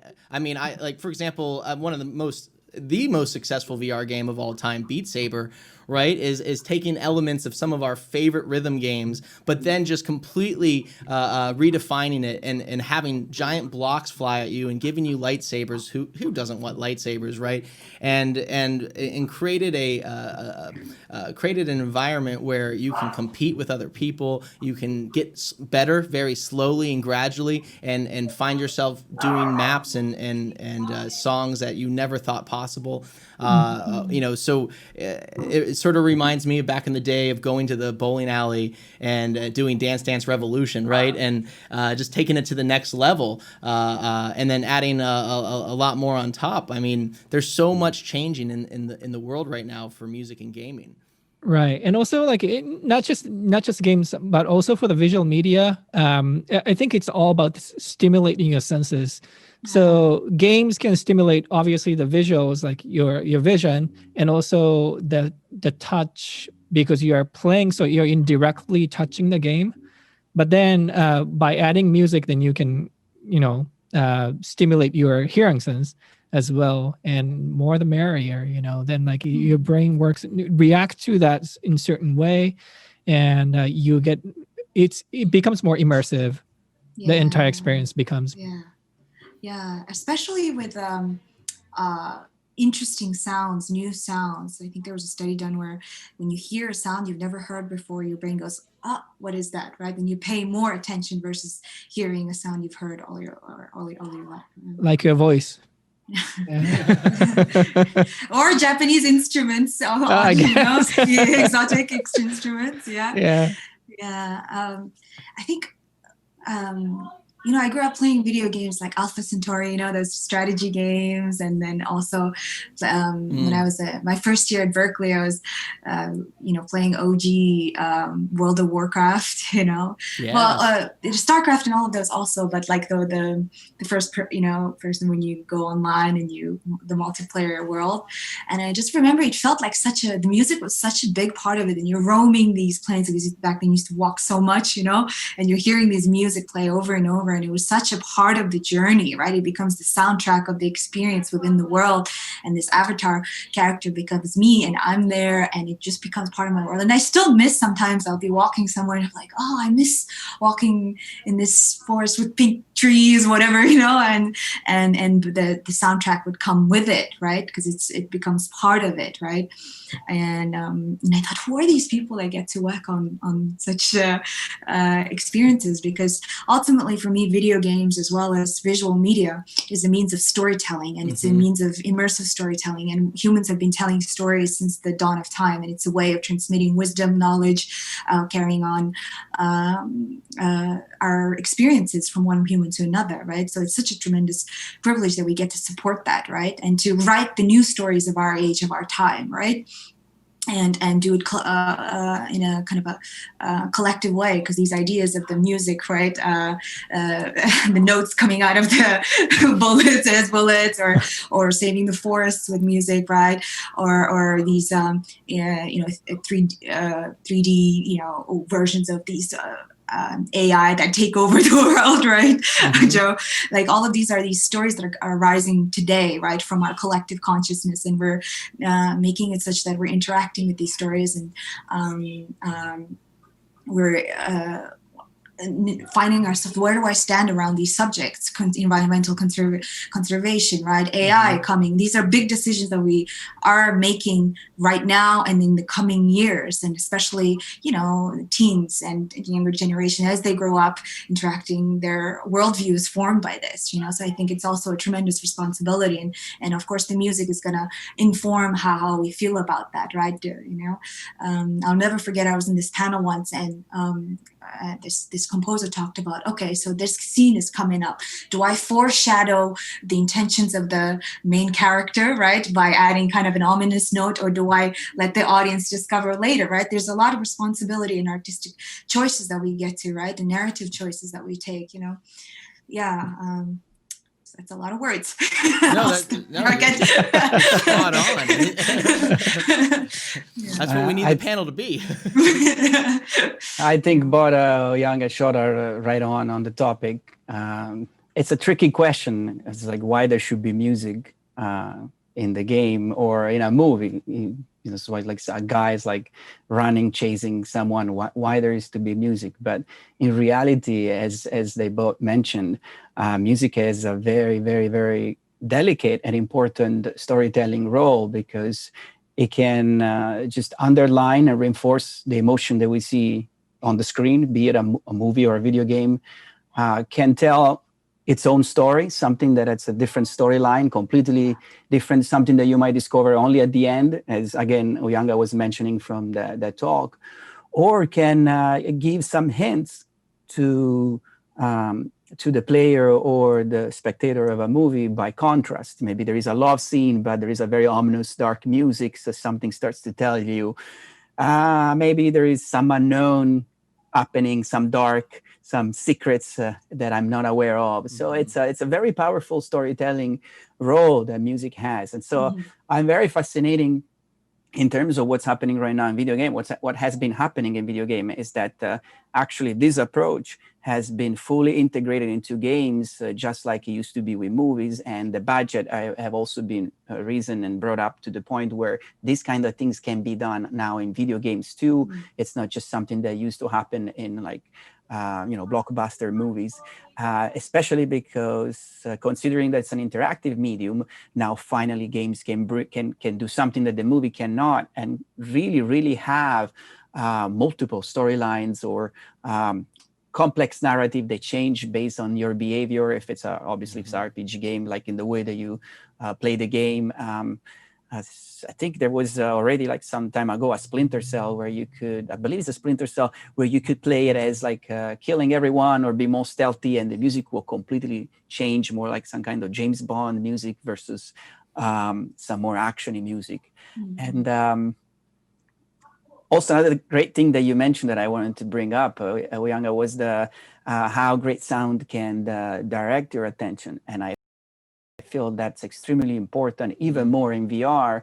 Games, the player is kind of the director. Like we give up, as creator, we give up the camera control to the player. So sounds really, in a story-driven game, it's extremely important to, while leaving some choice to the player, to still direct him through the story so that the narrative threads make sense. So sounds can really focus attention in some particular moment of the game, be it some very dramatic music or specific sounds. And all of this becomes even more important in VR, because the first experience of in VR is that just you want to look around, and you might be not focusing on where the action is supposed to be. So a very well-placed sound or sound cue can make sure that you're looking at the right directions and paying attention to the right things. And not to be biased, I really love what we're doing with the Rhythm of the Universe, Route 2. I mean, the blend between music and sounds and cinematics, and cinematic looking moments it's amazing. And so sounds really needs to help to direct the story and push it forward. So those are the things that excite me. The taking everything that great movie soundtracks have done and bring it into a medium that now it's fully interactable, modular, and responsive to player action. I'm right there with you, Joe. You, all three of you, spot on as the future of music and where it's going and what it already is. I mean, just to tie on a little bit of what Joe said with Ionia is that, when has it ever been where you can put on a headset, you're now in a space, right? You're in a dimensionalized space, and then you have to take into consideration all of the audio and sound aspects. That you can't just have audio just be omnipresent anywhere, right? It has to be directional, right? It won't work. Yeah, There's all these new anymore. rules and all these new storytelling techniques that we have to discover. And one of my favorite new little things that we're adding is we have these special little bell plants all throughout the game. And if you take your head and you get really close, you'll actually hear it sort of tooting at you. But you would never know that unless you sort of found that little Easter egg, right? So spoiler alert for anybody that plays. We'll have a demo available at PAX, by the way. So if you're listening to this panel and it's during PAX, go check out Rhythm of the Universe Ionia and you can give it a try. But ultimately, it really changed the approach to create ambiences in games. Before, it's already a little bit like that in 3D first-person games. Mm-hmm. You have some kind of base bed of ambience that kind of describes the environment that you're in, and then you have a bunch of point source emitters that add more variety, and probably they have some randomized elements. But in VR, the whole environment is actually built of individual elements that you need to place in the environment, because you don't really know if the player is going to put their ears close to an object, or if they're going to crouch or stand, or try to look above something. And so you really have to place the elements where visually they would be in real life, or real life in a fantasy world, compared to before. We can take an example. Let's say a car in a 3D game. The source emitter would be just placed in the center of that 3D model. Now you probably want to place the sounds of the wheels where the four wheels are, the engine where the engine is, if it's a front engine, back engine. Otherwise, it might not make sense anymore in VR. So it definitely opens up for some new creative possibilities and challenges in terms of managing all this content. Yeah, definitely. And what you're talking about, Jason, the idea of this Easter egg, you get closer, right? It has this sound you could hear, right? Mhm. Tooting at you, as you called it. I remember I was invited to sing at this augmented reality experience, but I think they closed down in San Francisco, called One Dome. And one of the whole idea was that you go into this Unreal Garden and you wear this augmented reality headset, right? And you go and there are these plants and these flowers, and they get your attention by sound, right? Like something Mhm. behind me, I turn around, right? And it was used also as a subtly teaching how your attention, if you focus it becomes useful. Like you would need to look at something for a little while. When you look at something, there's a little yellow ball in front of you, and the more you look at it, it coalesces, and then you're able to interact with something, right? And that came with the sound, of course, right? So these moments, it makes it feel way more in the body, because if it's just a light, it's cool. But if I'm hearing it and it's vibrating in my body, then it feels like I'm deeply immersed in it, right? Or I love all that. And also another aspect, I think maybe the future of gaming. I'm excited to see more customization. I think Joe, you touched upon the subject of depending on the storyline, different a whole other kind of music can come in, James Bondish or not, right? And it was really interesting when we were working on this video game. It's going to come up, Magic Legends. It's the MMO version of this card player game, and how do we make it interesting that when each time you go to this section, we would record different versions of me improvising, for example, and each time you go there, it's gonna loop it so that it's gonna vary each time that you go there, a different vocal phrase, right? So things like that. was like really interesting for me to be on the inside, right? Understand, oh, okay, this is why we do that, this is what's going on. And I would love to see more of that, more customization, more interesting sounds, right? And choices, right? Yeah, exactly, choices. Yeah, and especially the more we go into 3D, you're creating reality. Really, you're like a little bit like gods, right? Let's not even go into the fact that we're probably living in a simulation, but it's right. And, different pattern. Technologically, I'm curious to see like where it's going to, because the interactive music is going to be, the interactivity is going to be better. Like we can't deny that it's going to be so good in like, let's say like even down like 1 year, 2 years, it's going to be crazy. So because the source separation technology is quite mature now, and with the machine learning and neural net, it's getting better every day. So eventually maybe we don't even have to program the way we do things now, and we could probably like the game might study what you pay attention to more, and that triggers the source separation accordingly. That could happen, and that would be like a lot more interesting than what's happening now too, because like it just studies you and then like sort of like customizes the experience just for you, and that I can't wait to see that.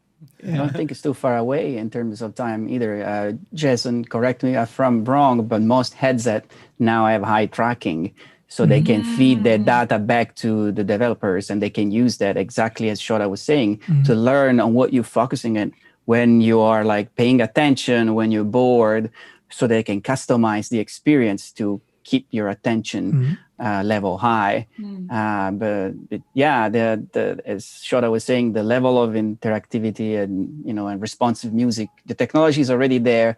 I would say right now, what's challenging it's to execute that for smaller team, because obviously, as Uyanga said, there is a lot of re-recording, variations, additional takes, additional melodies that needs to be recorded to make so that every time let's say you walk in a certain area of the game, you don't just hear the same music track starting at the same point every time. So that obviously requires a bigger budget to execute that. But what I'm personally curious to see, and I'm wondering if Shota has seen anything like that, is the more not machine learnings, but the sample modeling, to the point that some engines now can have instruments that actually play in real time in the game. It's not pre-recorded music. So I'm really curious to see how that is going to play with the usual techniques that we use to create interactive music, to adjust and really respond and even modify the music according to the player input, the choices that the player makes, or if you're in VR, based on where he pays attention and what he likes and doesn't like, by studying his eye movements and the pupils dilatation, if it's like paying attention, exciting about something, or bored. That's gonna be like interesting to see how it develops.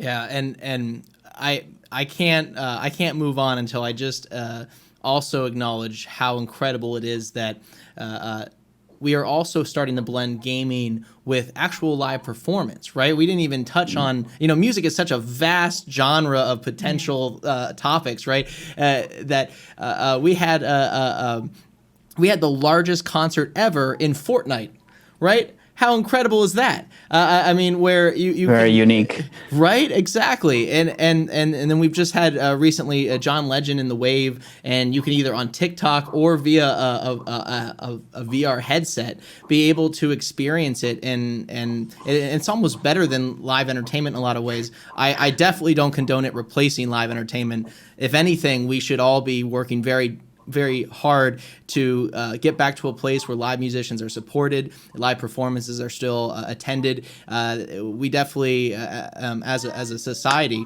need to make sure that continues to happen. But we can expand on it, and we can give musicians this new avenue, this new way to engage an audience. And it's for me, it's incredible to see that happening. And it's something that everyone should be aware of. Yeah, I don't see it. Please go ahead. No, like I was gonna say, like, you know, because I produce live shows and we've done online shows, and the situation now is like, you know, when Napster came into the picture of the music industry, it destroyed the whole thing. But like then, like we saw the emergence of the new platforms, the iTunes, iPod, it's all obsolete now, but you know, iPod and everything. Then it became more competitive and more interesting. And now Spotify is out there too, and Tidal and all those great platforms. Love Tidal. They're out there. Yeah, Tidal, especially because the quality is so much higher. Yeah, and that's what we care about, right? Because Musician we're real nerds. musicians. Yeah.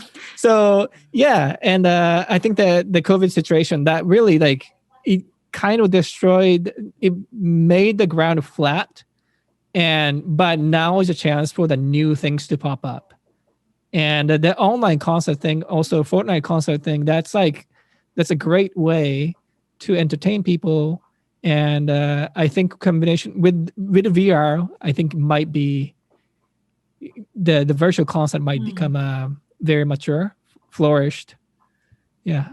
So that should be your next gig, Jason. But also, just like Spotify, while it disrupted a little bit of the major label business, it also gave a chance to more unknown, smaller bands to publish their music pretty much for free.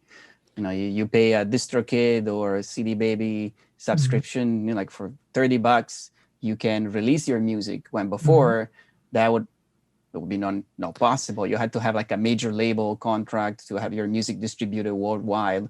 Right. You know, small bands were never had any chance like that. So I feel like the VR could do the same thing. There is some relatively famous band that I used to follow as a kid, American bands that, despite being quite successful, they never had enough, you know, of a following to actually fly all the way to Europe and, you know, have concerts in Italy. And so, you know, I don't think it's just disruptive. It could also allow for fans in some areas where, let's say, no mainstream bands would never have a chance to have a tour to be seen in this virtual live environment. So there's definitely some advantages of that, just like you were mentioning, Shota, about you bringing a new platforms as some of the advantages too. Yeah, and in Brazil, actually, people are doing something interesting. All the pop stars are doing good online concerts. So what they're doing is they pre-record everything except themselves. I don't want to say anything bad about drummers or like guitar players, but like, you know, when a pop star is there, the pop star matters more, right?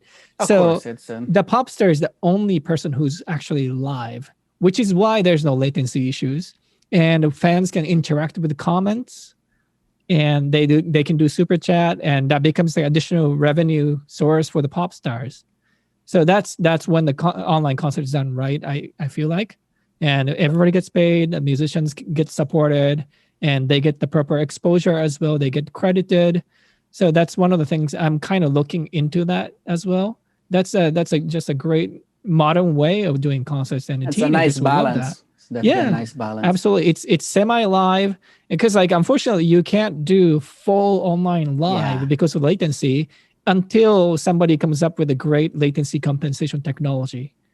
And until then, or 5G might solve this, because like our picture quality will be significantly better, and the connection will be, you know, way faster than what it is now. So yeah, maybe that's something like we can all look into that. Yeah, maybe Elon's Starlink, right? We all have or that continual internet across anywhere. But just send it to my brain directly. Neuralink, yeah. Exactly. Did I mix those two? What's the satellite, the series of internet providing satellites that Elon has? I'm trying to remember. No, you said right. Starlink, right? And then he also has Neuralink. Oh, okay. Neuralink is, I was saying, or just send a stream from Starlink to Neuralink straight to my brain. Like, I don't even have to actually see it. It's just electronic impulses. Oh, he didn't even try and keep those dynamically different in any way, did he? Those will combine. Straight to the source. Send music to my brain, please. Oh man, well, you know, again, panelists, thank you so much for taking the time. We're wrapping up here. I wanted to really briefly talk about any last points we might want to have, or any advice you might have for anyone listening that's interested in music and gaming, or have similar backgrounds to what we have, and could learn from some information. And then we can just talk a little bit about where people can find more out about us. So I would love to just start off with the bigger point I think we all made throughout this talk, was that networking is incredibly important. Just network. Whoever you work with may introduce you to someone, so make sure that you maintain relationships in a way that is meaningful to both parties, right? And be courteous to each other, even if you're not 100% happy with one of the jobs that you are on or something like that. It never hurts to just maintain that relationship, maintain that friendship, and also extend a helping hand out to those who need it. Beautiful. I think meaningful is the right key right there. I sometimes the stress is on networking, but I think creating meaningful connections with people that you respect and that you would like to work with, it's extremely important. And just hey, I am a composer, hear my music, or this is what I do, because eventually you might end up working with this with some friends that. Projects could go on for years and years, so you actually, you need to like to work with them, have them around, and this goes both ways. It's not just for the person hiring, but also for you seeking work. Make sure you don't just do like a blank networking with everyone, but seek out the collaboration that you really want to have, and if you're not ready to approach a certain client or a certain company, make sure you work toward that goal in steps, so that you yourself can actually be in a position where you're ready to add value to a certain project.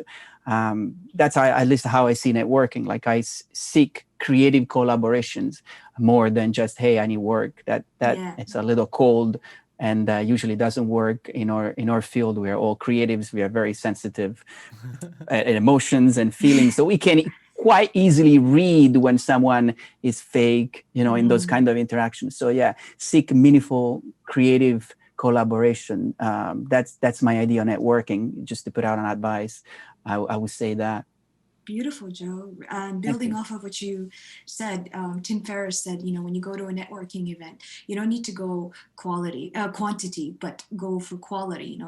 You have one aim is to make one good friend out of this, if you can, a couple good friends, rather than, I've had this experience where people talk kind of, they look at you, but they're kind of looking behind you, that kind of thing. Like That's a lay. Right. So exactly. So that kind of thing is just to be mindful. And personally, I think I attribute, just being a working musician to having something kind of a unique to offer to the table, something that's not very easily accessible. Being kind of not the purple cow in a field of cows, but something a little bit. I feel like we live in a world of niches. There's absolutely. So knowing your niche and also capitalizing on that, working on that, leaning in even if it's your limitation, how can I make that actually a positive, right? And there's some work to be done there, personal development.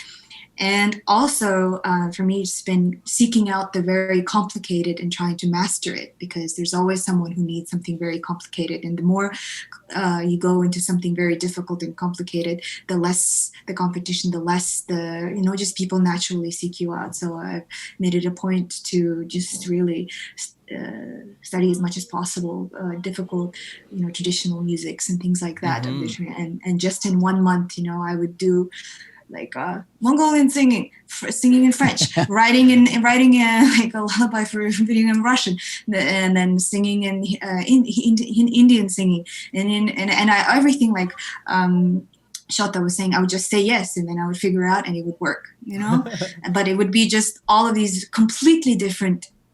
So if I was just singing pop, perhaps I would not get as much work, So.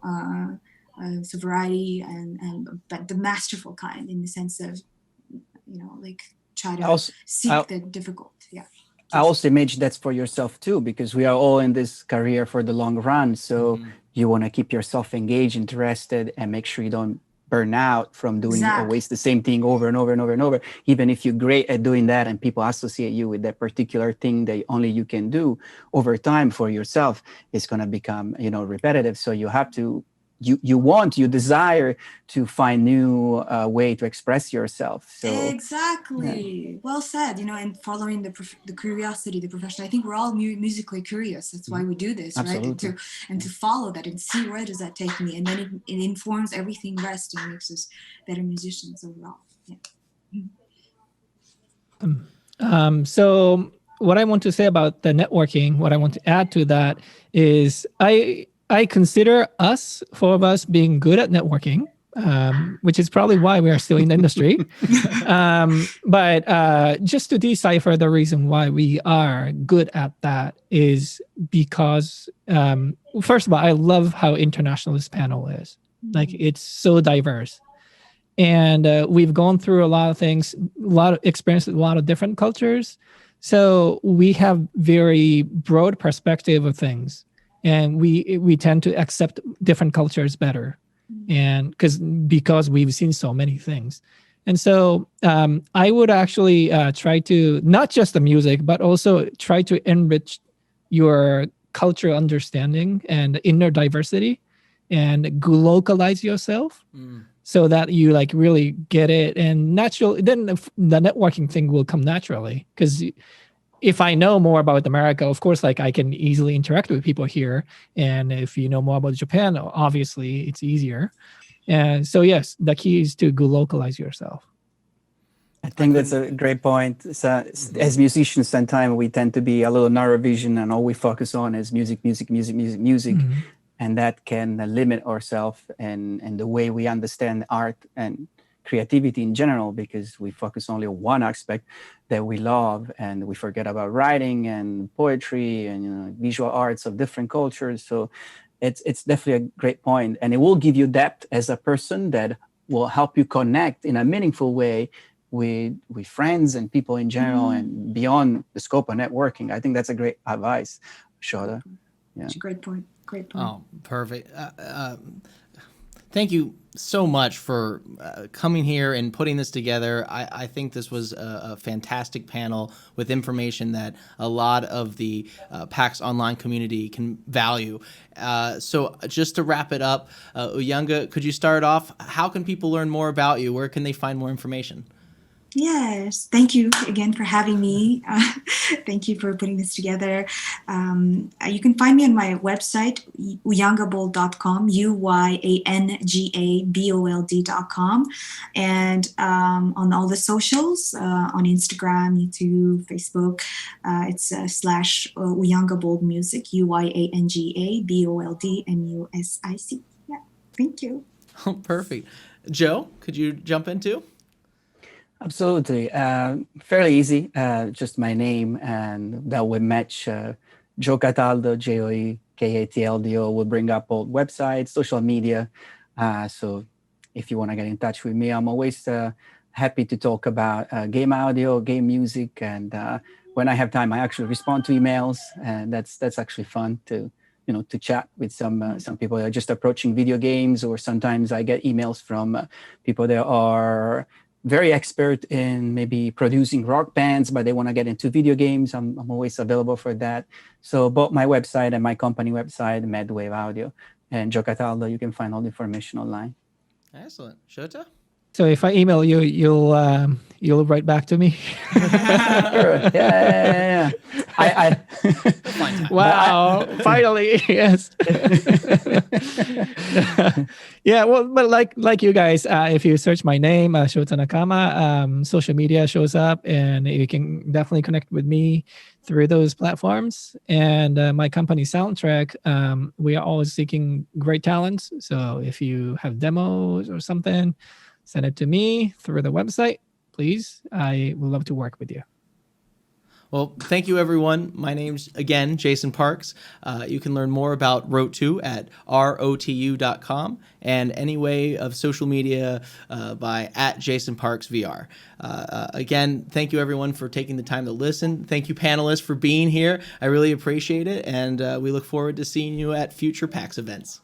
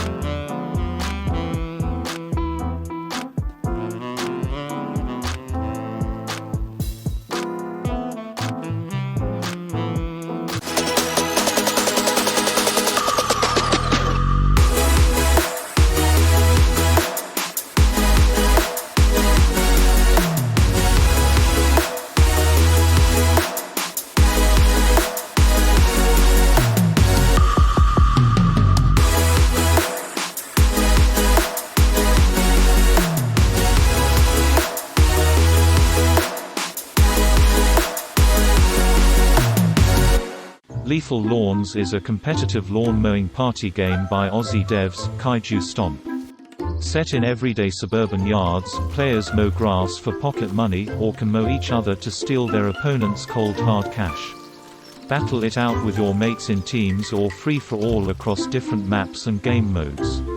Supporting bots, custom game settings, online multiplayer and Steam Remote Play, Lethal Lawns is a great game to throw into your Friday night rotation. It's jam-packed for $5 on Steam, so check it out and get mowing.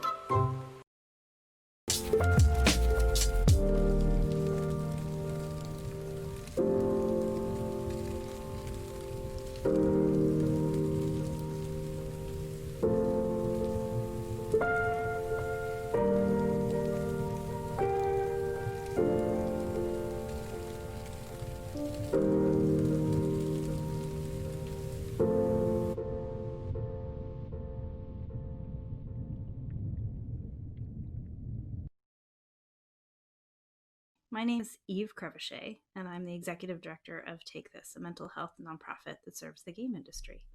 You may know Take This as a PAX attendee in the past from our AFK rooms, which are a feature of in-person conventions. And here we are at PAX Online with AFK Online. And one of the reasons that's so important is because just like in a regular in-person convention, a space that you can go to relax and quiet your mind and take a break from the intensity of the convention is important here too. And the reason we care about this, and the reason this is something even to talk about, is because an online convention, not only is it new, but it's also a pretty intense experience in ways that we're not used to. And so I'm here to help you identify some ways to take care of yourself, stay calm, and feel like you have your tools for self-care. So I encourage you to remember, even though PAX Online is a 24/7 convention for 9 days, that it's okay to miss things. You will, in fact, miss many things. It's okay to feel like you're not finding your friends. You will, in fact, not always find your friends online. It's okay to feel like this is strange. It's okay to feel distracted. And it's probably going to happen. Manage your expectations and understand that this is a strange experience and a strange new way of working. It's fine. It's okay. And take breaks. Walk away. Give yourself the opportunity to rest and recharge. Just like at a regular convention, the same basic self-care principles apply. Get enough sleep, eat proper meals, drink plenty of water, and walk away from your screen. In fact, that's what I'm going to do right now. I'm going to take this lovely mug of tea, which I drink every morning, and I'm going to turn off my camera, step away from my computer, and sip it. I hope you have a great time at PAX Online, and I hope you visit AFK Online, which you can find through the PAX website. There's an AFK page and there's a link to AFK Online right there. And come visit if you need it. Thanks, and have a great day.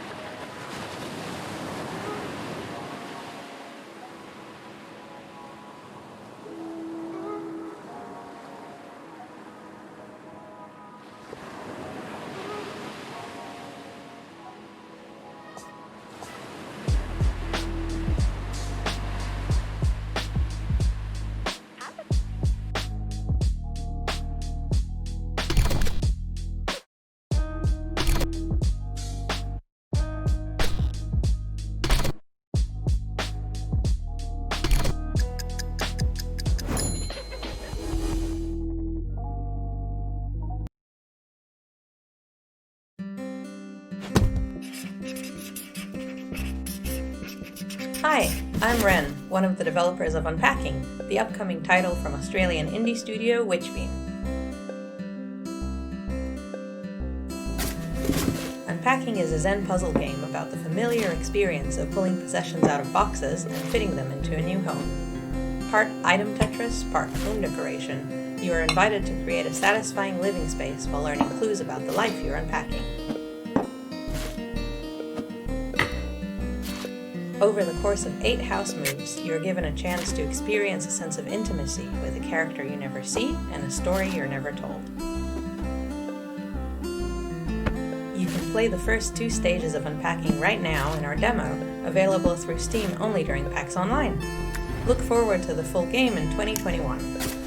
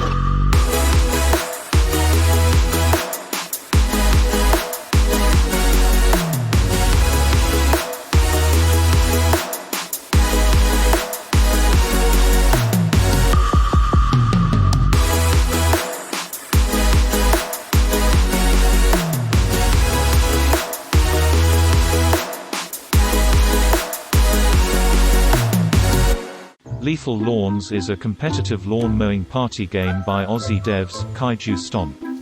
Set in everyday suburban yards, players mow grass for pocket money or can mow each other to steal their opponent's cold hard cash. Battle it out with your mates in teams or free-for-all across different maps and game modes. Supporting bots, custom game settings, online multiplayer and Steam Remote Play, Lethal Lawns is a great game to throw into your Friday night rotation. It's jam-packed for Hello, and welcome to Proper Care and Feeding of Your Franchise, Dungeons & Dragons, the Acquisitions Incorporated way. I'm here with my partner in crime, Sean Merwin. Hello, Teos. Thank you for coming to talk with us and me and everybody out there in PAX land about how to play Acquisitions Incorporated the D&D way. Wait, no, it's the other way around. Play D&D the Acquisitions Incorporated way. Is there a difference?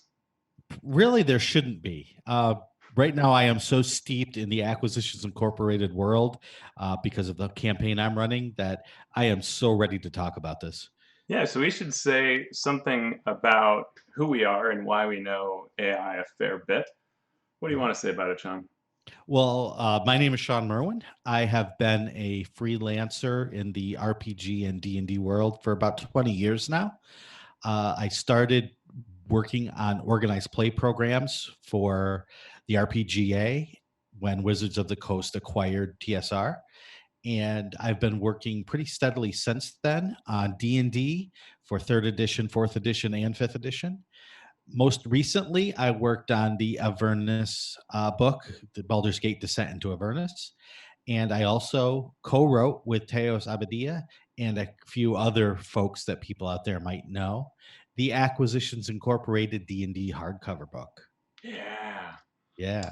And I'm Teos Abadia. I am also a freelancer when I'm not doing my day job. And I have been lucky to work on a number of really cool organized play projects. Some of my favorites are the ones that involve a whole bunch of tables playing at the same time. And a lot of my favorite ones have been ones that I've co-written with Mr. Sean Merwin. And that certainly includes the project of working with Penny Arcade on the Acquisitions Incorporated book. That was super awesome. We were lead writers working with the Penny Arcade amazing talent, and Scott Fitzgerald Gray, and Alyssa, and everybody. And yeah, what a team. Yeah.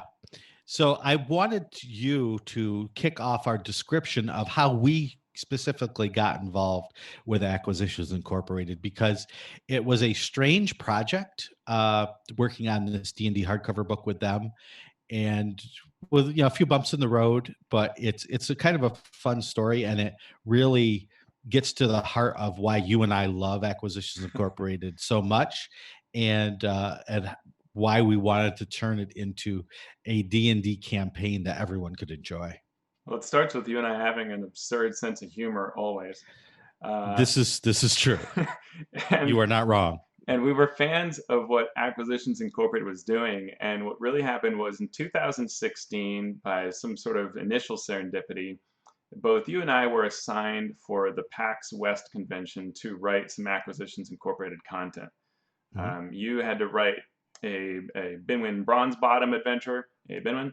Yep. And I had to write Cloud Giant's Bargain, which was going to be your adventure got played at PAX by a whole amazing amount of people.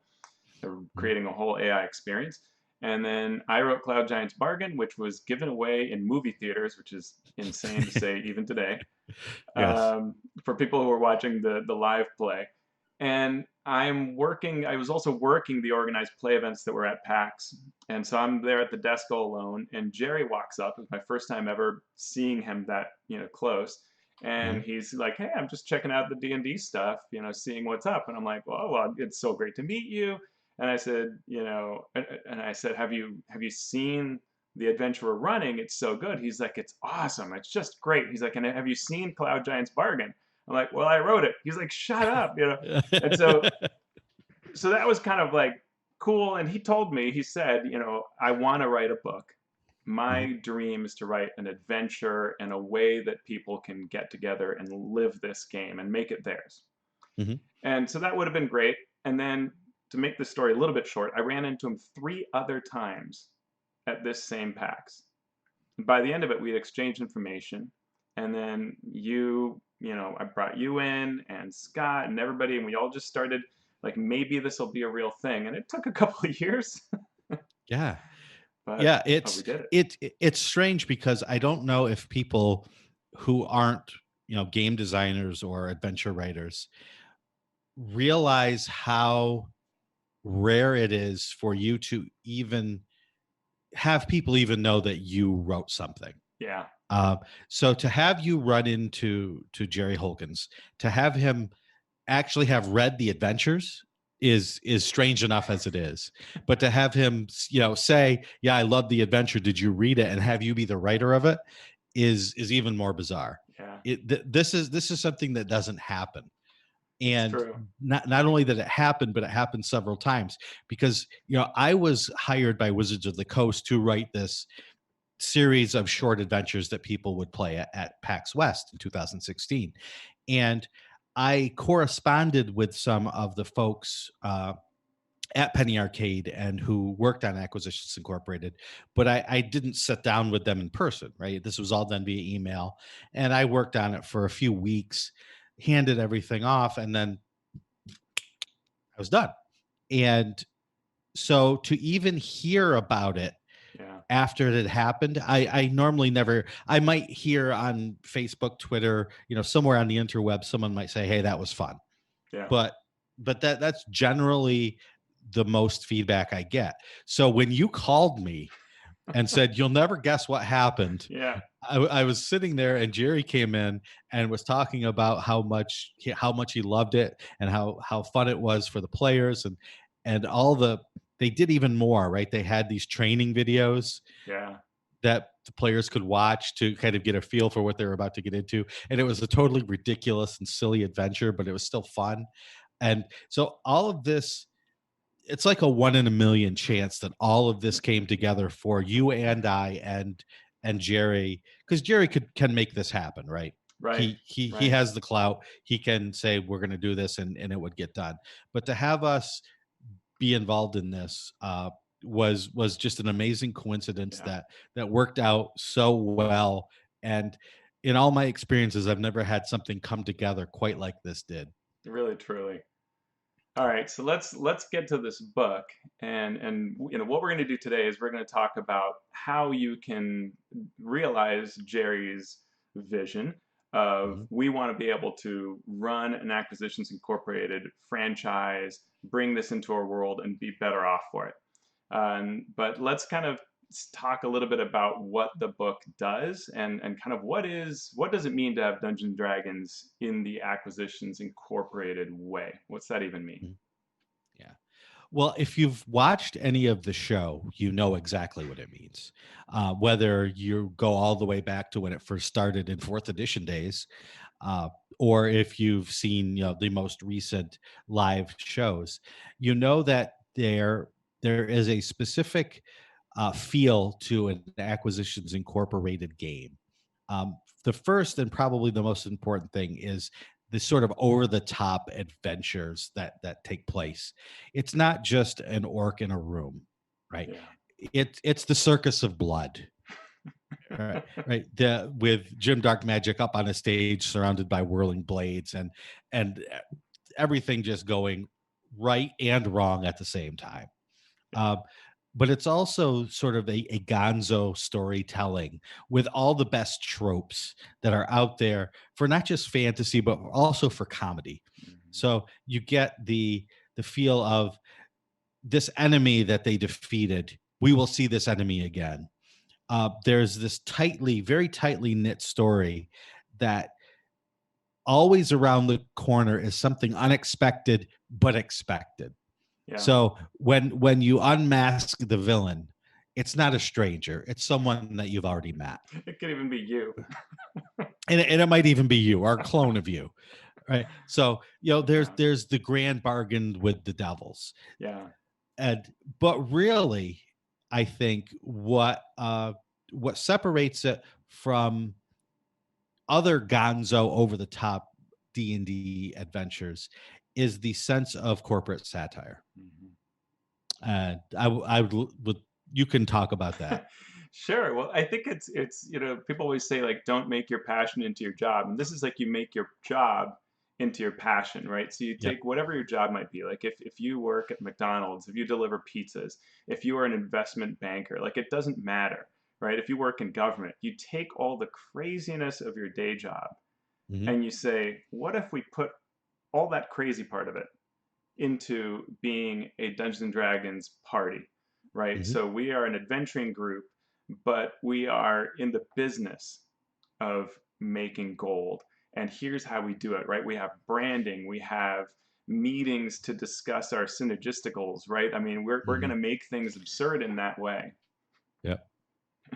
And I should say that another thing that I think is important, this is something that Jerry has said many times, and he said it during our project to write the book, that one of the reasons for the humor is that you're kind of laughing and everything's funny and absurd. And what that does is it sets you up so when you throw in something really meaningful and emotional, Mhm. it comes out of almost nowhere and it really hits you, right? You feel it. So that when, Omen is making a decision around clones, Mhm. the audience, right, all of us, we go, oh, wow. Yeah. Right? Yeah. The with all satire, there's always that truth behind it, right? And with the best satire has the strength, the oomph to it. When you do hit on those real dramatic moments, the contrast between the two is incredibly strong. So that's why, even though when you play D&D the Acquisitions Incorporated way, there is that biting satire. There's also real feelings behind it, real struggles, real drama behind Yeah. it. Yeah. Family, the connection you have with family, what your friendships really mean, um, your coworkers, right? I mean, so there's a lot Right. there that really resonates. And I think that there's this that you're mad what you do matters, right? So when they, leave a poor goblin to die, Mhm. that literally comes back to haunt them, right? Right. And those kinds of decisions, and you can sense it when you're watching the show now that you know that these things happen. Like they make a decision, you're like, oh, that's coming Mhm. back. Like that's Yeah. and that's a thing that the adventure does a lot too, right? That we wrote. Yep. Yep. So what we want to do with this panel is talk about what we did in the Acquisitions Incorporated D&D hardcover book to help you as the DM or as the player to take the best of this experience that you can get that you've seen in Acquisitions Incorporated, or if you haven't seen it, that you felt in your own life, Yeah. and mold it into something super memorable and very different from a regular D&D campaign, while still hitting all the high points of a regular D&D campaign. Yeah, so let's talk about the book a bit. And I'm going to show a few images from the book itself. The book is full of this just gorgeous, gorgeous art. Mhm. Mike Krahulik did the art that wraps around the book itself, just completely gorgeous. A big part of the book is the idea of positions. We can talk about those more, but this art shows some of the roles that you can play, which are special things you can add on to your existing characters. The book itself is gorgeous, and it's all around the world. It's available everywhere you want it. In fact, a friend of mine sent me a picture from France, right in front of the Eiffel Tower. Here Yep. is the Acquisitions Incorporated book touring Gay around the world. Perry. That's awesome. A lot of the Acquisitions Incorporated experience is the idea of your franchise, and so what kind of a building you're going to have, or what is the expression of your headquarters, and a lot of the rules then work on that as well. One of the cool things about the art in the book is that even though it's very different, pieces within the book are very different. They capture that duality of the cartoonish nature of the silliness and the gonzo, out there things that happen, but there's also the serious painted pieces that show that this is a serious campaign and this is a serious way to play D&D. And epic, right? Right. So when you're working on your franchise, you can decide what it looks like. It might be a building. The way the C team has it, it can be a stagecoach, and it can start just completely beat up and run down, and over time get better and better. Maybe it's a battle blimp, right? And this is a great example of the epic art you were talking about. It could be a beholder that's mechanical, and you can sit inside of it and pilot it. There are statistics for that in the adventure. So there's a lot here that you can choose from in the book. So let's kind of go a little more through that book and what does it provide for you, Sean? So what the book starts with is a primer on Acquisitions Incorporated, kind of exactly what we just talked about. What's the difference between your typical D&D campaign and what you will be doing if you run an Acquisitions Incorporated campaign? So after you get through that, there are rules for creating, managing, and advancing a franchise. So the concept of an Acquisitions Incorporated campaign, and I had to tell my players this when I started my own campaign, is you have to buy into this fact that Acquisitions Incorporated in this world is a known quantity, and it's something that most adventurers are striving for. This is something that you would want to be a part of. And if your players are willing to buy into that, then the rest of the campaign is going to go swimmingly, because they will be able to earn a franchise, and it's no different than a business franchise.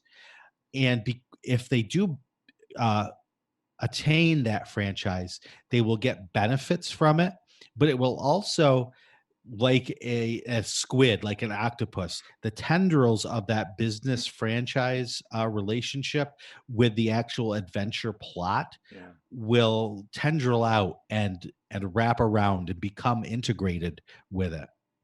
Yeah, absolutely. It oozes into the setting and touches everything in it. And I ran this same adventure for a group of middle school kids.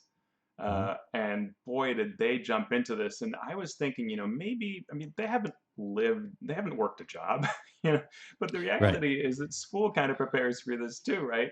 And so they could identify, and they also were familiar with other types of humor. So they loved the Phineas and Ferb comic, animated show.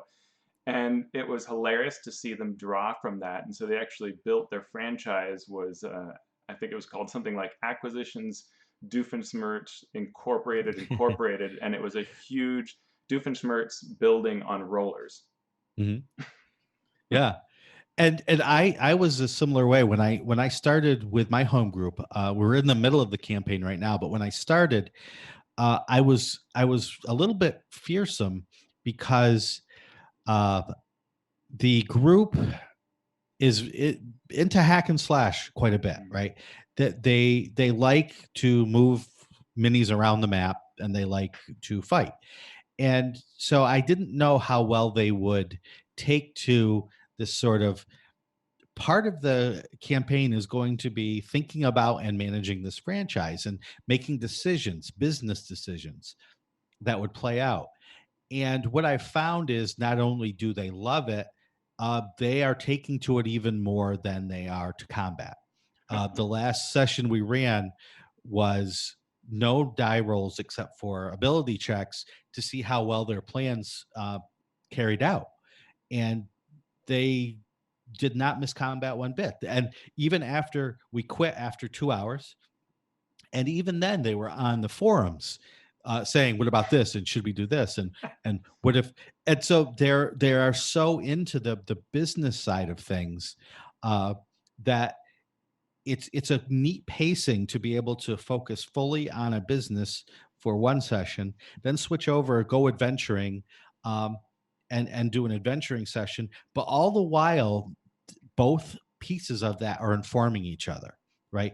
As they gain things in as they defeat monsters, they are not just saying we're going to kill every monster we see. Now they're fighting and they're thinking, if we spare this ogre, could he become part of our franchise? Right? They're thinking about D&D, and they're thinking about the story in a completely different way now. Yeah. Yeah, and all right, so I want to get into the details more, but let's quickly run down through what's in the book. So the book has all these rules for creating and managing and advancing a franchise. It has player options. You worked extensively on this part, so it provides you with a new race.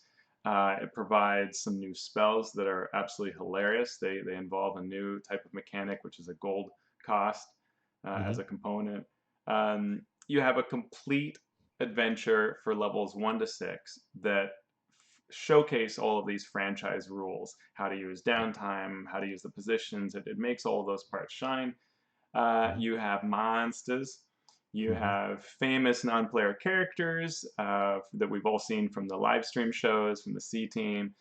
Iconic faction features, so you can take a monster and turn it into a faction member and showcase that in monsters' powers. Really cool vehicles. Yeah, and so the book provides you everything you need to both play a campaign that starts you off levels 1 to 6, or to take that same content and put it into your own campaign. Yep. And I think it's very important to touch on that. Even if you aren't going to run the adventure, reading over the adventure really helps you envision how you can meld these two aspects of an Acquisitions Incorporated campaign, right? The franchise versus just the adventure plot. So when you create your own adventures and your own plots, you can take the lessons that are taught by this melding of the two and just port them over to your own adventure. Yeah, and that was something that we were all, as a group, and we were, early days thinking about what this would be like. It was clear to us the adventure needs to show you how it's done. And then from the very beginning, that was the vision. Like, even if you don't run this adventure, it is your your instruction manual or your example of play. It's your YouTube video on how to do it, right?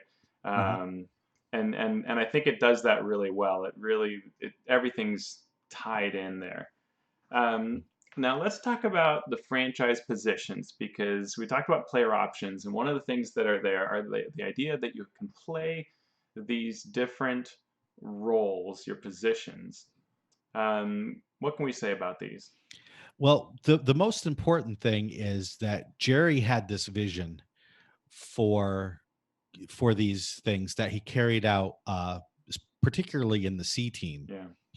And what's masterful about them is they correspond to things that players tend to do outside of the game. So if we want to, we'll just read down what they are, these positions. They are the cartographer, the decisionist, the documancer, the hordes person, the loremonger, the obviator, the occultant, and the secretarian. So if you have been playing D&D for a long time, you know that back in the old days, you used to have a player who would generally map the dungeon as you went through it. You would have someone who sort of made the decision for the group when they were interacting with the DM. They called it the caller back then. Yeah. You would have the person that liked to keep track of the treasure. And they, so the next time your group got together, they would pull out their notebook, and here is the list of all the treasure you found. And so all of these little jobs that players did have been turned into things that the characters are good at and gain the tools to do within that franchise. Yeah. Yeah, it's really very powerful and fun to see. And so in terms of tips, I would say that when I ran my campaign, one of the things I did right off the bat was tape onto my DM screen a list of the character names and their roles. And that was great because you can play off of those roles all the time, right? You can give things that are important information and make sure that the documancer is writing that down, right? And empower them to say, okay, what does your character remember about the mission goals. Right. Because they're the person who's most in charge of that. Or if treasure is found, did the hordes person write it down, right? Mhm. And then to also have NPCs play off of that and react to them is really Right. neat. And Yep. each of these positions comes with a set of features that advance over time. As your characters are leveling up, your franchise is leveling up, and your position benefits are increasing. And you get a magic item that sort of evolves with you. It tends to be utility benefits that it'll give you, sort of things that make your life a little easier, like being able to make a spell scroll or something like that. You can vote or flip a coin, these types of things that are kind of fun, and they're meant to allow you to interact with the environment. They're not super powerful, though we do say in the book that if you're worried about this being a kind of power increase, you could lower the number of magic items that characters get across the campaign. But realistically, I did not find that it affects game balance, and it wasn't designed to impact game balance. Yeah, it's more getting around some problems that you may have in adventures. These roles tend to smooth over those rough spots rather than anything else.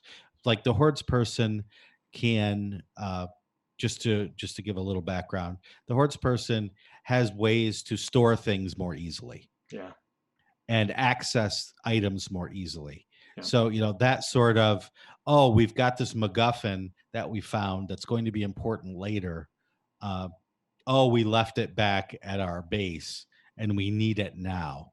That sort of problem that you would normally, you either have to hand wave or it becomes a big sticking point and the players get frustrated by that.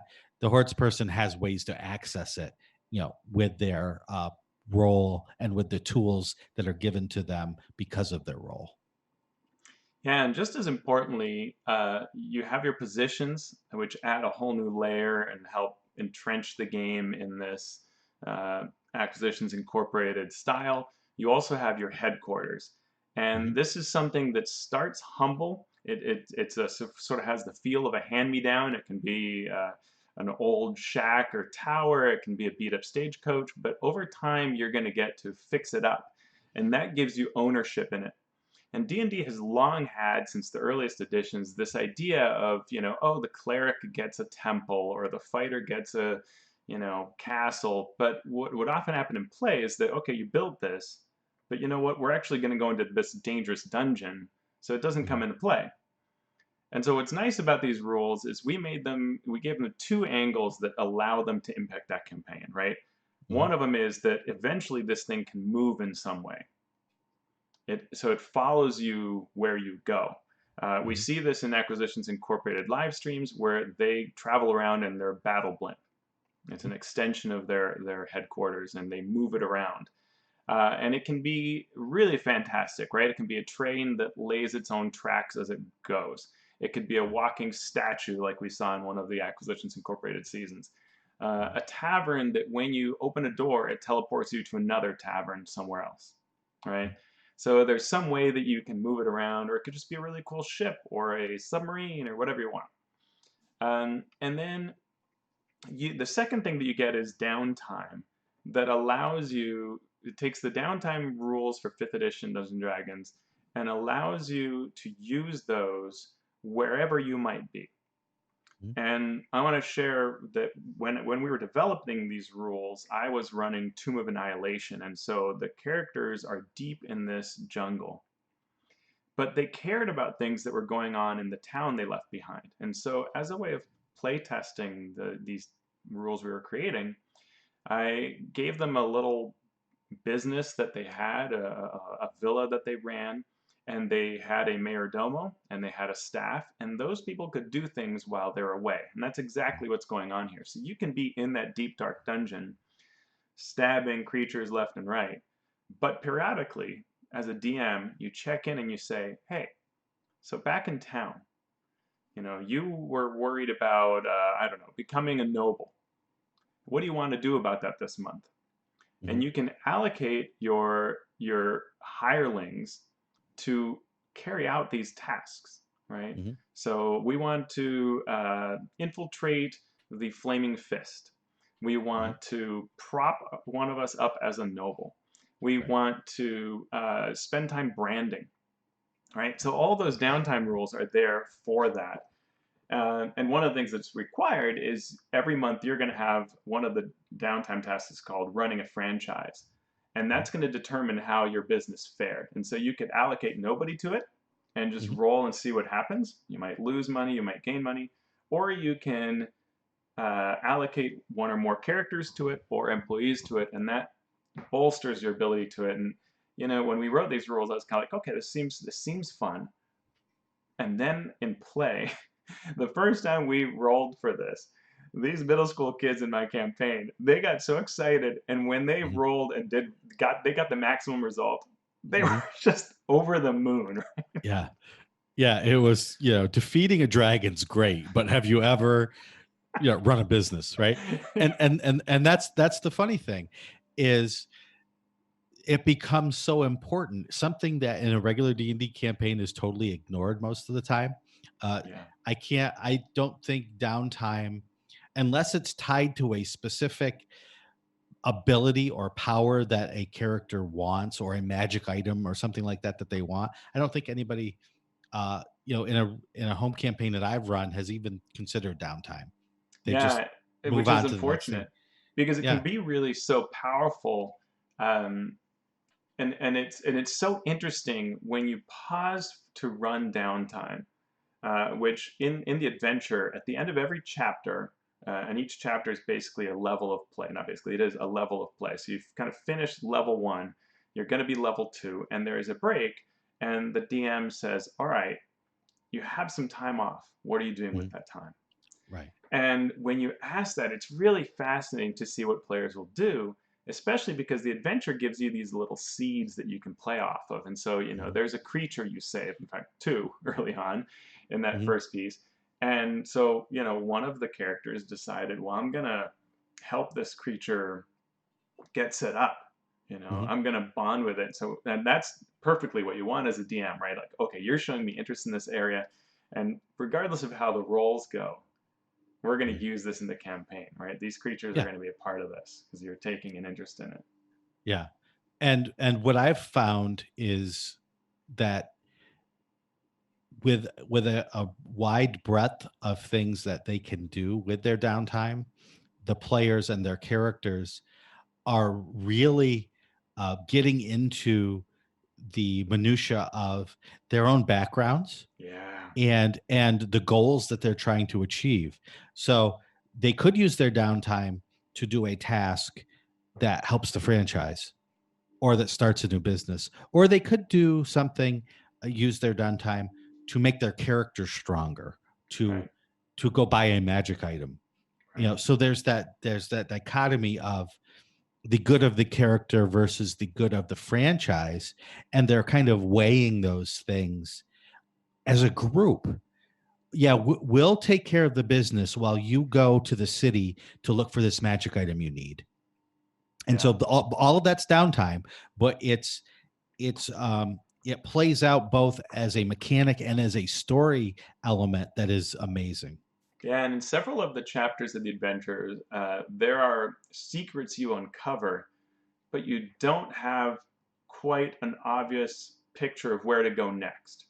And so downtime is required as a way to learn what options you have, right? So there's a part where you infiltrate a dwarven hold, and you can uncover different amounts of information through downtime that give you a real edge towards that. Right. And that makes a difference, right? Yeah. And I think that the downtime that's in this Acquisitions Incorporated hardcover book dovetails nicely with the downtime from Xanathar's Guide to Everything and from the Player's Handbook and from the Dungeon Master's Guide. It expands on it a bit, but it all works well together. And the ability for things to go wrong, for there to be complications, is just as valuable as things going right. Yeah, and so folks who might not know, when you do a downtime activity, many of them will have the possibility of a complication arising, whether you succeed or you fail. The DM can also impose one, but you can just roll to see for that chance that it comes up. And those things can also involve rivals. So you can have a complication, you have a complication involving a rival, so it can be an opposing faction. So, any of the Drawn Enterprises could be involved, or it can be some group you met previously in a dungeon and befriended or had enmity with, right? So this can all come back. And as a DM, it's a really neat improvisation tool to be like, okay, there's a complication. You went into this wrestling ring and you won, but there's a complication. So, okay, let's say that the person you beat, a powerful noble, had bet a lot on them. And then I can play with that, right, and weave that into the campaign. It's a lot of fun. Yeah, and you can go right into your Forgotten Realms lore to find these groups, right? It could be the Harpers. You could mess up a Harper operation. So even though Harpers are essentially a good organization, you could get on their bad side. Yeah, which is perfect in an Acquisitions Incorporated campaign. It's not like you just mess with the Zentarum; you can mess with the Harpers too by mistake. Yeah. All right, so you've got franchise tasks and downtime. What are you thinking? What should we talk about next? I was wondering if you wanted to discuss the specific downtime tasks that were created for this book. Sure. So some of the ones are explore territory, and this is a neat way to cement the relationship between your headquarters and area, because you're given a franchise the right to sell your goods, market your business in a certain geographical area. And so as a campaign, you get to pick, where are we? Are we in some corner of the Sword Coast? Do we take a city like Waterdeep? Where are we going to be? And let's find out what's in this place. And so if you are in an area that's more wild, you can find resources and allies or enemies and monsters through explore territory. And even if it's a city place, you can find that kind of information within a city. Franchise restructuring lets you change the approach to what you're doing as a business. And it's kind of a catch-all for re-engineering your business. Headquarters modification is actually physically changing what your headquarters has in it. It could also be used as a way to build more if the DM wants to allow for that. Because as you're leveling up, your franchise gets a bunch of features. Some of them are cosmetic. So if you're running a tavern, you could say, we want it to be kind of a spooky theme. And all of the staff are going to be ghosts. Or they have illusions on them so they look like they're ghosts. And we could have, flickering candles and spooky wisps kind of float throughout the air. Or we can actually do things like you can get an offensive actual weapon, right? So we see in Acquisitions Incorporated, the battle balloon has a ballista, right? So you can add those kinds of things. So this task lets you modify or build those. Marketeering is a way of making money. You are marketing yourself, and there are a number. All of these involve options. When you're looking through the different options, there are ideas there to stimulate what can be done with these. But it is really a marketing exercise. Philanthropic enterprise is from the idea that you are taking the time to make it look like you're a good person and a good organization and reap the benefits of that. And so you can imagine the complications are all about people figuring out that you don't really mean it. That's funny. I used this philanthropic enterprise as a political campaign, and it worked perfectly, right? Yep.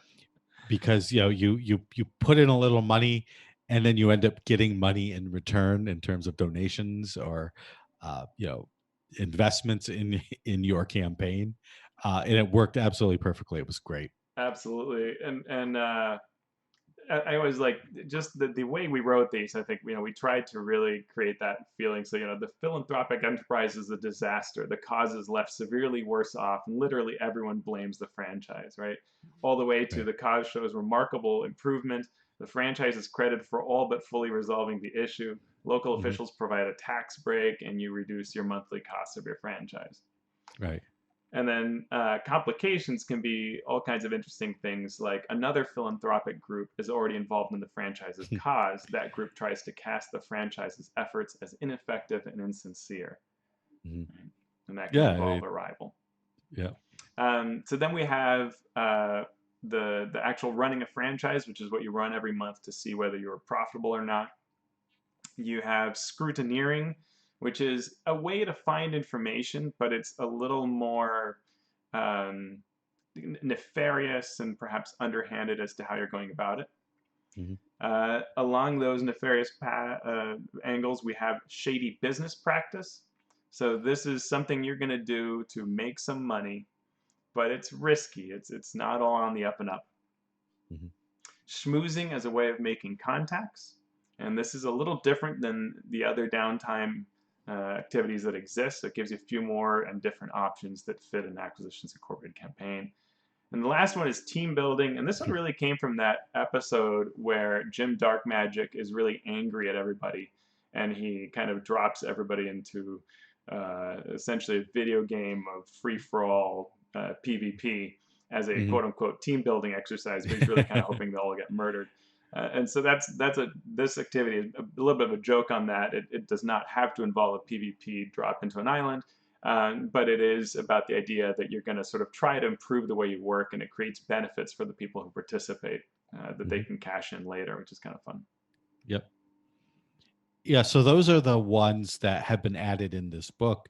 But as I mentioned earlier, there are other downtime activities in other D&D books that can just as easily be used by one or more of the characters or the hirelings of the characters to carry out things that are important to the characters or their businesses. Yeah, so depending on the level of your franchise, which reflects the tier of play the characters are in, you get a certain number of tasks you get to run through the franchise. And that can happen even when you're on adventure. So we're deep into this Dungeon of Doom, but back in the home base, our staff are hard at work, and we get to tell the DM what we're going to do. We want to, try to join the Thieves Guild or anything like that. And so that's a nice way of cementing the franchise rules into the campaign. It's also a nice way, I use it when I'm running games to kind of change up the pace and the story beats that are happening. So we might just be slogging through, traps and room after room, and we need a little bit of break. And we can say, okay, what do you want? It's time for our franchise tasks. What do you, through a message spell or sending or whatever, like, what do you want your franchise to be doing?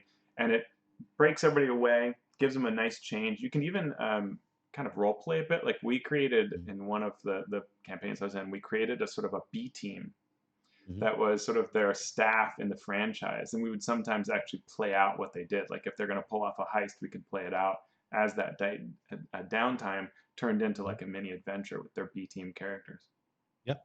And that's totally what I'm going to do. I'm going to have them create lower level characters that are their hirelings and their other employees, and as they go do things, they're going to have to play it out a little bit. You could do it just as a chart or just as a few ability checks, or you could do that. You could make a totally separate party and have them break up, as Teo said. Sometimes if you're in a dungeon too long, or if you're doing the same thing too often, it slows down a little bit. To switch over and just to do an hour of this other caper going on can breathe life into your sessions. Yeah, and something I did to ease into it, because I wasn't sure if my players were going to love this idea, is I handed them monster stats that represented their staff. So they were just like, it was like a guard and a gladiator watered down, and and so then they could play these without having to create a character and see whether they liked it. And then they realized this is kind of fun. And they said, can we remake these and actually flesh out the characters? Yes, you can. Yeah. Yeah, totally. That's exactly right. And that's the experimentation that you sometimes need to do as the DM to see what your players are interested in. Yeah. Because you can have a session 0 beforehand and you can say, this is what I'm thinking. How do you want to play this? What do you want out of this campaign? But sometimes you have to experiment, and that's a perfect example of that. Yeah, and one of the things that's really useful is to fill your adventures. When you're running an Acquisitions Incorporated adventure, fill your adventures with NPCs that can be used. You'll see the adventure that we wrote that's in the book is full of this. You have a constant stream of NPCs who, maybe they're opposed to you, but they don't just, they have motives and they have angles and reasons why they're here. And those reasons are malleable, and you can convince them to join your side or spare them or help them. And so you can then choose to change things up with them and bring them into the fold, hire them, and so on. And the adventure is full of ideas. This person can be hired. And it can be either way. There can be some toughs beating up a lizard folk. Both of those could be groups you hire, or one or the other, depending on how you play the scene. Yeah, and there are, along those same lines, several subplots that could be going on that probably you're not going to be able to follow up on all of them as players. But as the DM, you can still keep the characters' attention by telling them what happens because they didn't follow up on this one subplot. Yeah. So I've been writing like short scenes that the characters would not know, but that the players know, because they sort of ignored this one NPC. Well, this is what happened because you interacted with him, but then you ignored him after that. Yeah. And those consequences can be dire because it's not affecting the players or their characters, but it shows the stakes of the campaign are still high, even if it's a sort of satirical tongue-in-cheek angle for the campaign. And we see that all the time with the live stream games, right? Where, if you decided to use the clone spell as a way to safeguard, your quote unquote investment, that's gonna matter, right? And that's gonna come up.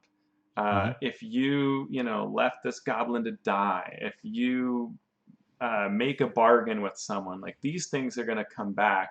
And they're going to matter. And sometimes we can show how it plays off screen, or it might be that it steeps for a while and then reveals itself all of a sudden as a big surprise. And that's a lot of fun. I found when I'm running an Acquisitions Incorporated franchise campaign, it's easier for me as DM to more naturally come up with plot ideas and surprises because it's really driven by what the players are doing in the first place.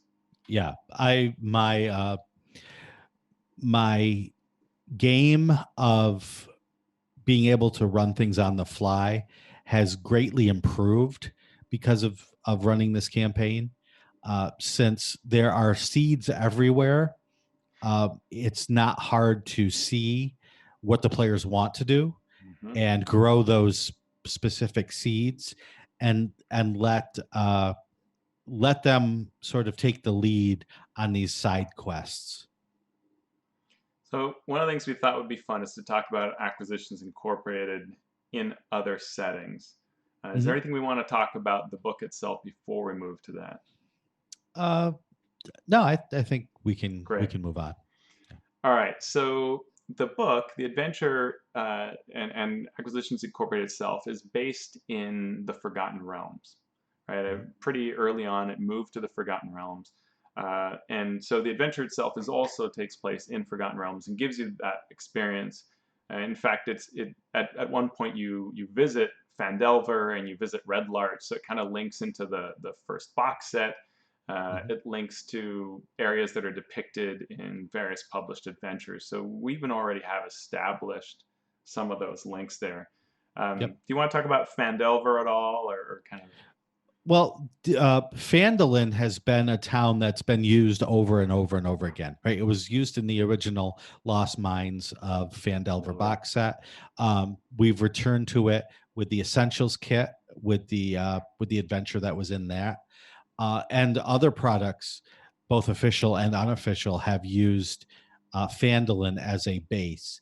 So it's something that a lot of people who have been playing D&D regularly since the launch of 5th edition are familiar with. So it just takes a new look and a new spin at what you can do with something that's already established when you want to use it in an Acquisitions Incorporated style campaign. Yeah, I love what you did with this part of the adventure, because you in the introductory adventure you clear out this area of bad people, and so you leave this kind of place behind, and in this adventure that becomes someone's headquarters, which then is blown up sort of by another group, and then you get to inherit it and decide whether you want to build it up, and you explore the ruins of it. And that's a perfect example of how you can take something from an adventure and sort of repopulate it, that now this is the place the heroes take over. And that's kind of what we're going to talk about now, right? Taking something that exists, that's already known, and using this Acquisitions Incorporated template to make it something different. Even if you've already played the Strahd adventure, right? You can play it again, and this new template for it will make it something completely different. Yeah, very fresh.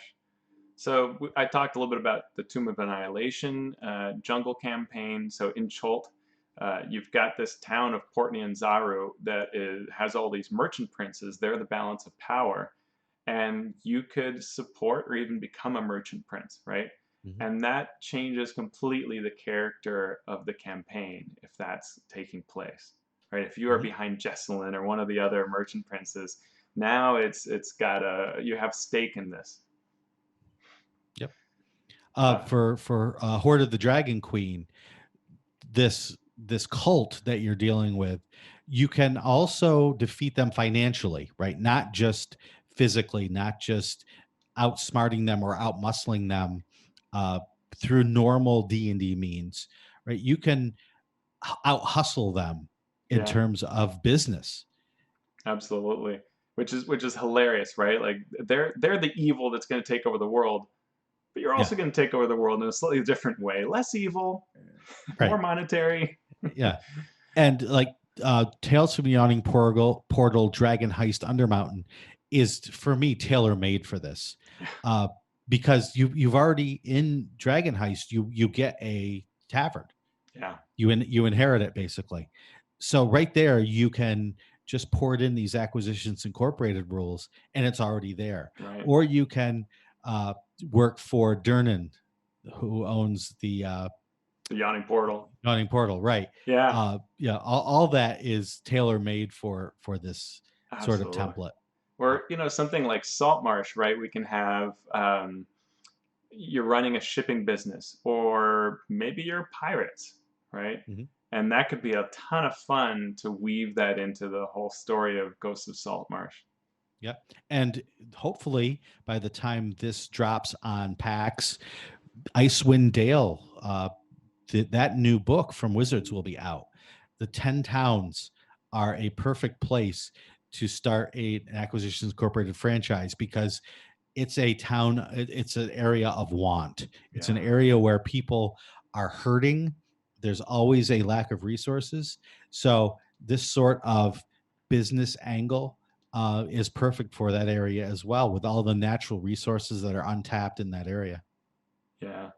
And you mentioned Ravenloft, and I mean, talk about turning something on its head, right? We've got what's in theory a gothic horror story, but what if you're trying to outmarket Strahd, right? Or one of the Burgomasters from a town, right? Like you start selling like I slew Strahd and all I got was this lousy T-shirt, right? Fake holy water, or super sharp stakes. Right. And it doesn't take a lot of change to the adventure to do this. It just takes a change of mindset. Because we all know that Strahd could just go kill the party right at the beginning, but he doesn't want to. They're too interesting. And you could just now, instead of doing that for that reason, Strahd is doing it for other reasons, for business reasons. Maybe he wants to get out of Ravenloft and start his own business in the rest of the world, and he thinks he's going to use the adventurers to be able to do that. Now you've got this corporate intrigue in your Ravenloft game. And talking about sort of plane spanning, you have Planescape, which joins all the worlds together. And we have all these Magic the Gathering worlds that are out there, and we can see how that works. We saw Acquisitions Incorporated Live Play took us to Ravnica, the Magic the Gathering city. And that's perfect, right? Like all these different franchises. I mean, they already have a house system that compete against one another. Right. Anytime where you have competing groups, you have the basis for an Acquisitions Incorporated campaign of competing interests in business, and you could take that to Eberron with the dragon marked houses. At the end of the last war, right? Everything's rebuilding, so are businesses. If you look at Dark Sun, you have the city states fighting each other. You have merchant houses who are interacting between all those city states. All of that is perfectly ripe for an Acquisitions Incorporated style. The Blood War and Avernus, right? Yep. Oh yeah. Oh, that's absolutely perfect. Right. You start selling things to the devils to help them fight the demons. Yeah, and just one of the recent releases, Mythic Odyssey of Theros. It's all very god-based, and there are all these patron deities. So you could have a franchise around one of the gods, right? Holy War for Profit. Yeah, yeah. I mean, all of that is using established settings to make a new kind of campaign that your players may not have ever seen before. Yeah.